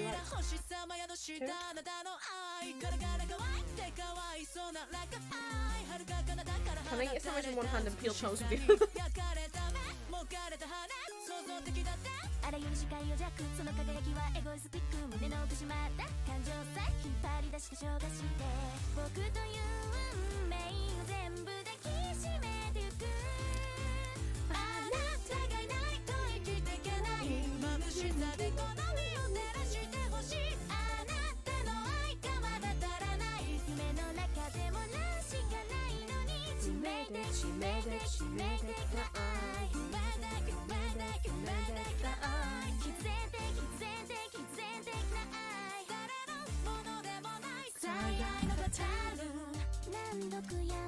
This bag's really full though. Maybe I should eat the sandwich first. Or eat the food first because some of it's hot.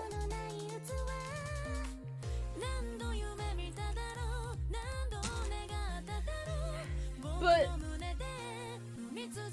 I'm putting them in the same pile because the Victor looks almost the same. The only difference is the glove and that he's sad now between season 2 act 2 and season 2 act 3. I'll put them up here instead.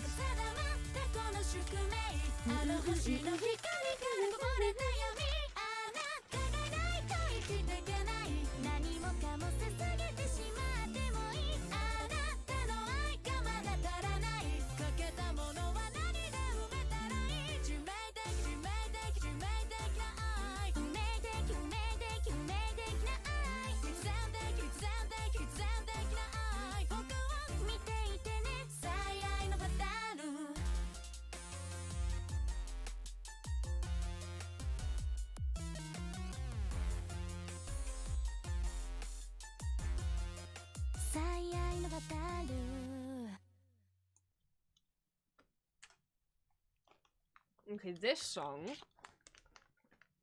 if this is the regular version, I think.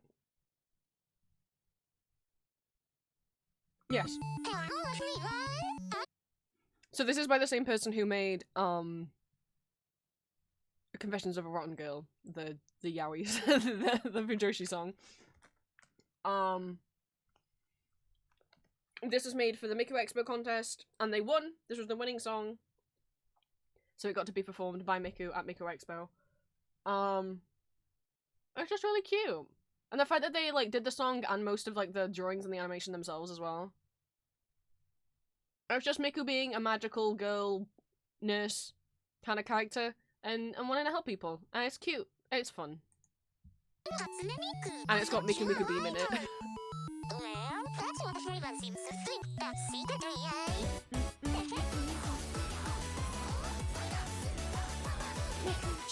It's giving like energy of like old fun Vocaloid songs, especially with some of the silly animations. It makes me really happy.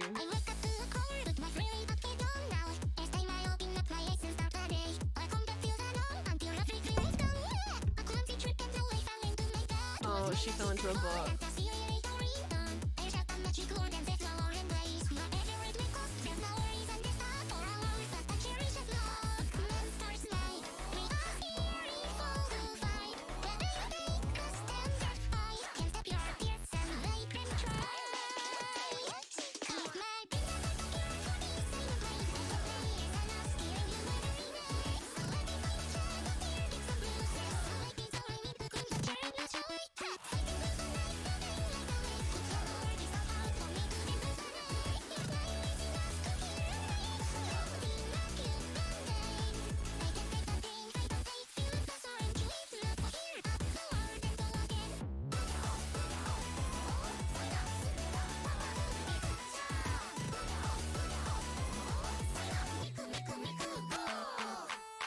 And now, it's time for the It's the moment moment we've been you've waiting been for. waiting for. 1, 2, 3. Ready? Miku Miku. Keep going.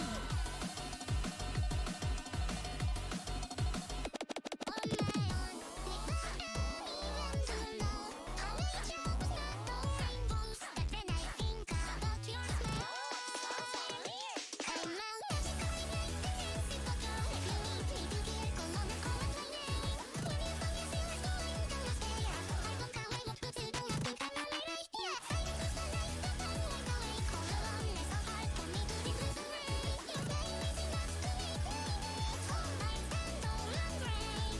'Cause I'm not afraid anything that you rush away. Chin up, let's love, we fight until the end.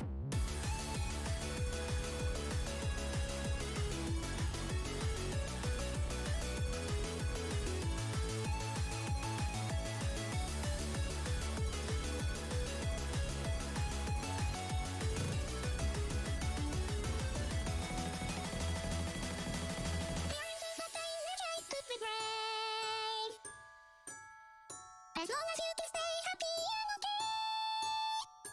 I'm not gonna bend. I can be a killer for peace in your heart. And maybe it's enough killing you every day. Your name is enough to kill all my days. So I'm not cute Band-Aid. If you're fearing pain, call my name. I'll be by your side till I see you play or be break again.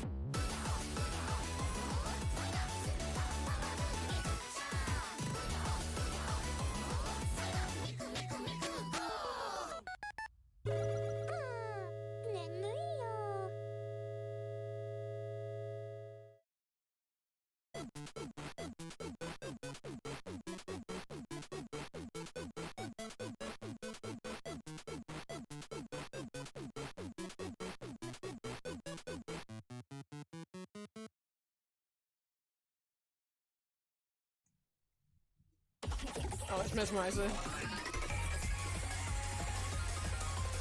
I was aware of Mesmerizer. I haven't only just become aware of Mesmerizer.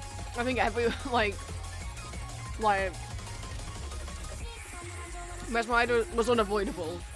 Okay. I just purposely wasn't listening to it a lot because the chorus, the instrumental, almost gives me a headache. Actually, the instrumental for the whole thing, there's too much going on. I wish if it was just a little less noisy. But I'm starting to come around. I do like the melody. It's mostly because someone mashed this up with the Magical Girl song that we just listened to. And they sound really fun mashed up together.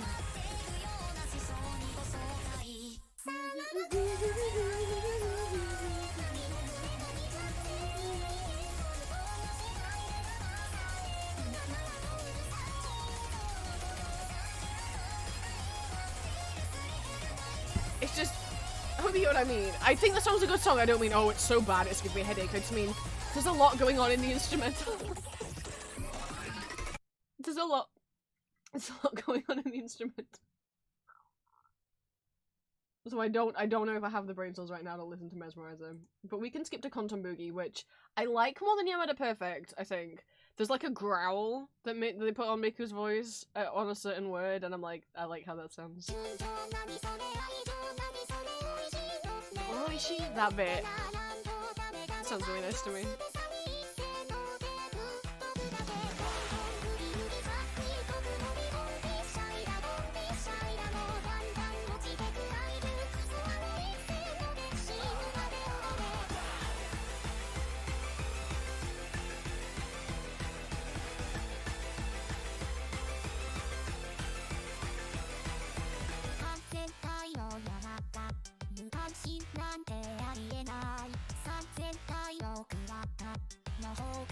Green, I don't know what the Biki reveal is. I don't know who Biki is.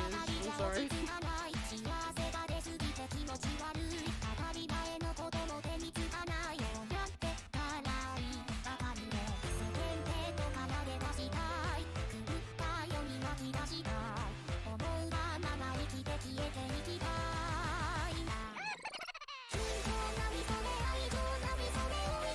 Oh, one of Smokey's guys. Okay, for some reason I was thinking like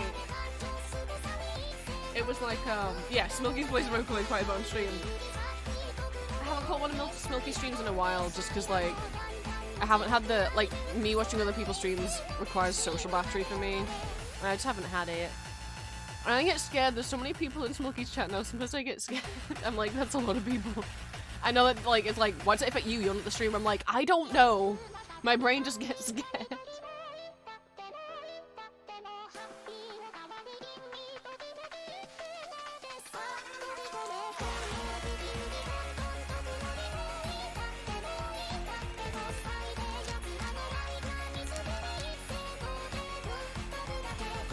I mean, part of the reason why I started listening to Vocaloid again back in like October, September was because, I mean, I already always listened to Vocaloid on and off, and I'd been listening to it a lot December 2023, but I started looking at some of Dego 27's new stuff because Smilky was playing some of it on stream a few months ago.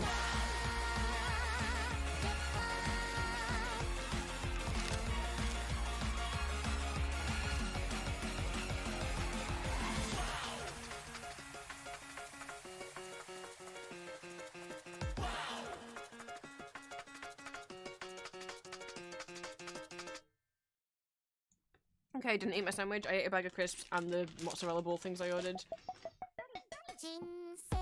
I forgot how much I don't really like them, but I need food in me. And I know that sandwich is small and isn't going to be enough.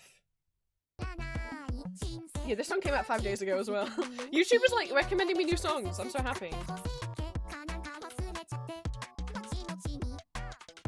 English subtitles on.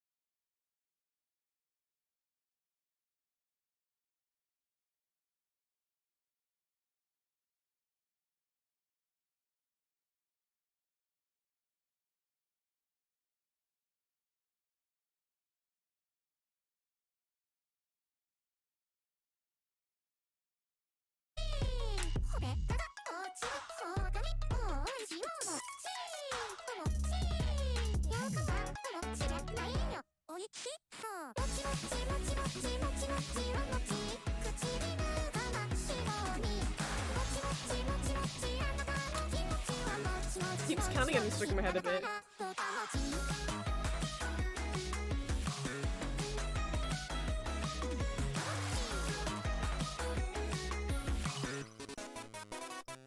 That bit.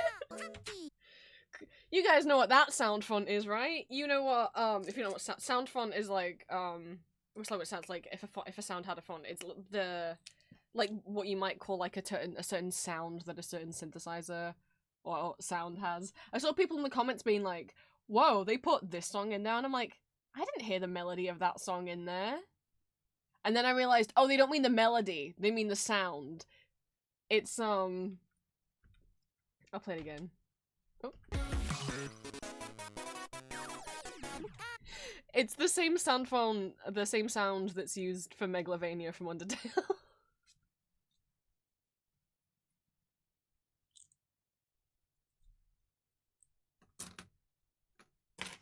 But you're making me responsible when you do Toddler's Position. You haven't watched the musical yet. I promise we're watching it in February. Whatever the theme is, we'll be watching it. Whether I decide to make it Ambrose's recommendations or whether I just make it more European musicals, because I fucking don't know what else Ambrose would recommend. You already went and watched it? Which version did you watch? I always recommend people start with the original 1992 Vienna production, but if you search on YouTube, that's not the first one that comes up. The first one that comes up is the 2003 Vienna revival. Technically, I mean, they recorded it in like 2005? You did watch the original 1992 with Uwe? Alright. Alright. See, people shouldn't come into stream and talk to me about the Todd and Elizabeth. Well, I mean, the Todd and Rudolph is mostly what I ship, but, that's my special interest. Hi. Did you like it?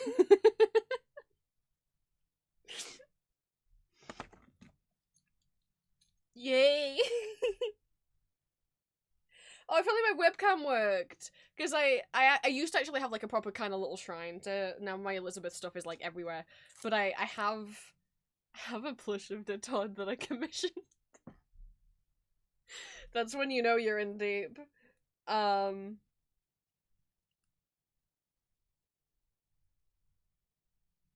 a month tour in Germany right now. I know that it is. Yeah, and the current de Todd, I'm hearing such good things about him. Lucas Meyer, who's currently playing de Todd, because we've had Mark Seibert playing de Todd for so long, and honestly, like, he just treats it like a cis-het villain.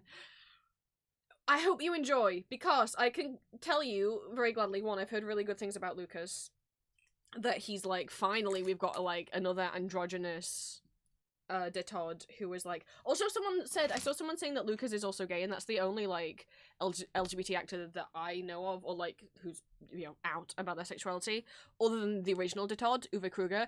And maybe it's just that queer actors can just play that role better and understand the pansexuality and gender fluidity that the character has. I will say, sadly, the Myling dress isn't in it anymore. I will constantly fucking mourn it. It's like a concert version, so they don't have like costume changes and stuff in the current version that's going around.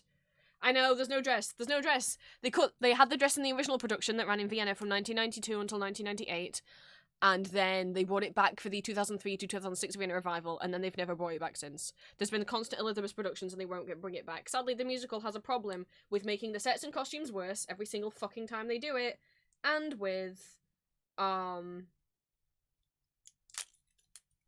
cutting out a lot of the queer stuff. From 2019, the kiss between Rudolph and de Todd had been deleted until the current tour. Actually, Death is smooching him on the mouth again. He only wears the white costume now. So the current touring production is the concert staging. So there's no set. It's just like, as far as I think it's the concert staging. So it's very minimal set, if not no set. No de Todd and Rudolph touching throughout the Schattenwindelige reprise. It's just the weird cat toy thing. And, they do kiss again, finally, but he's just in the white outfit the whole time. And it might include the weird... I know, I'm sorry that you're all excited to see Elizabeth, but I can't in good faith let you go and see it without knowing, like, it doesn't look like it used to. They really fucked it. You could look on YouTube at the 2022 or 2023, the Schönberg concerts on there. The music's still the music, you know? It's just a shame. But I've heard really good things about Lucas, who's playing Todd at the moment, and about his understudy, but Lucas in particular. And he's showing a lot of fan art, and he seems on board with people shipping Todd and Rudolph, so that's nice. At least the kiss is back. It doesn't make sense to cut it out, seeing as it's meant to be like, you know, a literal kiss of death. But I wonder if Kind Common is still in it. I hate that song so fucking much. Or sometimes it's called Rondo. I hate it. I hate it. That song. They added in a song where after Elizabeth falls off the trapeze, the Todd comes out. They added this in like 2012. They added in a song where after she falls off the trapeze when she's 16, the Todd comes out and time stops and he sings about how it's love at first sight and he's in love with her. What the fuck? That ruins the character of the Todd because it's meant to be ambiguous whether or not he loves her, whether or not he's capable of love. And two, she's 16 at this point. But it's just not in character for him to do. To me. For me personally. Some people really like the song and think it's pretty. Personally, I'm like, what? He doesn't fall in love with her because he thinks she's cute and it's cool that she survived falling off a trapeze. He falls in love with her after she then wakes up after being knocked out, looks at him, sees him, and is like, and can still see him. And he's like, whoa, someone can see me. And she, like, reaches out like she wants to touch him and he's like, that's weird, most people are scared of me. Okay, you're kind of interesting. Like, that's what that's meant. There's a few more extra songs other than that. That's the only one that really pisses me off. Venick Tansonville's a fine song. It only annoys me because I don't think it needs to be there. Like you said, right? Why add something to an already perfect musical? Which is a duet between Elizabeth and Todd that happens at the beginning of Act 2. I just don't think it's necessary. I think the metaphor is cooler if it's like they can't sing together until they can be together. So they don't get a duet unless Elizabeth, you know. Sorry, I'm really passionate about this musical. Oh, one day I'll have an Elizabeth shrine. I want to make a shrine that's just literally like every actor who's ever played the Todd, I'll be honest. Not that I love every actor's, performance. Sometimes for fun, I don't know if this is what other people do with their special interest, if they quiz themselves about it on their own in the room. I like to try and name as many the Todd actors as I can off the top of my head and see how many I can do. I am not as up to date with it though. Like since like 2020, any new productions since 2020 I'm not as familiar with. I am aware of, like, who's playing them in, like, Germany and Austria, but not more of the international. I don't know the name of the actor who plays it in the Czechia production, for example. I don't know his name. I at one point did. I made, like, a TikTok edit video of, like, there was this trend going around where people would edit, like, one actor playing different characters to the, like, Time Goes By So Slowly, right by Madonna. And they would, like, it'd be an actor throughout his career from, like, his oldest role to his newest role. And I did that, but with the Todds, and one with Krolok as well. There's a lot of them. There's a lot of them. I'm glad you like the original production. Some people don't. Some people find it, like, too dark and too strange, and prefer the 2003 revival, which is a bit more romantic. Or some people prefer the Essen one, which is way more romantic. Because Uwe's very, like, ethereal in his portrayal of de Todd, whereas Mate Camaras in the 2003 revival is a bit more aggressive. Like, I would say Uwe's de Todd you watch and you think, not, you're like, Uwe's de Todd is like, can you even feel emotions? Like, you're so otherworldly.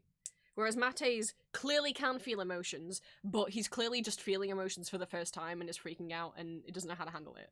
And Mate's acting as de Todd is so gorgeous. I mean, there's some little moments, like when she hugs him at the end, where you can see on his face the disbelief that she's doing it and the relief that she's doing it, and then he hurries to, like, hug her back. And it's really sweet. It's just, like, I don't think that's the best interpretation of the character, but it is really sweet. Do I tell you if you do? So I tell you, I know what Hetalia is. I have no interest in it. It makes me a bit uncomfy. I can't fucking peel this keychain. I don't know if I said it while you were here. Right? I'm currently peeling all the jayvik keychains, all of the No judgment if anyone likes Italia. I'm just not interested in it. I never got interested in it. I'm trying to peel the film off all the jayvik keychains so I can make sure none of them are defective. We'll see tomorrow whether or not all the pre-orders go out this week. There's 120 in them, which would take me like 6 hours to pack up. That's if I can be really, really, really, really fast. And I'll be honest, I probably can't be really, really fast for 6 hours on my feet with me leg pain. So, they might not all go out this week. It might just be some of them go out this week.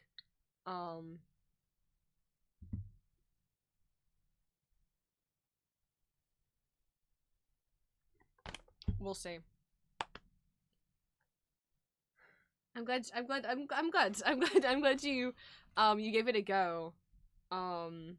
Just based on my audio that I did as the Todd.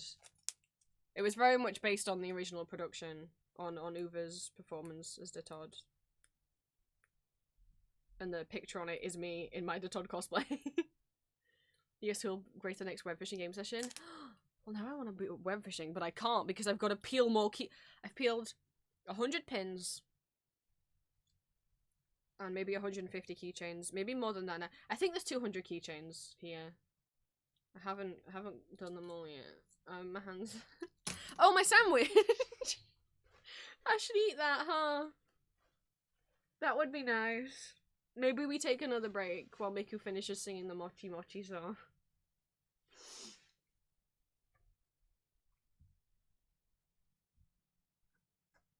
And then I've got one more song. And then we can either... One more song that I haven't shown you guys yet, that I've got into recently. And then we can either watch some mashups and medleys, or we can just watch Shrimp Coup again. Couldn't even say the word Shrimp Coup.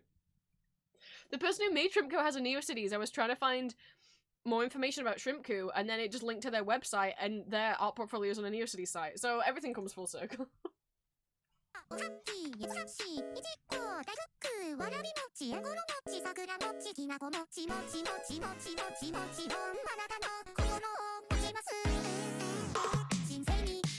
Yeah, I love Elizabeth a lot. I do have Elizabeth's musical stickers and pins on my Etsy shop.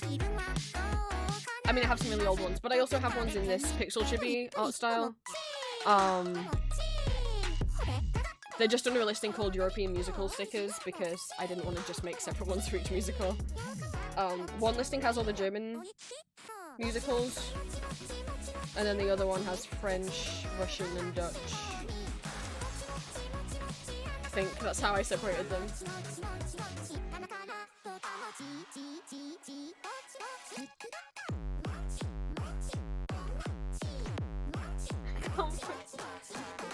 Thank you for the sympathy of my hands. I already broke my entire thumbnail off on my right hand doing this. So now I'm using the stub that's left of it. Okay, not my entire nail as in like my entire nail. I just mean the whole of the white bit at the top. I had to cut it all off. My whole nail didn't come off my finger. I still have a fingernail.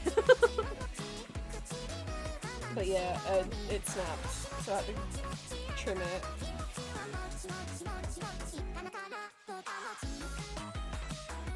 True audios don't get people into things. No, I didn't say they don't. I'm always flattered when anyone gives it a go just because of an audio that I made.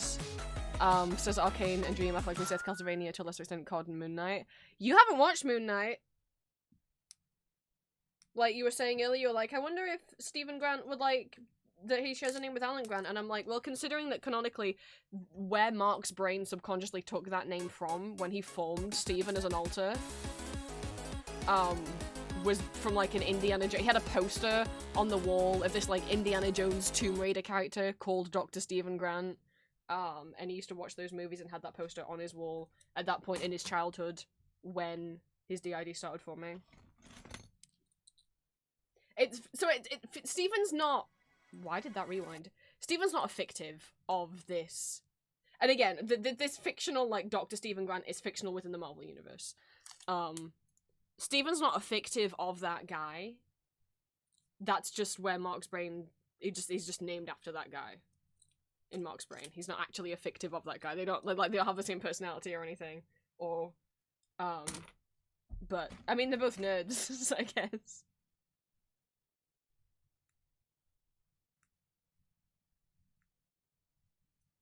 I didn't mean to rewind to the Mochi Mochi song. We were gonna play Override. That's right, it's on the list.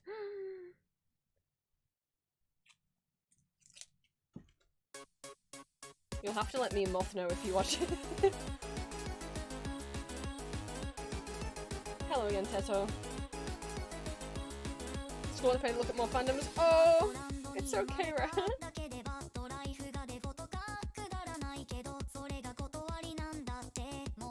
Maybe thumbnail. Yeah, I mean my thumbnail's just tired now. I used my other hand and that helped. I was waiting to see. Green. You were waiting to see if a new season was happening at all? Green. If I were to welcome you to the Moon Knight fandom, you need to understand one thing, and that's that the season 2 is probably never gonna happen. Stop waiting for it.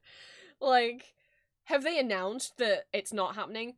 No, but it's been fucking, what, 3 years? And every year at D23, the big thing where Disney announces all their new Disney and Marvel projects, they never announce Moon Knight. Occasionally I'll get recommended an article that's like, the news about Moon Knight Season 3, and the news is that it's not happening. The only facts about, not Season 3, sorry, Season 2.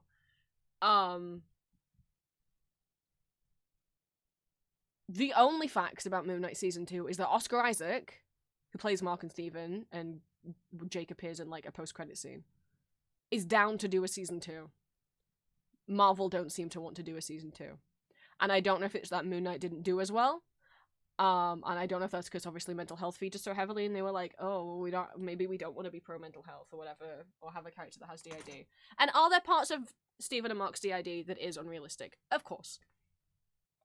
But overall, it's a pretty decent representation. I mean, I'm not the one who can say that I don't have DID, but from people who have DID. Like, I would say that the unrealistic, like, Mark's, like, Steven does form from Mark being abused as a child. We see flashbacks of that. Which is accurate to how DID forms. And they do have, like, amnesia between them. Steven starts the show unaware that he is an alter.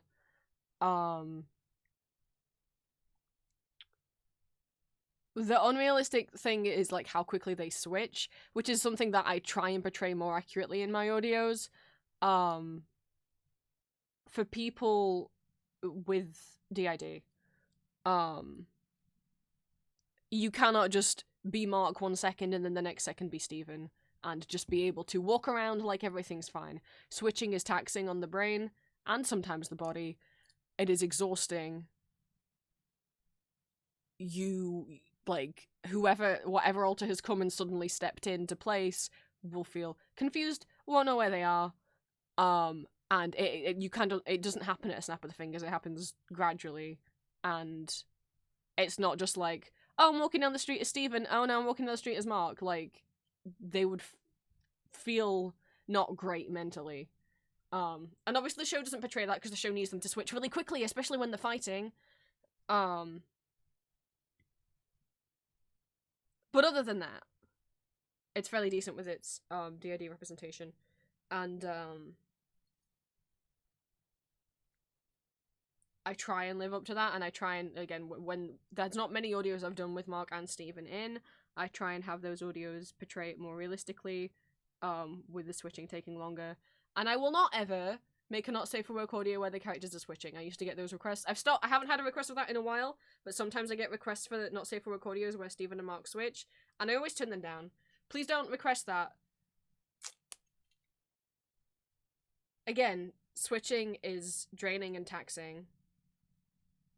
And, so one, whatever alter is in place would probably not feel up to suddenly having sex, but also amnesia, right? When Mark is out, and if he switched mid-sex to Steven, Steven would not know what is going on, and would not be able to properly consent to the sex he's already now in the middle of, right? I'm not doing that. Same for with Sun and Moon as well. I know Sun and Moon don't canonically have DID, but There are two different people in the same body, so that's how I treat it in my audios. On a scale of 1 to Arcane, how good is Moon Knight? I would not rank it, like, Arcane level. If I would give Arcane out of 10, like, I'd give Arcane, like, maybe an 8? The only reason why it's not a 10 is because Season 2 was quite rushed and Jason Victor should have kissed what? And I don't like, and it's like, you can't just give it a lesser score because they didn't kiss. It's like, but I can give it a lesser score from how the lead creative on it is being borderline a little bit homophobic and how hard he's trying to deny and say that he doesn't even really, okay, he hasn't said he doesn't want people shipping them, but he seems like greatly uncomfortable with the idea of people shipping them, and it's like, why? And he just keeps doubling down, like, just say that, like, it's not canon, but whatever. Why are you, like, so upset by the idea of it? You're like, but there's lesbians in the show. It's like, yeah, I don't know that this is news to you, but there's guys that are okay with lesbians and not with gay guys. That's not what I'm accusing Christian Link of being, I want to make that clear. But just, like, his language around stuff has felt a bit, I don't know.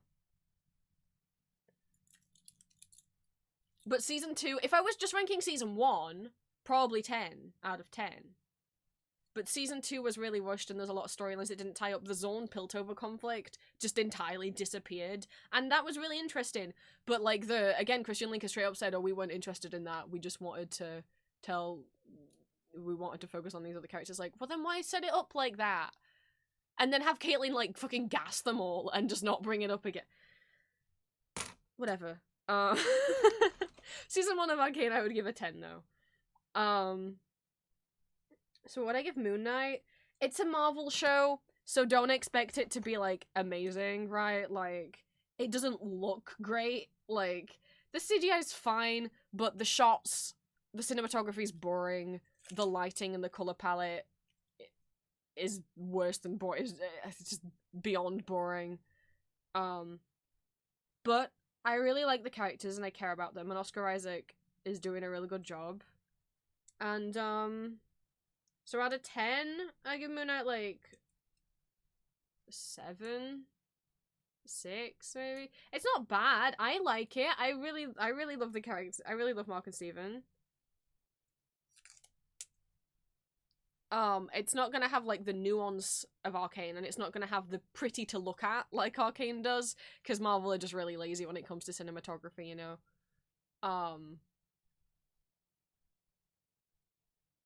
I like it just fine. I would say I like Arcane more. I like Castlevania more.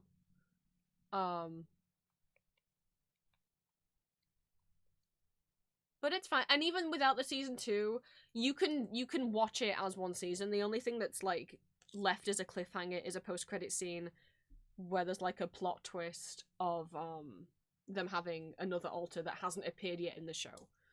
And that's not really spoilers, because again, we're not getting a season 2, so frankly, you could just not watch that scene and you'd have a complete story. The only cliffhanger thing is that one post-credit scene. And sometimes people ask me to voice Jake, and I'm like, how am I supposed to voice Jake when I don't know who the fuck he is? Like, I don't know anything about him.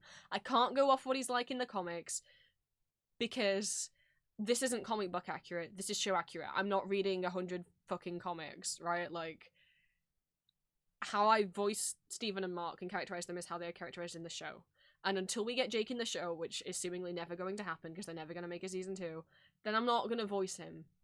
Because I don't know what he's going to... And especially, the moment I voice Jake, you know, is the moment they're going to announce a season 2. and then I'll have done him all wrong. But yeah, so that's only why. It's like, I don't know anything about Jake. Or what he would be like in the show. So, sorry, no Jake Lockley. But I'm not ignorant. I know that there's another altar in there. I know there's 3 of them. I'm not purposely, like, erasing him. I've just also made no mention of him because it's like, the show hasn't. And Mark and Steven don't know he exists in the course of the show. And that's when my audios are meant to be set, so. Welcome back, Ellie. Might give it a try, trust your taste so far. That's very flattering. like I said, don't expect anything visually spectacular. I mean, the fight choreography is fine, but like it's Marvel, so I just like the characters. And Oscar Isaac's a good actor. That's you know. And I always just had a soft spot for Moon Knight because I always liked some of the comics. Again, I haven't probably read the comics, but like screenshots of him just being like the "I know you're here, Dracula. Where's my fucking money?" is one of my favorite. Is one of my favorite comic panels of all time. There's so many good Mark Spector panels. Oh, I'll try and see if I have what I have saved. Fucking it's a little shit. Right, bear with me.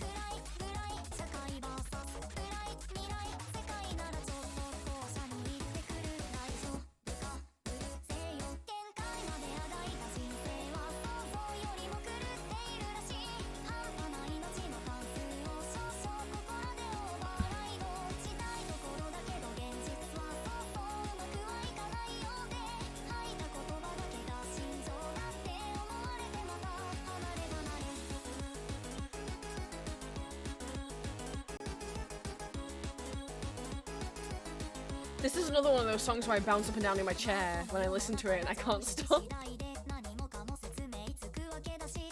Okay, let's see what Moon Knight panels I have to... They don't make Mark as funny in the show, and I need them to do that. I need them to give him his one-liners. I need this Mark. I'm the Silver Surfer, hand over your wallet and your ketamine or Earth is doomed. Fuck off, Moon Knight, I'm not falling for that again. Like, Mark, wow, I picked a bad moment to space out. What'd I miss? Gamora's taking over the family business. Who's Gamora? Just punch whoever I punch in a second. This one with Frank. Hey Mark, you still crazy? Little bit. You still murdering people? Little bit. How's your imaginary god? He's good. How's your dead family?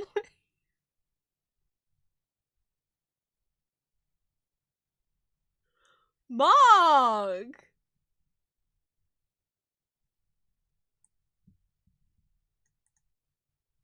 The first time he met Spider-Man, he's like, one of your agents was spying on me in the bathroom, why? No, dude, I can't talk to spiders! I can't even talk to girls! Mark, it's not like Ant-Man. He's not in charge of spiders.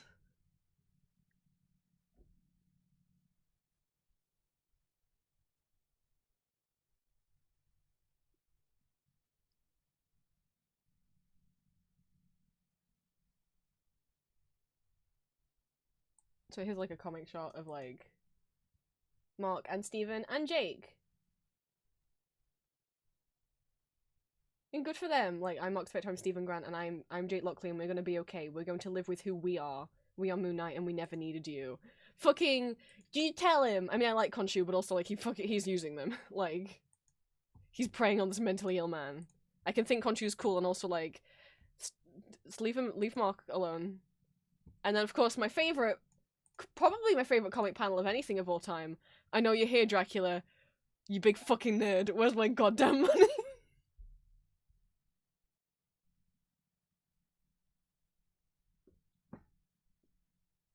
He's talking to Dracula. Dracula exists in the Marvel Comics. Sam, welcome in. Thank you so much for the first time chat.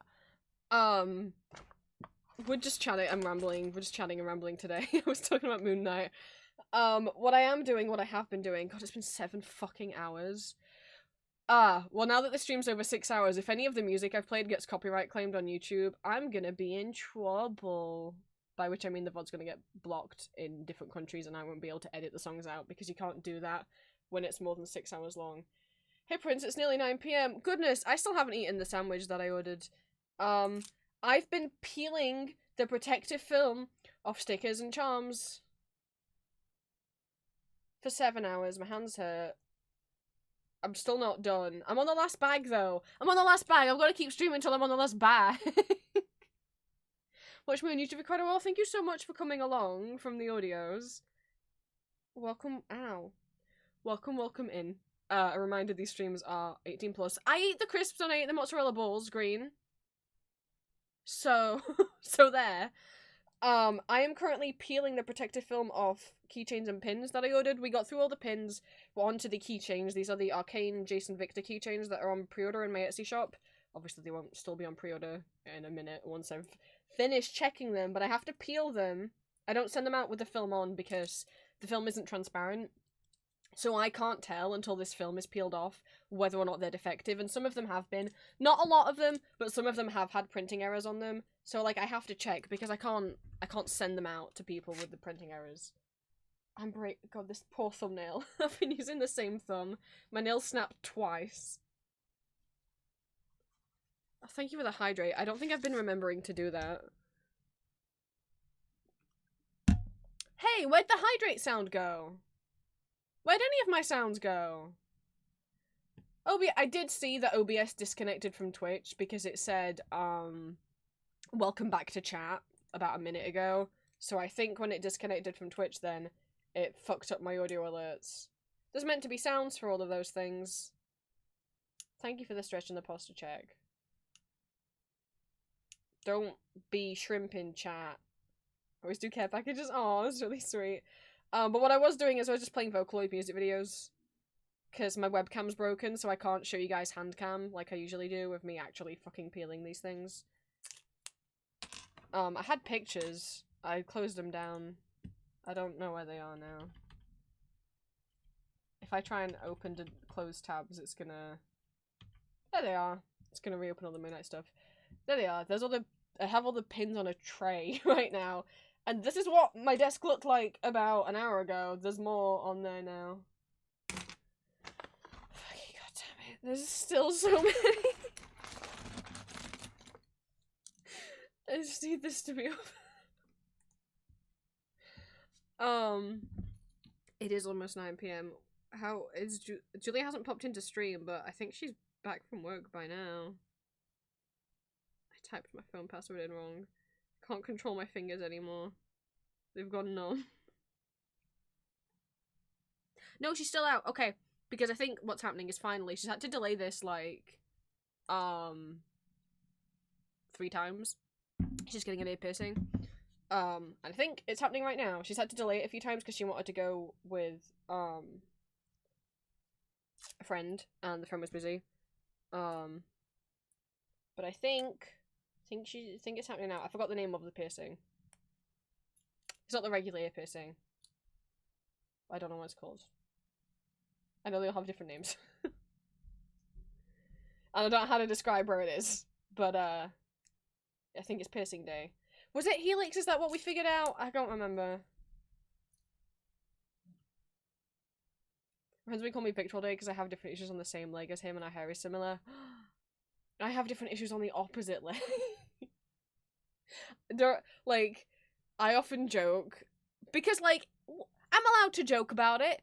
It's my body that I kinned Victor too close to the sun, because, like, 6 months after I watched Arcane, I got diagnosed with chronic pain in my leg. Actually, that's not true. The diagnosis didn't come through 6 months later. That's when the pain started. That's not when doctors ended up actually finally saying something.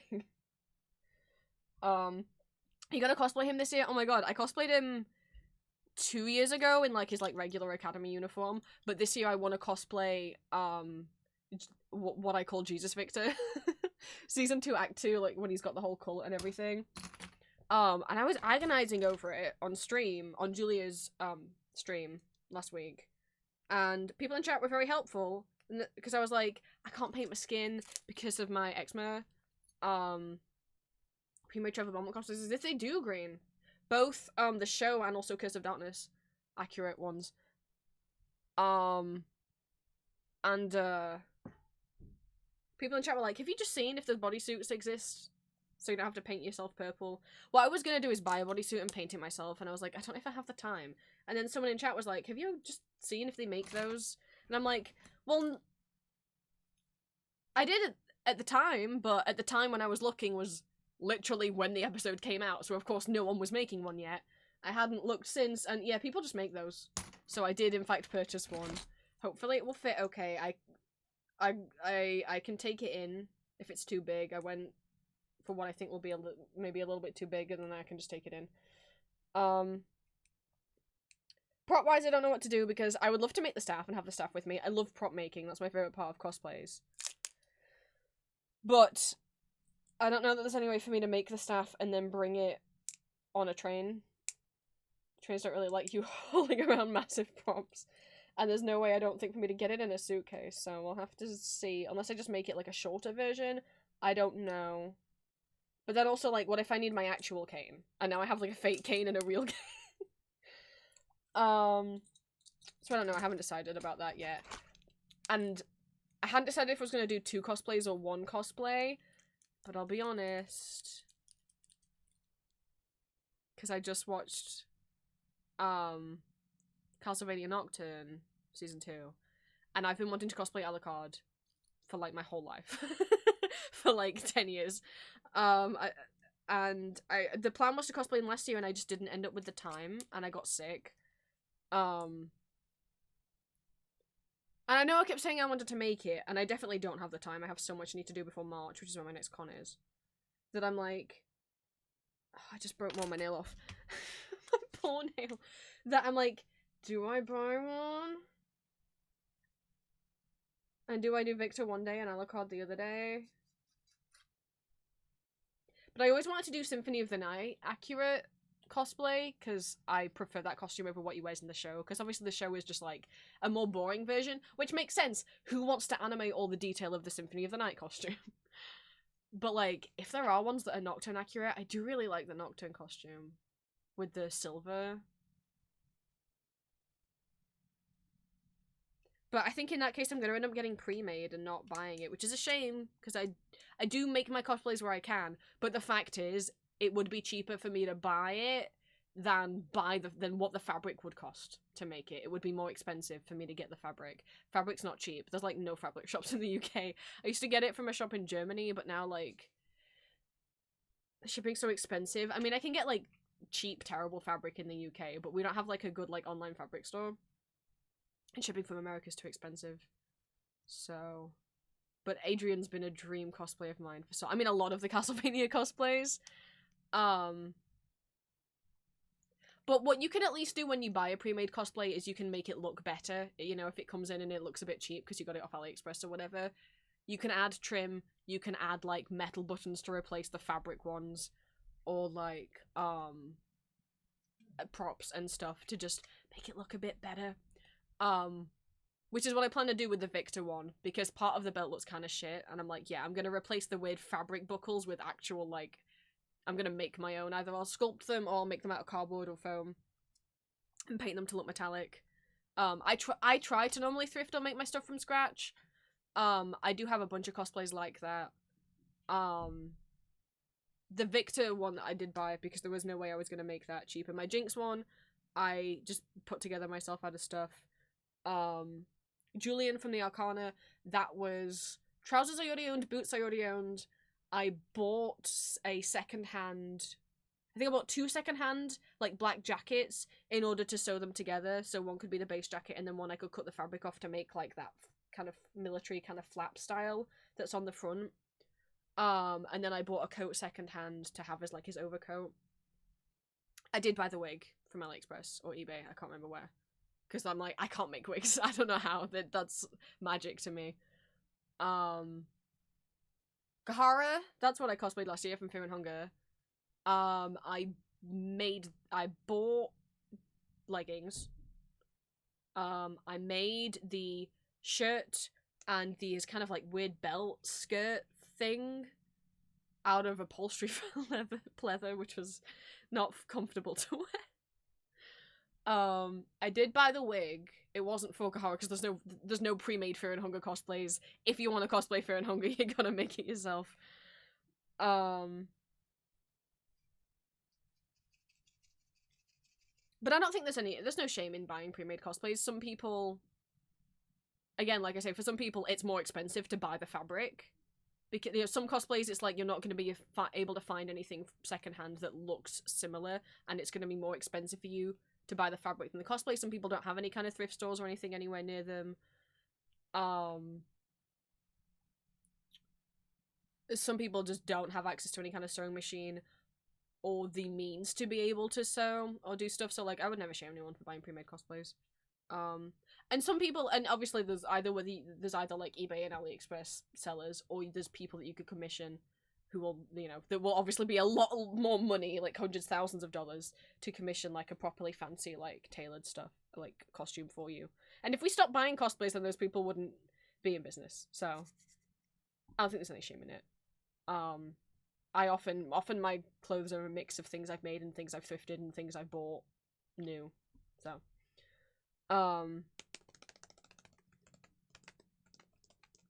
have a small sort of fear and hunger from your audios. Oops. I'm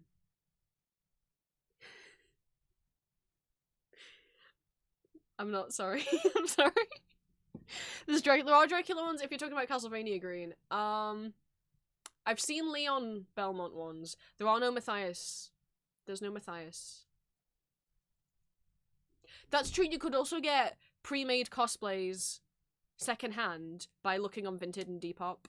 Some people do sell, you know, some other people might have bought a cosplay from like AliExpress and then are reselling it after they've used it on Vinted and Depop, so that's also a way.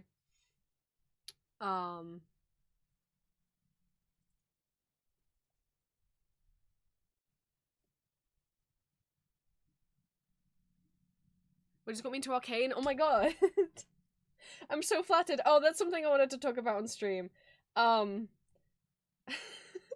Someone found me on Tumblr and was like, oh my god, I like saw this thing you posted on Tumblr and then I realized you're the Victor guy from YouTube, and I keep thinking about that because I am so happy with people thinking of me as the Victor guy from YouTube. Oh my god, I love that so many talented artists on Blue Sky, and especially so many talented not safe for work artists on Blue Sky, and I'd like commented under someone's not safe for work art because it was really pretty of Jason Victor, and they replied going, wow, you noticed. I was like, this detail is really pretty, because they'd done like Machine Herald Victor, and he was like feeling so good that like the human eyes had opened, right? And I was like, that's a really cool detail, and I said so. I was like, what I want to start doing this year is commenting on more people's stuff, not just liking and reposting it, reblogging it, but like commenting on it. So I left that reply, and they replied going, oh, thank you. And then 30 minutes later, they replied again going, wait, I know you, all caps. You're the Victor from I fell asleep listening to you last night. I don't mind if that's what my legacy is. Like, the idea that I'm just popping up on different social medias and people are like, wait a goddamn second, you're the Victor guy of YouTube. I'm very happy I kin Victor, so like I don't mind people thinking of me as the Victor guy. Goodness me. Especially, like, Victor was the first audios I did. Like, I just liked vocal stimming his voice to myself, and I'd been wanting to make ASMR videos for ages, and I was getting to a point where just doing Etsy wasn't a viable career, and I didn't know if I could do anything else as a career. Didn't know about the autism yet at that point, so it was like, I just felt like I was, like, kind of useless. But I was like, well, come on, now's the chance. You can have one more year trying to be self-employed, and then you'll have to try and do something else. And so I just decided to do the ASMR, but I was like, I don't know who I'd even want to voice, and it was like, well, not Victor. I keep vocal stimming his voice. I relate to him a lot. I love him. And yeah, and then I started posting exclusive. It was just Victor at first, before it expanded into all the different characters you see now. And through that, I've made friends. I met my partner. I have a job doing this, like, doing voice acting now. Which I never... Voice acting and acting, people are like, oh, how did you get into it? And I'm like, I never planned on this. The only reason why I'm any decent at it is because I used to maladaptive daydream. I still do sometimes, but it's not as bad as it used to be. Like, I don't dissociate as much as I used to. And, what came with that is and also because like I always internal monologue out loud. I really struggle internal monologuing in my own head. So since, you know, as a kid, I guess that manifested as like playing with dolls, but even then as a teen and then as an adult, it was like I make up stories in my head and I say my part of my character out loud to myself in my bedroom, like I'm acting like a one-person play. Oh, well, in my mind, there's other characters there. So it turns out when you just do that for a long time, you get you get okay at improvising. And acting, I guess. I don't know. I've never taken any kind of acting class or anything.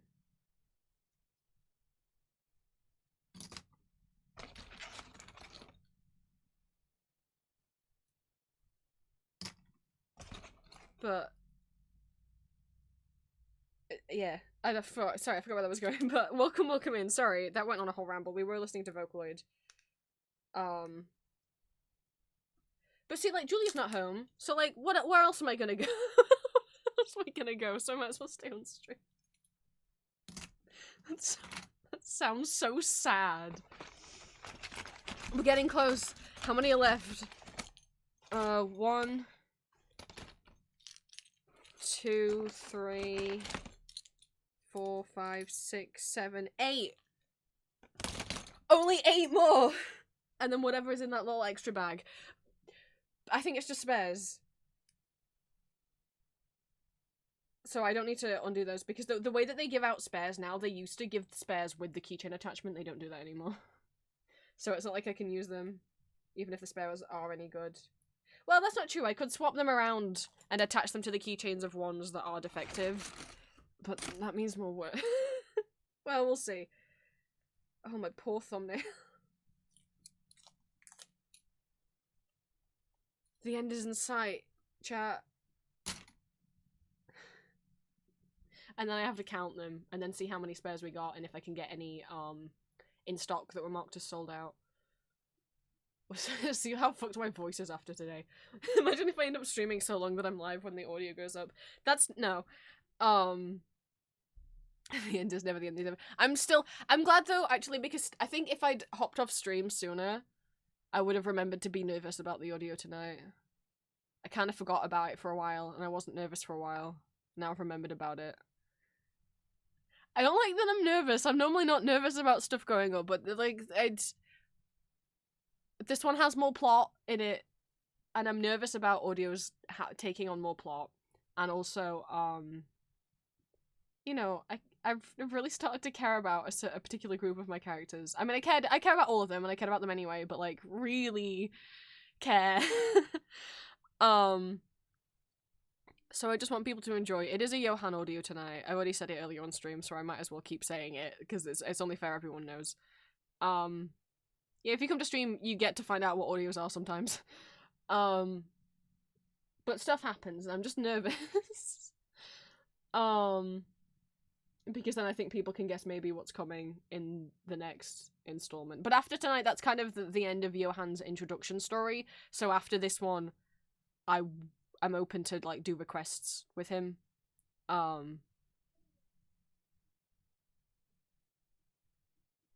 Oh, I've gotten nervous again. I can feel it, like the fucking nervous, shaky tummy.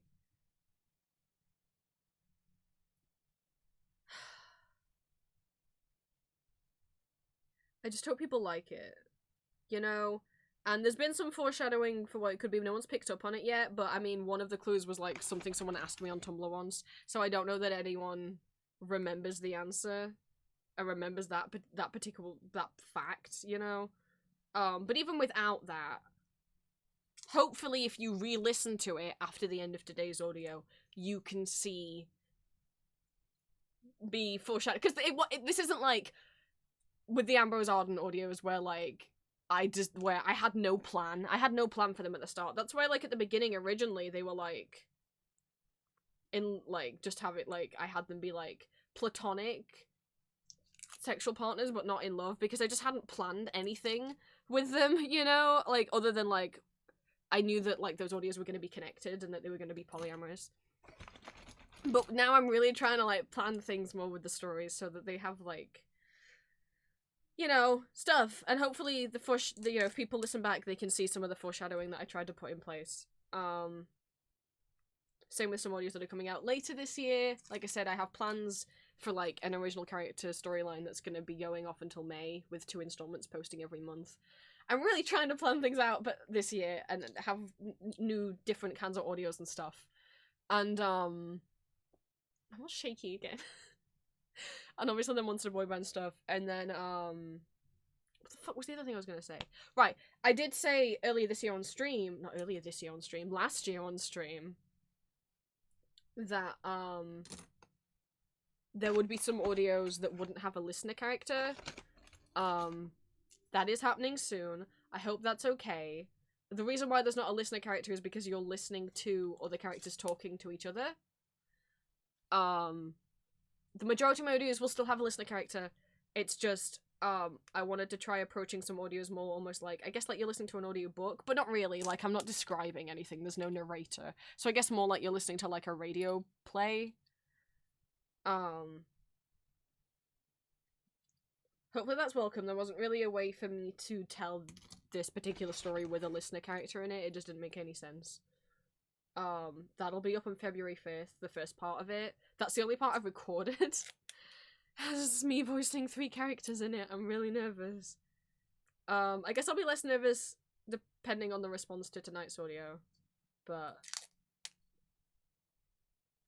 even so, this one still has a listener character in it, so I'm worried that some people might... And that's fine. Like, if you don't want to listen to the ones that don't have a listener character, I'm not going to be offended. My goodness. I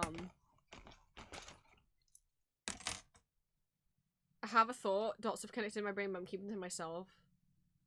Because if I'm wrong, I'd rather only I know the extent. Okay. I mean, I don't want you... Yeah, maybe don't guess, like, in chat, so you don't potentially spoil things for people who just, like, want to go in blind. I was gonna say, you could guess to me, but, yeah, but I don't want to tell you whether you're right or not. I just want you to listen to the audio.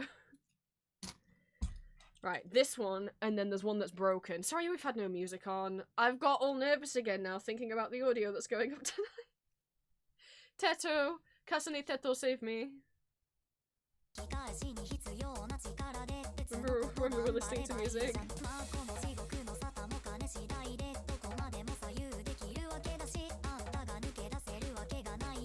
But yeah, funny when it came in. We've just been listening to, like, silly but Tamagotchi. I've just been listening to silly. I've never looked at the music video for this before.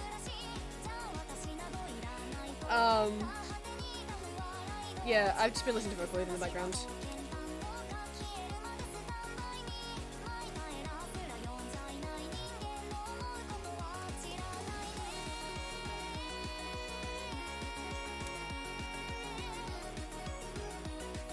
Go down below the timestamp in case I'm right. You can always tell me, if you're right, you can always tell me that you guessed it and I'll believe you. The bag is empty! I gotta fix this one though, because the keychain fell off it. Studying while I watch. Oh, cool. Yeah, I'm just rambling. Streams used to be consistently like Monday is me getting Etsy orders ready and Wednesday is me playing games, but now they're both just gonna be whatever. But like I said earlier, we're not necessarily having a Wednesday stream this week because I might not be back home in time because I'm going out in the morning.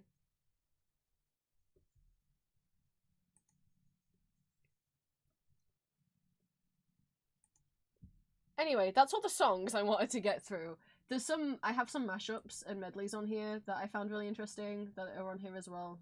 I mean, I've always loved Vocaloid medleys since I was a kid. There's just something satisfying about it. Also, I treat it almost like a quiz, like, how many of these songs do I know?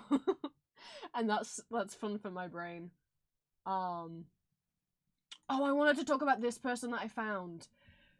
This person's crazy. Positive. That's a positive thing. Like, so, I've shown videos on stream before. There's some people who make these Vocaloid song, but if it was made by different producers. So they just do one song like Magnet. But they'll have Miku sing the whole thing. But then each verse will be like, what if Magnet was tuned by Hachi, or Deco27, or Wawaka, or Materu, right?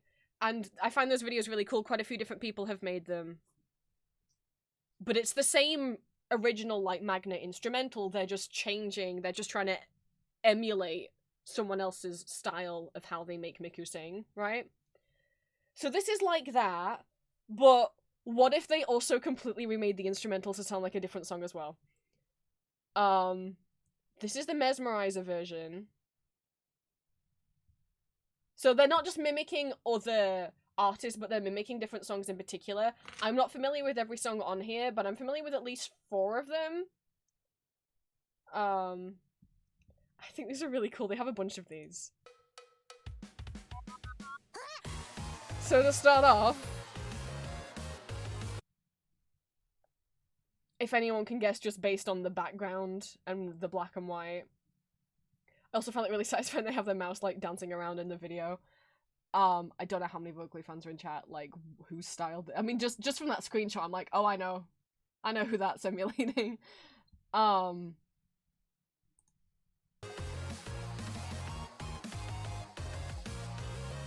The black and white and the scratchy textures.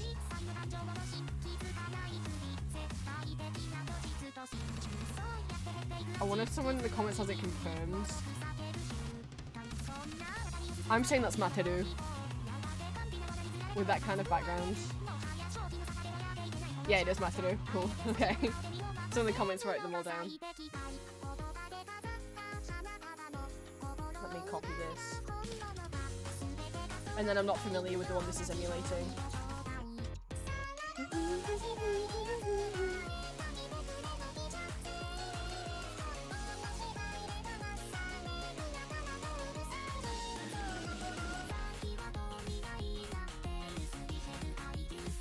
I love this song.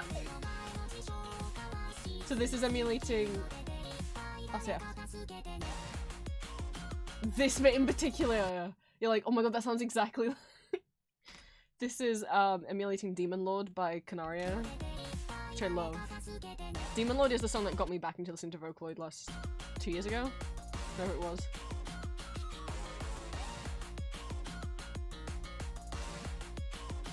Yeah, this time last year.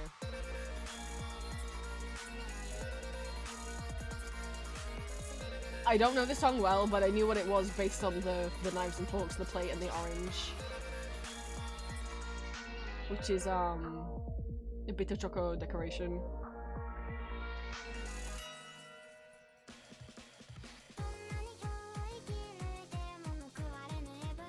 And then this is Phony.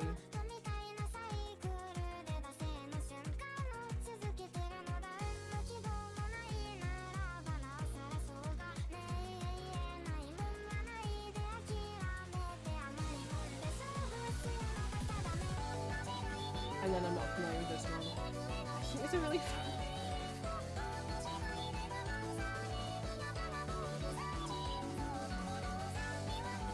They have a bunch of these.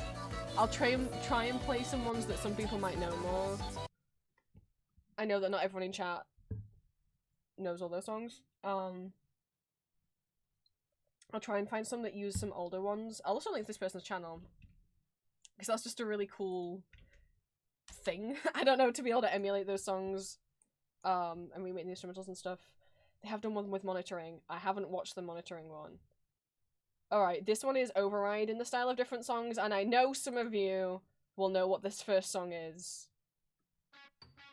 1, 2, 3, 4. What the fuck?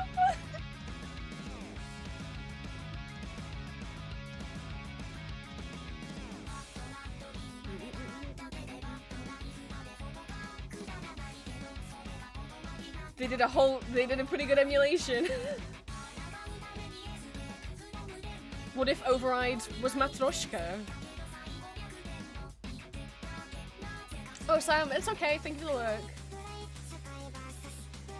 And then I don't know this one. I don't know if I know all these. It's written in Japanese. And if no one's written it in English in the comments, then I don't know.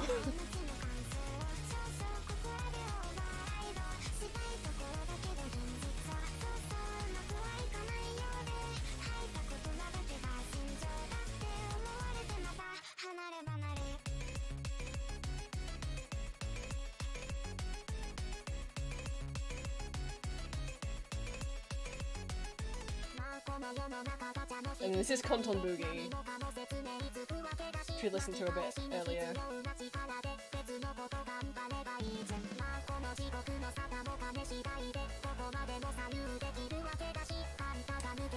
Fucking Jesus. Don't mind me. Can I open this cage? I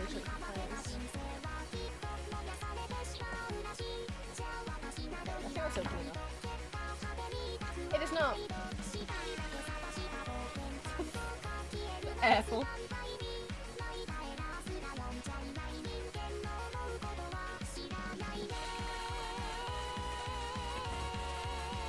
Okay, there we go.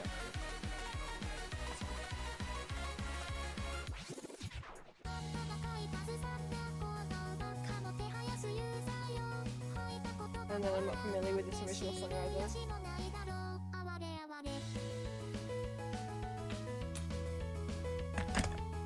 I think it's fun. I don't know. I think it's cool.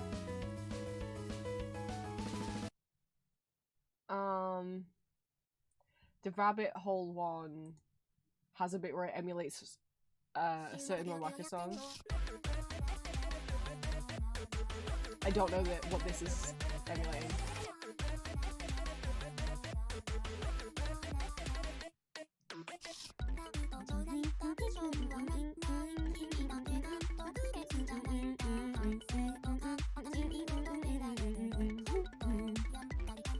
Try to see if anyone put in the comments. Alright. This is King by Canaria.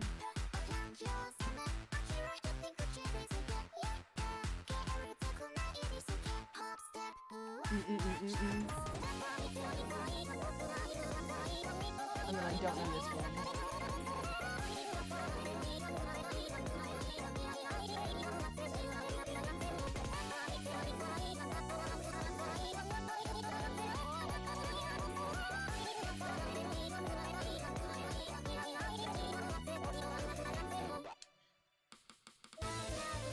And then this is cool. This is Two-Face Lovers. Or Ore Amote Lovers.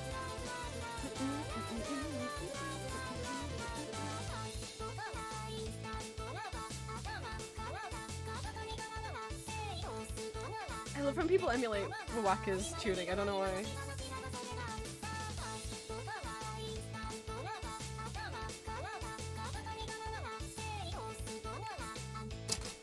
I love them, but what's in this little extra bag?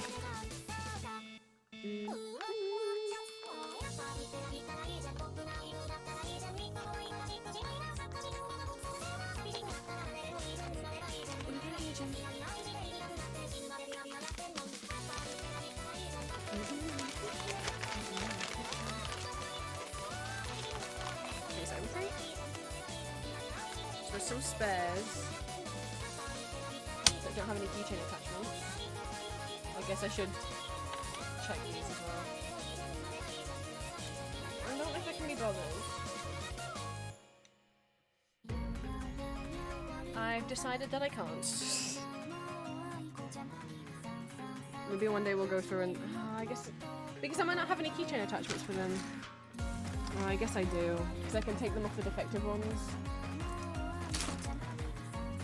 Fuck it. Another time. I still never ate my sandwich. No, and it's what? 9 PM? I did eat some food. The sandwich will be cold now, but you know, it'll be edible.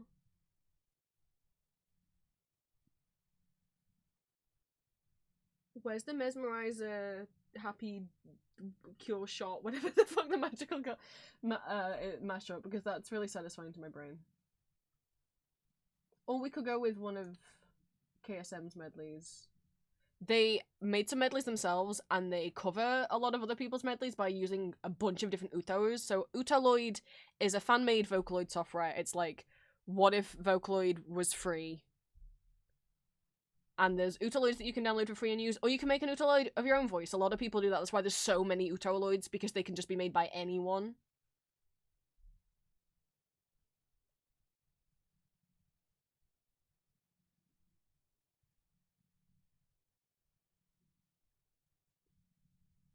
I'm trying to see if any of these, if I can recognize any songs in the thumbnail. I'll be like, oh, chat knows some of those. But I can't, that's so small. I guess I'll just click on one at random. So each song is sung by a different Utero-loid. Put myself some more water.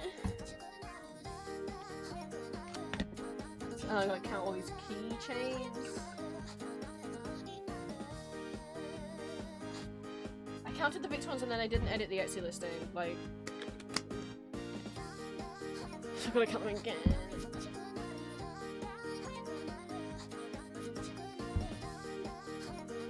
Do I have another?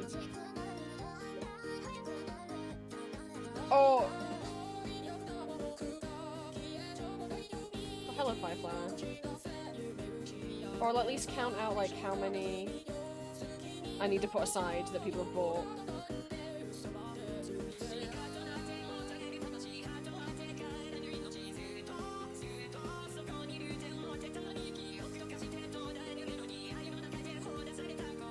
Maybe I'll just pack up as many pre-orders as I can tomorrow before like my legs protest, and then I'll do the rest next week.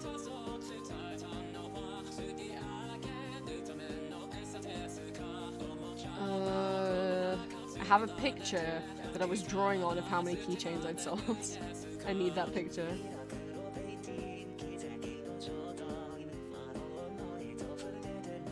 Unless anyone's ordered some since I started stream. There's my little count.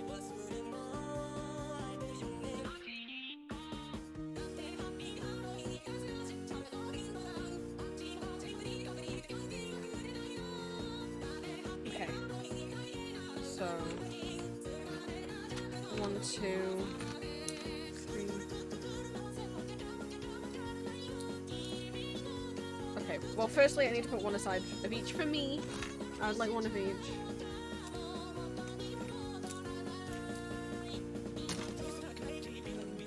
Say no hanabira.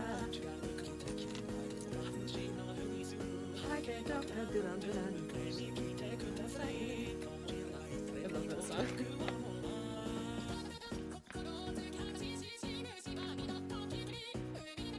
I don't remember which ones Julia wanted.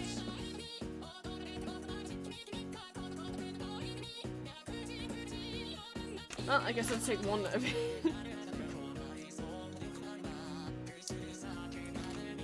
She didn't want one of everyone, but put a spare of each to the sides.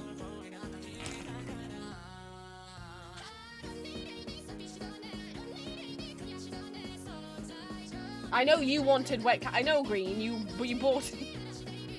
I know that's what you want. Don't worry.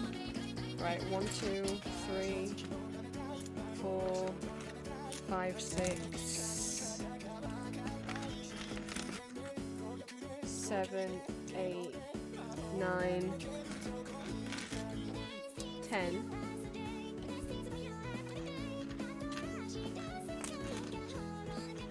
Well, at least 1, 2, 3,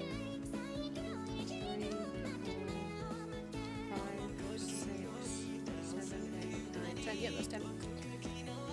Onto the tree you go. And then 9 of season 2, act 2. 1, 2, 3, 4, 5, 6, 7, 8. Why are there's significantly less?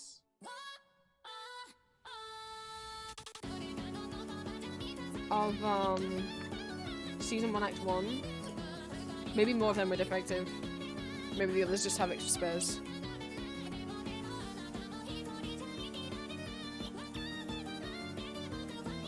So Julia wanted wet cat figs. I don't remember. She wanted like 3 of them and I don't remember which ones. Only 3 wet cat victims. There they go. 7 of them. 1,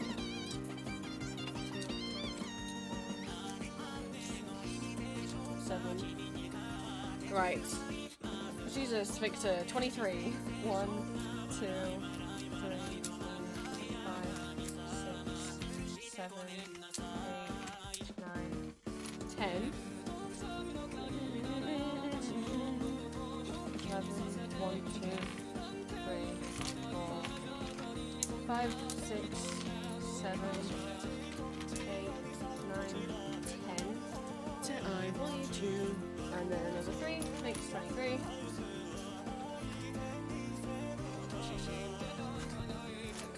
This tree is getting heavy. Let's move on to my lap.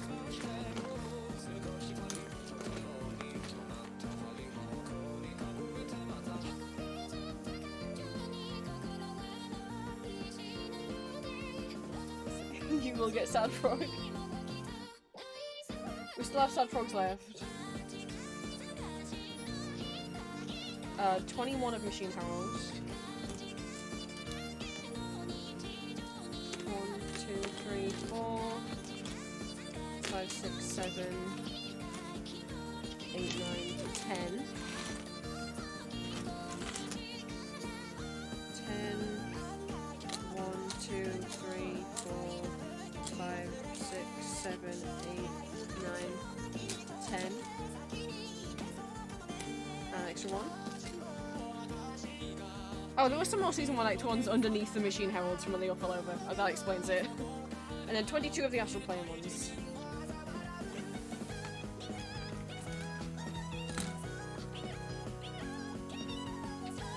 One, 2, 3, 4, 5, 6, 7, 8, 9, 10. 1, 2, 3, 4, 5, 6, 7, 8, 9, 10, and then another 2. It's a very full tray. I'll post a picture of the tray. So there should be 91 keychains here that I've sold.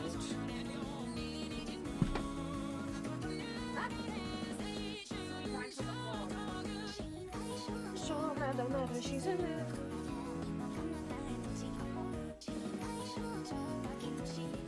Let's see about the Etsy listing.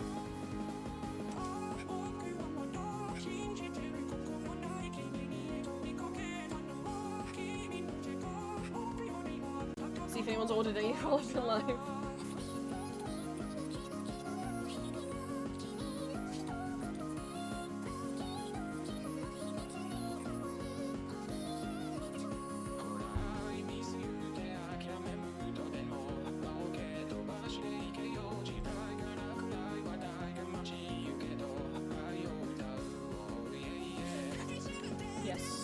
Someone ordered number 7, so that's the Astral Plane, so go to the sides.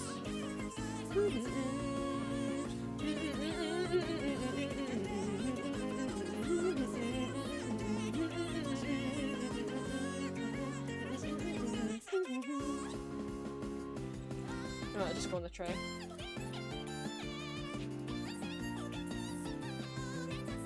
Oh, the tray's all the way.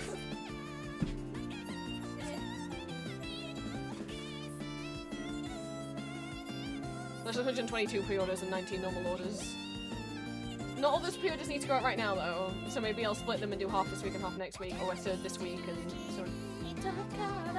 Maybe a third, because that's a lot. Where'd I put the bag with the pins in it?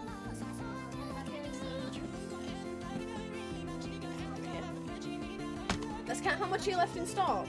So if anyone wanted a Jace pin but couldn't get one because they were sold out to match Victor, let me pause that. If anyone was wanting a Jace pin and they couldn't get one because they were sold out, I've got some of those back in stock, and every one of the keychains. I know some of them were sold out. There's spares of all of them. So if you missed out on anything, they're all about to be back in stock.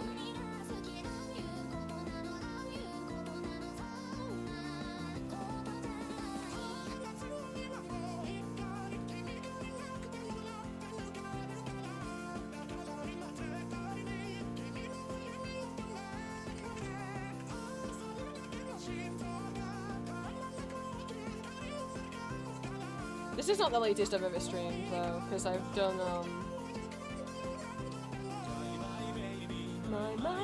5 like 12-hour streams before that was like 10 roll 10, so my baby, my life. And I think from Undertale once I was streaming until 11 because I didn't want to, because I was so close to finishing the game.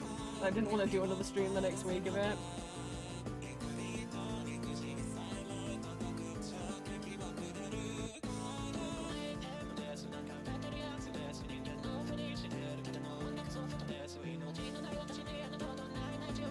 Right, let's edit the pins first. Let's count these again.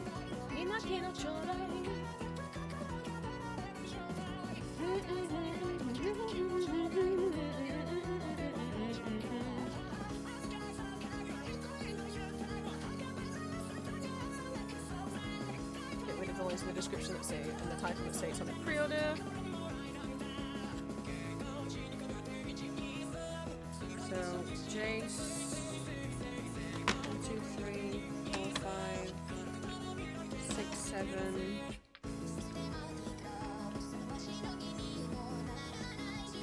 8. 8.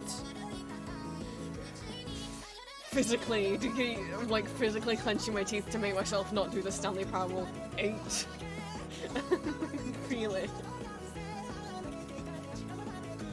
And then Victor. 1, 2, 3, 4, 5, 6, 7, 8, 9, 10, 11, 12, 13.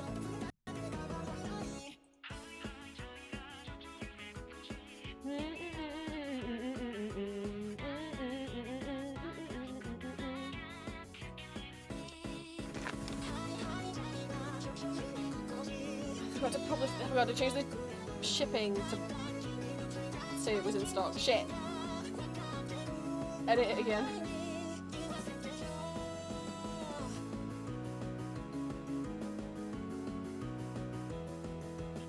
Where the fuck is it? I'm still not used to it, even though Etsy changed their listings like 6 months ago, I'm still not used to it. No, I don't want to edit, I want to change the delivery profile, because they're not pre-orders anymore. To the regular one. Publish.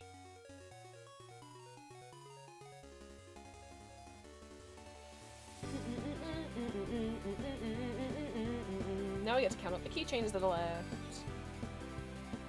Hey, that's what I forgot, dang it. What did you forget? Oh, I don't know if it'll let you, because the narrator seems to, like, just be opening the door for you for a bit. He might wait. It's an Easter egg, it's not a different ending. If you type in all 8s on the keypad in the boss's office, it will make the 8 sound from the Stanley Parable demo. And you'll get a Steam- well, you're not playing on Steam, so you won't get a Steam achievement. I'm sorry, Green. I'm sorry, Green, you won't get a Steam achievement.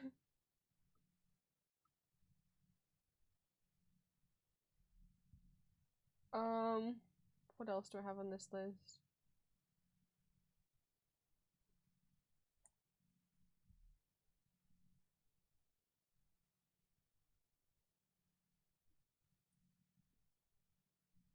I think that's everything, really.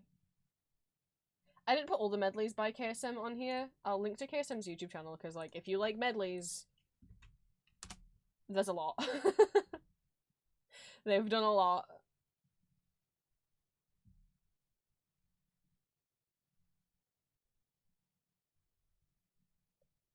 It doesn't seem like I saved the one that had Goddess or Leg Train in it. But also, I don't remember which one is which just from the title. Which one is the one that has Goddess or Leg Train in, to be fair. And I was trying to see, oh, this one has Leg Train in it. It's hard to tell from the thumbnail when it's that small.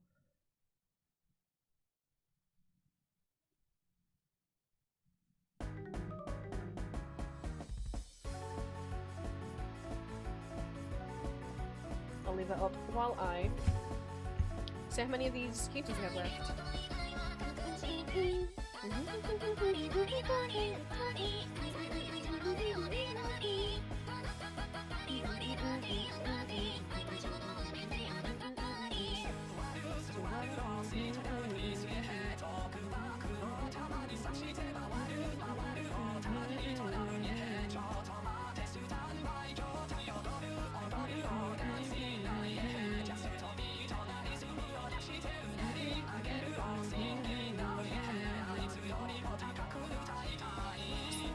I will say it's in the middle is like the original song, and then off to the side is the Uto Lloyd in the picture of them.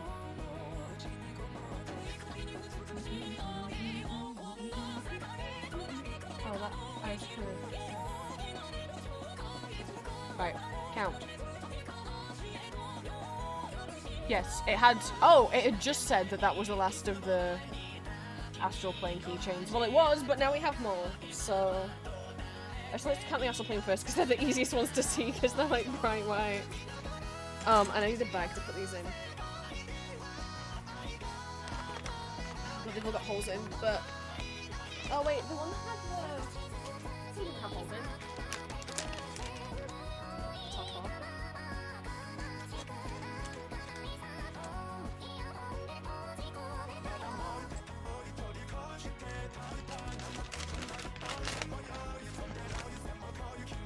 Okay. 1, 2, 3, 4, 5, 6,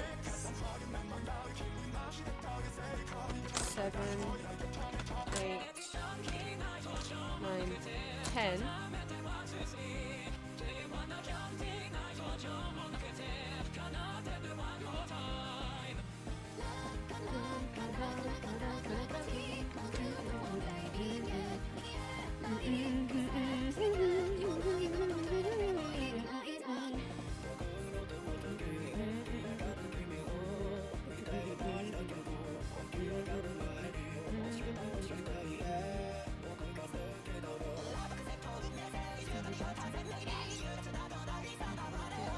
I wish I could sing Budokan Dance, it's too fast.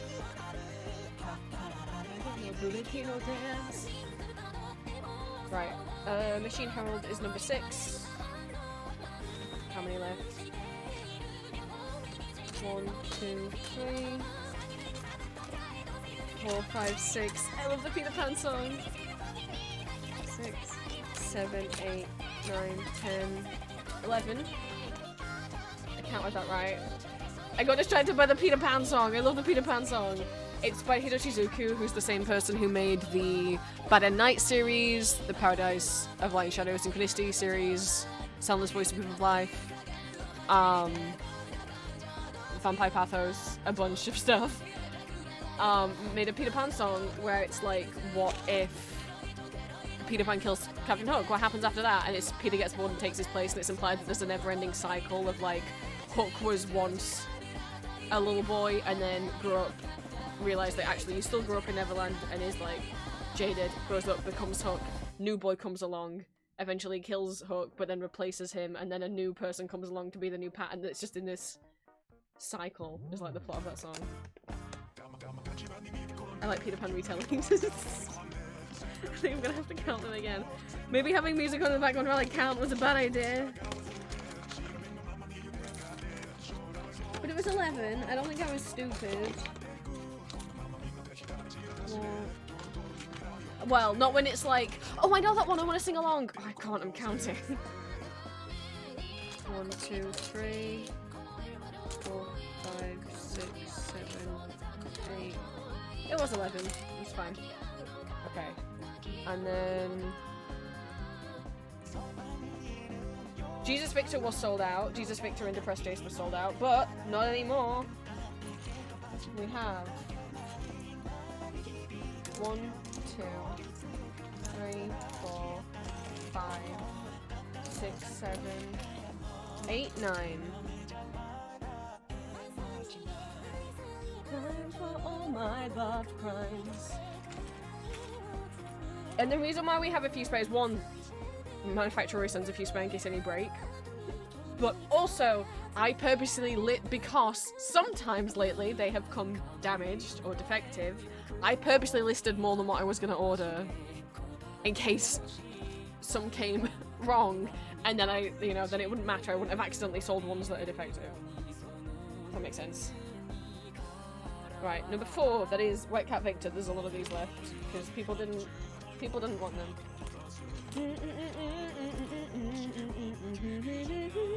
1, 2, 3, 4, 5, 6, 7, 8, 9, 10, 11. I'm not looking at chat, but yes, I know apart from green. 12, 13, 14, 15, 16, 17, 18, 19, 20.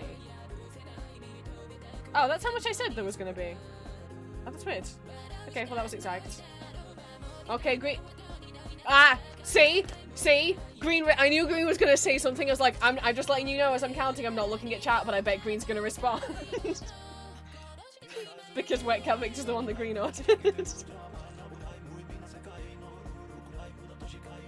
You're too predictable.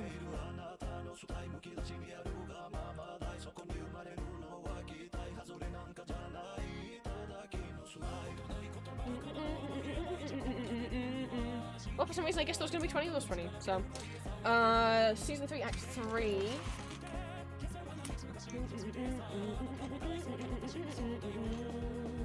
One, 2, 3, 4, 5, 6, 7, 8, 9, 10, 11, 12, 13, 14, 15, 16, 17. One more than I thought there was gonna be.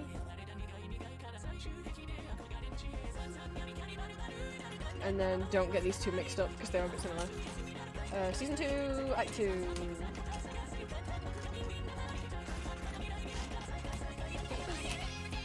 Okay. 1, 2, 3, 4, 5, 6, 7, 8, 9, 10, 11, 12, 13. Somehow that's one less than what I predicted, maybe because the defective ones. And then season 1, Act 1, Little Babies. 1, 2, 3, 4, 5, 6, 7, 8, 9. And I predict there would be 14 left. Okay, there was quite a few of those ones that weren't okay.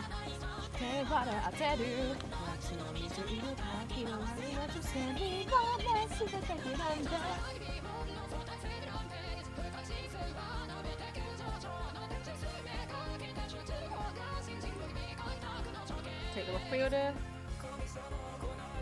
and update the Etsy listing. Whoa! I did it!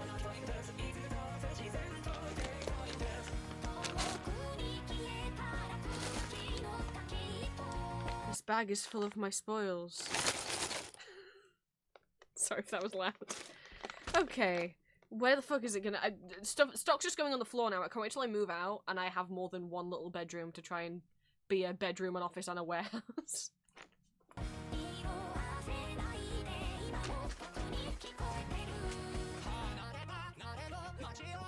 Like train. I got so excited.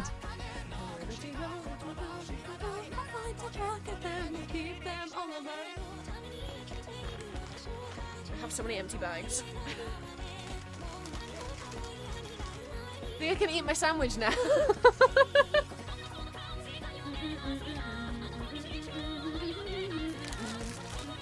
Green, it's the one you know.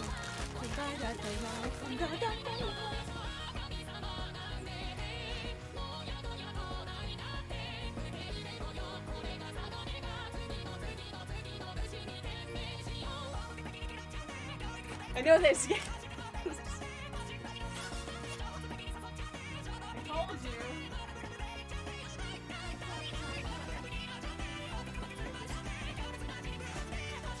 It's all for recycling.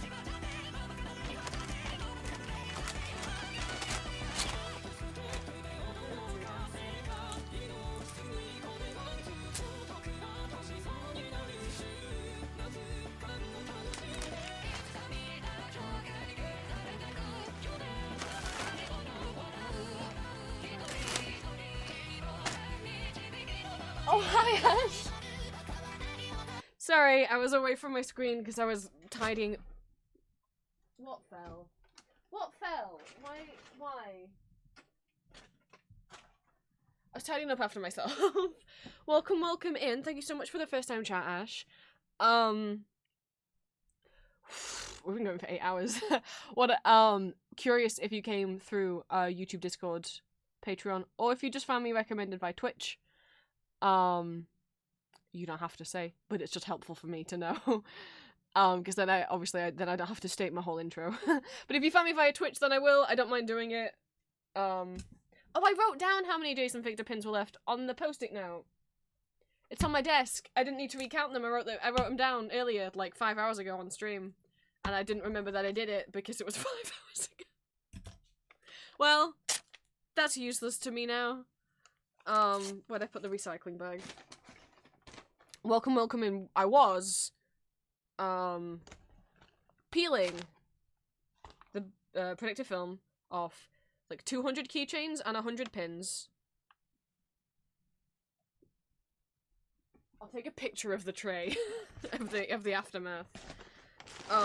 Because all of the jayvik stuff I had for pre-order on my Etsy shop, so the wooden like flower portrait pins and the double-sided keychains are now all in stock, but I had to peel them all to make sure like which were defective, so I knew exactly how many spares I had, and to doubly make sure that we had enough that I'd put up for pre-order. Oh, you found me via Twitch! Oh my goodness, welcome, welcome in. Let me get myself together then. I'm gonna make myself presentable. Not that I'm not presentable for everyone else. We're just 8 hours into a stream and I'm kind of losing my mind, I think, because it wasn't meant to go on this long. But welcome, welcome in. For you and for anyone else who is new, if anyone's popped in who is lurking, welcome, welcome in. You can call me Prince. I'm an neurodivergent trans vampire. Welcome to become one of my children of the night. I'm an 18+ content creator, voice actor, and streamer, as well as VTuber and variety streamer. These streams are 18+, please abide by that. I post tri-weekly ASMR audio roleplays over on YouTube, which is where most people in chat are from, but you do not have to listen to my ASMR voice acting on YouTube in order to watch my Twitch streams. But I do post 3 a week, every week, on YouTube for both fandom characters from things such as Arcane Baldur's Gate, Marvel, Call of Duty, and more, as well as original characters and scenarios. I also post 2 exclusive Not Safe for Work audios every month over on my Patreon. All my socials are listed on my card. If you type !socials in chat, a bot will pop up a link for you. I also have an Etsy shop, which is what we were preparing stuff for today, where I sell original art and fan art. My hands hurt. I've never had to peel that many charms, and the reason why I peel my own keychains that I have manufactured rather than letting the customer peel them is these aren't like, if you've bought keychains from like Comic-Con, Artist Alley, Etsy shops before, they sometimes have that clear film that you can peel off when you buy them. The film from my manufacturers isn't clear. One side is completely like opaque white and the other side is a semi-ish transparent green, and you cannot tell when looking through them whether or not the pin is defective. Or, sorry, the keychain is defective. The one on the pins is completely opaque. I have to peel them. So I peel them myself to make sure that none are defective. Some of them have printing errors on them and like weird little splotches of colour and stuff. So I needed to peel them because it wouldn't have been right for me to send this out to a customer. So they're all peeled. I'll take a picture of the aftermath. I've just put everything on one big tray. So you kind of are popping on the stream. We were just listening to Vocaloid music, while I was doing that. So these are my copies of the keychains I'm keeping. So sorry that you're popping in at the end of stream. I usually stream Mondays and Wednesdays. Let me put these to the side. I forgot a pin earlier, so I need to get them downstairs, and then I'll take a photo and I'll show you guys. Normally I would have hand cam on, and I would just show you guys, but my webcam broke last week, and I haven't got around to getting a new one yet. Don't know how it broke, it just won't, my computer won't sense that it's there anymore. I've tried plugging it into a bunch of different USB slots. Whatever I do, it won't acknowledge that it's there. It's just a cheap Logitech one, so I guess it was gonna break at some point.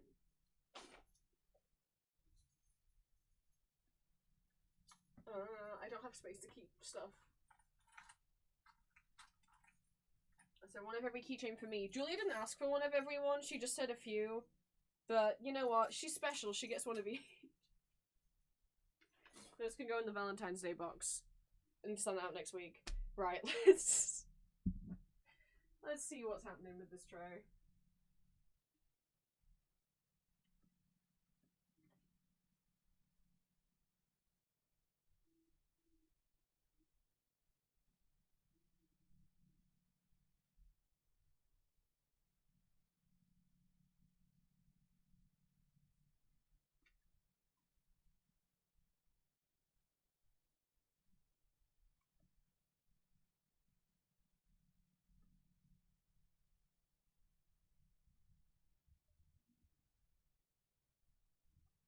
They are, kind of in a heap. I promise I didn't throw any of them around, though, so none of them should be damaged or anything.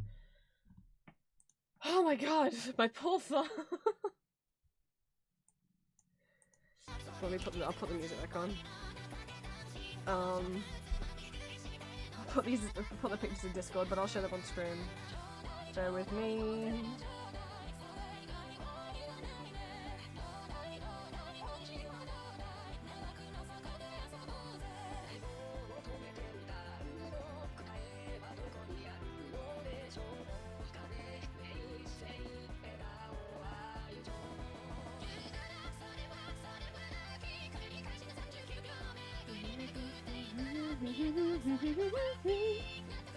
There's my rip email, that's what I need.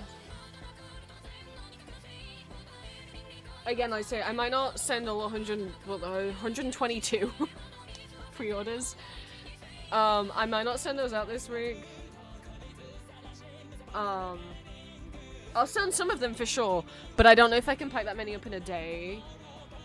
So it might be like half and half, or like a third, a third, a third. But they'll still be sent out before they need to, like, the majority of them don't need shipping until the end of February, so they'll still be shipped on time.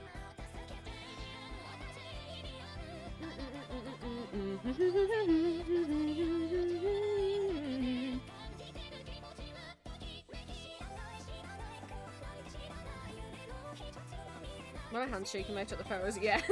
Hang on. God, I have such shaky hands.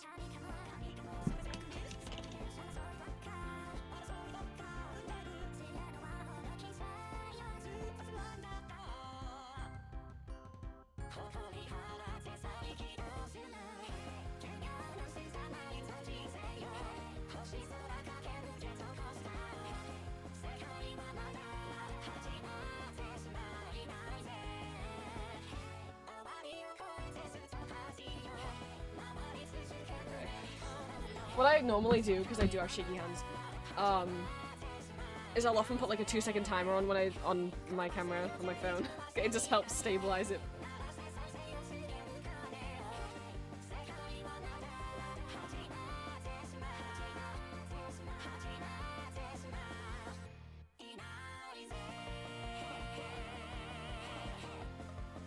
Virgil. No one who hasn't watched stream knows what you're drawing. Anyone who hasn't watched stream doesn't. My brain's fried. I drew a tiny doodle just to show you guys how an art program worked, and 2 of you have drawn fan art of said doodle. Guys.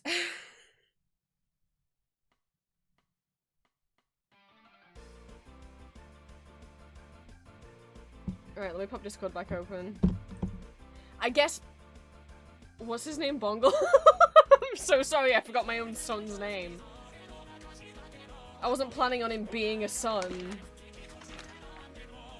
Who, do we want Bongle for Art Fight this year? How are we feeling about Bongle for Art Fight? This is the bag of reject stuff. I don't know where to put it. It's on top of the printer now.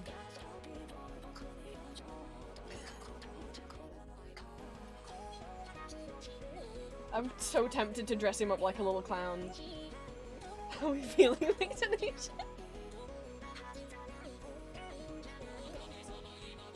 Alright, I put the pictures in art chat, but I'll bring them up on stream. Give me a second.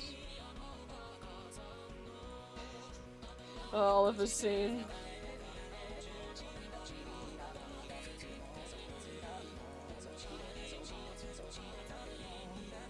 Oliver doesn't know who Bongle is. I don't think that's very fair. Should I post Bongle in the art chat?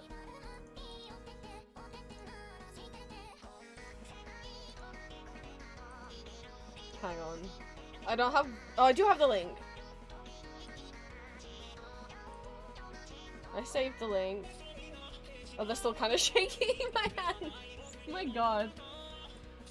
I don't actually know which one of these is Bongle and which one is Victor. Hang on.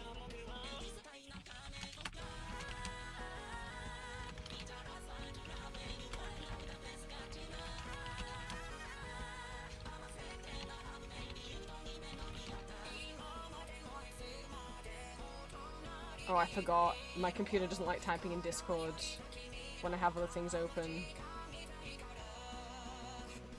Okay, yeah, this link is Bongle.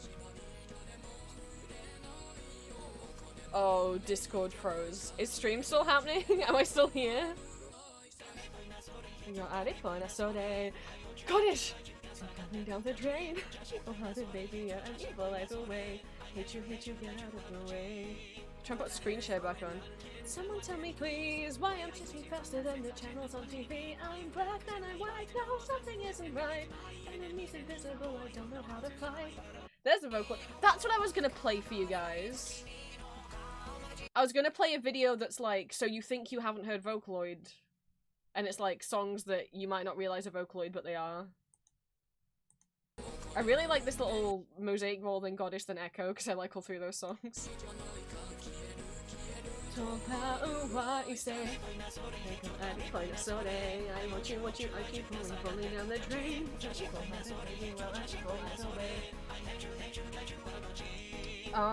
What the fuck is the video called?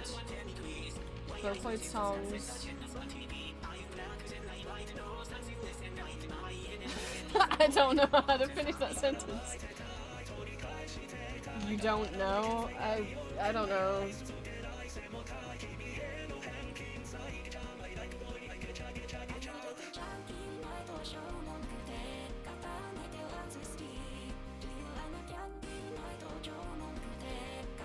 Oh, it's just called I've Never Heard a Vocaloid Song, is what the YouTube video is called. It's called I've Never Heard a Vocaloid Song, in quotation marks. And then it says they disagree, and it's Vocaloid songs that have kind of broken outside of the Vocaloid fandom. So some of them I totally understand why they're on there, because some of them were memes, some of them, like, regular memes, some of them became used for animation memes, some of them were TikTok sounds. The ones where I'm like, why is this on here? Must have been because it became a TikTok sound and I just didn't know that it became a TikTok sound. Some of them are, like, examples of Vocaloids used in video games, or, mainstream media, or like not mainstream media, like mainstream chart songs or video games, like Omori has Utaloid singing in it. God, I didn't know while I was watching this. I knew the Cornino Carnival, is that what the song's called? It's this like classical piece of music, but I think it's a Chopin piece, but sung by Vocaloids from, I can't believe I'm gonna have to explain Classaloid. Classicaloid is an anime fucking hell about what if dead classical composers came back to life and they Mozart was like a pink boy. What if they were here but they were kind of like magical boys, but they were like, I see that they're not like straight up resurrections. Like, I guess I kind of interpret classicaloids as being like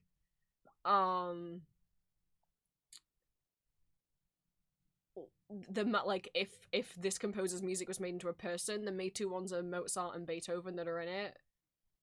I don't know if they're meant to be straight up reincarnations. Oh, fucking no, Google classicaloid. I don't know if, because they're literally called classicaloid as if they're their own species. So I'm like, is this meant to straight up be Mozart and Beethoven, or is it meant to be this is if their music was a person? I choose to think it's if their music was a person. I became aware of classicaloid from getting into German musical theatre, and someone did fan art of like, I drew every version of like different versions of Mozart together, and it was the German musical version, the French musical version, and this guy, this pink bit. That's so mean.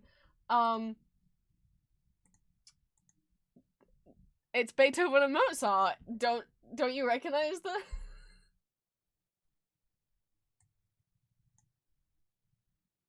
And they play music. It's a weird, God, I hope it's a comedy, musical anime. See, it's Beethoven, see, he's got the white hair and, like, the red thing around his neck, and it's Mozart because he looks nothing like Mozart.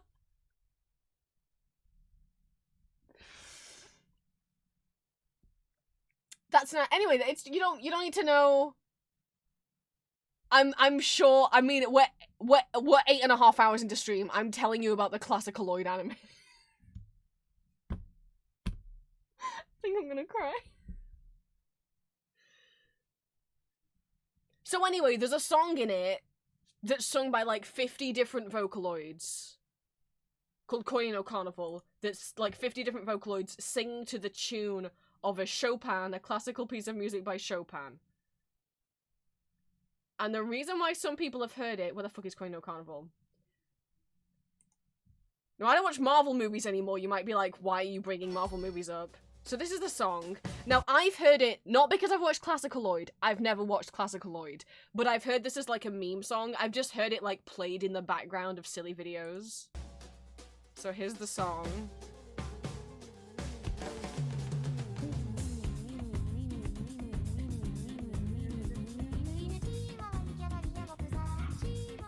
What a bop, right? Oh, you have heard it. But okay, so I've just heard that as like a meme song, but the reason why apparently more people have heard it is because it showed up in a movie that came out last year. I'll go find the fucking clip. You might be like, what movie? Wait, did you mentioned Marvel earlier? Yeah. Which, you know, means that now in the MCU, Hatsune Miku is canon. I mean, there's like 50 different Vocaloids singing on that track. There's a part where I can recognize Yuki and I can recognize Rin and Len. But, Hatsune Miku's canon in the MCU, because it's people on Earth listening to it. It's aliens that are living on Earth in a house on Earth listening to the song. So, like, you know, it's canonically... Is it not in my YouTube history? Oh, there we go. I don't watch Marvel anymore because, frankly, after... Endgame really was the real start of me stopping watching Marvel because the fucking fat phobia in it. And, I gave them a chance with the Loki series, and then there was the transphobia in that, and I just don't watch Marvel. Moon Knight was the exception. And I'd probably watch Moon Knight Season 2 if it came out, but otherwise, I miss too many Marvel movies, and I'm gonna be honest, I don't want to have to do homework. I don't know how much longer Marvel can keep going for, because how are new little kids meant to get into Marvel when they need to have watched 30 different fucking movies and TV shows before they can understand the new Avengers movie? Anyway, so Guardians of the Galaxy 3...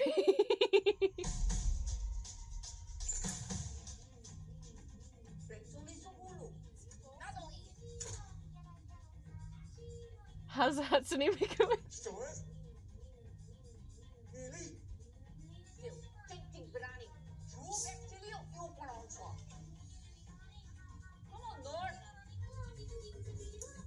No, don't turn it off! Get that passkey and say we're friendly.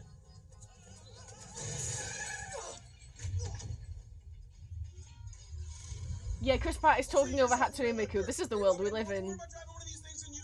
Don't see you volunteering. You want me to drive? No, I'll drive. I don't want you to drive. I got this.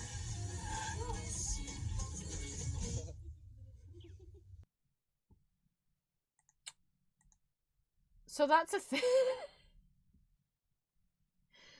I didn't know Classicaloid was going to come back into my life after I saw someone draw Mozart like one time. I don't... saying that pink bitch is an accurate description. The reason I said pink bitch, I don't like using that word, is because I was like quoting a Game Grumps thing. I can't fucking remember what it was. I'm sorry. What is this scene where a man's like dancing with like some kind of pelican or like, I don't, Rivali from Breath of the Wild?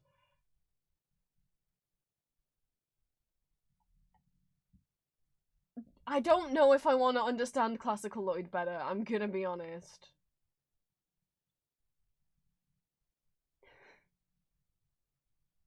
One day, like, oh, Shubel, that's what it is. What is this summary? Kanae and Sosuke, two high school students who are passionate about music, live in a small provincial town. Good morning, Belle. One day, Classicaloids of Beethoven and Mozart appear before their eyes. What does that... Why? What does that mean? What... And somehow, the Classicaloid music... I mean, hey, if it gets kids into classical music, I guess. Somehow, them being able to play music powers help solve these kids' problems? Question mark?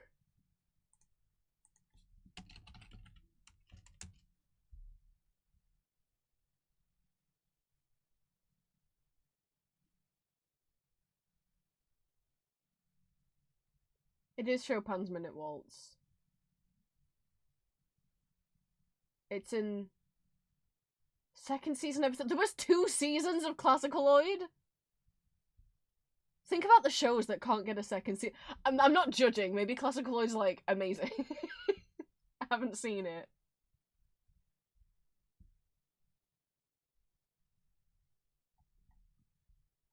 Oh, the lyrics aren't just gibberish?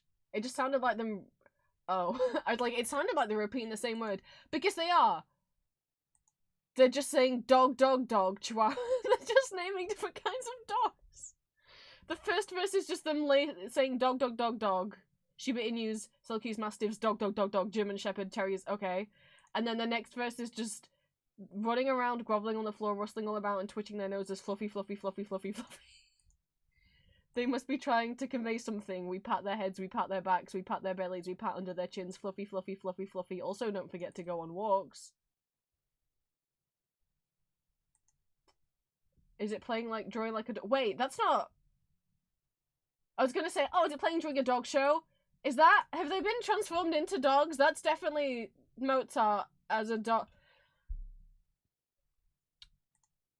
I don't know where I am right now. I feel like I could be, like, dissociated.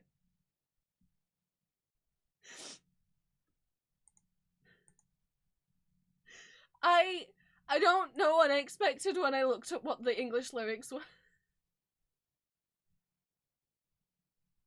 Are we all okay, chat? Are we all okay? It's 10 PM. And my girlfriend's not home. So look what we've become.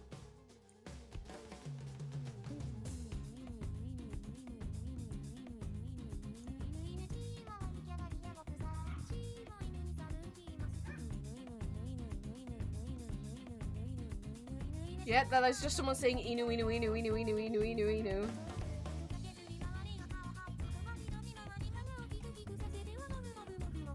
I think I heard Luca. There's Len.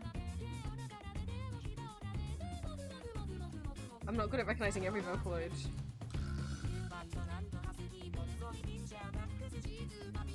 Kaito Gakpo was there.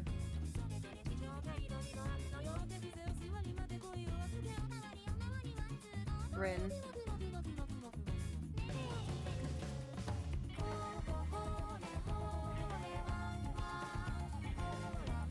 Okay, you know, I was gonna let you guys listen to this while I ate my sandwich. I don't know if I need to go. I don't know if I need to go now. I'll play a bit of I've never heard a Vocaloid song.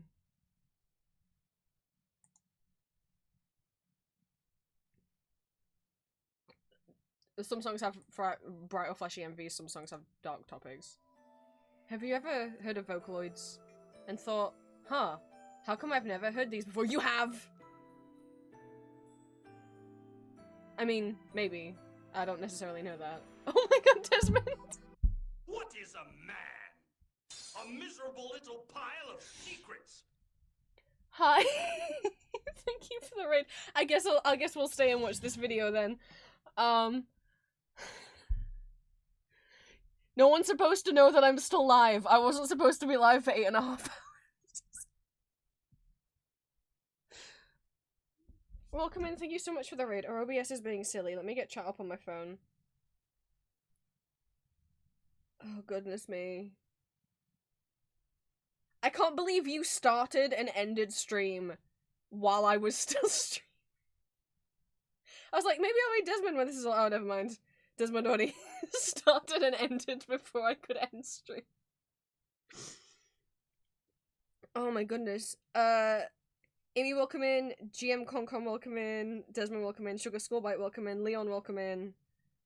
And anyone else who's come in with the raid and hasn't posted the raid message, welcome in. I'm sorry, chat's been trapped here for 8 hours. And here's what happened. I hadn't streamed on my channel in like 3 weeks, and I didn't realize that had happened. I had to cancel a few streams for some reasons, and then I've been streaming with my partner on her channel while she was doing a subathon last week, so it didn't really feel like I took as long of a break as I did. But I had a bunch of stuff that I'd bought from my Etsy shop, pins and keychains that had been on pre-order, and they all arrived this weekend. So what we were doing is I haven't shown chat the images yet of the pile of crap. It's not crap. Sorry, it's stuff I worked hard on. Wooden pins and keychains of characters from Arcane. Specifically, oh no. I forget I put Optimus Prime kisser there. Right, I should say that before. If anyone who came in with the raid needs to raid and run, that is absolutely okay. Thank you so much for coming in with Desmond's raid. Obviously, Desmond as well if you need to go eat, sleep, whatever. Often when we end stream, it's because we've got something we need to go do. Absolutely no worries.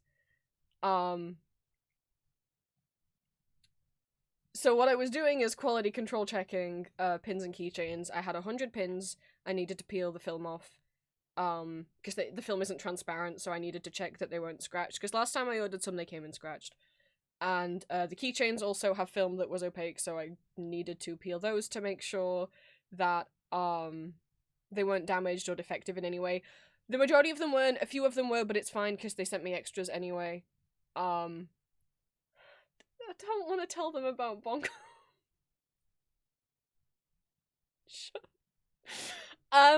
So you can't see. Oh my goodness. I had 100 pins to peel and 200 keychains to peel the protective film off. I broke 2 nails in the process, but it's fine. We did it. I haven't shown chat the images yet.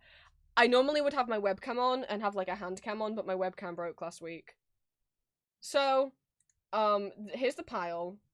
I don't know how to describe the size, like A3 size, that tray, if you know what that paper size is. There's 120 pre-orders on there. 122 pre-orders on there. I don't know how much, some of the pre-orders had multiple items. There's what's happened. There's a lot of Jason Victors in there. I've got to pack all those up tomorrow. I might, not all of the pre-orders need to go straight away. Some of them won't be. I haven't stopped giggling since I got on. I'm so sorry you came to my stream and then you found out about the classical Lloyd anime. I can't. I've been live for 8 hours. Bear with me. I'm sorry, Raiders. I can't think straight anymore. It is 10 p.m. where I am right now. So yeah. I don't know fucking how many keychains and stuff are on there. Those are just the ones that people have bought. I've got another bag of leftovers, so some of the stuff that was sold out is now in stock because we had enough extras, so that's nice. I got a little distracted in rambling, because obviously I hadn't streamed for 3 weeks, so we had stuff to catch up on, updates and stuff, and also, I watched Castlevania Nocturne Season 2, and I wanted to talk about that. I didn't even talk about it that much, but I mean, I don't know what more to say than I love Alucard and Olrox so much. And obviously I don't want to spoil anything for anyone who hasn't watched it yet, because it only just came out. What the fuck else are we talking? People ended up getting me talking about things that I'm really interested and passionate about and bringing those topics up. So I only, but even throughout the rambles, I can peel keychains and ramble at the same time. So I got it done as fast as I could. I did eat dinner while I was doing it on stream. I normally don't eat on stream, but yeah. My partner wasn't here to stop me. She's getting her ear pierced. So I'm here at 10 p.m. Most of dinner. Yeah, don't mind the sandwich that's in a box on the floor. It's fine. I didn't eat. Well, I didn't know that I would get distracted and keep talking for this long. It's been 3 hours that sandwich has been on the floor. But welcome in. Obviously, like I said, if anyone who came in with Desmond's raid needs to leave, feel free. I'm not going to be live for that much longer. Because I think I've lost most of my... Oh, alright, Bongle, right. updating people on my website. I have a hand-coded website. I didn't want to search the word little Google. That I make with NeoCities. Well, on NeoCities. So I was showing people updates to that since I got my art gallery finished and coded, and also my fan art museum finished and coded. And I was sharing my Explore the Web page, which is a page on my website full of like resources if you want to learn how to code your own website. Other cool sites and like mostly other NeoCities websites, website building resources and coding help, free website layouts and templates. This is if you're coding with HTML, CSS, and JavaScript. Graphic resources, generators and tutorials, widgets, games, and interactive elements you can add to your site. Web communities you can join, like web rings, clicks, fan listings, and pixel clubs. And then also art tools, which is not related to website building. This is just like some free drawing programs, stuff like Photopea, which is what if Photoshop wasn't made by Adobe and was free and was a web browser website application.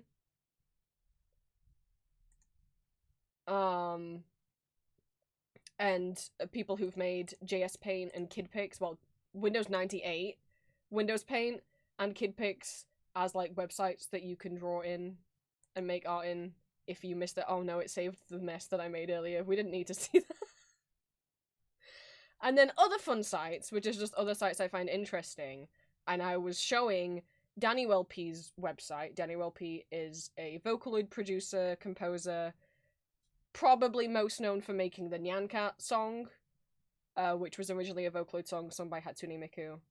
And then someone covered it, and then that song got used for the Nyan Cat meme. But I was showing their website because, as well as it listing like their discography and stuff, which, warning, there's going to be flashing images on this site. If you click on contents, they have a bunch of sort of games, sort of interactive things. Some of them like that will make like animated text for you. I haven't been on all of these. I don't know what all of them do. Some are more like games, some are more like just like generators. I don't even know how to describe what some of them are. They're just interactive things. And I opened up this one, which is called Wowa. Let me turn the music down, it's loud. Which just has this animation of Hatsune Miku flailing around. But what you can do is you can click draw, and it gives you a little template, and then you can just draw in here. You can draw whatever you want in here. I don't know where I planned that to go. I don't have my tablet plugged in. Like, you can draw a little face in here, and a little body. As long as it's within these lines. Here you go, there's a little guy. And then you can pick what particle effects you want. And then you click OK. Please don't make this into a character, this is not anything. And then it animates it. So when I was drawing in it earlier, just to show people what it did... Fucking damn it, guys. Just to show what it did, I doodled like a kind of cat creature. You can save them, by the way, and then other people can look at them. And I just doodled like a cat. And then I shouldn't have said this, but I said chat could name it if they wanted, and Green decided his name was Bongle. And I was like, okay, this is Bongle. And, then two people in chat decided to draw fan art of Bongle and send me the fan art of Bongle. And I guess I have a new OC now, and I guess his name is Bongle. I didn't choose this. Chat made him, and I guess I drew him, but like, chat decided to bring him to life, I guess.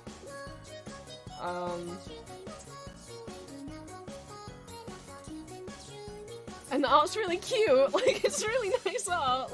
I'll bring it up. No one in Discord has any context for Bongle yet. I'm gonna have to give it them after stream. This is what Green drew. Green Fog.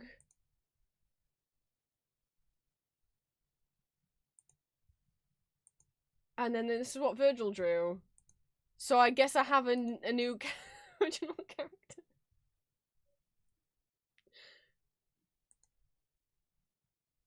I don't know. Tin Cam, thank you so much for the first time chat. Welcome, welcome in. I don't know if you came in with Desmond's raid or... okay. It's just gonna keep going whenever I open the tab. I promise I can draw. I was doing this with my mouse. I also drew very quickly and clumsily. There's Victor from Arcane. There he is. It looks just like... There he goes.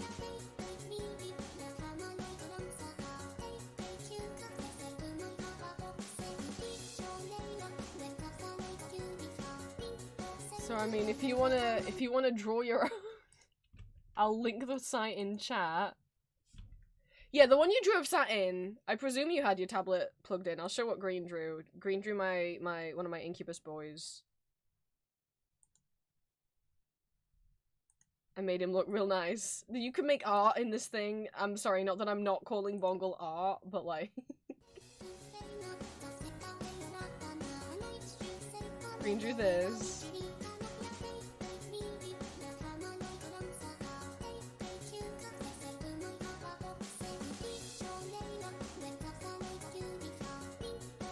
There they go.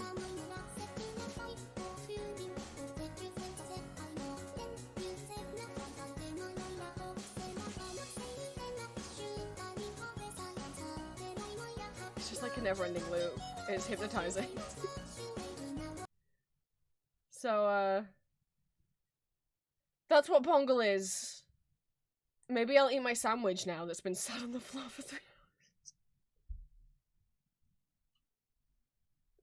This is what happens when my girlfriend isn't here to check in on me.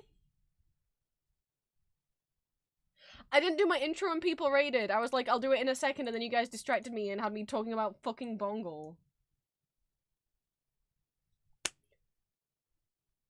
Hello, raiders.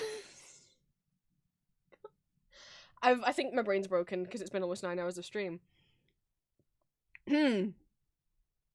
Hello, raiders. Welcome. You can call me Prince. I use he, him pronouns. I'm a neurodivergent trans vampire. You're welcome to become one of my children of the night.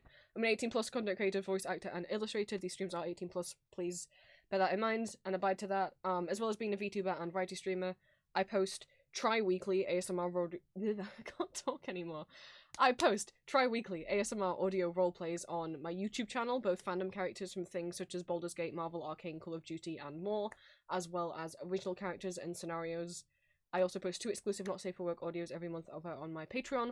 All my socials are listed on my card. You can type !socials in chat, and a bot will pop the link up for you.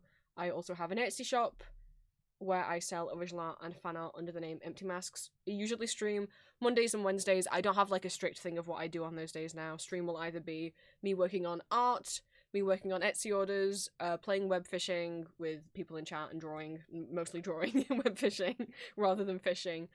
Coding my website, or playing whatever game I have going for that day.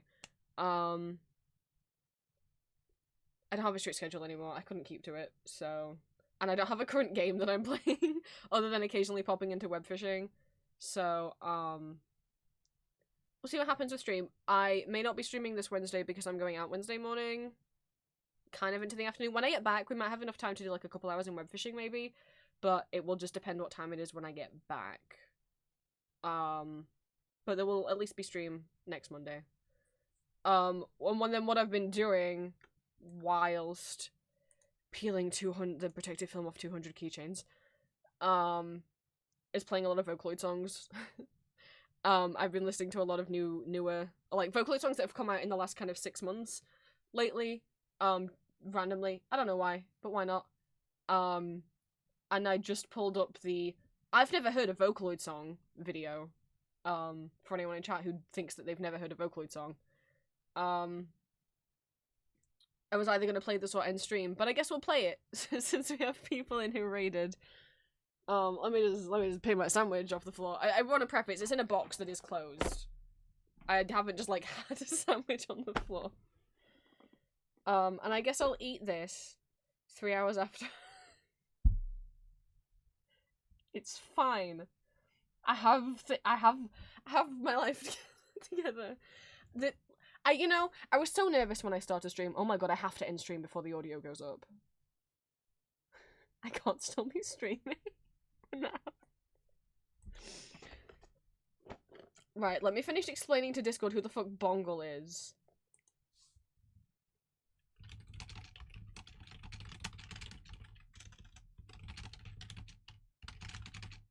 Hang on. Don't make me choose between them, please.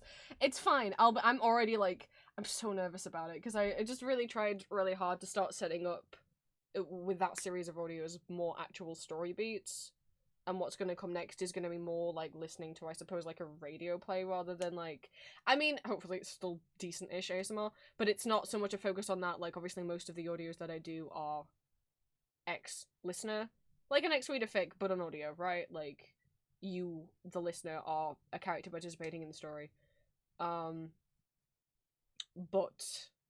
well, not necessarily story. Sometimes it's just, you know, like a nightmare comfort or whatever, but the stuff that's gonna follow this, there's gonna be, like, I think 4 parts of it is what I have planned and partially scripted. That will be,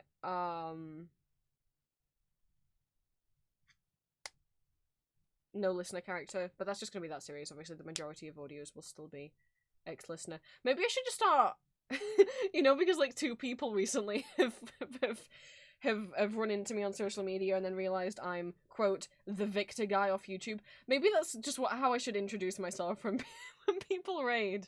Like, hi, you might have heard me pretending to be Victor Arcane on YouTube.com. Oh my goodness, give me a second. I need the link to Bongle back. Where did he go?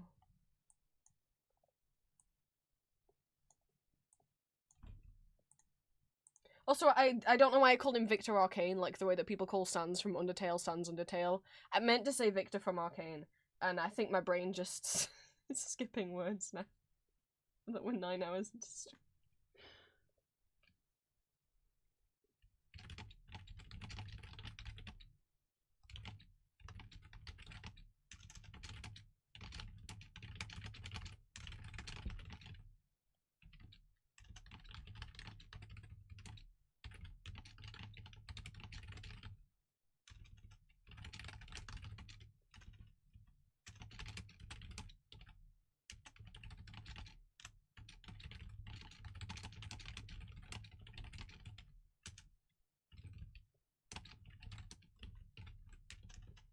Hang on.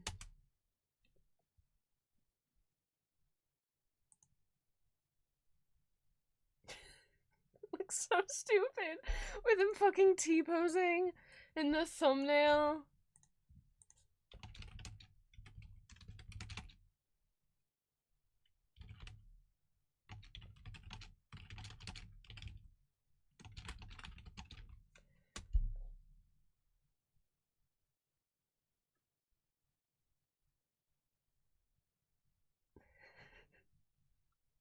Okay. I think we just need to close Discord. I normally don't have it up in the background while I stream. I'm gonna eat this fucking sandwich. That's the sound of me shaking myself. And you guys are gonna watch I've Never Heard a Vocaloid Song. I will narrate the intro. Essentially it's a video of, like, Vocaloid songs that have made it viral or become memes or TikTok sounds or been featured in movies or films or whatever. Movies and films are the same thing. Movies or TV shows. So basically, if you think you haven't heard a Vocaloid song, you've likely heard at least one of these songs, probably because you've heard Nyan Cat before. Let's just face it, that's the actual peak of this, in terms of probably the most prolific Vocaloid song. I don't know if that's really sad. A song that only has one lyric, which is nya, which is Japanese for meow.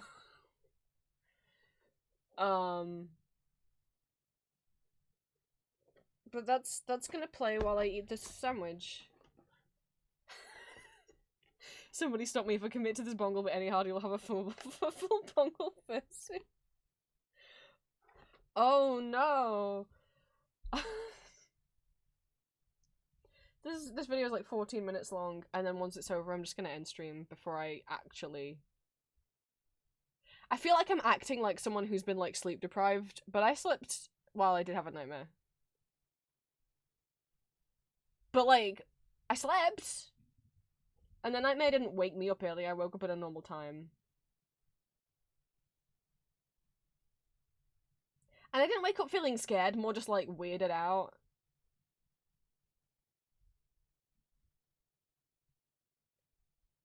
Cause it was just, anyway. Let's just fucking play the video. Ellie Drubonk. If you're not in the Discord, you can, if you want me to see it, you can either send it me on Tumblr or Blue Sky, post it on Tumblr or Blue Sky and tag me, or,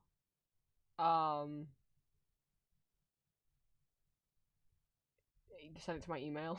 I don't know. Maybe at some point I'll make, like, a submit form on my website. I did find a HTML code, like, form code. You know, when you see websites where people have, like,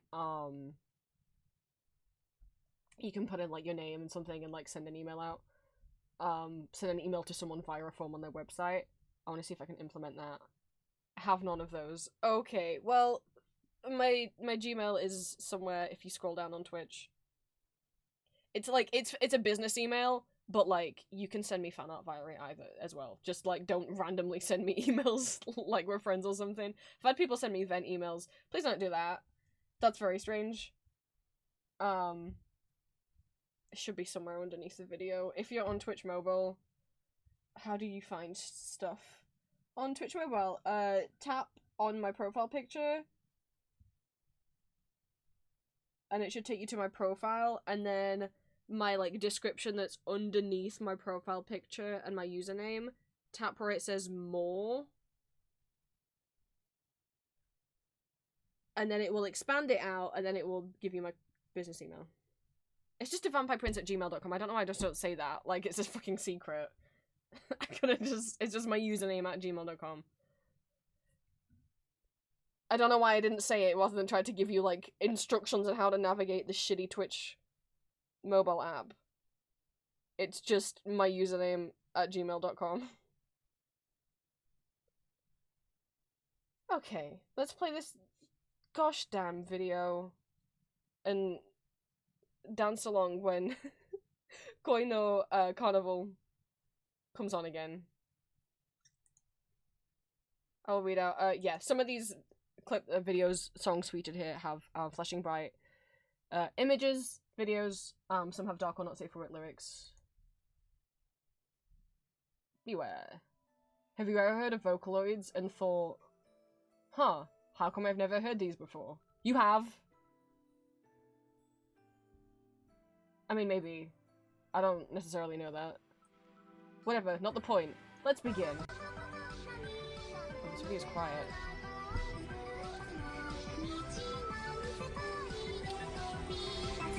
It's triple backer! The layers I have to explain for triple backer. So we've got Miku singing, which is a Vocaloid. Teto, which is an Utoloid, which is a fan-made thing. She was originally created as an April Fool's prank. And Neru, who is a fan-made character who has no voice. She's just a fan-made character of, like, what if Miku was yellow? And she has no canonical voice. Some people take Miku's voice and pitch her up, but typically it's the cell phone typing noise. That's how she sings. I'm gonna actually fucking eat this sandwich and not comment on the video now.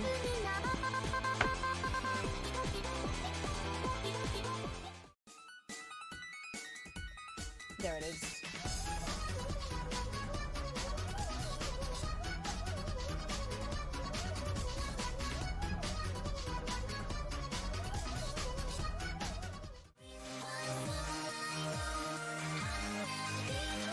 Yes, yeah. Neru's fan-made. She's not official. I can't remember how she started. Like, we know who made Teto, but I don't know if anyone knows for sure who made Neru. But she's been, like, adopted. You can get official, like, Nendoroids and official Vocaloid merch with Neru on. But yeah, she was fan-made. She was just, like, adopted M2 things.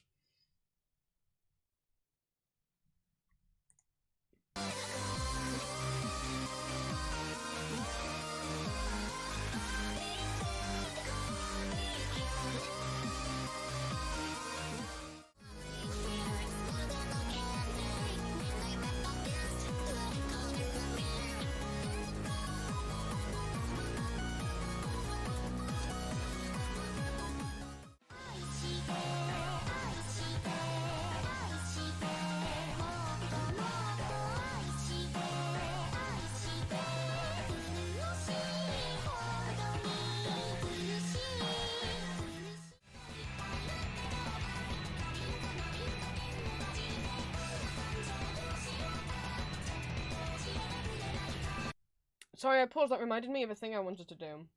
Since it's saying who this artist is. Let me have this. I've been wanting to do this on the stream for ages and I keep forgetting. I did this once before. But then I thought of more examples of... Not Vocaloid... This isn't Vocaloid songs that you might not know are Vocaloid songs. This is... musical artists you might know. But you didn't know they started out by originally making Vocaloid music. So I'm trying to think... Okay, example number 1. We're gonna start with a Vocaloid song they made, and then an original song they made using a Vocaloid, and then an original song they made themselves, if that's an example, and then what the song you might know them best for.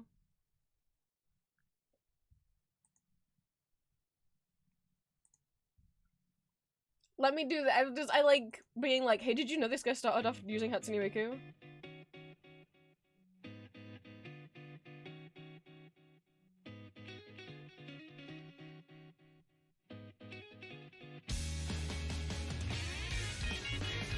I haven't listened to this song in ages. I'm not gonna play the whole song, we'll just where's Miku? There she is.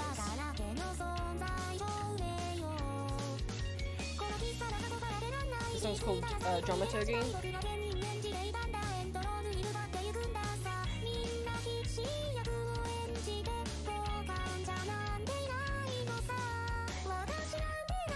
You might know the self-cover version, but originally it's with Miku.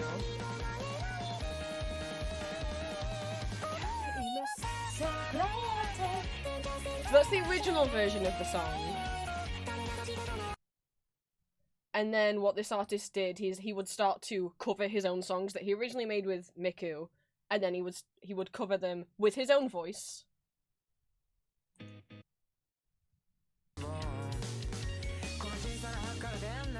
So this is the version people know more. But he originally made it with Miku singing. And then found success when he used his own voice, and then stuck to using his own voice and stopped using Hatsune Miku as much. And then... what became of him?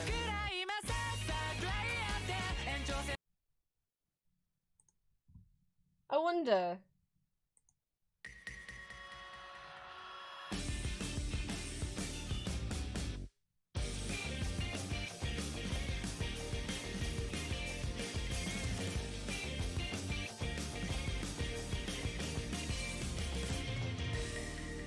Oh, that's right. He made the Jujutsu Kaisen opening.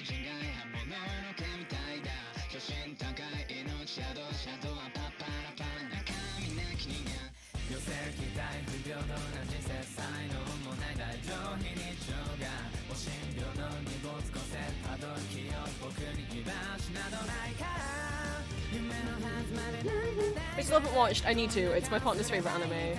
That's on my goal of things I want to try and do this year. My 2025 bingo is try and watch Jujutsu Kaisen.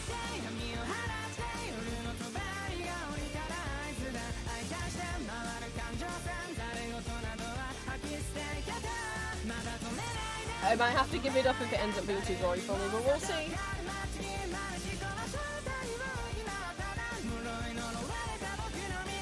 So the artist is called Eve. And then example number 2, we can start out with a song that we just saw. Don't worry, I already know what happens to some of my... I already have a favourite, which is Nanami. And don't worry, I already know. I'll get attached anyway, though.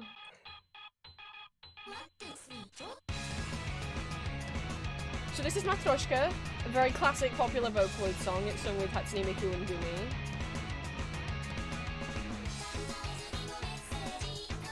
Made by someone who at the time went by Hachipi. The reason why a lot of Vocaloid composers have the word P on the end of their name is because the P stands for producer. Because, well, as well as composing the song, they normally produce it themselves, and also it's kind of this idea that, like, Miku's a real person that they're writing songs for, but I'm just using it all.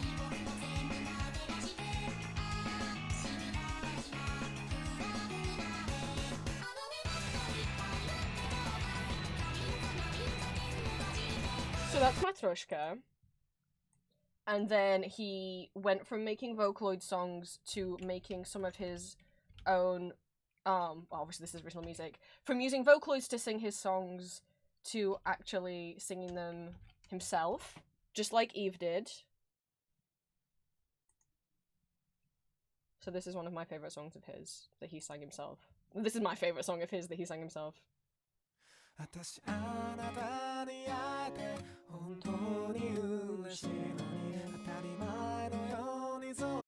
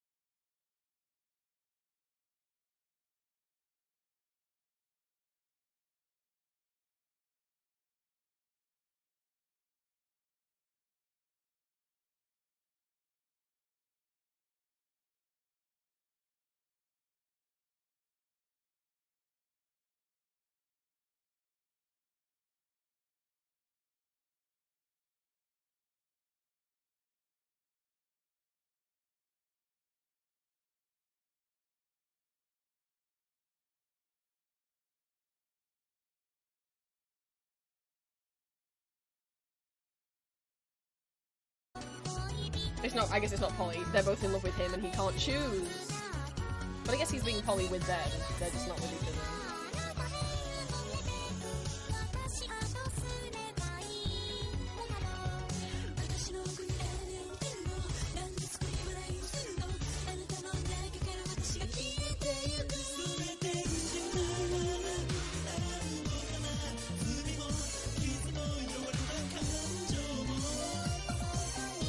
So that's the song, but you might also know him from, before we get to, obviously the trend is that I'm gonna reveal an anime opening that they did, but before we get there, I just wanna also, just like, if anyone's my age, and just let you guys know that he also made this. He did the song, not the animation, but it's his song, it's his voice.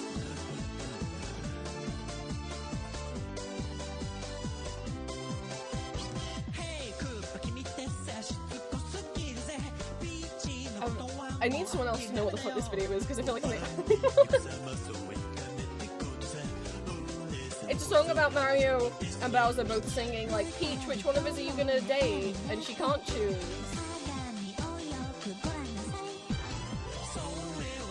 To the tune of Super Mario World so horrible.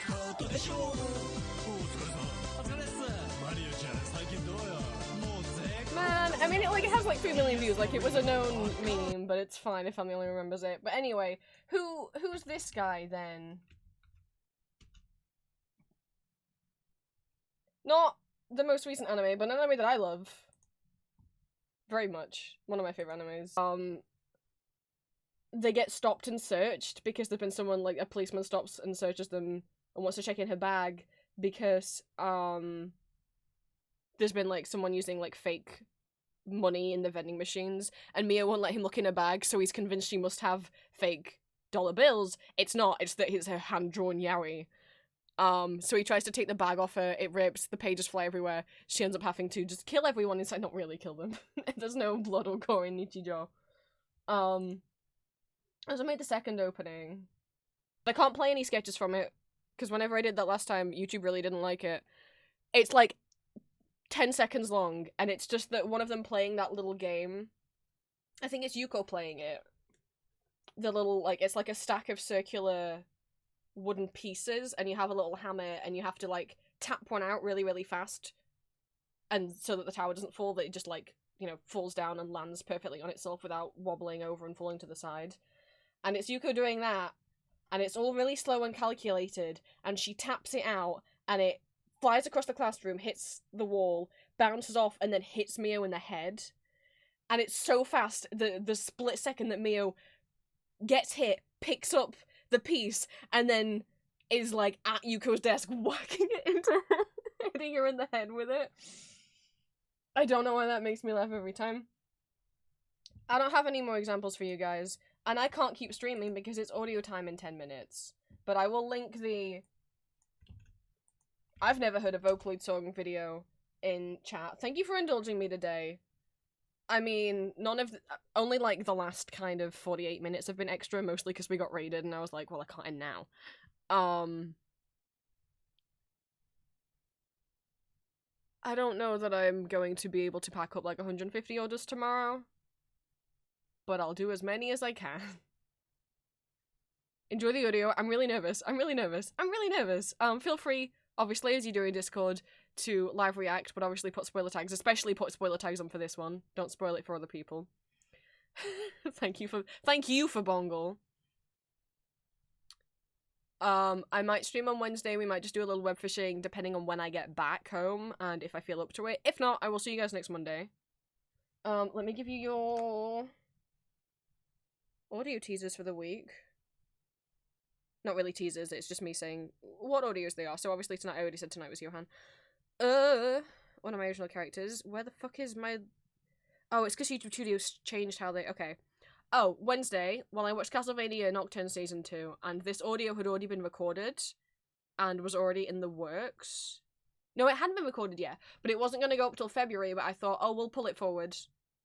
So, a la carte on Wednesday. And then Saturdays is the second Not Safe for Work audio of the month. It might not be a character that a lot of people want, but I got a request for it, and quite a few people replied to the request on Patreon saying that they also wanted to see this character. I have not voiced this character in, like, maybe 2+ years. So, maybe not everyone missed him. I hope some people did. Like I said, someone requested it, and, like, 4 other people replied saying, yes, this one, please. So, that's the one that you got. I didn't mean for both of the Not Safe for Work audios on Patreon this month to both be, like, sub-bottom listener. That's the way it's worked out. Sorry if that's annoying to anyone, I don't promise any certain dynamics, but for anyone who prefers that, this is the month for you. Not sub-bottom listener, sorry, sub-bottom speaker. Dom top listener. So for anyone that's their thing, enjoy them. I hate being nervous. I don't know why I'm nervous, because I know realistically that you guys will just be like, oh, that audio was fine, or you're gonna be like, what? And no one's gonna be like, that was stupid, but I'm just nervous anyway. I just hope no one thinks it came out of nowhere, because I know in previous audio stories I haven't always had a clue idea where the plot's going, when there has been a plot, but I promise I planned this one out this time, and I've tried to work hard with it, so... Um.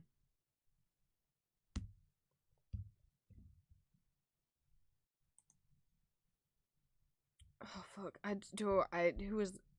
I don't know if anyone I know is live at this time of day. I think I'm just gonna. I've got half a sandwich to eat. It still tastes fine. It still tastes fine, so that's good. And then well, I can't crawl into bed, can I? Because I can't eat and then immediately fall asleep. I'll have to stay up for at least an hour. Oh, I didn't think that through. Well, next Monday will probably be streamed like normal. Because I don't know when I'll start because I have Etsy stuff to do in the morning, obviously. But I'm gonna aim for the 29th of January to be the karaoke stream to celebrate 900 followers on Twitch. It might end up being Monday the 27th if I don't have a lot to do that morning. Or it might be Wednesday the 29th, but one of those 2 days I'll try and get it done. January, I don't... the karaoke celebration for 800 subscribers I didn't end up doing until we were like 870 because I just like I was away for most of October and then I just like I wasn't up to it. But I